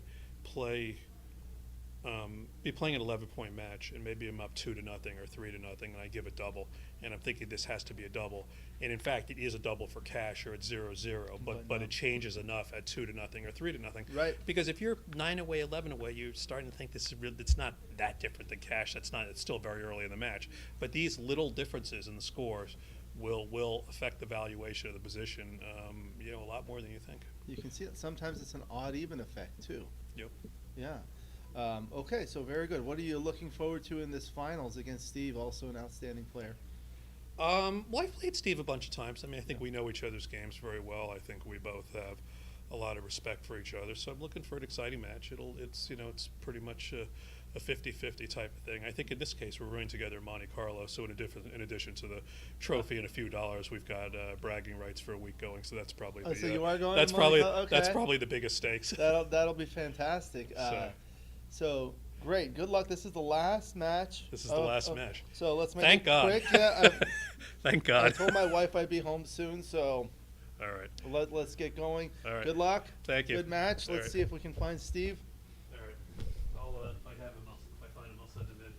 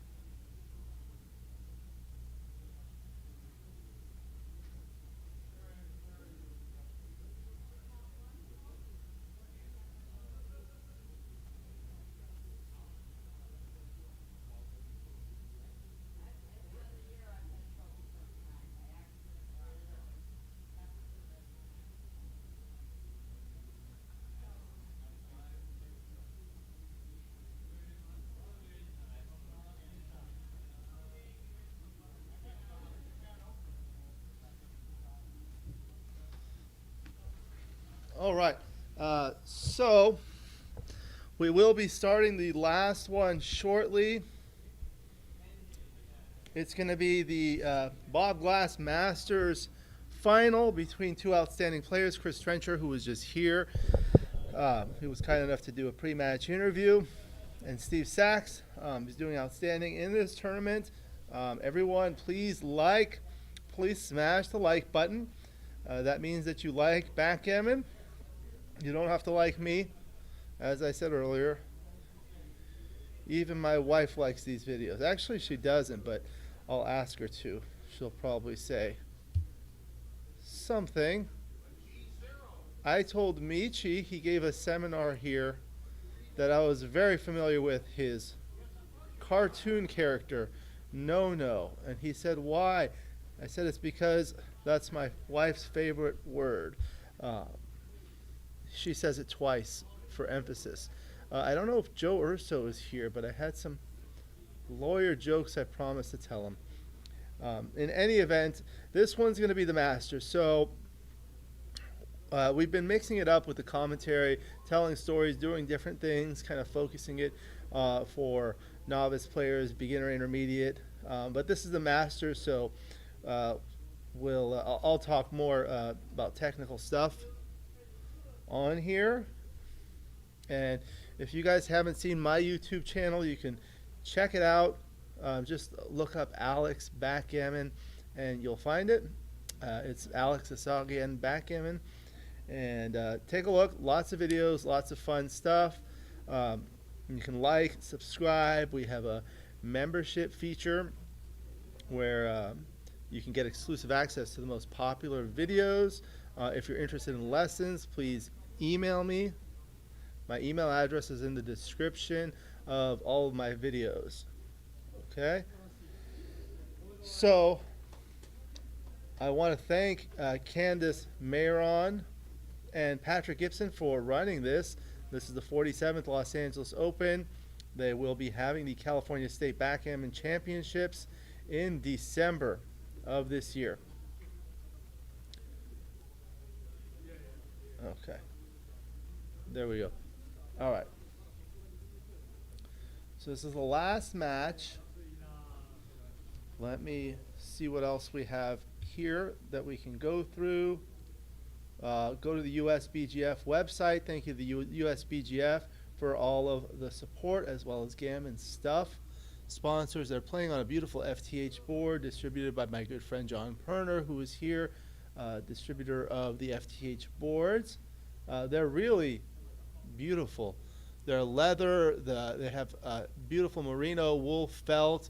It's a pleasure to play on them. The checkers are beautiful. They glide nicely. It's lightweight. Everything fits in perfectly. They have those unique, recognizable cubes, the doubling cubes. So this is the conclusion of the 2024 Los Angeles Open. In terms of the upcoming ABT American Backgammon Tour schedule, next month in July will be the Michigan Summer Championships held in Novi, Michigan. My good friend Carol Joy Cole, the queen of backgammon, a Hall of Famer, she's been running this tournament for over 40 years, maybe 50 years, and this will be her last tournament. I did a video with Ben Friesen to promote it. That will be coming out tomorrow. And then in August, the date of the Michigan Summer Championships is July 3rd through 7th. And you should go to the usbgf.org and you can see. You can go to play at the top, full calendar, and ABT calendar. Okay? So that's that in July. In August, 8th through 11th, the 2024 Wisconsin State Backgammon Championships run by Jack Edelson. Hello, Patrick. Howdy, howdy. How are you doing? Haven't lost a match this whole weekend. That's good. Undefeated. Very good. Yeah. Of course, I've also not won a match this weekend. Yeah, yeah. So Frank wouldn't let me play. All right. The next tournament is Wisconsin State Backgammon Championships, August 8th through 11th in Wisconsin. That might be against the back wall table because we had a couple of them you set aside that were. Now, that's run in Madison, Wisconsin by Jack Edelson. Later on that month, August 28th through September 2nd, on Labor Day weekend. It's the Viking Backgammon Classic in Minneapolis, Minnesota, run by my good friends April and Michael Messick. That's a fantastic tournament on Labor Day weekend. And then in September 26th through 29th, the St. Louis Gateway Open. Let me see. Here I have who runs that tournament. Let's see. Oh, David Todd. Okay, so David Todd, and that's going to be in the Holiday Inn, St. Louis. And you can see the websites for each of these. In October, the 16th through the 20th, the Wild West Shootout in Denver, run by my good friend Dan Minardi. That's always a fun tournament. And the concluding tournament of the year is the California State Championships before the holidays, December 12th through 15th. Last ABT event. Recommend everyone become a member of the USBGF. You just go to usbgf.org and you can join. All right, so it looks like they're getting ready to start. Steve Sax playing the white checkers at the bottom. Chris Trencher, the black checkers at the top. This is an 11-point match, 2 minutes per point for a total of 22 minutes and a 12-second delay. So for those that are not familiar with that, every time you roll, you have 12 seconds to make your move. And then after that, you have 22 minutes of the delay. They're using a baffle box, so the dice will always be on the left. They're showing the black dice, which are easy to see. You know whose move it is by seeing which light is illuminated on the clock on the right. So after a 6-5 and a 6-1, 3-2, he brings 2 down. Chris does. Now Steve is on roll.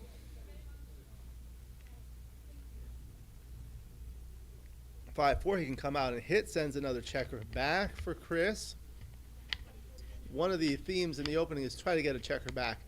Try to get your back checkers out, and oftentimes there's a hitting exchange just like this. 4-3 comes in with a 4 and hits with the 3. With the 4-2, he's going to come in, fight for his high points, and unstack that heavy 6-point double 1. So he's going to come in 1 and maybe come in with 2. He's looking to possibly hit that checker. He can also make the 5-point. That's a really good long-term asset, and make the 10-point. So this is an interesting one. I could try putting it into XG.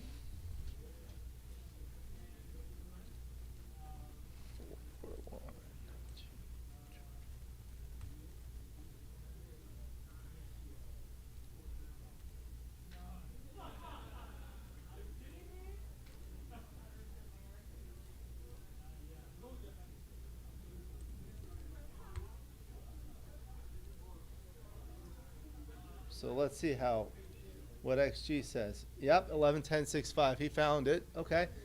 Back to the action.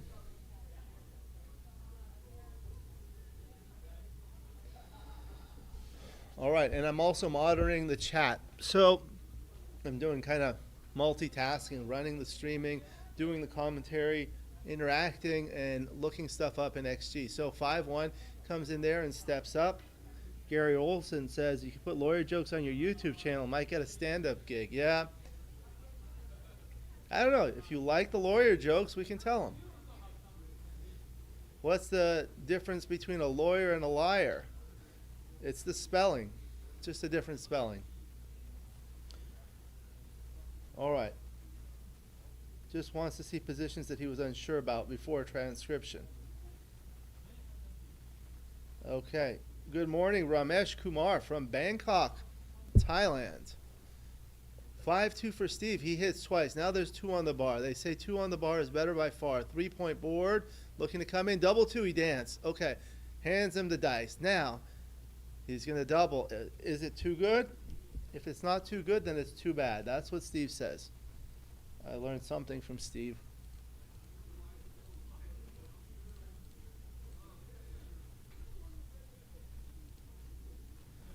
Let's put this into XG while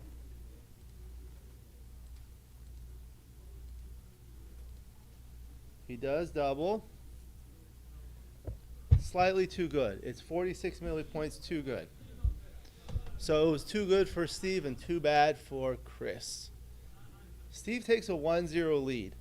So that is 10 away, 11 away. For those that are not familiar with it, the away score is more important than the absolute score. The absolute score is 1-0 to 11. But the most important thing is how far you are away from achieving your goal. In this case, the goal is to reach 11 points. So having 1 point, Steve is 10 away from his goal. So his away score is 10 away. Chris has 0 points, so his away score is 11 away. So Steve is leading 10 away, 11 away. They are using a doubling cube. For those who do not know how to use the doubling cube, at any time you can double, and the opponent can either take and continue for double the stakes, or pass and concede 1 point, and you start a new game.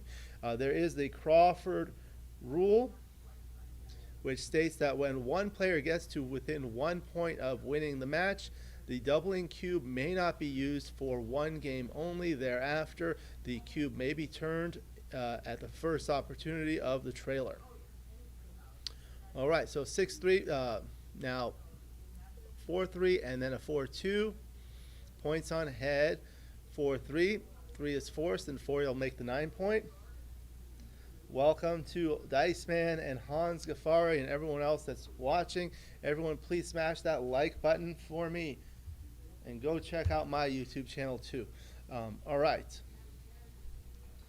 Up to 65 likes. Let's keep it up. I want to see if we can get 100 likes. 4-2, that's great. He makes the 20-point anchor. That's the golden point. That term was coined by Paul McGreal. 3-2. Anytime your opponent has an anchor, it becomes increasingly important for you to make an anchor, so he makes his 18-point anchor. All right, 5-2. So there's the 5 and 6-4. All right, so this is a mutual holding game, waiting for one player to roll some doubles. So double 2, he can go up. If he's ahead in the race, that's what he should do. Steve is counting. I'm a little too tired to start counting these things now.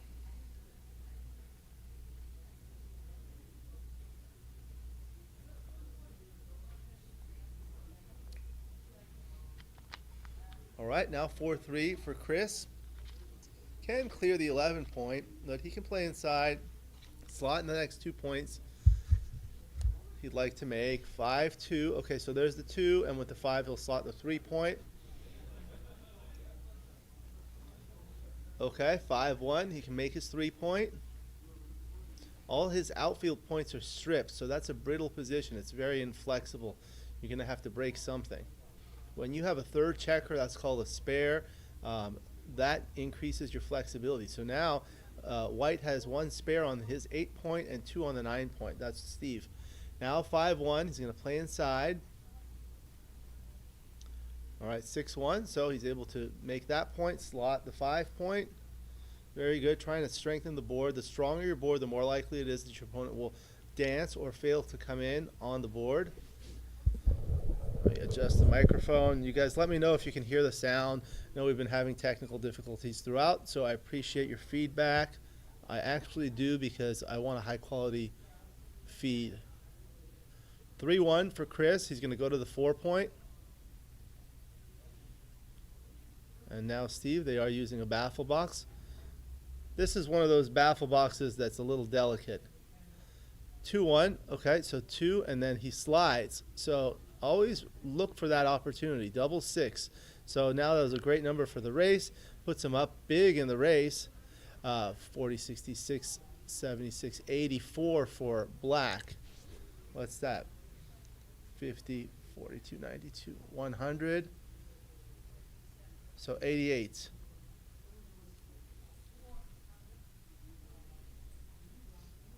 Okay.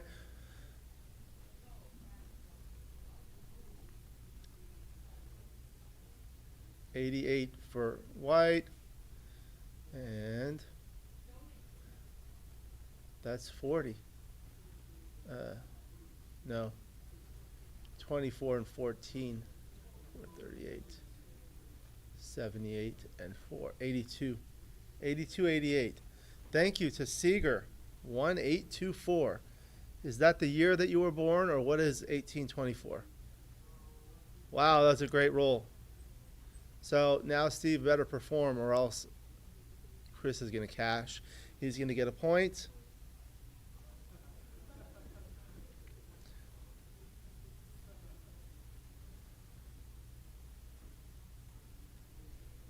Hello, Hans. Hans, did you go back home? Are you watching from home? I really appreciate Ben Friesen, who helped with the streaming. Unfortunately, he got sick. I hope he's feeling better. He was the major player in terms of getting the stream going. I wasn't really familiar with the technical aspects, so he helped a little bit. And it's been a little challenging getting the fine details done in his absence. So I hope he feels better soon. I know he will be helping with the tournament in Michigan. He did a great job running the BMAB. Double 5.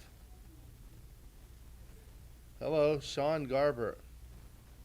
Who is Sean Garber? Okay, so what did he do with the double 5? 1, 2, 3, and he came 13 to 8. Hans, yes, that means he's home. Okay. Makes the 4 point, 4-2, makes his own 4 point, nicely unstacking that heavy 6 point. When you have 5 checkers on the point, that's too many. That's a mountain. That's what Beachy calls it. So that's a 5-2. There's the 5. And yeah, he doesn't want to do the triple split, 24 to 22. Now Chris is thinking about it. Okay, and he rolls. Double 6. Okay, so he's going to make his bar point for sure. And he can attack. And in these types of positions, what you want to do is it's about cube leverage.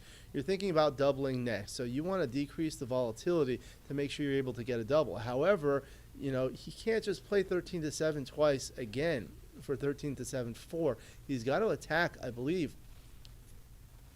on the 2 point like this. So that creates 9 dancing numbers, bad 6s from the bar. And what that means is you can't really move a 6 from the 24 points. So he's got to give up something else. Hello to Marianne Meese. Welcome.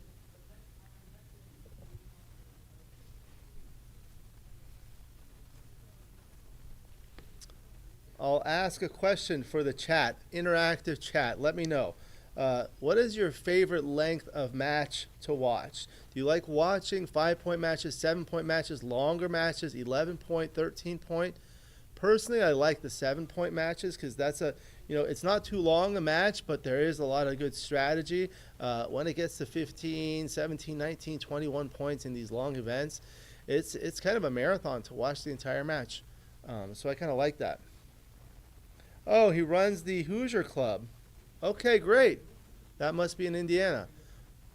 All right, he danced, and now Steve is doubling. All right, thank you for the likes. All right, so it's 1-1, 10 away, 10 away. And let's see, I'll put this into XG. XG stands for Extreme Gammon, the strongest backgammon software. Oh, he moved it. Okay.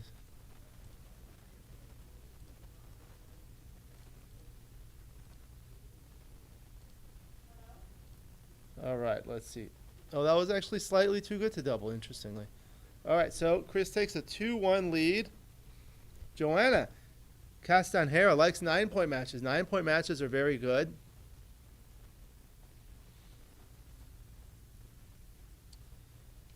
Nine and 11. 11 and more. Very good. Thank you. Thank you for your feedback. Now, tell me why you like that. Oh, you didn't know there was going to be a second part to the question. Too bad.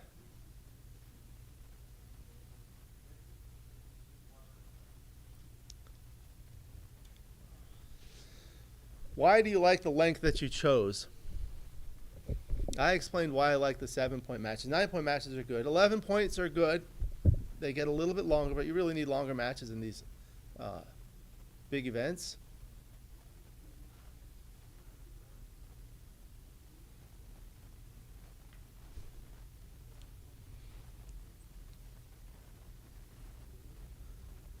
Next question is going to be, what kinds of things do you like to do outside of the tournament venue? Do you like to go shopping? Do you like to go to restaurants? Do you like to go to shows? Do you like to sightsee? What do you like when you go to a tournament? let me know your thoughts in the chat. So now 6-1 sends a third checker back. Chris rolls a 2-6 from the bar. That's already Fogerland. It's awkward because when you come in with the 2, you can't play the 6 because usually the 8-point blocks it. Now a double 5. So 1, 2, 3. He makes the 3-point on head. Probably either he can come out or he could do that because the midpoint was stripped. He may have been able to afford to come out to the 16. Okay, so another 6-2. So this is getting awkward again. 5 is too short, 1 double gammon, and it's over. Yeah, that's true. That's what we do in local tournaments. Okay, so now Chris is thinking about doubling again. Let's look at this. So now he's ahead 2-0, and he doubles. Okay, so before Steve takes, he takes a picture.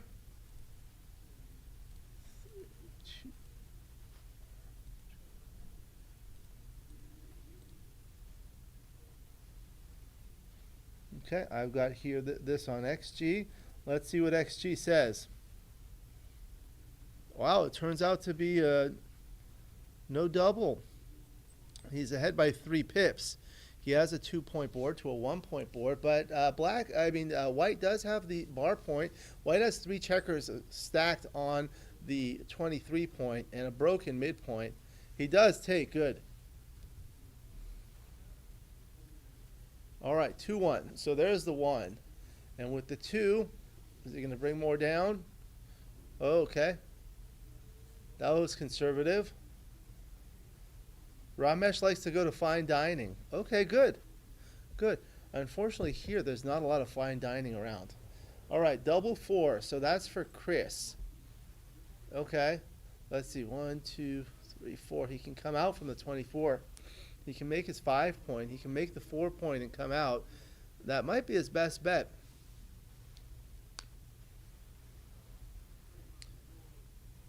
The only fine dining we have nearby the hotel here is, there are 2. There's Carl's Jr. and there's Denny's.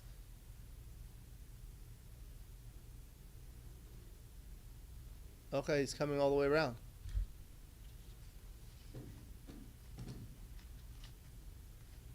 All right, 4-3. He's going to point on head. Now, Steve has a lot of value of cube ownership because he has some good recube vig. Recube vigorish is the additional virtual winning chances you have by virtue of owning the cube.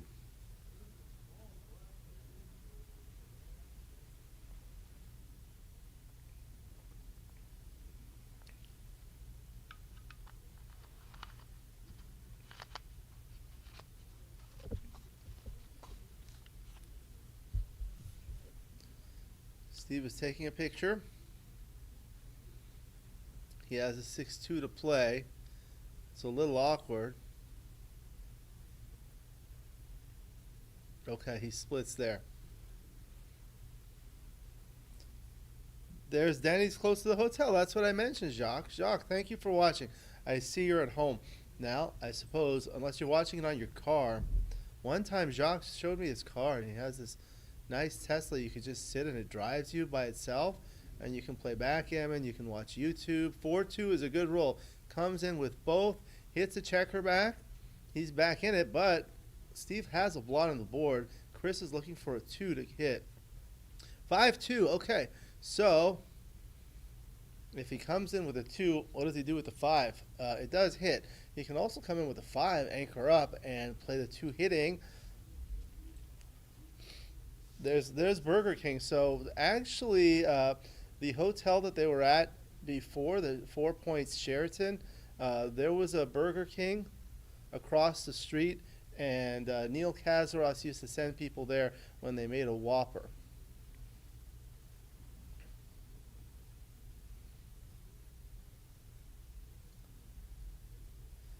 Yeah. Unfortunately, it's a little hard to kind of go out. There's not a lot of time. You have to kind of come in the day before or a few days before to enjoy and do some sightseeing and things like that.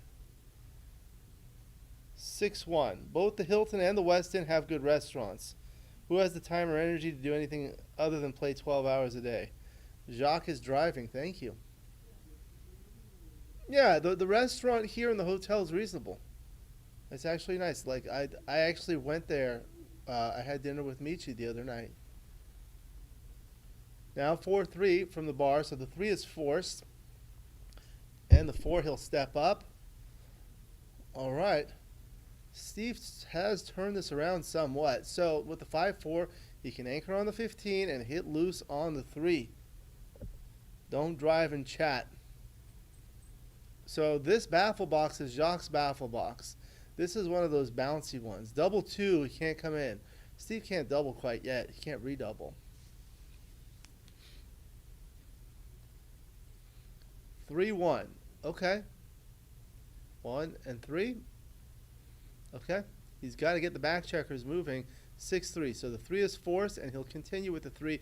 Now Steve's looking for a 6 to hit. 4-3. So there's the 3.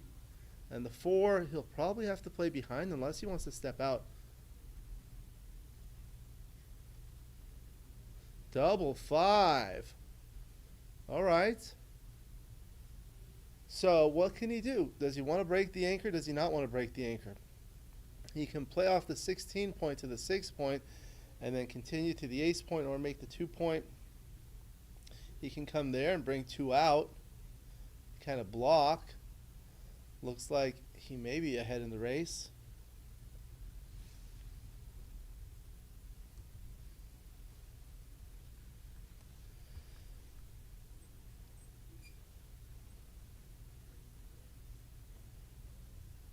Next question for the live stream, for the chat.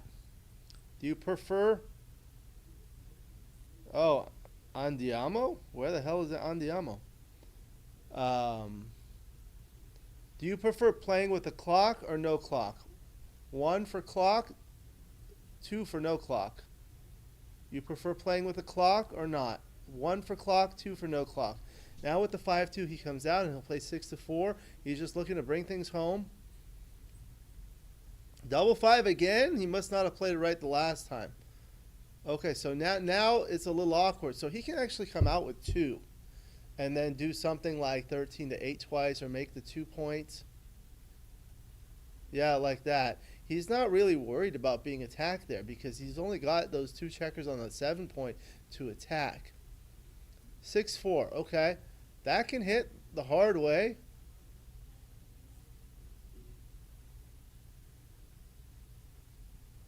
All right, 4-2. He can't come in. What did he do? Steve's knocking over the baffle box. This is Jacques' baffle box. 2. You prefer playing without a clock. Dice Man prefers playing with a clock. Hans prefers with a clock. All right, next question. Why? Why do you prefer playing with a clock or without a clock? 3-2. Steve dances. Double 4. Look at this guy. Nothing but doubles. What happened? Where did Steve go? Okay, he dropped something. And 1 set of dice. Welcome to Roberto Litzenberger. Clocks mandatory. We do have a lot of social players at the social clubs that are not familiar with the clocks. They don't like to play with the clocks. And I understand that.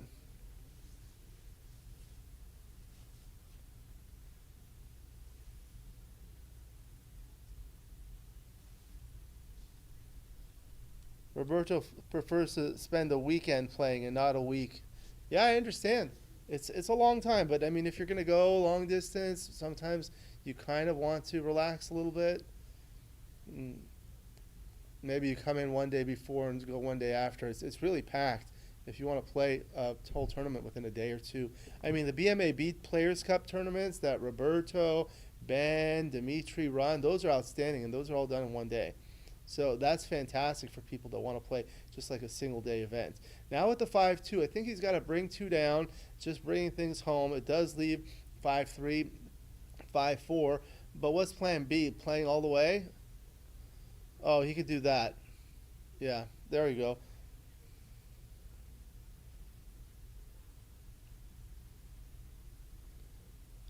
Six one, okay, coming around. So only 5-3. 5-1. So there's the 5, and he's going to play backwards. He likes to trick you like that. What is he looking at? 7-6.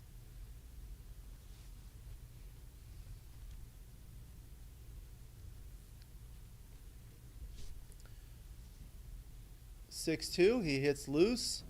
Now Steve's looking for a 5, preferably a double 5. Double 4, close. At least he got a double. 6-1. Okay, so he closes the board. Okay. Next question. What's the ideal length of a tournament? Should it be 1 day, 2 days, 3 days? What do you prefer? Now 5-4 for Chris. So this is a matter of how much gammons he wants. He might have some gammons. The effect on the tournament schedule is profound. What is the effect? The effect of a single set of dice, or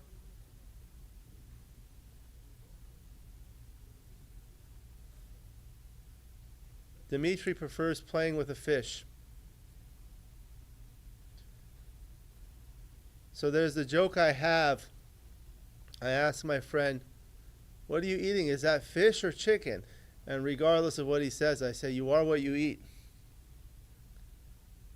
So what's the ideal length of a tournament, in your opinion? 2 days, like on a weekend, a 3-day event, double 1, he bears off 4 checkers.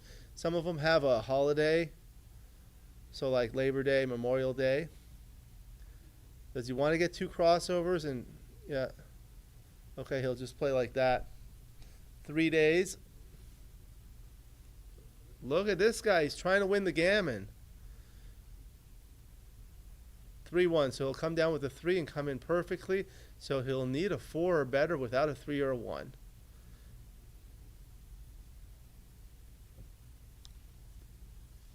Here we go for Steve. 6-4. He got it. He saved the gammon. So that's 4-1. 7 away, 10 away. Clocks do make things go faster, and certainly if you don't have a clock, oh, he's talking about the clock. Oh yeah, I know. There used to be events where before there were clocks, I was told a story, I believe it was Steve or maybe somebody else, but he took 45 minutes on a cube decision.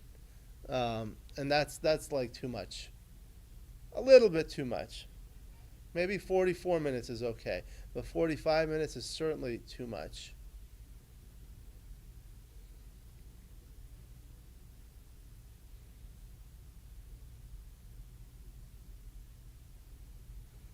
Oh yeah, that's a good point for by Hans. It's good to have a few events in the tournament be only 2 days or 1 day for people who only have weekends off. That's true. I've had a lot of people ask about that. So there's the intermediate, and there are other events. I know I spoke with Ben Friesen about the Cherry Blossom. He had some really good stuff. Like he had a big turnout, and one of the things he did have, so with the 4-2, he's going to anchor up, probably come down. He had night owl blitzes, so like 5-point match blitzes, 8-player brackets every night. So you want to play just 1 day, 1 night, you could play. Depends what is a tourney. We are talking about events and tourneys. Yeah. Yeah. No, Roberto, I'm talking about like the ABT events. 4-2. He makes his 4-point. He's got a solid 5 prime. It's harder for me to count when I haven't gotten enough sleep.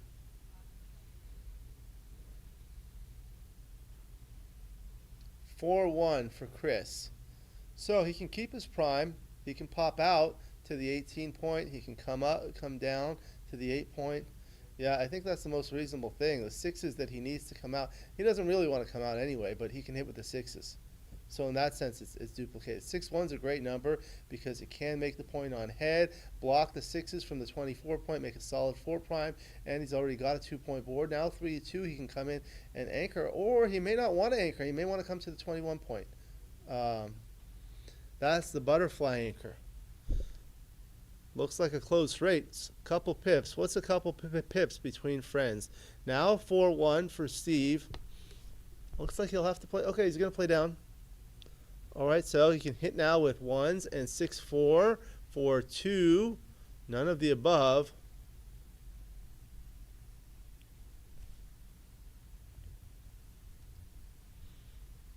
Oh, here's a question. Here's a question for you guys. We were talking about this the other day. There is a slight delay between the live stream and what you see on YouTube. How long do you think should the delay be? 30 seconds, 1 minute, 3 minutes, 0 delay? What are the pros and cons of the delay? You know, they say they like the delay because it kind of prevents cheating, but we have a player cam here, so we can kind of see everything.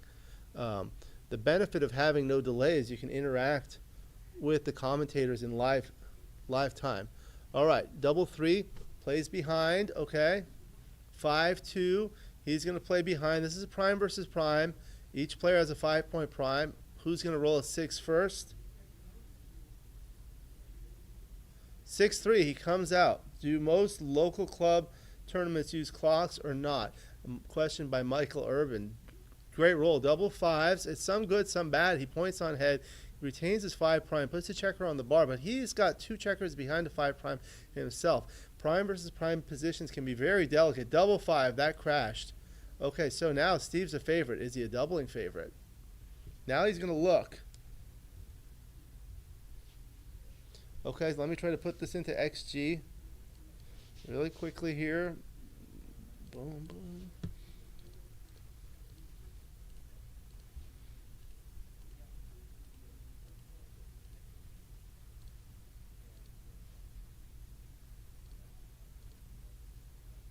Small no double, 26 millipoint error. What did he do? What happened? I was putting it into XG.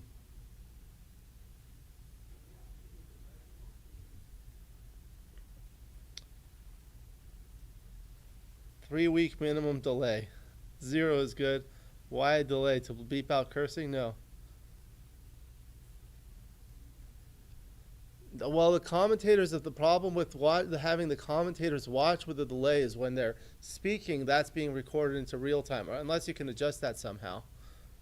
I have no idea. I mean, I don't think the cheating thing is an issue, especially if you have a player cam. And I actually prefer the interactivity. Like you see how, like, I'm asking you questions, people are answering. That's part of what people enjoy, and that's based on what I've heard in terms of feedback. 0.1 milliseconds. See, Dimitri's with me. Dimitri can appreciate my humor. My wife doesn't like my jokes. She says they're stupid.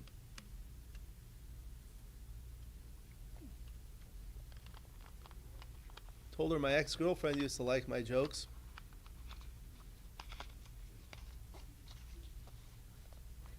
She did. She did. My ex-girlfriend, when I was in training in Albuquerque, 3-2, he's got to play on inside. So Steve has doubled now. I was training in Albuquerque. There was no backgammon. I would play poker there. One time, my girlfriend at the time said, "You like poker more than you like me." I said, "That's not true. I like backgammon more than I like you." These guys need to learn how to drop it gently into the baffle box. 5-3 points on head. Now, he has a 6 prime. If Chris rolls a 1, Steve would have been able to recirculate and possibly fish for another checker. Okay, so this is a little awkward because, well, he can cover 1, 2, and 3, and then probably spread out. I don't know what he's going to do, spread out the other checker. If he plays off the 7-point, double 6s and double 5s, play a little better. No, this is okay too. 5-4, so comes in. 30-second delay. Gary, thank you. Tell me what I am thinking and then put in XG. What's the fun of that? Okay. I'll tell you what I think. That way you can have a real commentator. 2-1. Okay, so that's what I would have done. Play 2 and then the 1. 5-3, so this is going to be a simple race. Just bring it in. All right, 6-1, 2 off. Now Steve's a favorite. Down 4-1, 7 away, 10 away. He'll be 7 away, 9 away, 4-3.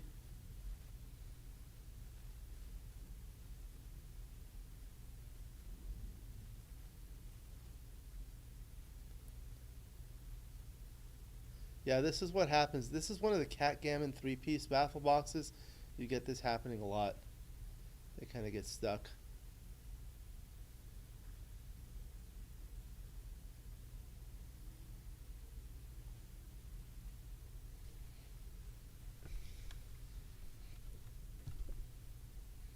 All right, next question while we're waiting for this race. What time do you think is a good time to start matches when you go to a tournament? When you go to an ABT tournament like here in Los Angeles, what's a good start time? Do you like to start like afternoon? Do you like to start at 10 a.m., 11 a.m.? You know, I know people have jet lag. They're coming in from other places. What's a good start time and what's a good end time that you guys think? So this is virtually Jin. 6-2. Okay, so that's Jin. Steve's going to go to 3. Chris has 4. So Steve is going to be 8 away. 8 away is a sensitive score. Yeah. 8 away, 7 away.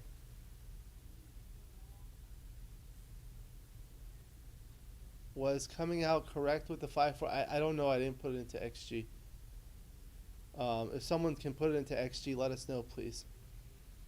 Dimitri sometimes is able to do that. I appreciate that. 6 a.m. And also, I appreciate everyone's feedback, especially in terms of the quality of the video and audio. And I apologize because I know there were sometimes we had some issues with the audio quality, and I was trying to improve it to the best of my ability. I believe the audio quality is very important for these types of videos.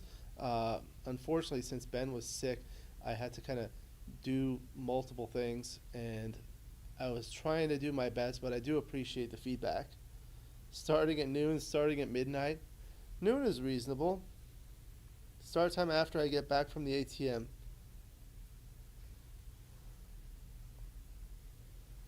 Yeah, you can't really start at noon for a 2-day tournament. Yeah, that's the thing. It's like people have different opinions, and they're all reasonable. So you can't really accommodate everybody, although you try. Double 6 from the bar. All right. 5-4. So he's going to cover and hit. Great roll for Steve. Now, Chris really needs to come in. Double 5. Another double 5. He's been rolling a lot of double 5s. This picture is great. Okay, thank you very much. No match should start after midnight. Yeah, I understand that. Yeah, that's certainly true. Yes, we try to adjust the resolution in OBS Streamlabs and everything, so thank you for that. The camera that we're using, it was a little difficult to focus, but Ben got it to work. I'm going to look for maybe a 4K camera for my live streams. 4-3, so that's the 4, and he'll play safe with the 3. And yeah, these boards look good on the screen. On the projector that I'm viewing, it's not so great because of the resolution, but it's better on the screen, and it's actually even better in person. The images don't do it justice. How many people have played on an FTH board? 1, if you've played on an FTH board. 2, if you have not played on an FTH board. Next question, have you played on an FTH board? This is an FTH board. 1, if you've played on an FTH board. 2, if you have not. So 5-2, I think he's probably going to play 2 down. Or 1 down? Okay, because of the inflexible position and the stronger board. And who knows what FTH stands for? First person who says what FTH stands for will get a prize. The prize is an acknowledgement on the stream.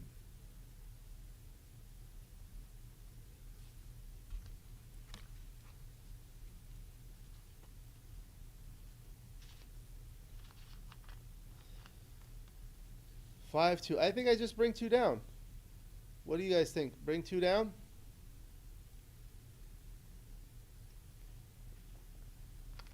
Joe Urso, Jacques stumbled. I know Jacques has an FTH board. Gary Olson, Joe Urso has played on an FTH board. What does FTH stand for? Who knows? Thank you, Hans. The contrast between the points, checkers, and colors, the board is good. Thank you. Yeah, that's why this one was chosen for me, for my eyes. Personally, like, I can see it a little bit better on my computer screen, but it's a little bit hard to differentiate for my eyes between the blue and the green, but I think it's beautiful. Fazil Terlemez. So that's the FT, and what's the H? Good, Dice Man USA got Fazil Terlemez. So I did an interview with my good friend John Pirner, who's the U.S. distributor, and he told me the story about Fazil. He's originally from Turkey and now lives in Germany, and he contracted polio from a bad immunization, and he was paralyzed, and now he makes boards with his wife. And his wife's name is, I think, Hamda, or it starts with an H, so that's what the H is. You should go watch that video. If you're looking for a nice board, these are really good quality boards. Okay, so now, is it a double, is it a take? You're going to need to be up by, like, usually about 12 pips against a 20-point holding game, but now, you see, that's 101, 106, 114 for black, right? So that's 36, 37, 47, 75, 88 to 114. Okay, so the challenges that white has are that clearing the 11-point will be difficult with the anchor 6 away, as well as the 3 gaps there on the 7, 9, and 10 point. There is also a pseudo, like somewhat of a goalkeeper on black's 21 point, and Steve still has a blot. So what's going to happen in the next 2-roll sequence? Is he going to lose his market? So that was a good roll. Comes down with the 5, tidies up. Now Chris is going to need something good. 5-3. Okay, so he's going to run. Now he probably hasn't lost his market. So with that open 4 point, that does things. Okay. 60. Okay, yeah. So Steve is taking a picture.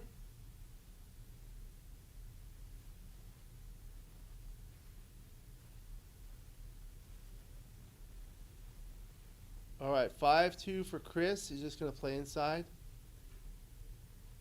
Here's another question for the stream. What kind of board do you like to play on? What's your favorite type of board to play on? This one's an FTH. They're sponsoring us, Gammon Stuff, gammonstuff.com. He brought a lot of boards. They're really beautiful. The ones that I'd seen in the past, I don't know, maybe the colors were not like my pick, like my favorite colors, but the colors that he had on the boards today, this weekend, were really beautiful. So 6-3, the 6 is forced. Looking for a 6. 4-2, that'll do it. Okay, so that's why you take these, for these chances. Now Steve needs a 1 to come in. All right, so now it's a redouble and an immediate pass. Okay, 6 points, 5 away, 8 away. All right, so next question in the chat, what's your favorite board to play on? So I personally own an FM Gammon Talbot board. Those are really nice wooden boards. The thing I like about that most is you can change the surface, and it's like having another board. I also have a P40 board that's really nice. The sound you have to get used to, but they're really nice. Gammoner and FTH, yeah, those are really nice. Like the leather boards, the Gammoner ones, the FTH boards, the Brazilian Casa de Gamão boards, Bob Z. So I've seen some Bob Z boards. My good friend Ian Terry has a beautiful one. I saw David Wells has one. Ian Terry's has colors similar to this with the green and white and the beige background. It's called the Oceanside. things that are unique about the Bob Z boards is they have the double rack, and there's a slot where you can fit the cups. He usually uses the Vinton Nar cups, I believe that's what it's called. Hell no to P40 and the clanking. Yeah, I know, I understand. Yeah, you have to get used to it. I don't like the dice cups with all the noise, so I'll just roll it through the baffle box. And it does make a noise when the checkers hit the other checkers or the sides. But they are lightweight, and they're really beautiful. So there are pros and cons. I know. In the Middle East, you know, when I grew up in our culture, we used the wooden boards, and people love the sound of slamming the checker onto the wooden surface. But here nowadays, like people that play with the cubes, they like it a little more quiet. So with the 4-3, comes in off the bar and hits loose on the 9-point. Chris is on the bar, 6-4. He comes in with the 4 and he's going to hit with the 6 on the 16-point. Yeah, Bob Z is a outstanding board maker. He's an outstanding player from the Chicago area. One of my good friends too. He often watches these streams. If you're on the stream, please say hello. Oh, so he's using a cup now. Double 5, so that's 1.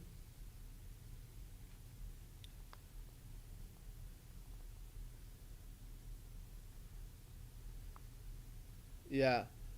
The baffle box, so this baffle box in particular is not ideal because we have all those issues. But when you have some of the other baffle boxes, they're much nicer. It does save about 2 to 3 seconds per roll when you're using the baffle box. Thank you that you like the readability. Chris Lloyd board. Yeah, Chris Lloyd makes nice boards. I never was a huge fan of the cork surface, but they make really nice boards. Nowadays, the new boards are really, I feel like they're better quality and more improved. So he's going to point on ahead, making the bar point. And now he can make, this is what I call like a pseudo midpoint, the 14-point.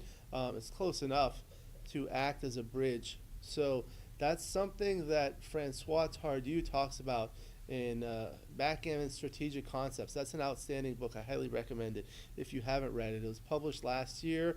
Really good book. He talks about the midpoint as a bridge between a resting place between the back checkers and the rest of the army. And that's kind of what you have to use it for. Once you break the midpoint, if you still have back checkers back, you're going to run into trouble bringing them home. Yeah, can you imagine a big tournament full of people playing on wooden boards? That's part of the reason why people don't play on those boards. I mean, some people like the sounds. That's okay. Double 2. So, double 2. Yeah, he can't make the bar point. Points on head. There you go.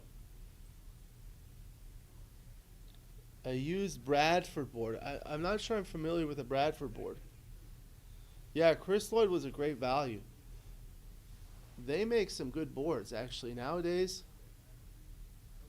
All right, so now I'm not sure if he rolled a 4-1. Oh, it looks like Steve rolled a 4-1 and danced. So now Chris is considering a cube decision. So things you have to think about is the score. So at 5 away, you want to think about the gammons and a double. So what are the doubled gammons worth? So here a double gammon gets him to the Crawford game. So that's pretty valuable at the 5-way score when you're leading. At the 4-way score, it puts you out perfectly. So that means you win the match with perfect efficiency.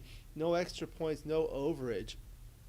So he's got some gammon wins here with the 3-point board, and Steve has 3 checkers back. He's going to have a pretty easy time bringing things home. Steve has 1 checker on the bar, 2 other checkers back. He does have the anchor, which does provide some safety. He has a 2-point board on his side, but other than that, his position is a little bit awkward and inflexible with 5 checkers on the 6-point. Basically, you have 2 checkers on the 7 and 8-point, 1 on each, and you have the 2 on the 14-point. But when you're behind in the score, that's the thing about 8 away. The 8 away score, when you redouble, if you're able to turn around, if you redouble to 4, your gammons are perfectly efficient. He does pass. Okay. So he allows him to get to the 4-way score. And that's another consideration you really have to take into account. If you pass, will your opponent get to a valuable score? And 4-away is a valuable score. Went down to the factory in Rhode Island and picked up my Chris Lloyd for $60 in the 90s. Yeah. Really, really nice factory. I saw, I think Candace Mayeron went there and did a whole article. It's wonderful, that factory. And they make other things too, like mahjong, all sorts of stuff. Lacquered wood also lets dice slide too easily. Softer field surface gets better action. Yep. That's certainly true. Bradford is out of Michigan. Okay. Put a link to where we can find the Bradford boards, because I'm not sure I've seen them. It sounds familiar now that you mention them, but I guess maybe it's not like a major manufacturer. Okay, 5-4 can't move the back checkers. Like to make the point, so he's got to bring that down. So now he has 4s to hit, but that would break the midpoint. So there's the 4-1. So he's going to come down and hit. Hello, Julius and Tom. Would you like to come join me and talk about your novice lecture for once and for all? I guess we could. Yeah. Sure. So Julius and Tom, yeah, please sit here. They did a novice lecture. Welcome. Camera's there. Here's the microphone. Tell us about that. This is a new initiative by the USBGF, and I think it's fantastic. Like the NBA. Remember they used to say that? The NBA? It's fantastic. Yeah. Hello, everybody. This is Julius High and Tom Jane. And we have been here in Los Angeles for the last 2 days on Saturday and Sunday conducting our 2-day novice workshop. And this is a comprehensive instructional class for our new players, for the novices. And our goal is to teach them all of the skills they need to no longer be novices and move up to the next level, like to the intermediate and to the advanced. We do many things in our 2-day course. Thank you for transcribing it, Roberto. Continue, please. One of the main things is that we created a new language which we call Backgammonese, like Chinese, Vietnamese, and Backgammonese, which is really the language of backgammon. So it's just like going to a foreign country, and until you learn how to speak the language, it's kind of hard to get around. So we teach them all of the words and terms, and we teach them the numbers. So they can say 8-5, 24-13, etc. And once they know the language and the numbers, now they can read a book, they can play on the computer, and they can have meaningful discussions. What would you like to add, Tom? Well, I try to add real appreciation of the game, and my real role is to try to help people understand what the game has to offer on multiple levels, including the psychology of it, the social aspects of it, and the brain learning aspects of it, about trying to, work with potential aging and problem solving. And I think one of the big things that has to offer that other games may not is can make you a better person through the working with emotional regulation and switching plans and dealing with disappointment and the highs and lows of it. I think it's a very good mechanism, and we all do that together. And while we're doing that together, I think we learn a lot about each other and ourselves. That's fantastic. Have you heard or read the book The Language of Backgammon by Bob Wachtel? Bob Wachtel did write a book which lists a lot of the terms and words that are used by backgammon players. It's like a dictionary. Yeah. But we try to make our session very interactive, so every player has their own board, and so they're moving their own checkers, and we're describing everything, and it's a real friendly environment in which they're allowed to ask questions. But in addition to that, we also teach a lot of skills and strategies. And for example, we use Michi's new book, Opening Concepts. Yes. There are like 21 proverbs in there, but we cover the first 5 proverbs. And we also introduce them to all of the other books that are at the beginner's level. And we also try to provide them with links, like to the Chicago Point, United States Backgammon Federation. We show them other things that are like on YouTube. Like Mark Olson, for example, has written a series of YouTube videos, like his 12 beginner mistakes. So we introduce them to those type of items also too. That's great. So it's a 2-day course, is that correct? Yes, it is a 2-day course. We normally start at around 9:30 on a Saturday, and we go to approximately 4:30. Usually we have a novice tournament that starts at 6 p.m., which is optional. So in this novice tournament, we generally do a round robin where everybody gets to play each other. And we also allow other novices to join who may not have attended our workshop. But they seem to really have a good time playing these matches and everything, and they get a chance to use some of their new skills. We also spend a lot of time with the cubes. So we introduce them first to the etiquette of using the cubes and make them feel comfortable with them, and then we do a strategy lesson with the cubes. Can you talk a little bit about the etiquette, Tom? Yes, we talk about etiquette and tournament play, try to orient them to tournament situation, and also play in their first tournament, so to try to help them understand what's in brochures, advertisements. When we can, we'll take them a walking tour of the ongoing tournament, and they really appreciate that. It makes it more likely that they'll feel comfortable entering their first tournament if they've not played one before. That's great. How many people do you usually have at these seminars? We've been getting around 10 players per workshop. Here in Los Angeles, this is our first time coming to this area. So we had a relatively small group this time. We had 4 players, but one of them was a nice little young lady who is 11 years old. Oh, that's fantastic. And, you know, she plays at home with her mother and father, but anyway, she had a really good time. And so we also like working with children also, too. That's one of my personal initiatives, is to get more underrepresented demographics playing, specifically women and youth, and in this case, Yes. both, yeah. Historically, we've had a lot of women to attend our workshops. A lot of times, some of the backgammon players, they bring their spouses here, and they're just, you know, hanging around. And Wasn't Frank Talbot's wife here? Yes, She she attended. was, and she seemed to really enjoy it. And one of the things that we find that is the spouses often would really aspire to beat their spouse.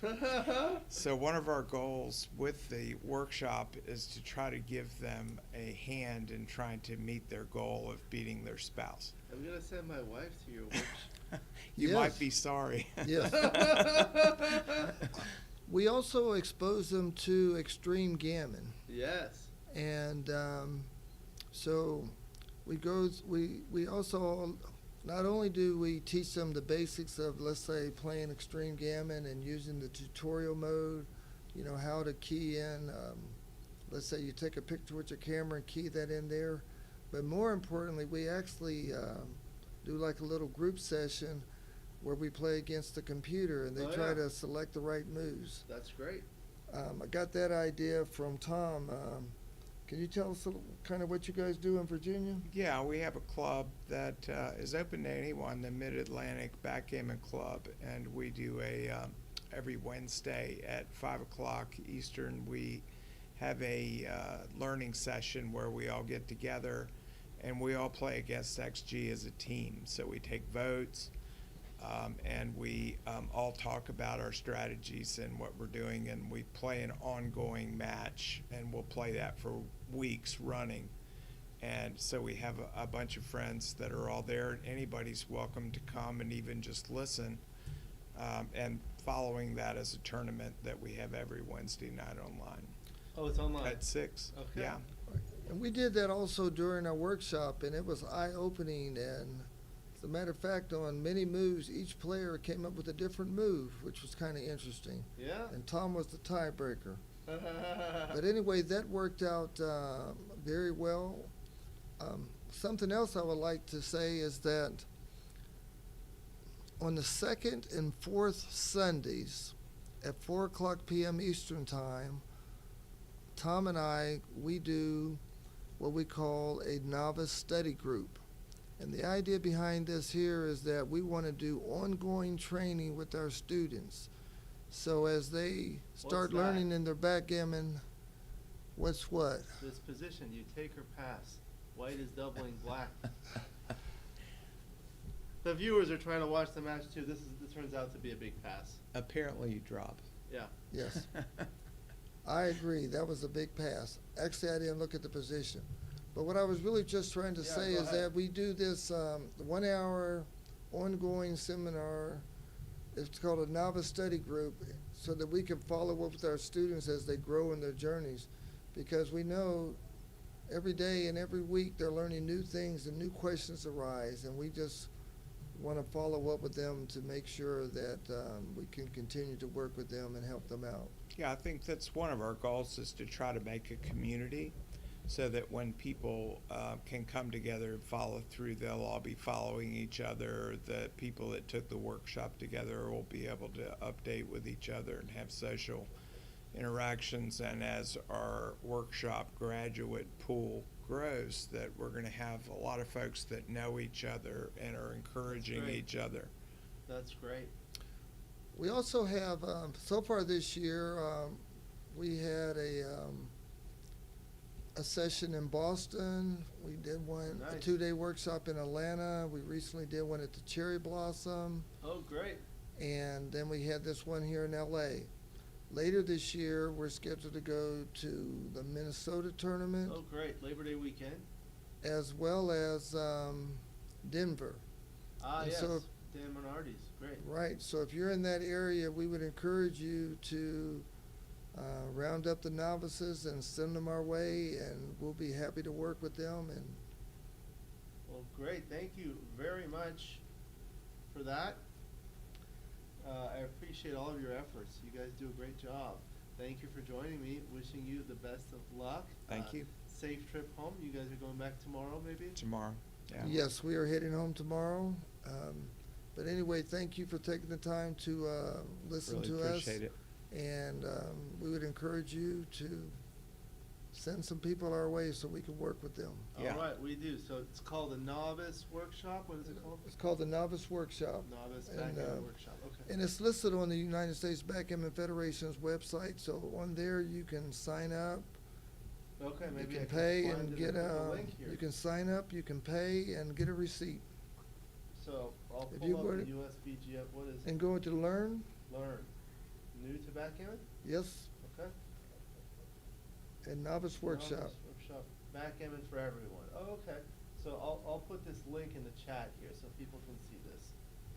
Novice Workshop. Backgammon. So this has a nice syllabus here about what the course is about. Oh, It great. has the schedule in Oh, yeah. there, and Nice, where nice. the Okay, upcoming great. tournaments are at. There's a picture Oh, of Tom yeah. and I there. Fantastic. Fantastic. Wonderful. Thank you very much. So we're getting down to the end of the match, so we'll continue the commentary. Thank you very much. Thank you too, It's always Alex. a pleasure. Thank you, Alex. Thank you.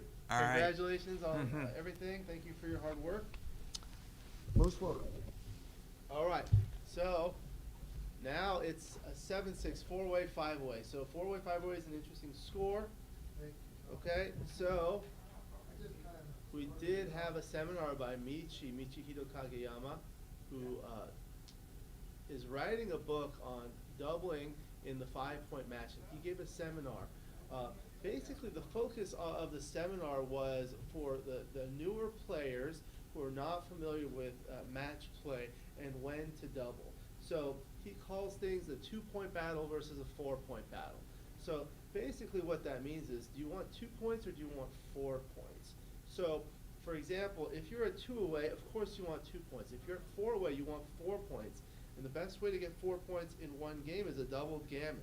So what that means is when 4 points are valuable to you, you want to get into a gammonish position and double to try to get those 4 points all in one fell swoop in a single game. That's very efficient. You know, if you can win 4 points to win the match perfectly in one game, that's much better than doing it in 2 games or 3 games or 4 games. You know, it's like you have a certain amount of work to do.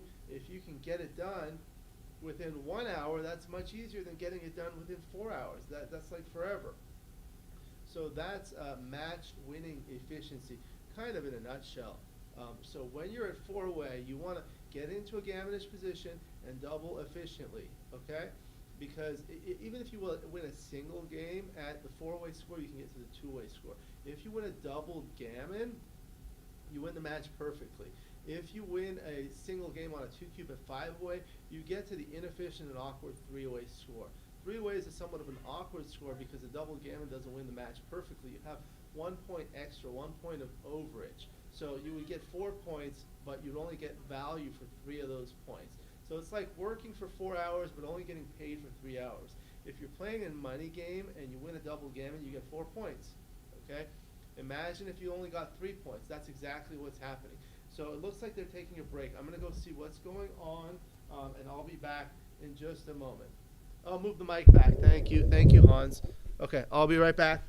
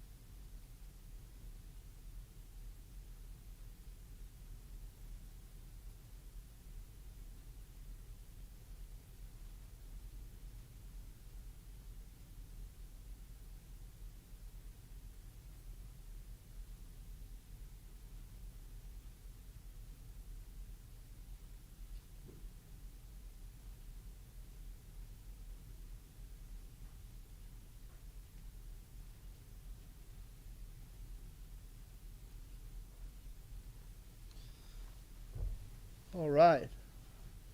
Thank you. Pasadena, Pinoy. Thank you. I did move the microphone back. I had moved it for Julius and Tom to be able to speak. Thank you. So we are back at the 4-way, 5-way, clear double, no missed cubes. Thank you to Roberto. I just spoke with Chris. They're taking a restroom break. I spoke with both Chris and Steve. Taking a quick restroom break. They will be back momentarily. Chris has a flight in 3.5 hours. Fortunately, we're close to the airport here. So that's good. We've got a lot of viewers still watching this. Thank you for joining us. please smash that like button if you haven't hit it. Pasadena Pinoy, where are you joining us from? Are you in Pasadena? If you're in Pasadena, you're nearby here, so you can come to the tournament. Maybe next time.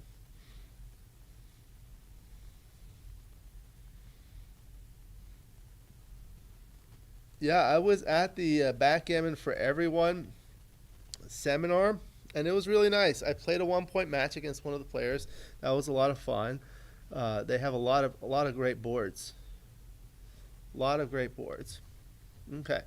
While we're waiting, let's see if we can ask another question for you. If you're going to a tournament, is it important for the hotel or venue to be close to the airport? If it's important, press 1. If it's not important, 2. If you think it's important to have a venue near the airport, enter 1. If it's not important, enter 2. Okay, so 5 away, 4 away. Chris is leading. Now with the 4-2, he's going to step up and bring one down. Very good. Now Steve has a 4-3 of his own. He's going to hit once, and he might be able to afford to hit twice because he has a 9th checker in the zone, and otherwise the 4 would be a little awkward. You're going to give him good 6s from the bar, and you're going against a 2-point board versus a 1-point board. Yeah, these are outstanding players. So he does come up, double 2. Okay, so 1, 2, 3 is going to hit, and the 4th one he'll bring one down. These guys are outstanding players. That's why it's such a pleasure to watch them. Okay, so 5, and he's going to hit loose with the 3.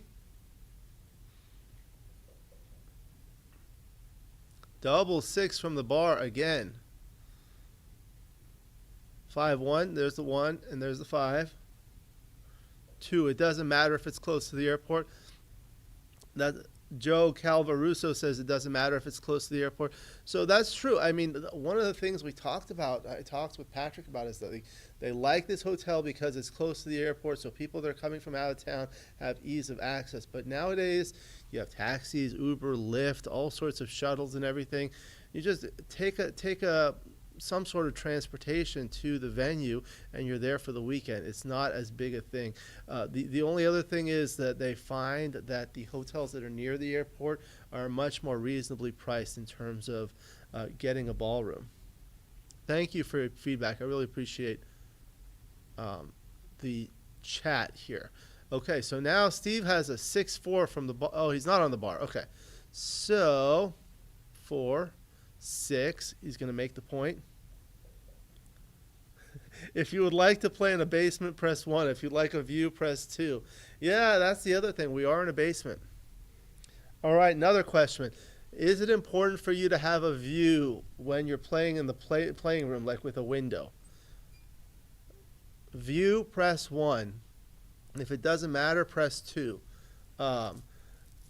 She gets a really good rate on this room because it's in the lower, it's called the lower lobby, but there are no windows here. Yeah, windows are obviously better, but it's a nice playing room, and the price point is much more competitive because of the location. Otherwise, the fees would be higher. That's what happens with these events nowadays. It's like it becomes prohibitively expensive, and then people complain about registration fees. You have to pay the registration fees if you want to have like a nicer venue. Next to a casino or mall, yeah. That's good. I know in Chicago they had it next to a casino. So 4-1, he can't move the checker on the 18 point. He can play 13 to 8. He can hit loose. He can make the 4 point, but that gives him the initiative. That will allow Chris to hit with 5s, 1s, 4s, 6s, and cover. Okay? Going out of town isn't on my agenda if it's only 3 days. Yeah, well, that's the nice thing. Like, if there's a 3-day tournament, you can go for like 5 days, 1 day before and 1 day after, and either relax or do some sightseeing. Okay, so there's the 4-1. So 1, he comes in, and 4, he's going to safety. All right, at 4 away, 5 away, you can double more aggressively. It's all about how many points you need and getting to a valuable score.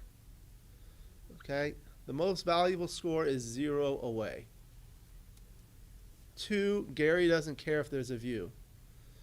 So Gary, you don't care if there's a view or not.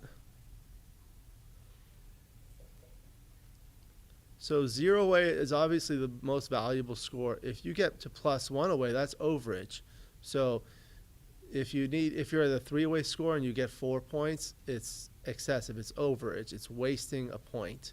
It's like working 4 hours but only getting paid 3 hours. In a money game, when you win a doubled gammon, you get 4 points. But if you're at 3 away and you win a doubled gammon, you only get 3 points of value there. So that's the idea. You want to think about what are the valuable scores and if you can get to a valuable score. So of course 0 away is a perfect valuable score. 1 away Crawford is also a valuable score to be at because you're protected from being doubled. Additionally, 2 away is a valuable score because you can win the match with perfect efficiency with a single game on a 2 cube or an undoubled gammon, a natural gammon. 3 away is a little awkward for those reasons, and at 4 away, that's a valuable score because you can get to the 2 away score with 2 points, and you win the match perfectly with doubled gammon. So that's where he is. He's at the 4 away score, so a double gammon wins him the match perfectly. On the other hand, for Steve at 5 away, 4 points with an undoubled gammon gets him to the Crawford game, which is good, but obviously not as good as winning the match perfectly. So those are kind of the reasons why you double more aggressively as the leader at 4 away, 5 away. 4 away, 5 away is the only score in a 5-point match where the leader can double more aggressively than the trailer, especially in the gammonish position. Because if it's a gammonish position, you're winning lots of gammons, and you're 4 away, you have a threat of winning the match perfectly. Additionally, if the trailer passes, the leader goes to the awkward 3 away score, which is a little bit uncomfortable. That's the term that Michi used for the reasons I discussed. Yeah, so sometimes you give suggestions to tournament directors, and some of them listen, some of them don't. Some of them want to, some of them do not. And, you know, I think everyone wants a good tournament.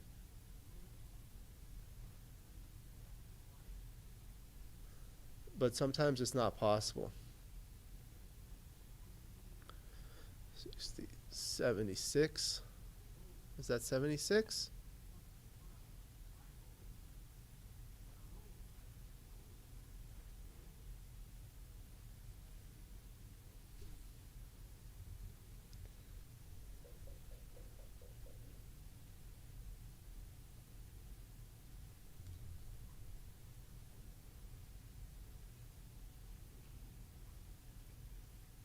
Overage in a race. Yes, we're trying to get younger players. Next question for the audience. How should we get more younger players to be playing backgammon? Tell us what your ideas are, what your thoughts are. 5-1, he's going to make the board. So that's 88 pips. 3-1. How are we going to bring more youth into backgammon?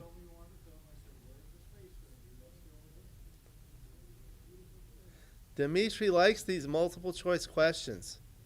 This is great. I think doing this improves the interactive nature of the chat, and I think people enjoy that.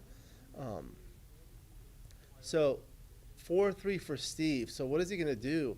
I mean, he could go all the way to the 13 point. That does duplicate the aces. So what is that? 48, 88? So that's going to be 81, right?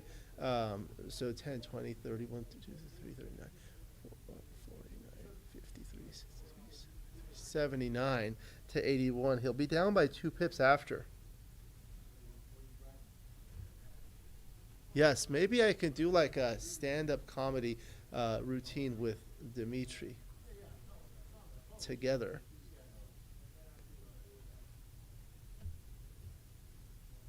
You should come on my channel so we can do something together.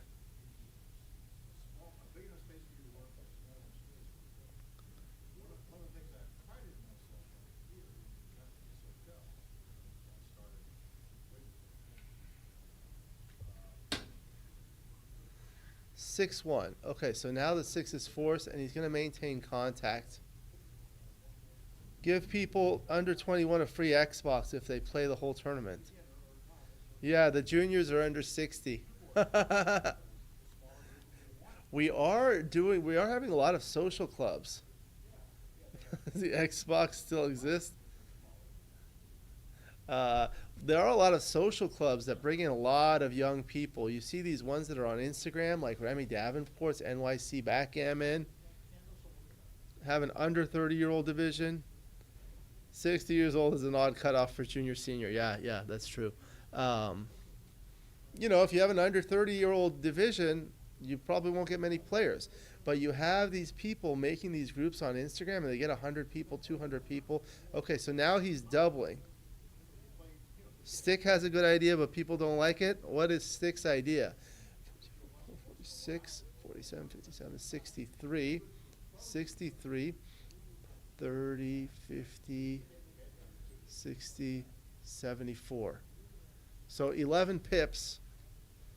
All right, let's see if I can put this into... Oh, so he took. Okay. There are some gammons. 6-1.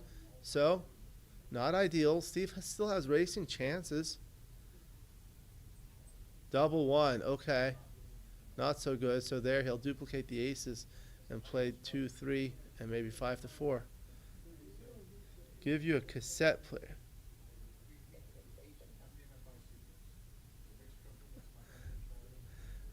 Roberto has to go. 2-1, he hits. He has to go play a junior match with a 60-year-old. All right, he duplicates the 5, so now only double 5 hits. 4-1.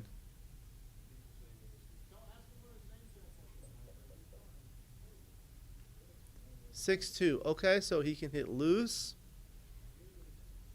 I think that's the idea. I mean, he can go all the way. Does win gammons. Okay, so now he leaves the 6-5. Iman fires on it from Tehran. Welcome. Thank you for joining us. 5-1. Okay, so he comes in. All right. Chris is looking to clear. 6-1. He does that.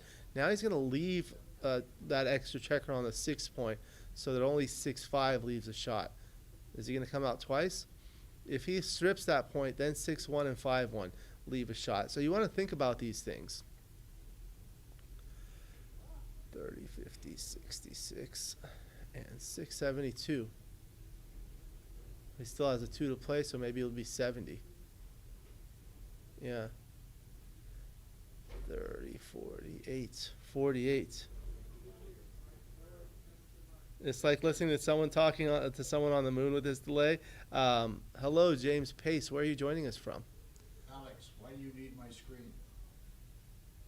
Because that's the live view. This is a delayed view. Yeah. If I leave before you do, you're taking that with you. The screen? Yeah. Or the projector, or both? Well, the projector goes to Candace, the screen goes to me. Okay. I know I'm it's fine. I'm not leaving yet. it's past my bedtime. These guys are going slow. Yeah, so we had discussed the delay option. It was a 3-minute delay before. We made it 1 minute, and now it's 30 seconds. All right, 6-4. 6-4 for Steve. Chris is still a favorite. Steve's going to need some doubles. 5-3, okay. 3-1, we're likely going to go to 2 away, 5 away. At 2 away, 5 away, the leader's take point is 17.5% on a dead cube. And that's what it's going to be.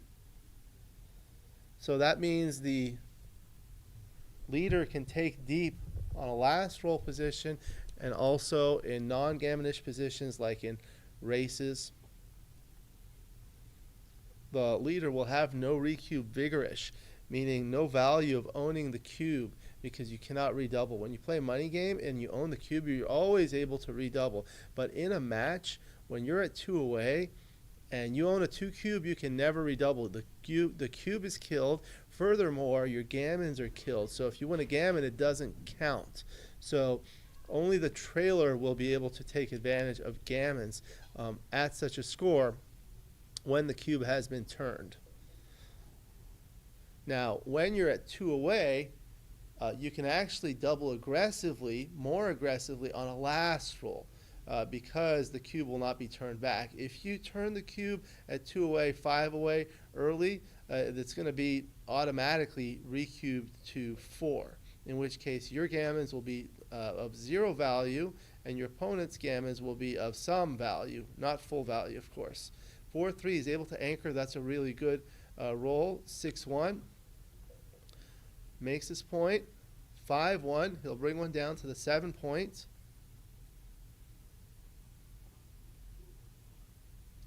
4-2, trying to escape. So he can go up with the 4 and then down with the 2. He's taking a picture. Let's see if I can put this into XG.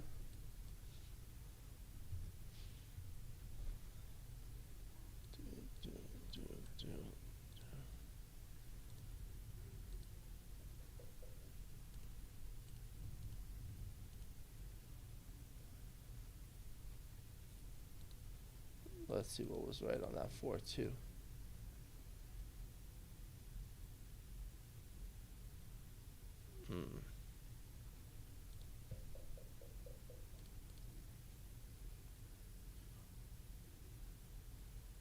Yeah, 24-20, 13-11 was the idea.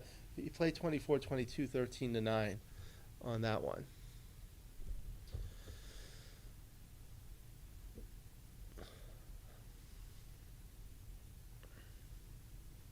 Six five comes around safely. Okay. So now he may be able to double pretty aggressively here.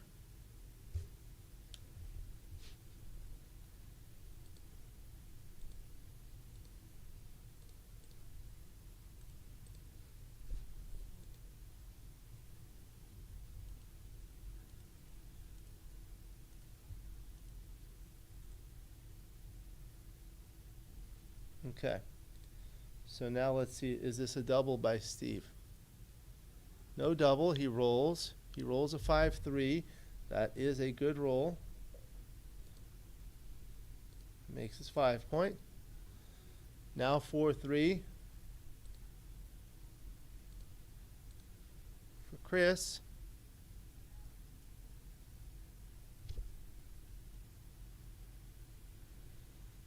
What did he play with the 4-3?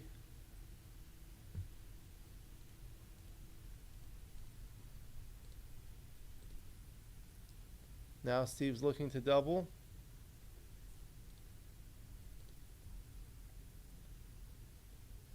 Looks like a 45, no double. Oh, he rolled, okay.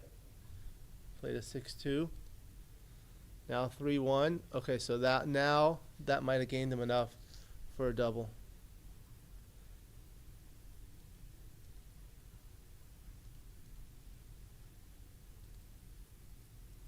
Now Steve is looking, so now it's a 16 milli point no double. Close, close. 76% winning chances, 2% gammons.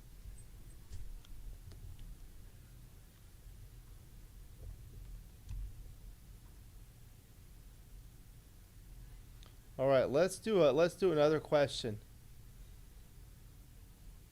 Have you ever been to a big tournament in Los Angeles, the Los Angeles Open or the California State Championships? 1 for yes, you have been. 2 for no. Have you been to a big tournament in Los Angeles? 1 for yes, 2 for no.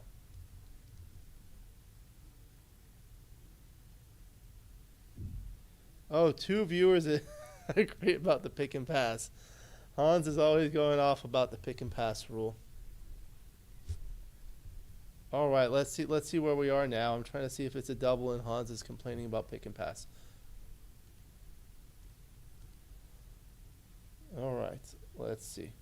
Steve is up by 10 pips, 88 to 98. Now it's a borderline double. 4-2.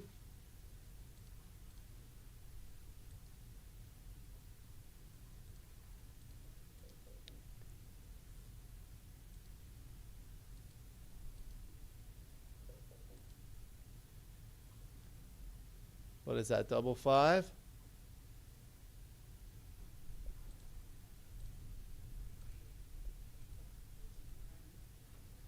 All right.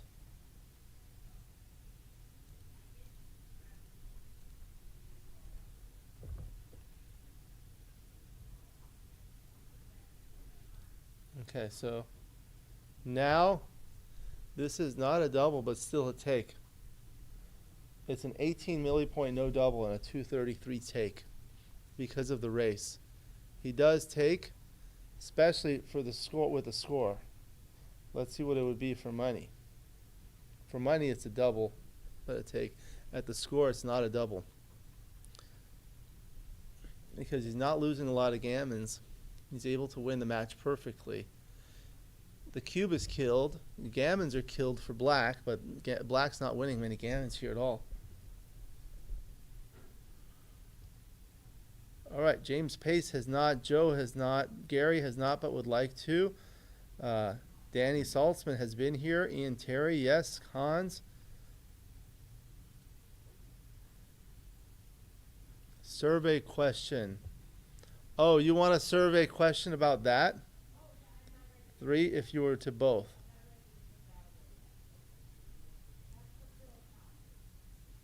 Players should be able to reset their own clock? If the dice are cocked, you can reset your clock. Okay, so Hans wants that to be a question. Should pick and pass be allowed? 3 if you've been to both tournaments, like the California State Championships and the Los Angeles. Do you think pick and pass should be allowed? 1 for yes, 2 for no. Hans is going to put a 3.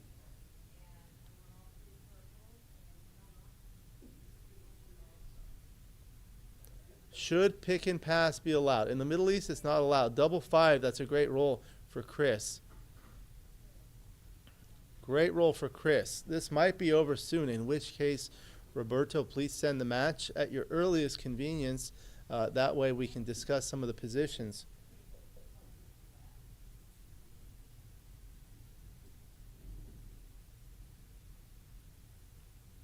Six, 5 for Steve. 5-2.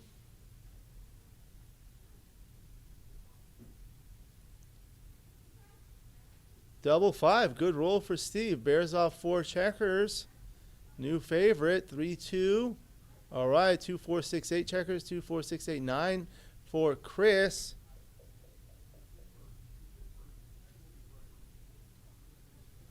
Of course it should be allowed. See, Hans?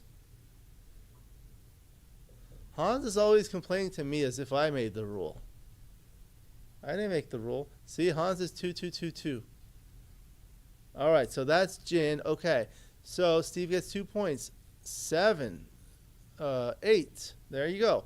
3 away, 2 away. Now you're going to double more aggressively because you can get to the Crawford game with a single win on a 2 cube. Not for your nose. What about for your toes? I have a joke I do with my daughter. She's 3 years old. When I ask her a question and she says no, I say nose, and she laughs. But she's 3. I do the same thing with Steve, and he laughs too. I think he's older than 3. You can't pick your friend's nose. See, Hans asked a serious question, and people are talking about picking their nose. All right, 5-1. Maybe just come out. At least step up. You can hit. I think I come out to the 16 point. Yeah, at least step up and bring one down. Okay. Looking to possibly anchor there. 4-3. So now he can point on head, but that'll leave 2 blots. But it does make the rack. The rack is the best 3-point board when you have the 4, 5, and 6 points. The game is more interesting with no pick and pass. Comes in and hits with a 5-3. Now a 6-4. The 4 is forced, and he'll make his bar point with a 6. Steve's looking to turn it around. 6-3. Probably come all the way around. Nothing really great. Does leave those 2 inflexible candlesticks or stacks of checkers on the 6 and 8. Now with the 5-3, you can bring one down and anchor on the 21.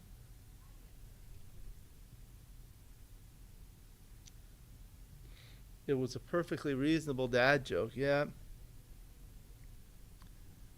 Yeah, how reducing possibilities make the game more interesting.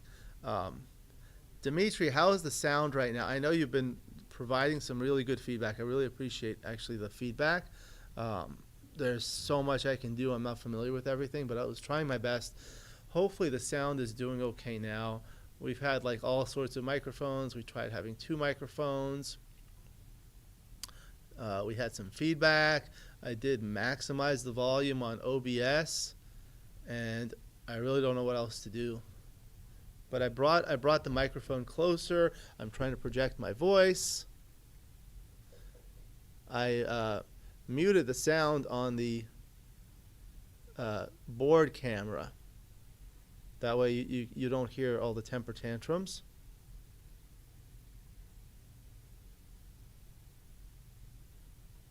Yeah, that's the rule. Bob Bilheimer, that's the rule they play in Iran, in Israel, in Turkey, in a lot of the Middle East. They play with that rule. It's like the tavla. It's a little bit different. The rules are essentially the same. There's no doubling cube. Thank you for the feedback on the sound. So there's no doubling cube. There are no backgammons. You cannot pick and pass, although in some variations you can pick and pass. And on the opening roll, each player rolls 1. And the player that rolls higher rolls both dice, so doubles are allowed. And usually what you do is the person who won the last game, if it's not the first game of the match, the person who won the last game rolls again on the first roll.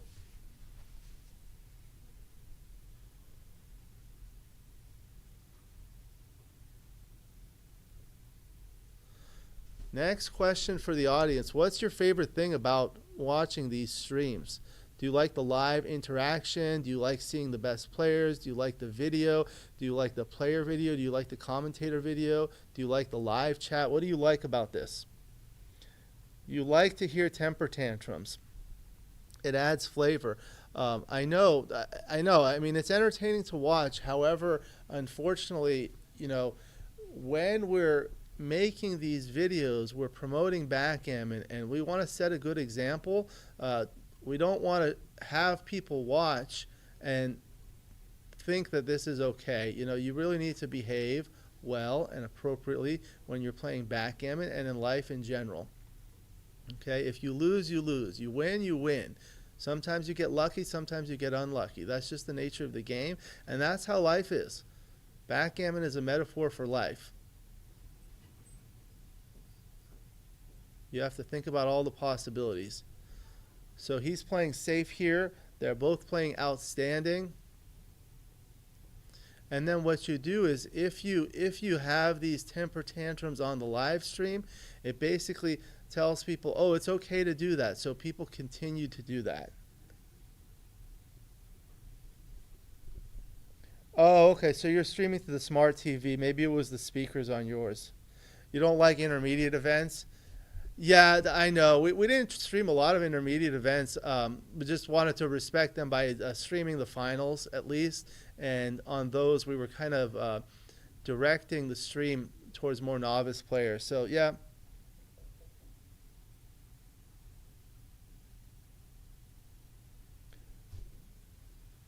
Hans likes the analysis of the checker plays and the cube decision. So I do that on most of my videos on my channel. But when we have this live feature, it's a little bit different. We have some interaction. We have some guest commentators, lots of interesting stories. Seeing top players play, and that's exactly what I found, Ian. Thank you for joining me. I don't know if you're still in the hotel or you went back to Houston. Yeah, I tried to put as many top players as possible, and that's what I found. When I do commentaries on my channel, the ones that get the most views are the ones where there are 2 top players playing against each other. And recently I started a series called the Grandmasters Challenge series, where I have 2 top players playing against each other, and those ones are really viewed. The people really like that. I'm trying to get one. Oh, double 4. Great roll. 1, 2, 3, 4 comes around. I'm trying to get one with Mochi and Dirk Sheeman. 4, 3. Okay, that was a terrible sequence for Steve, obviously. 6, 5. He's going to bring 2 down. The Chick Hearn of Backgammon. You guys know Chick Hearn? If you like Chick Hearn, I can tell you some things. This one's a slam dunk. Did you know that Chick Hearn coined the term slam dunk? And this game is also almost in the refrigerator. The door is closed, the lights are out, the eggs are cooling, the butter's getting hard, and the jello's jiggling. 4, 3, lights out. Slam dunk. I grew up with Chick Hearn and the Lakers in the 1980s.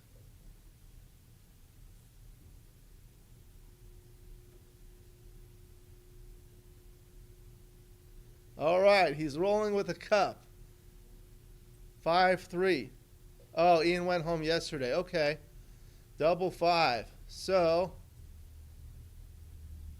all right, Steve's going to have to win this in the race now.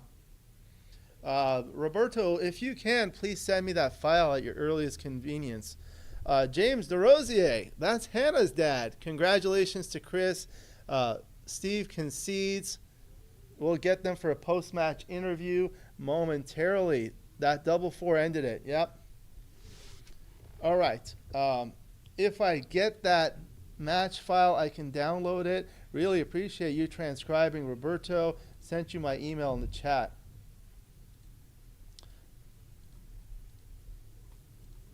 Congratulations to Chris Trencher, Bob McAdoo, Kurt Rambis, etc. Yeah, when I grew up, it was Magic Johnson, James Worthy, Byron Scott with the jump shot, Kareem Abdul-Jabbar, Kurt Rambis, AC Green, Michael Cooper.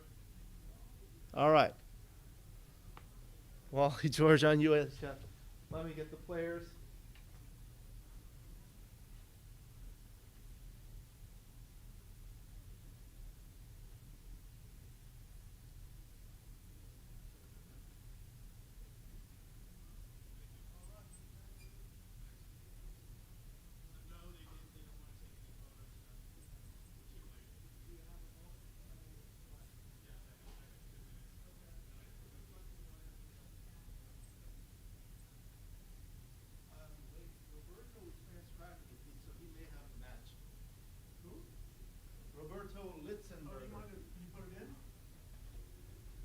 He was transcribing it. I'm going to see. All right.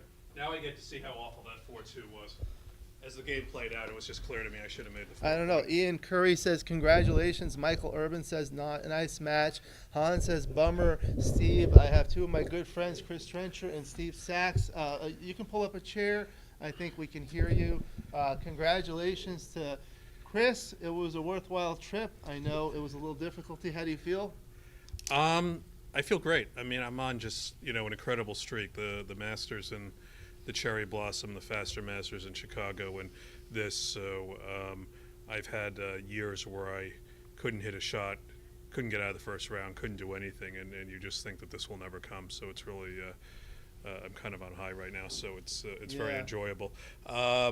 In terms of this match, I don't think it was the most challenging match that either of us ever played. There weren't a lot of tough plays. I had one very, very tough 4-2 in the middle game where I could have made his my 21 or come in on the 2, anchoring on the 2, and either making the 9-point or hitting him in the outfield. And I think I probably chose the worst play. The way the game played out, it was clear to me I should have made the 4-point, his 4-point, or at least I think it's clear. But Steve and I have become really good friends. We played actually in the final of the Longhorn Masters in Texas, San Antonio in 2018, which seems like an eternity ago because of COVID and all that. Right. And it was a fantastic experience. So neither of us played particularly well. So I think the quality of the play was much higher here today. But it's always fun, and these things invariably come down to a very close match, which could have gone either way. And I fan a few rolls there. He gets to Crawford 2 away, and I just happened to hit a 3-number shot to win the match. But Like Yeah. I said, these things can go either way.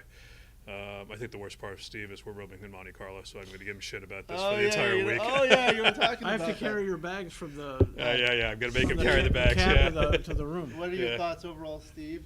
Congratulations. Oh, I mean, on this getting is to second probably place. the best tournament I ever had. I won the doubles with Jacques Stambouli. Oh, good.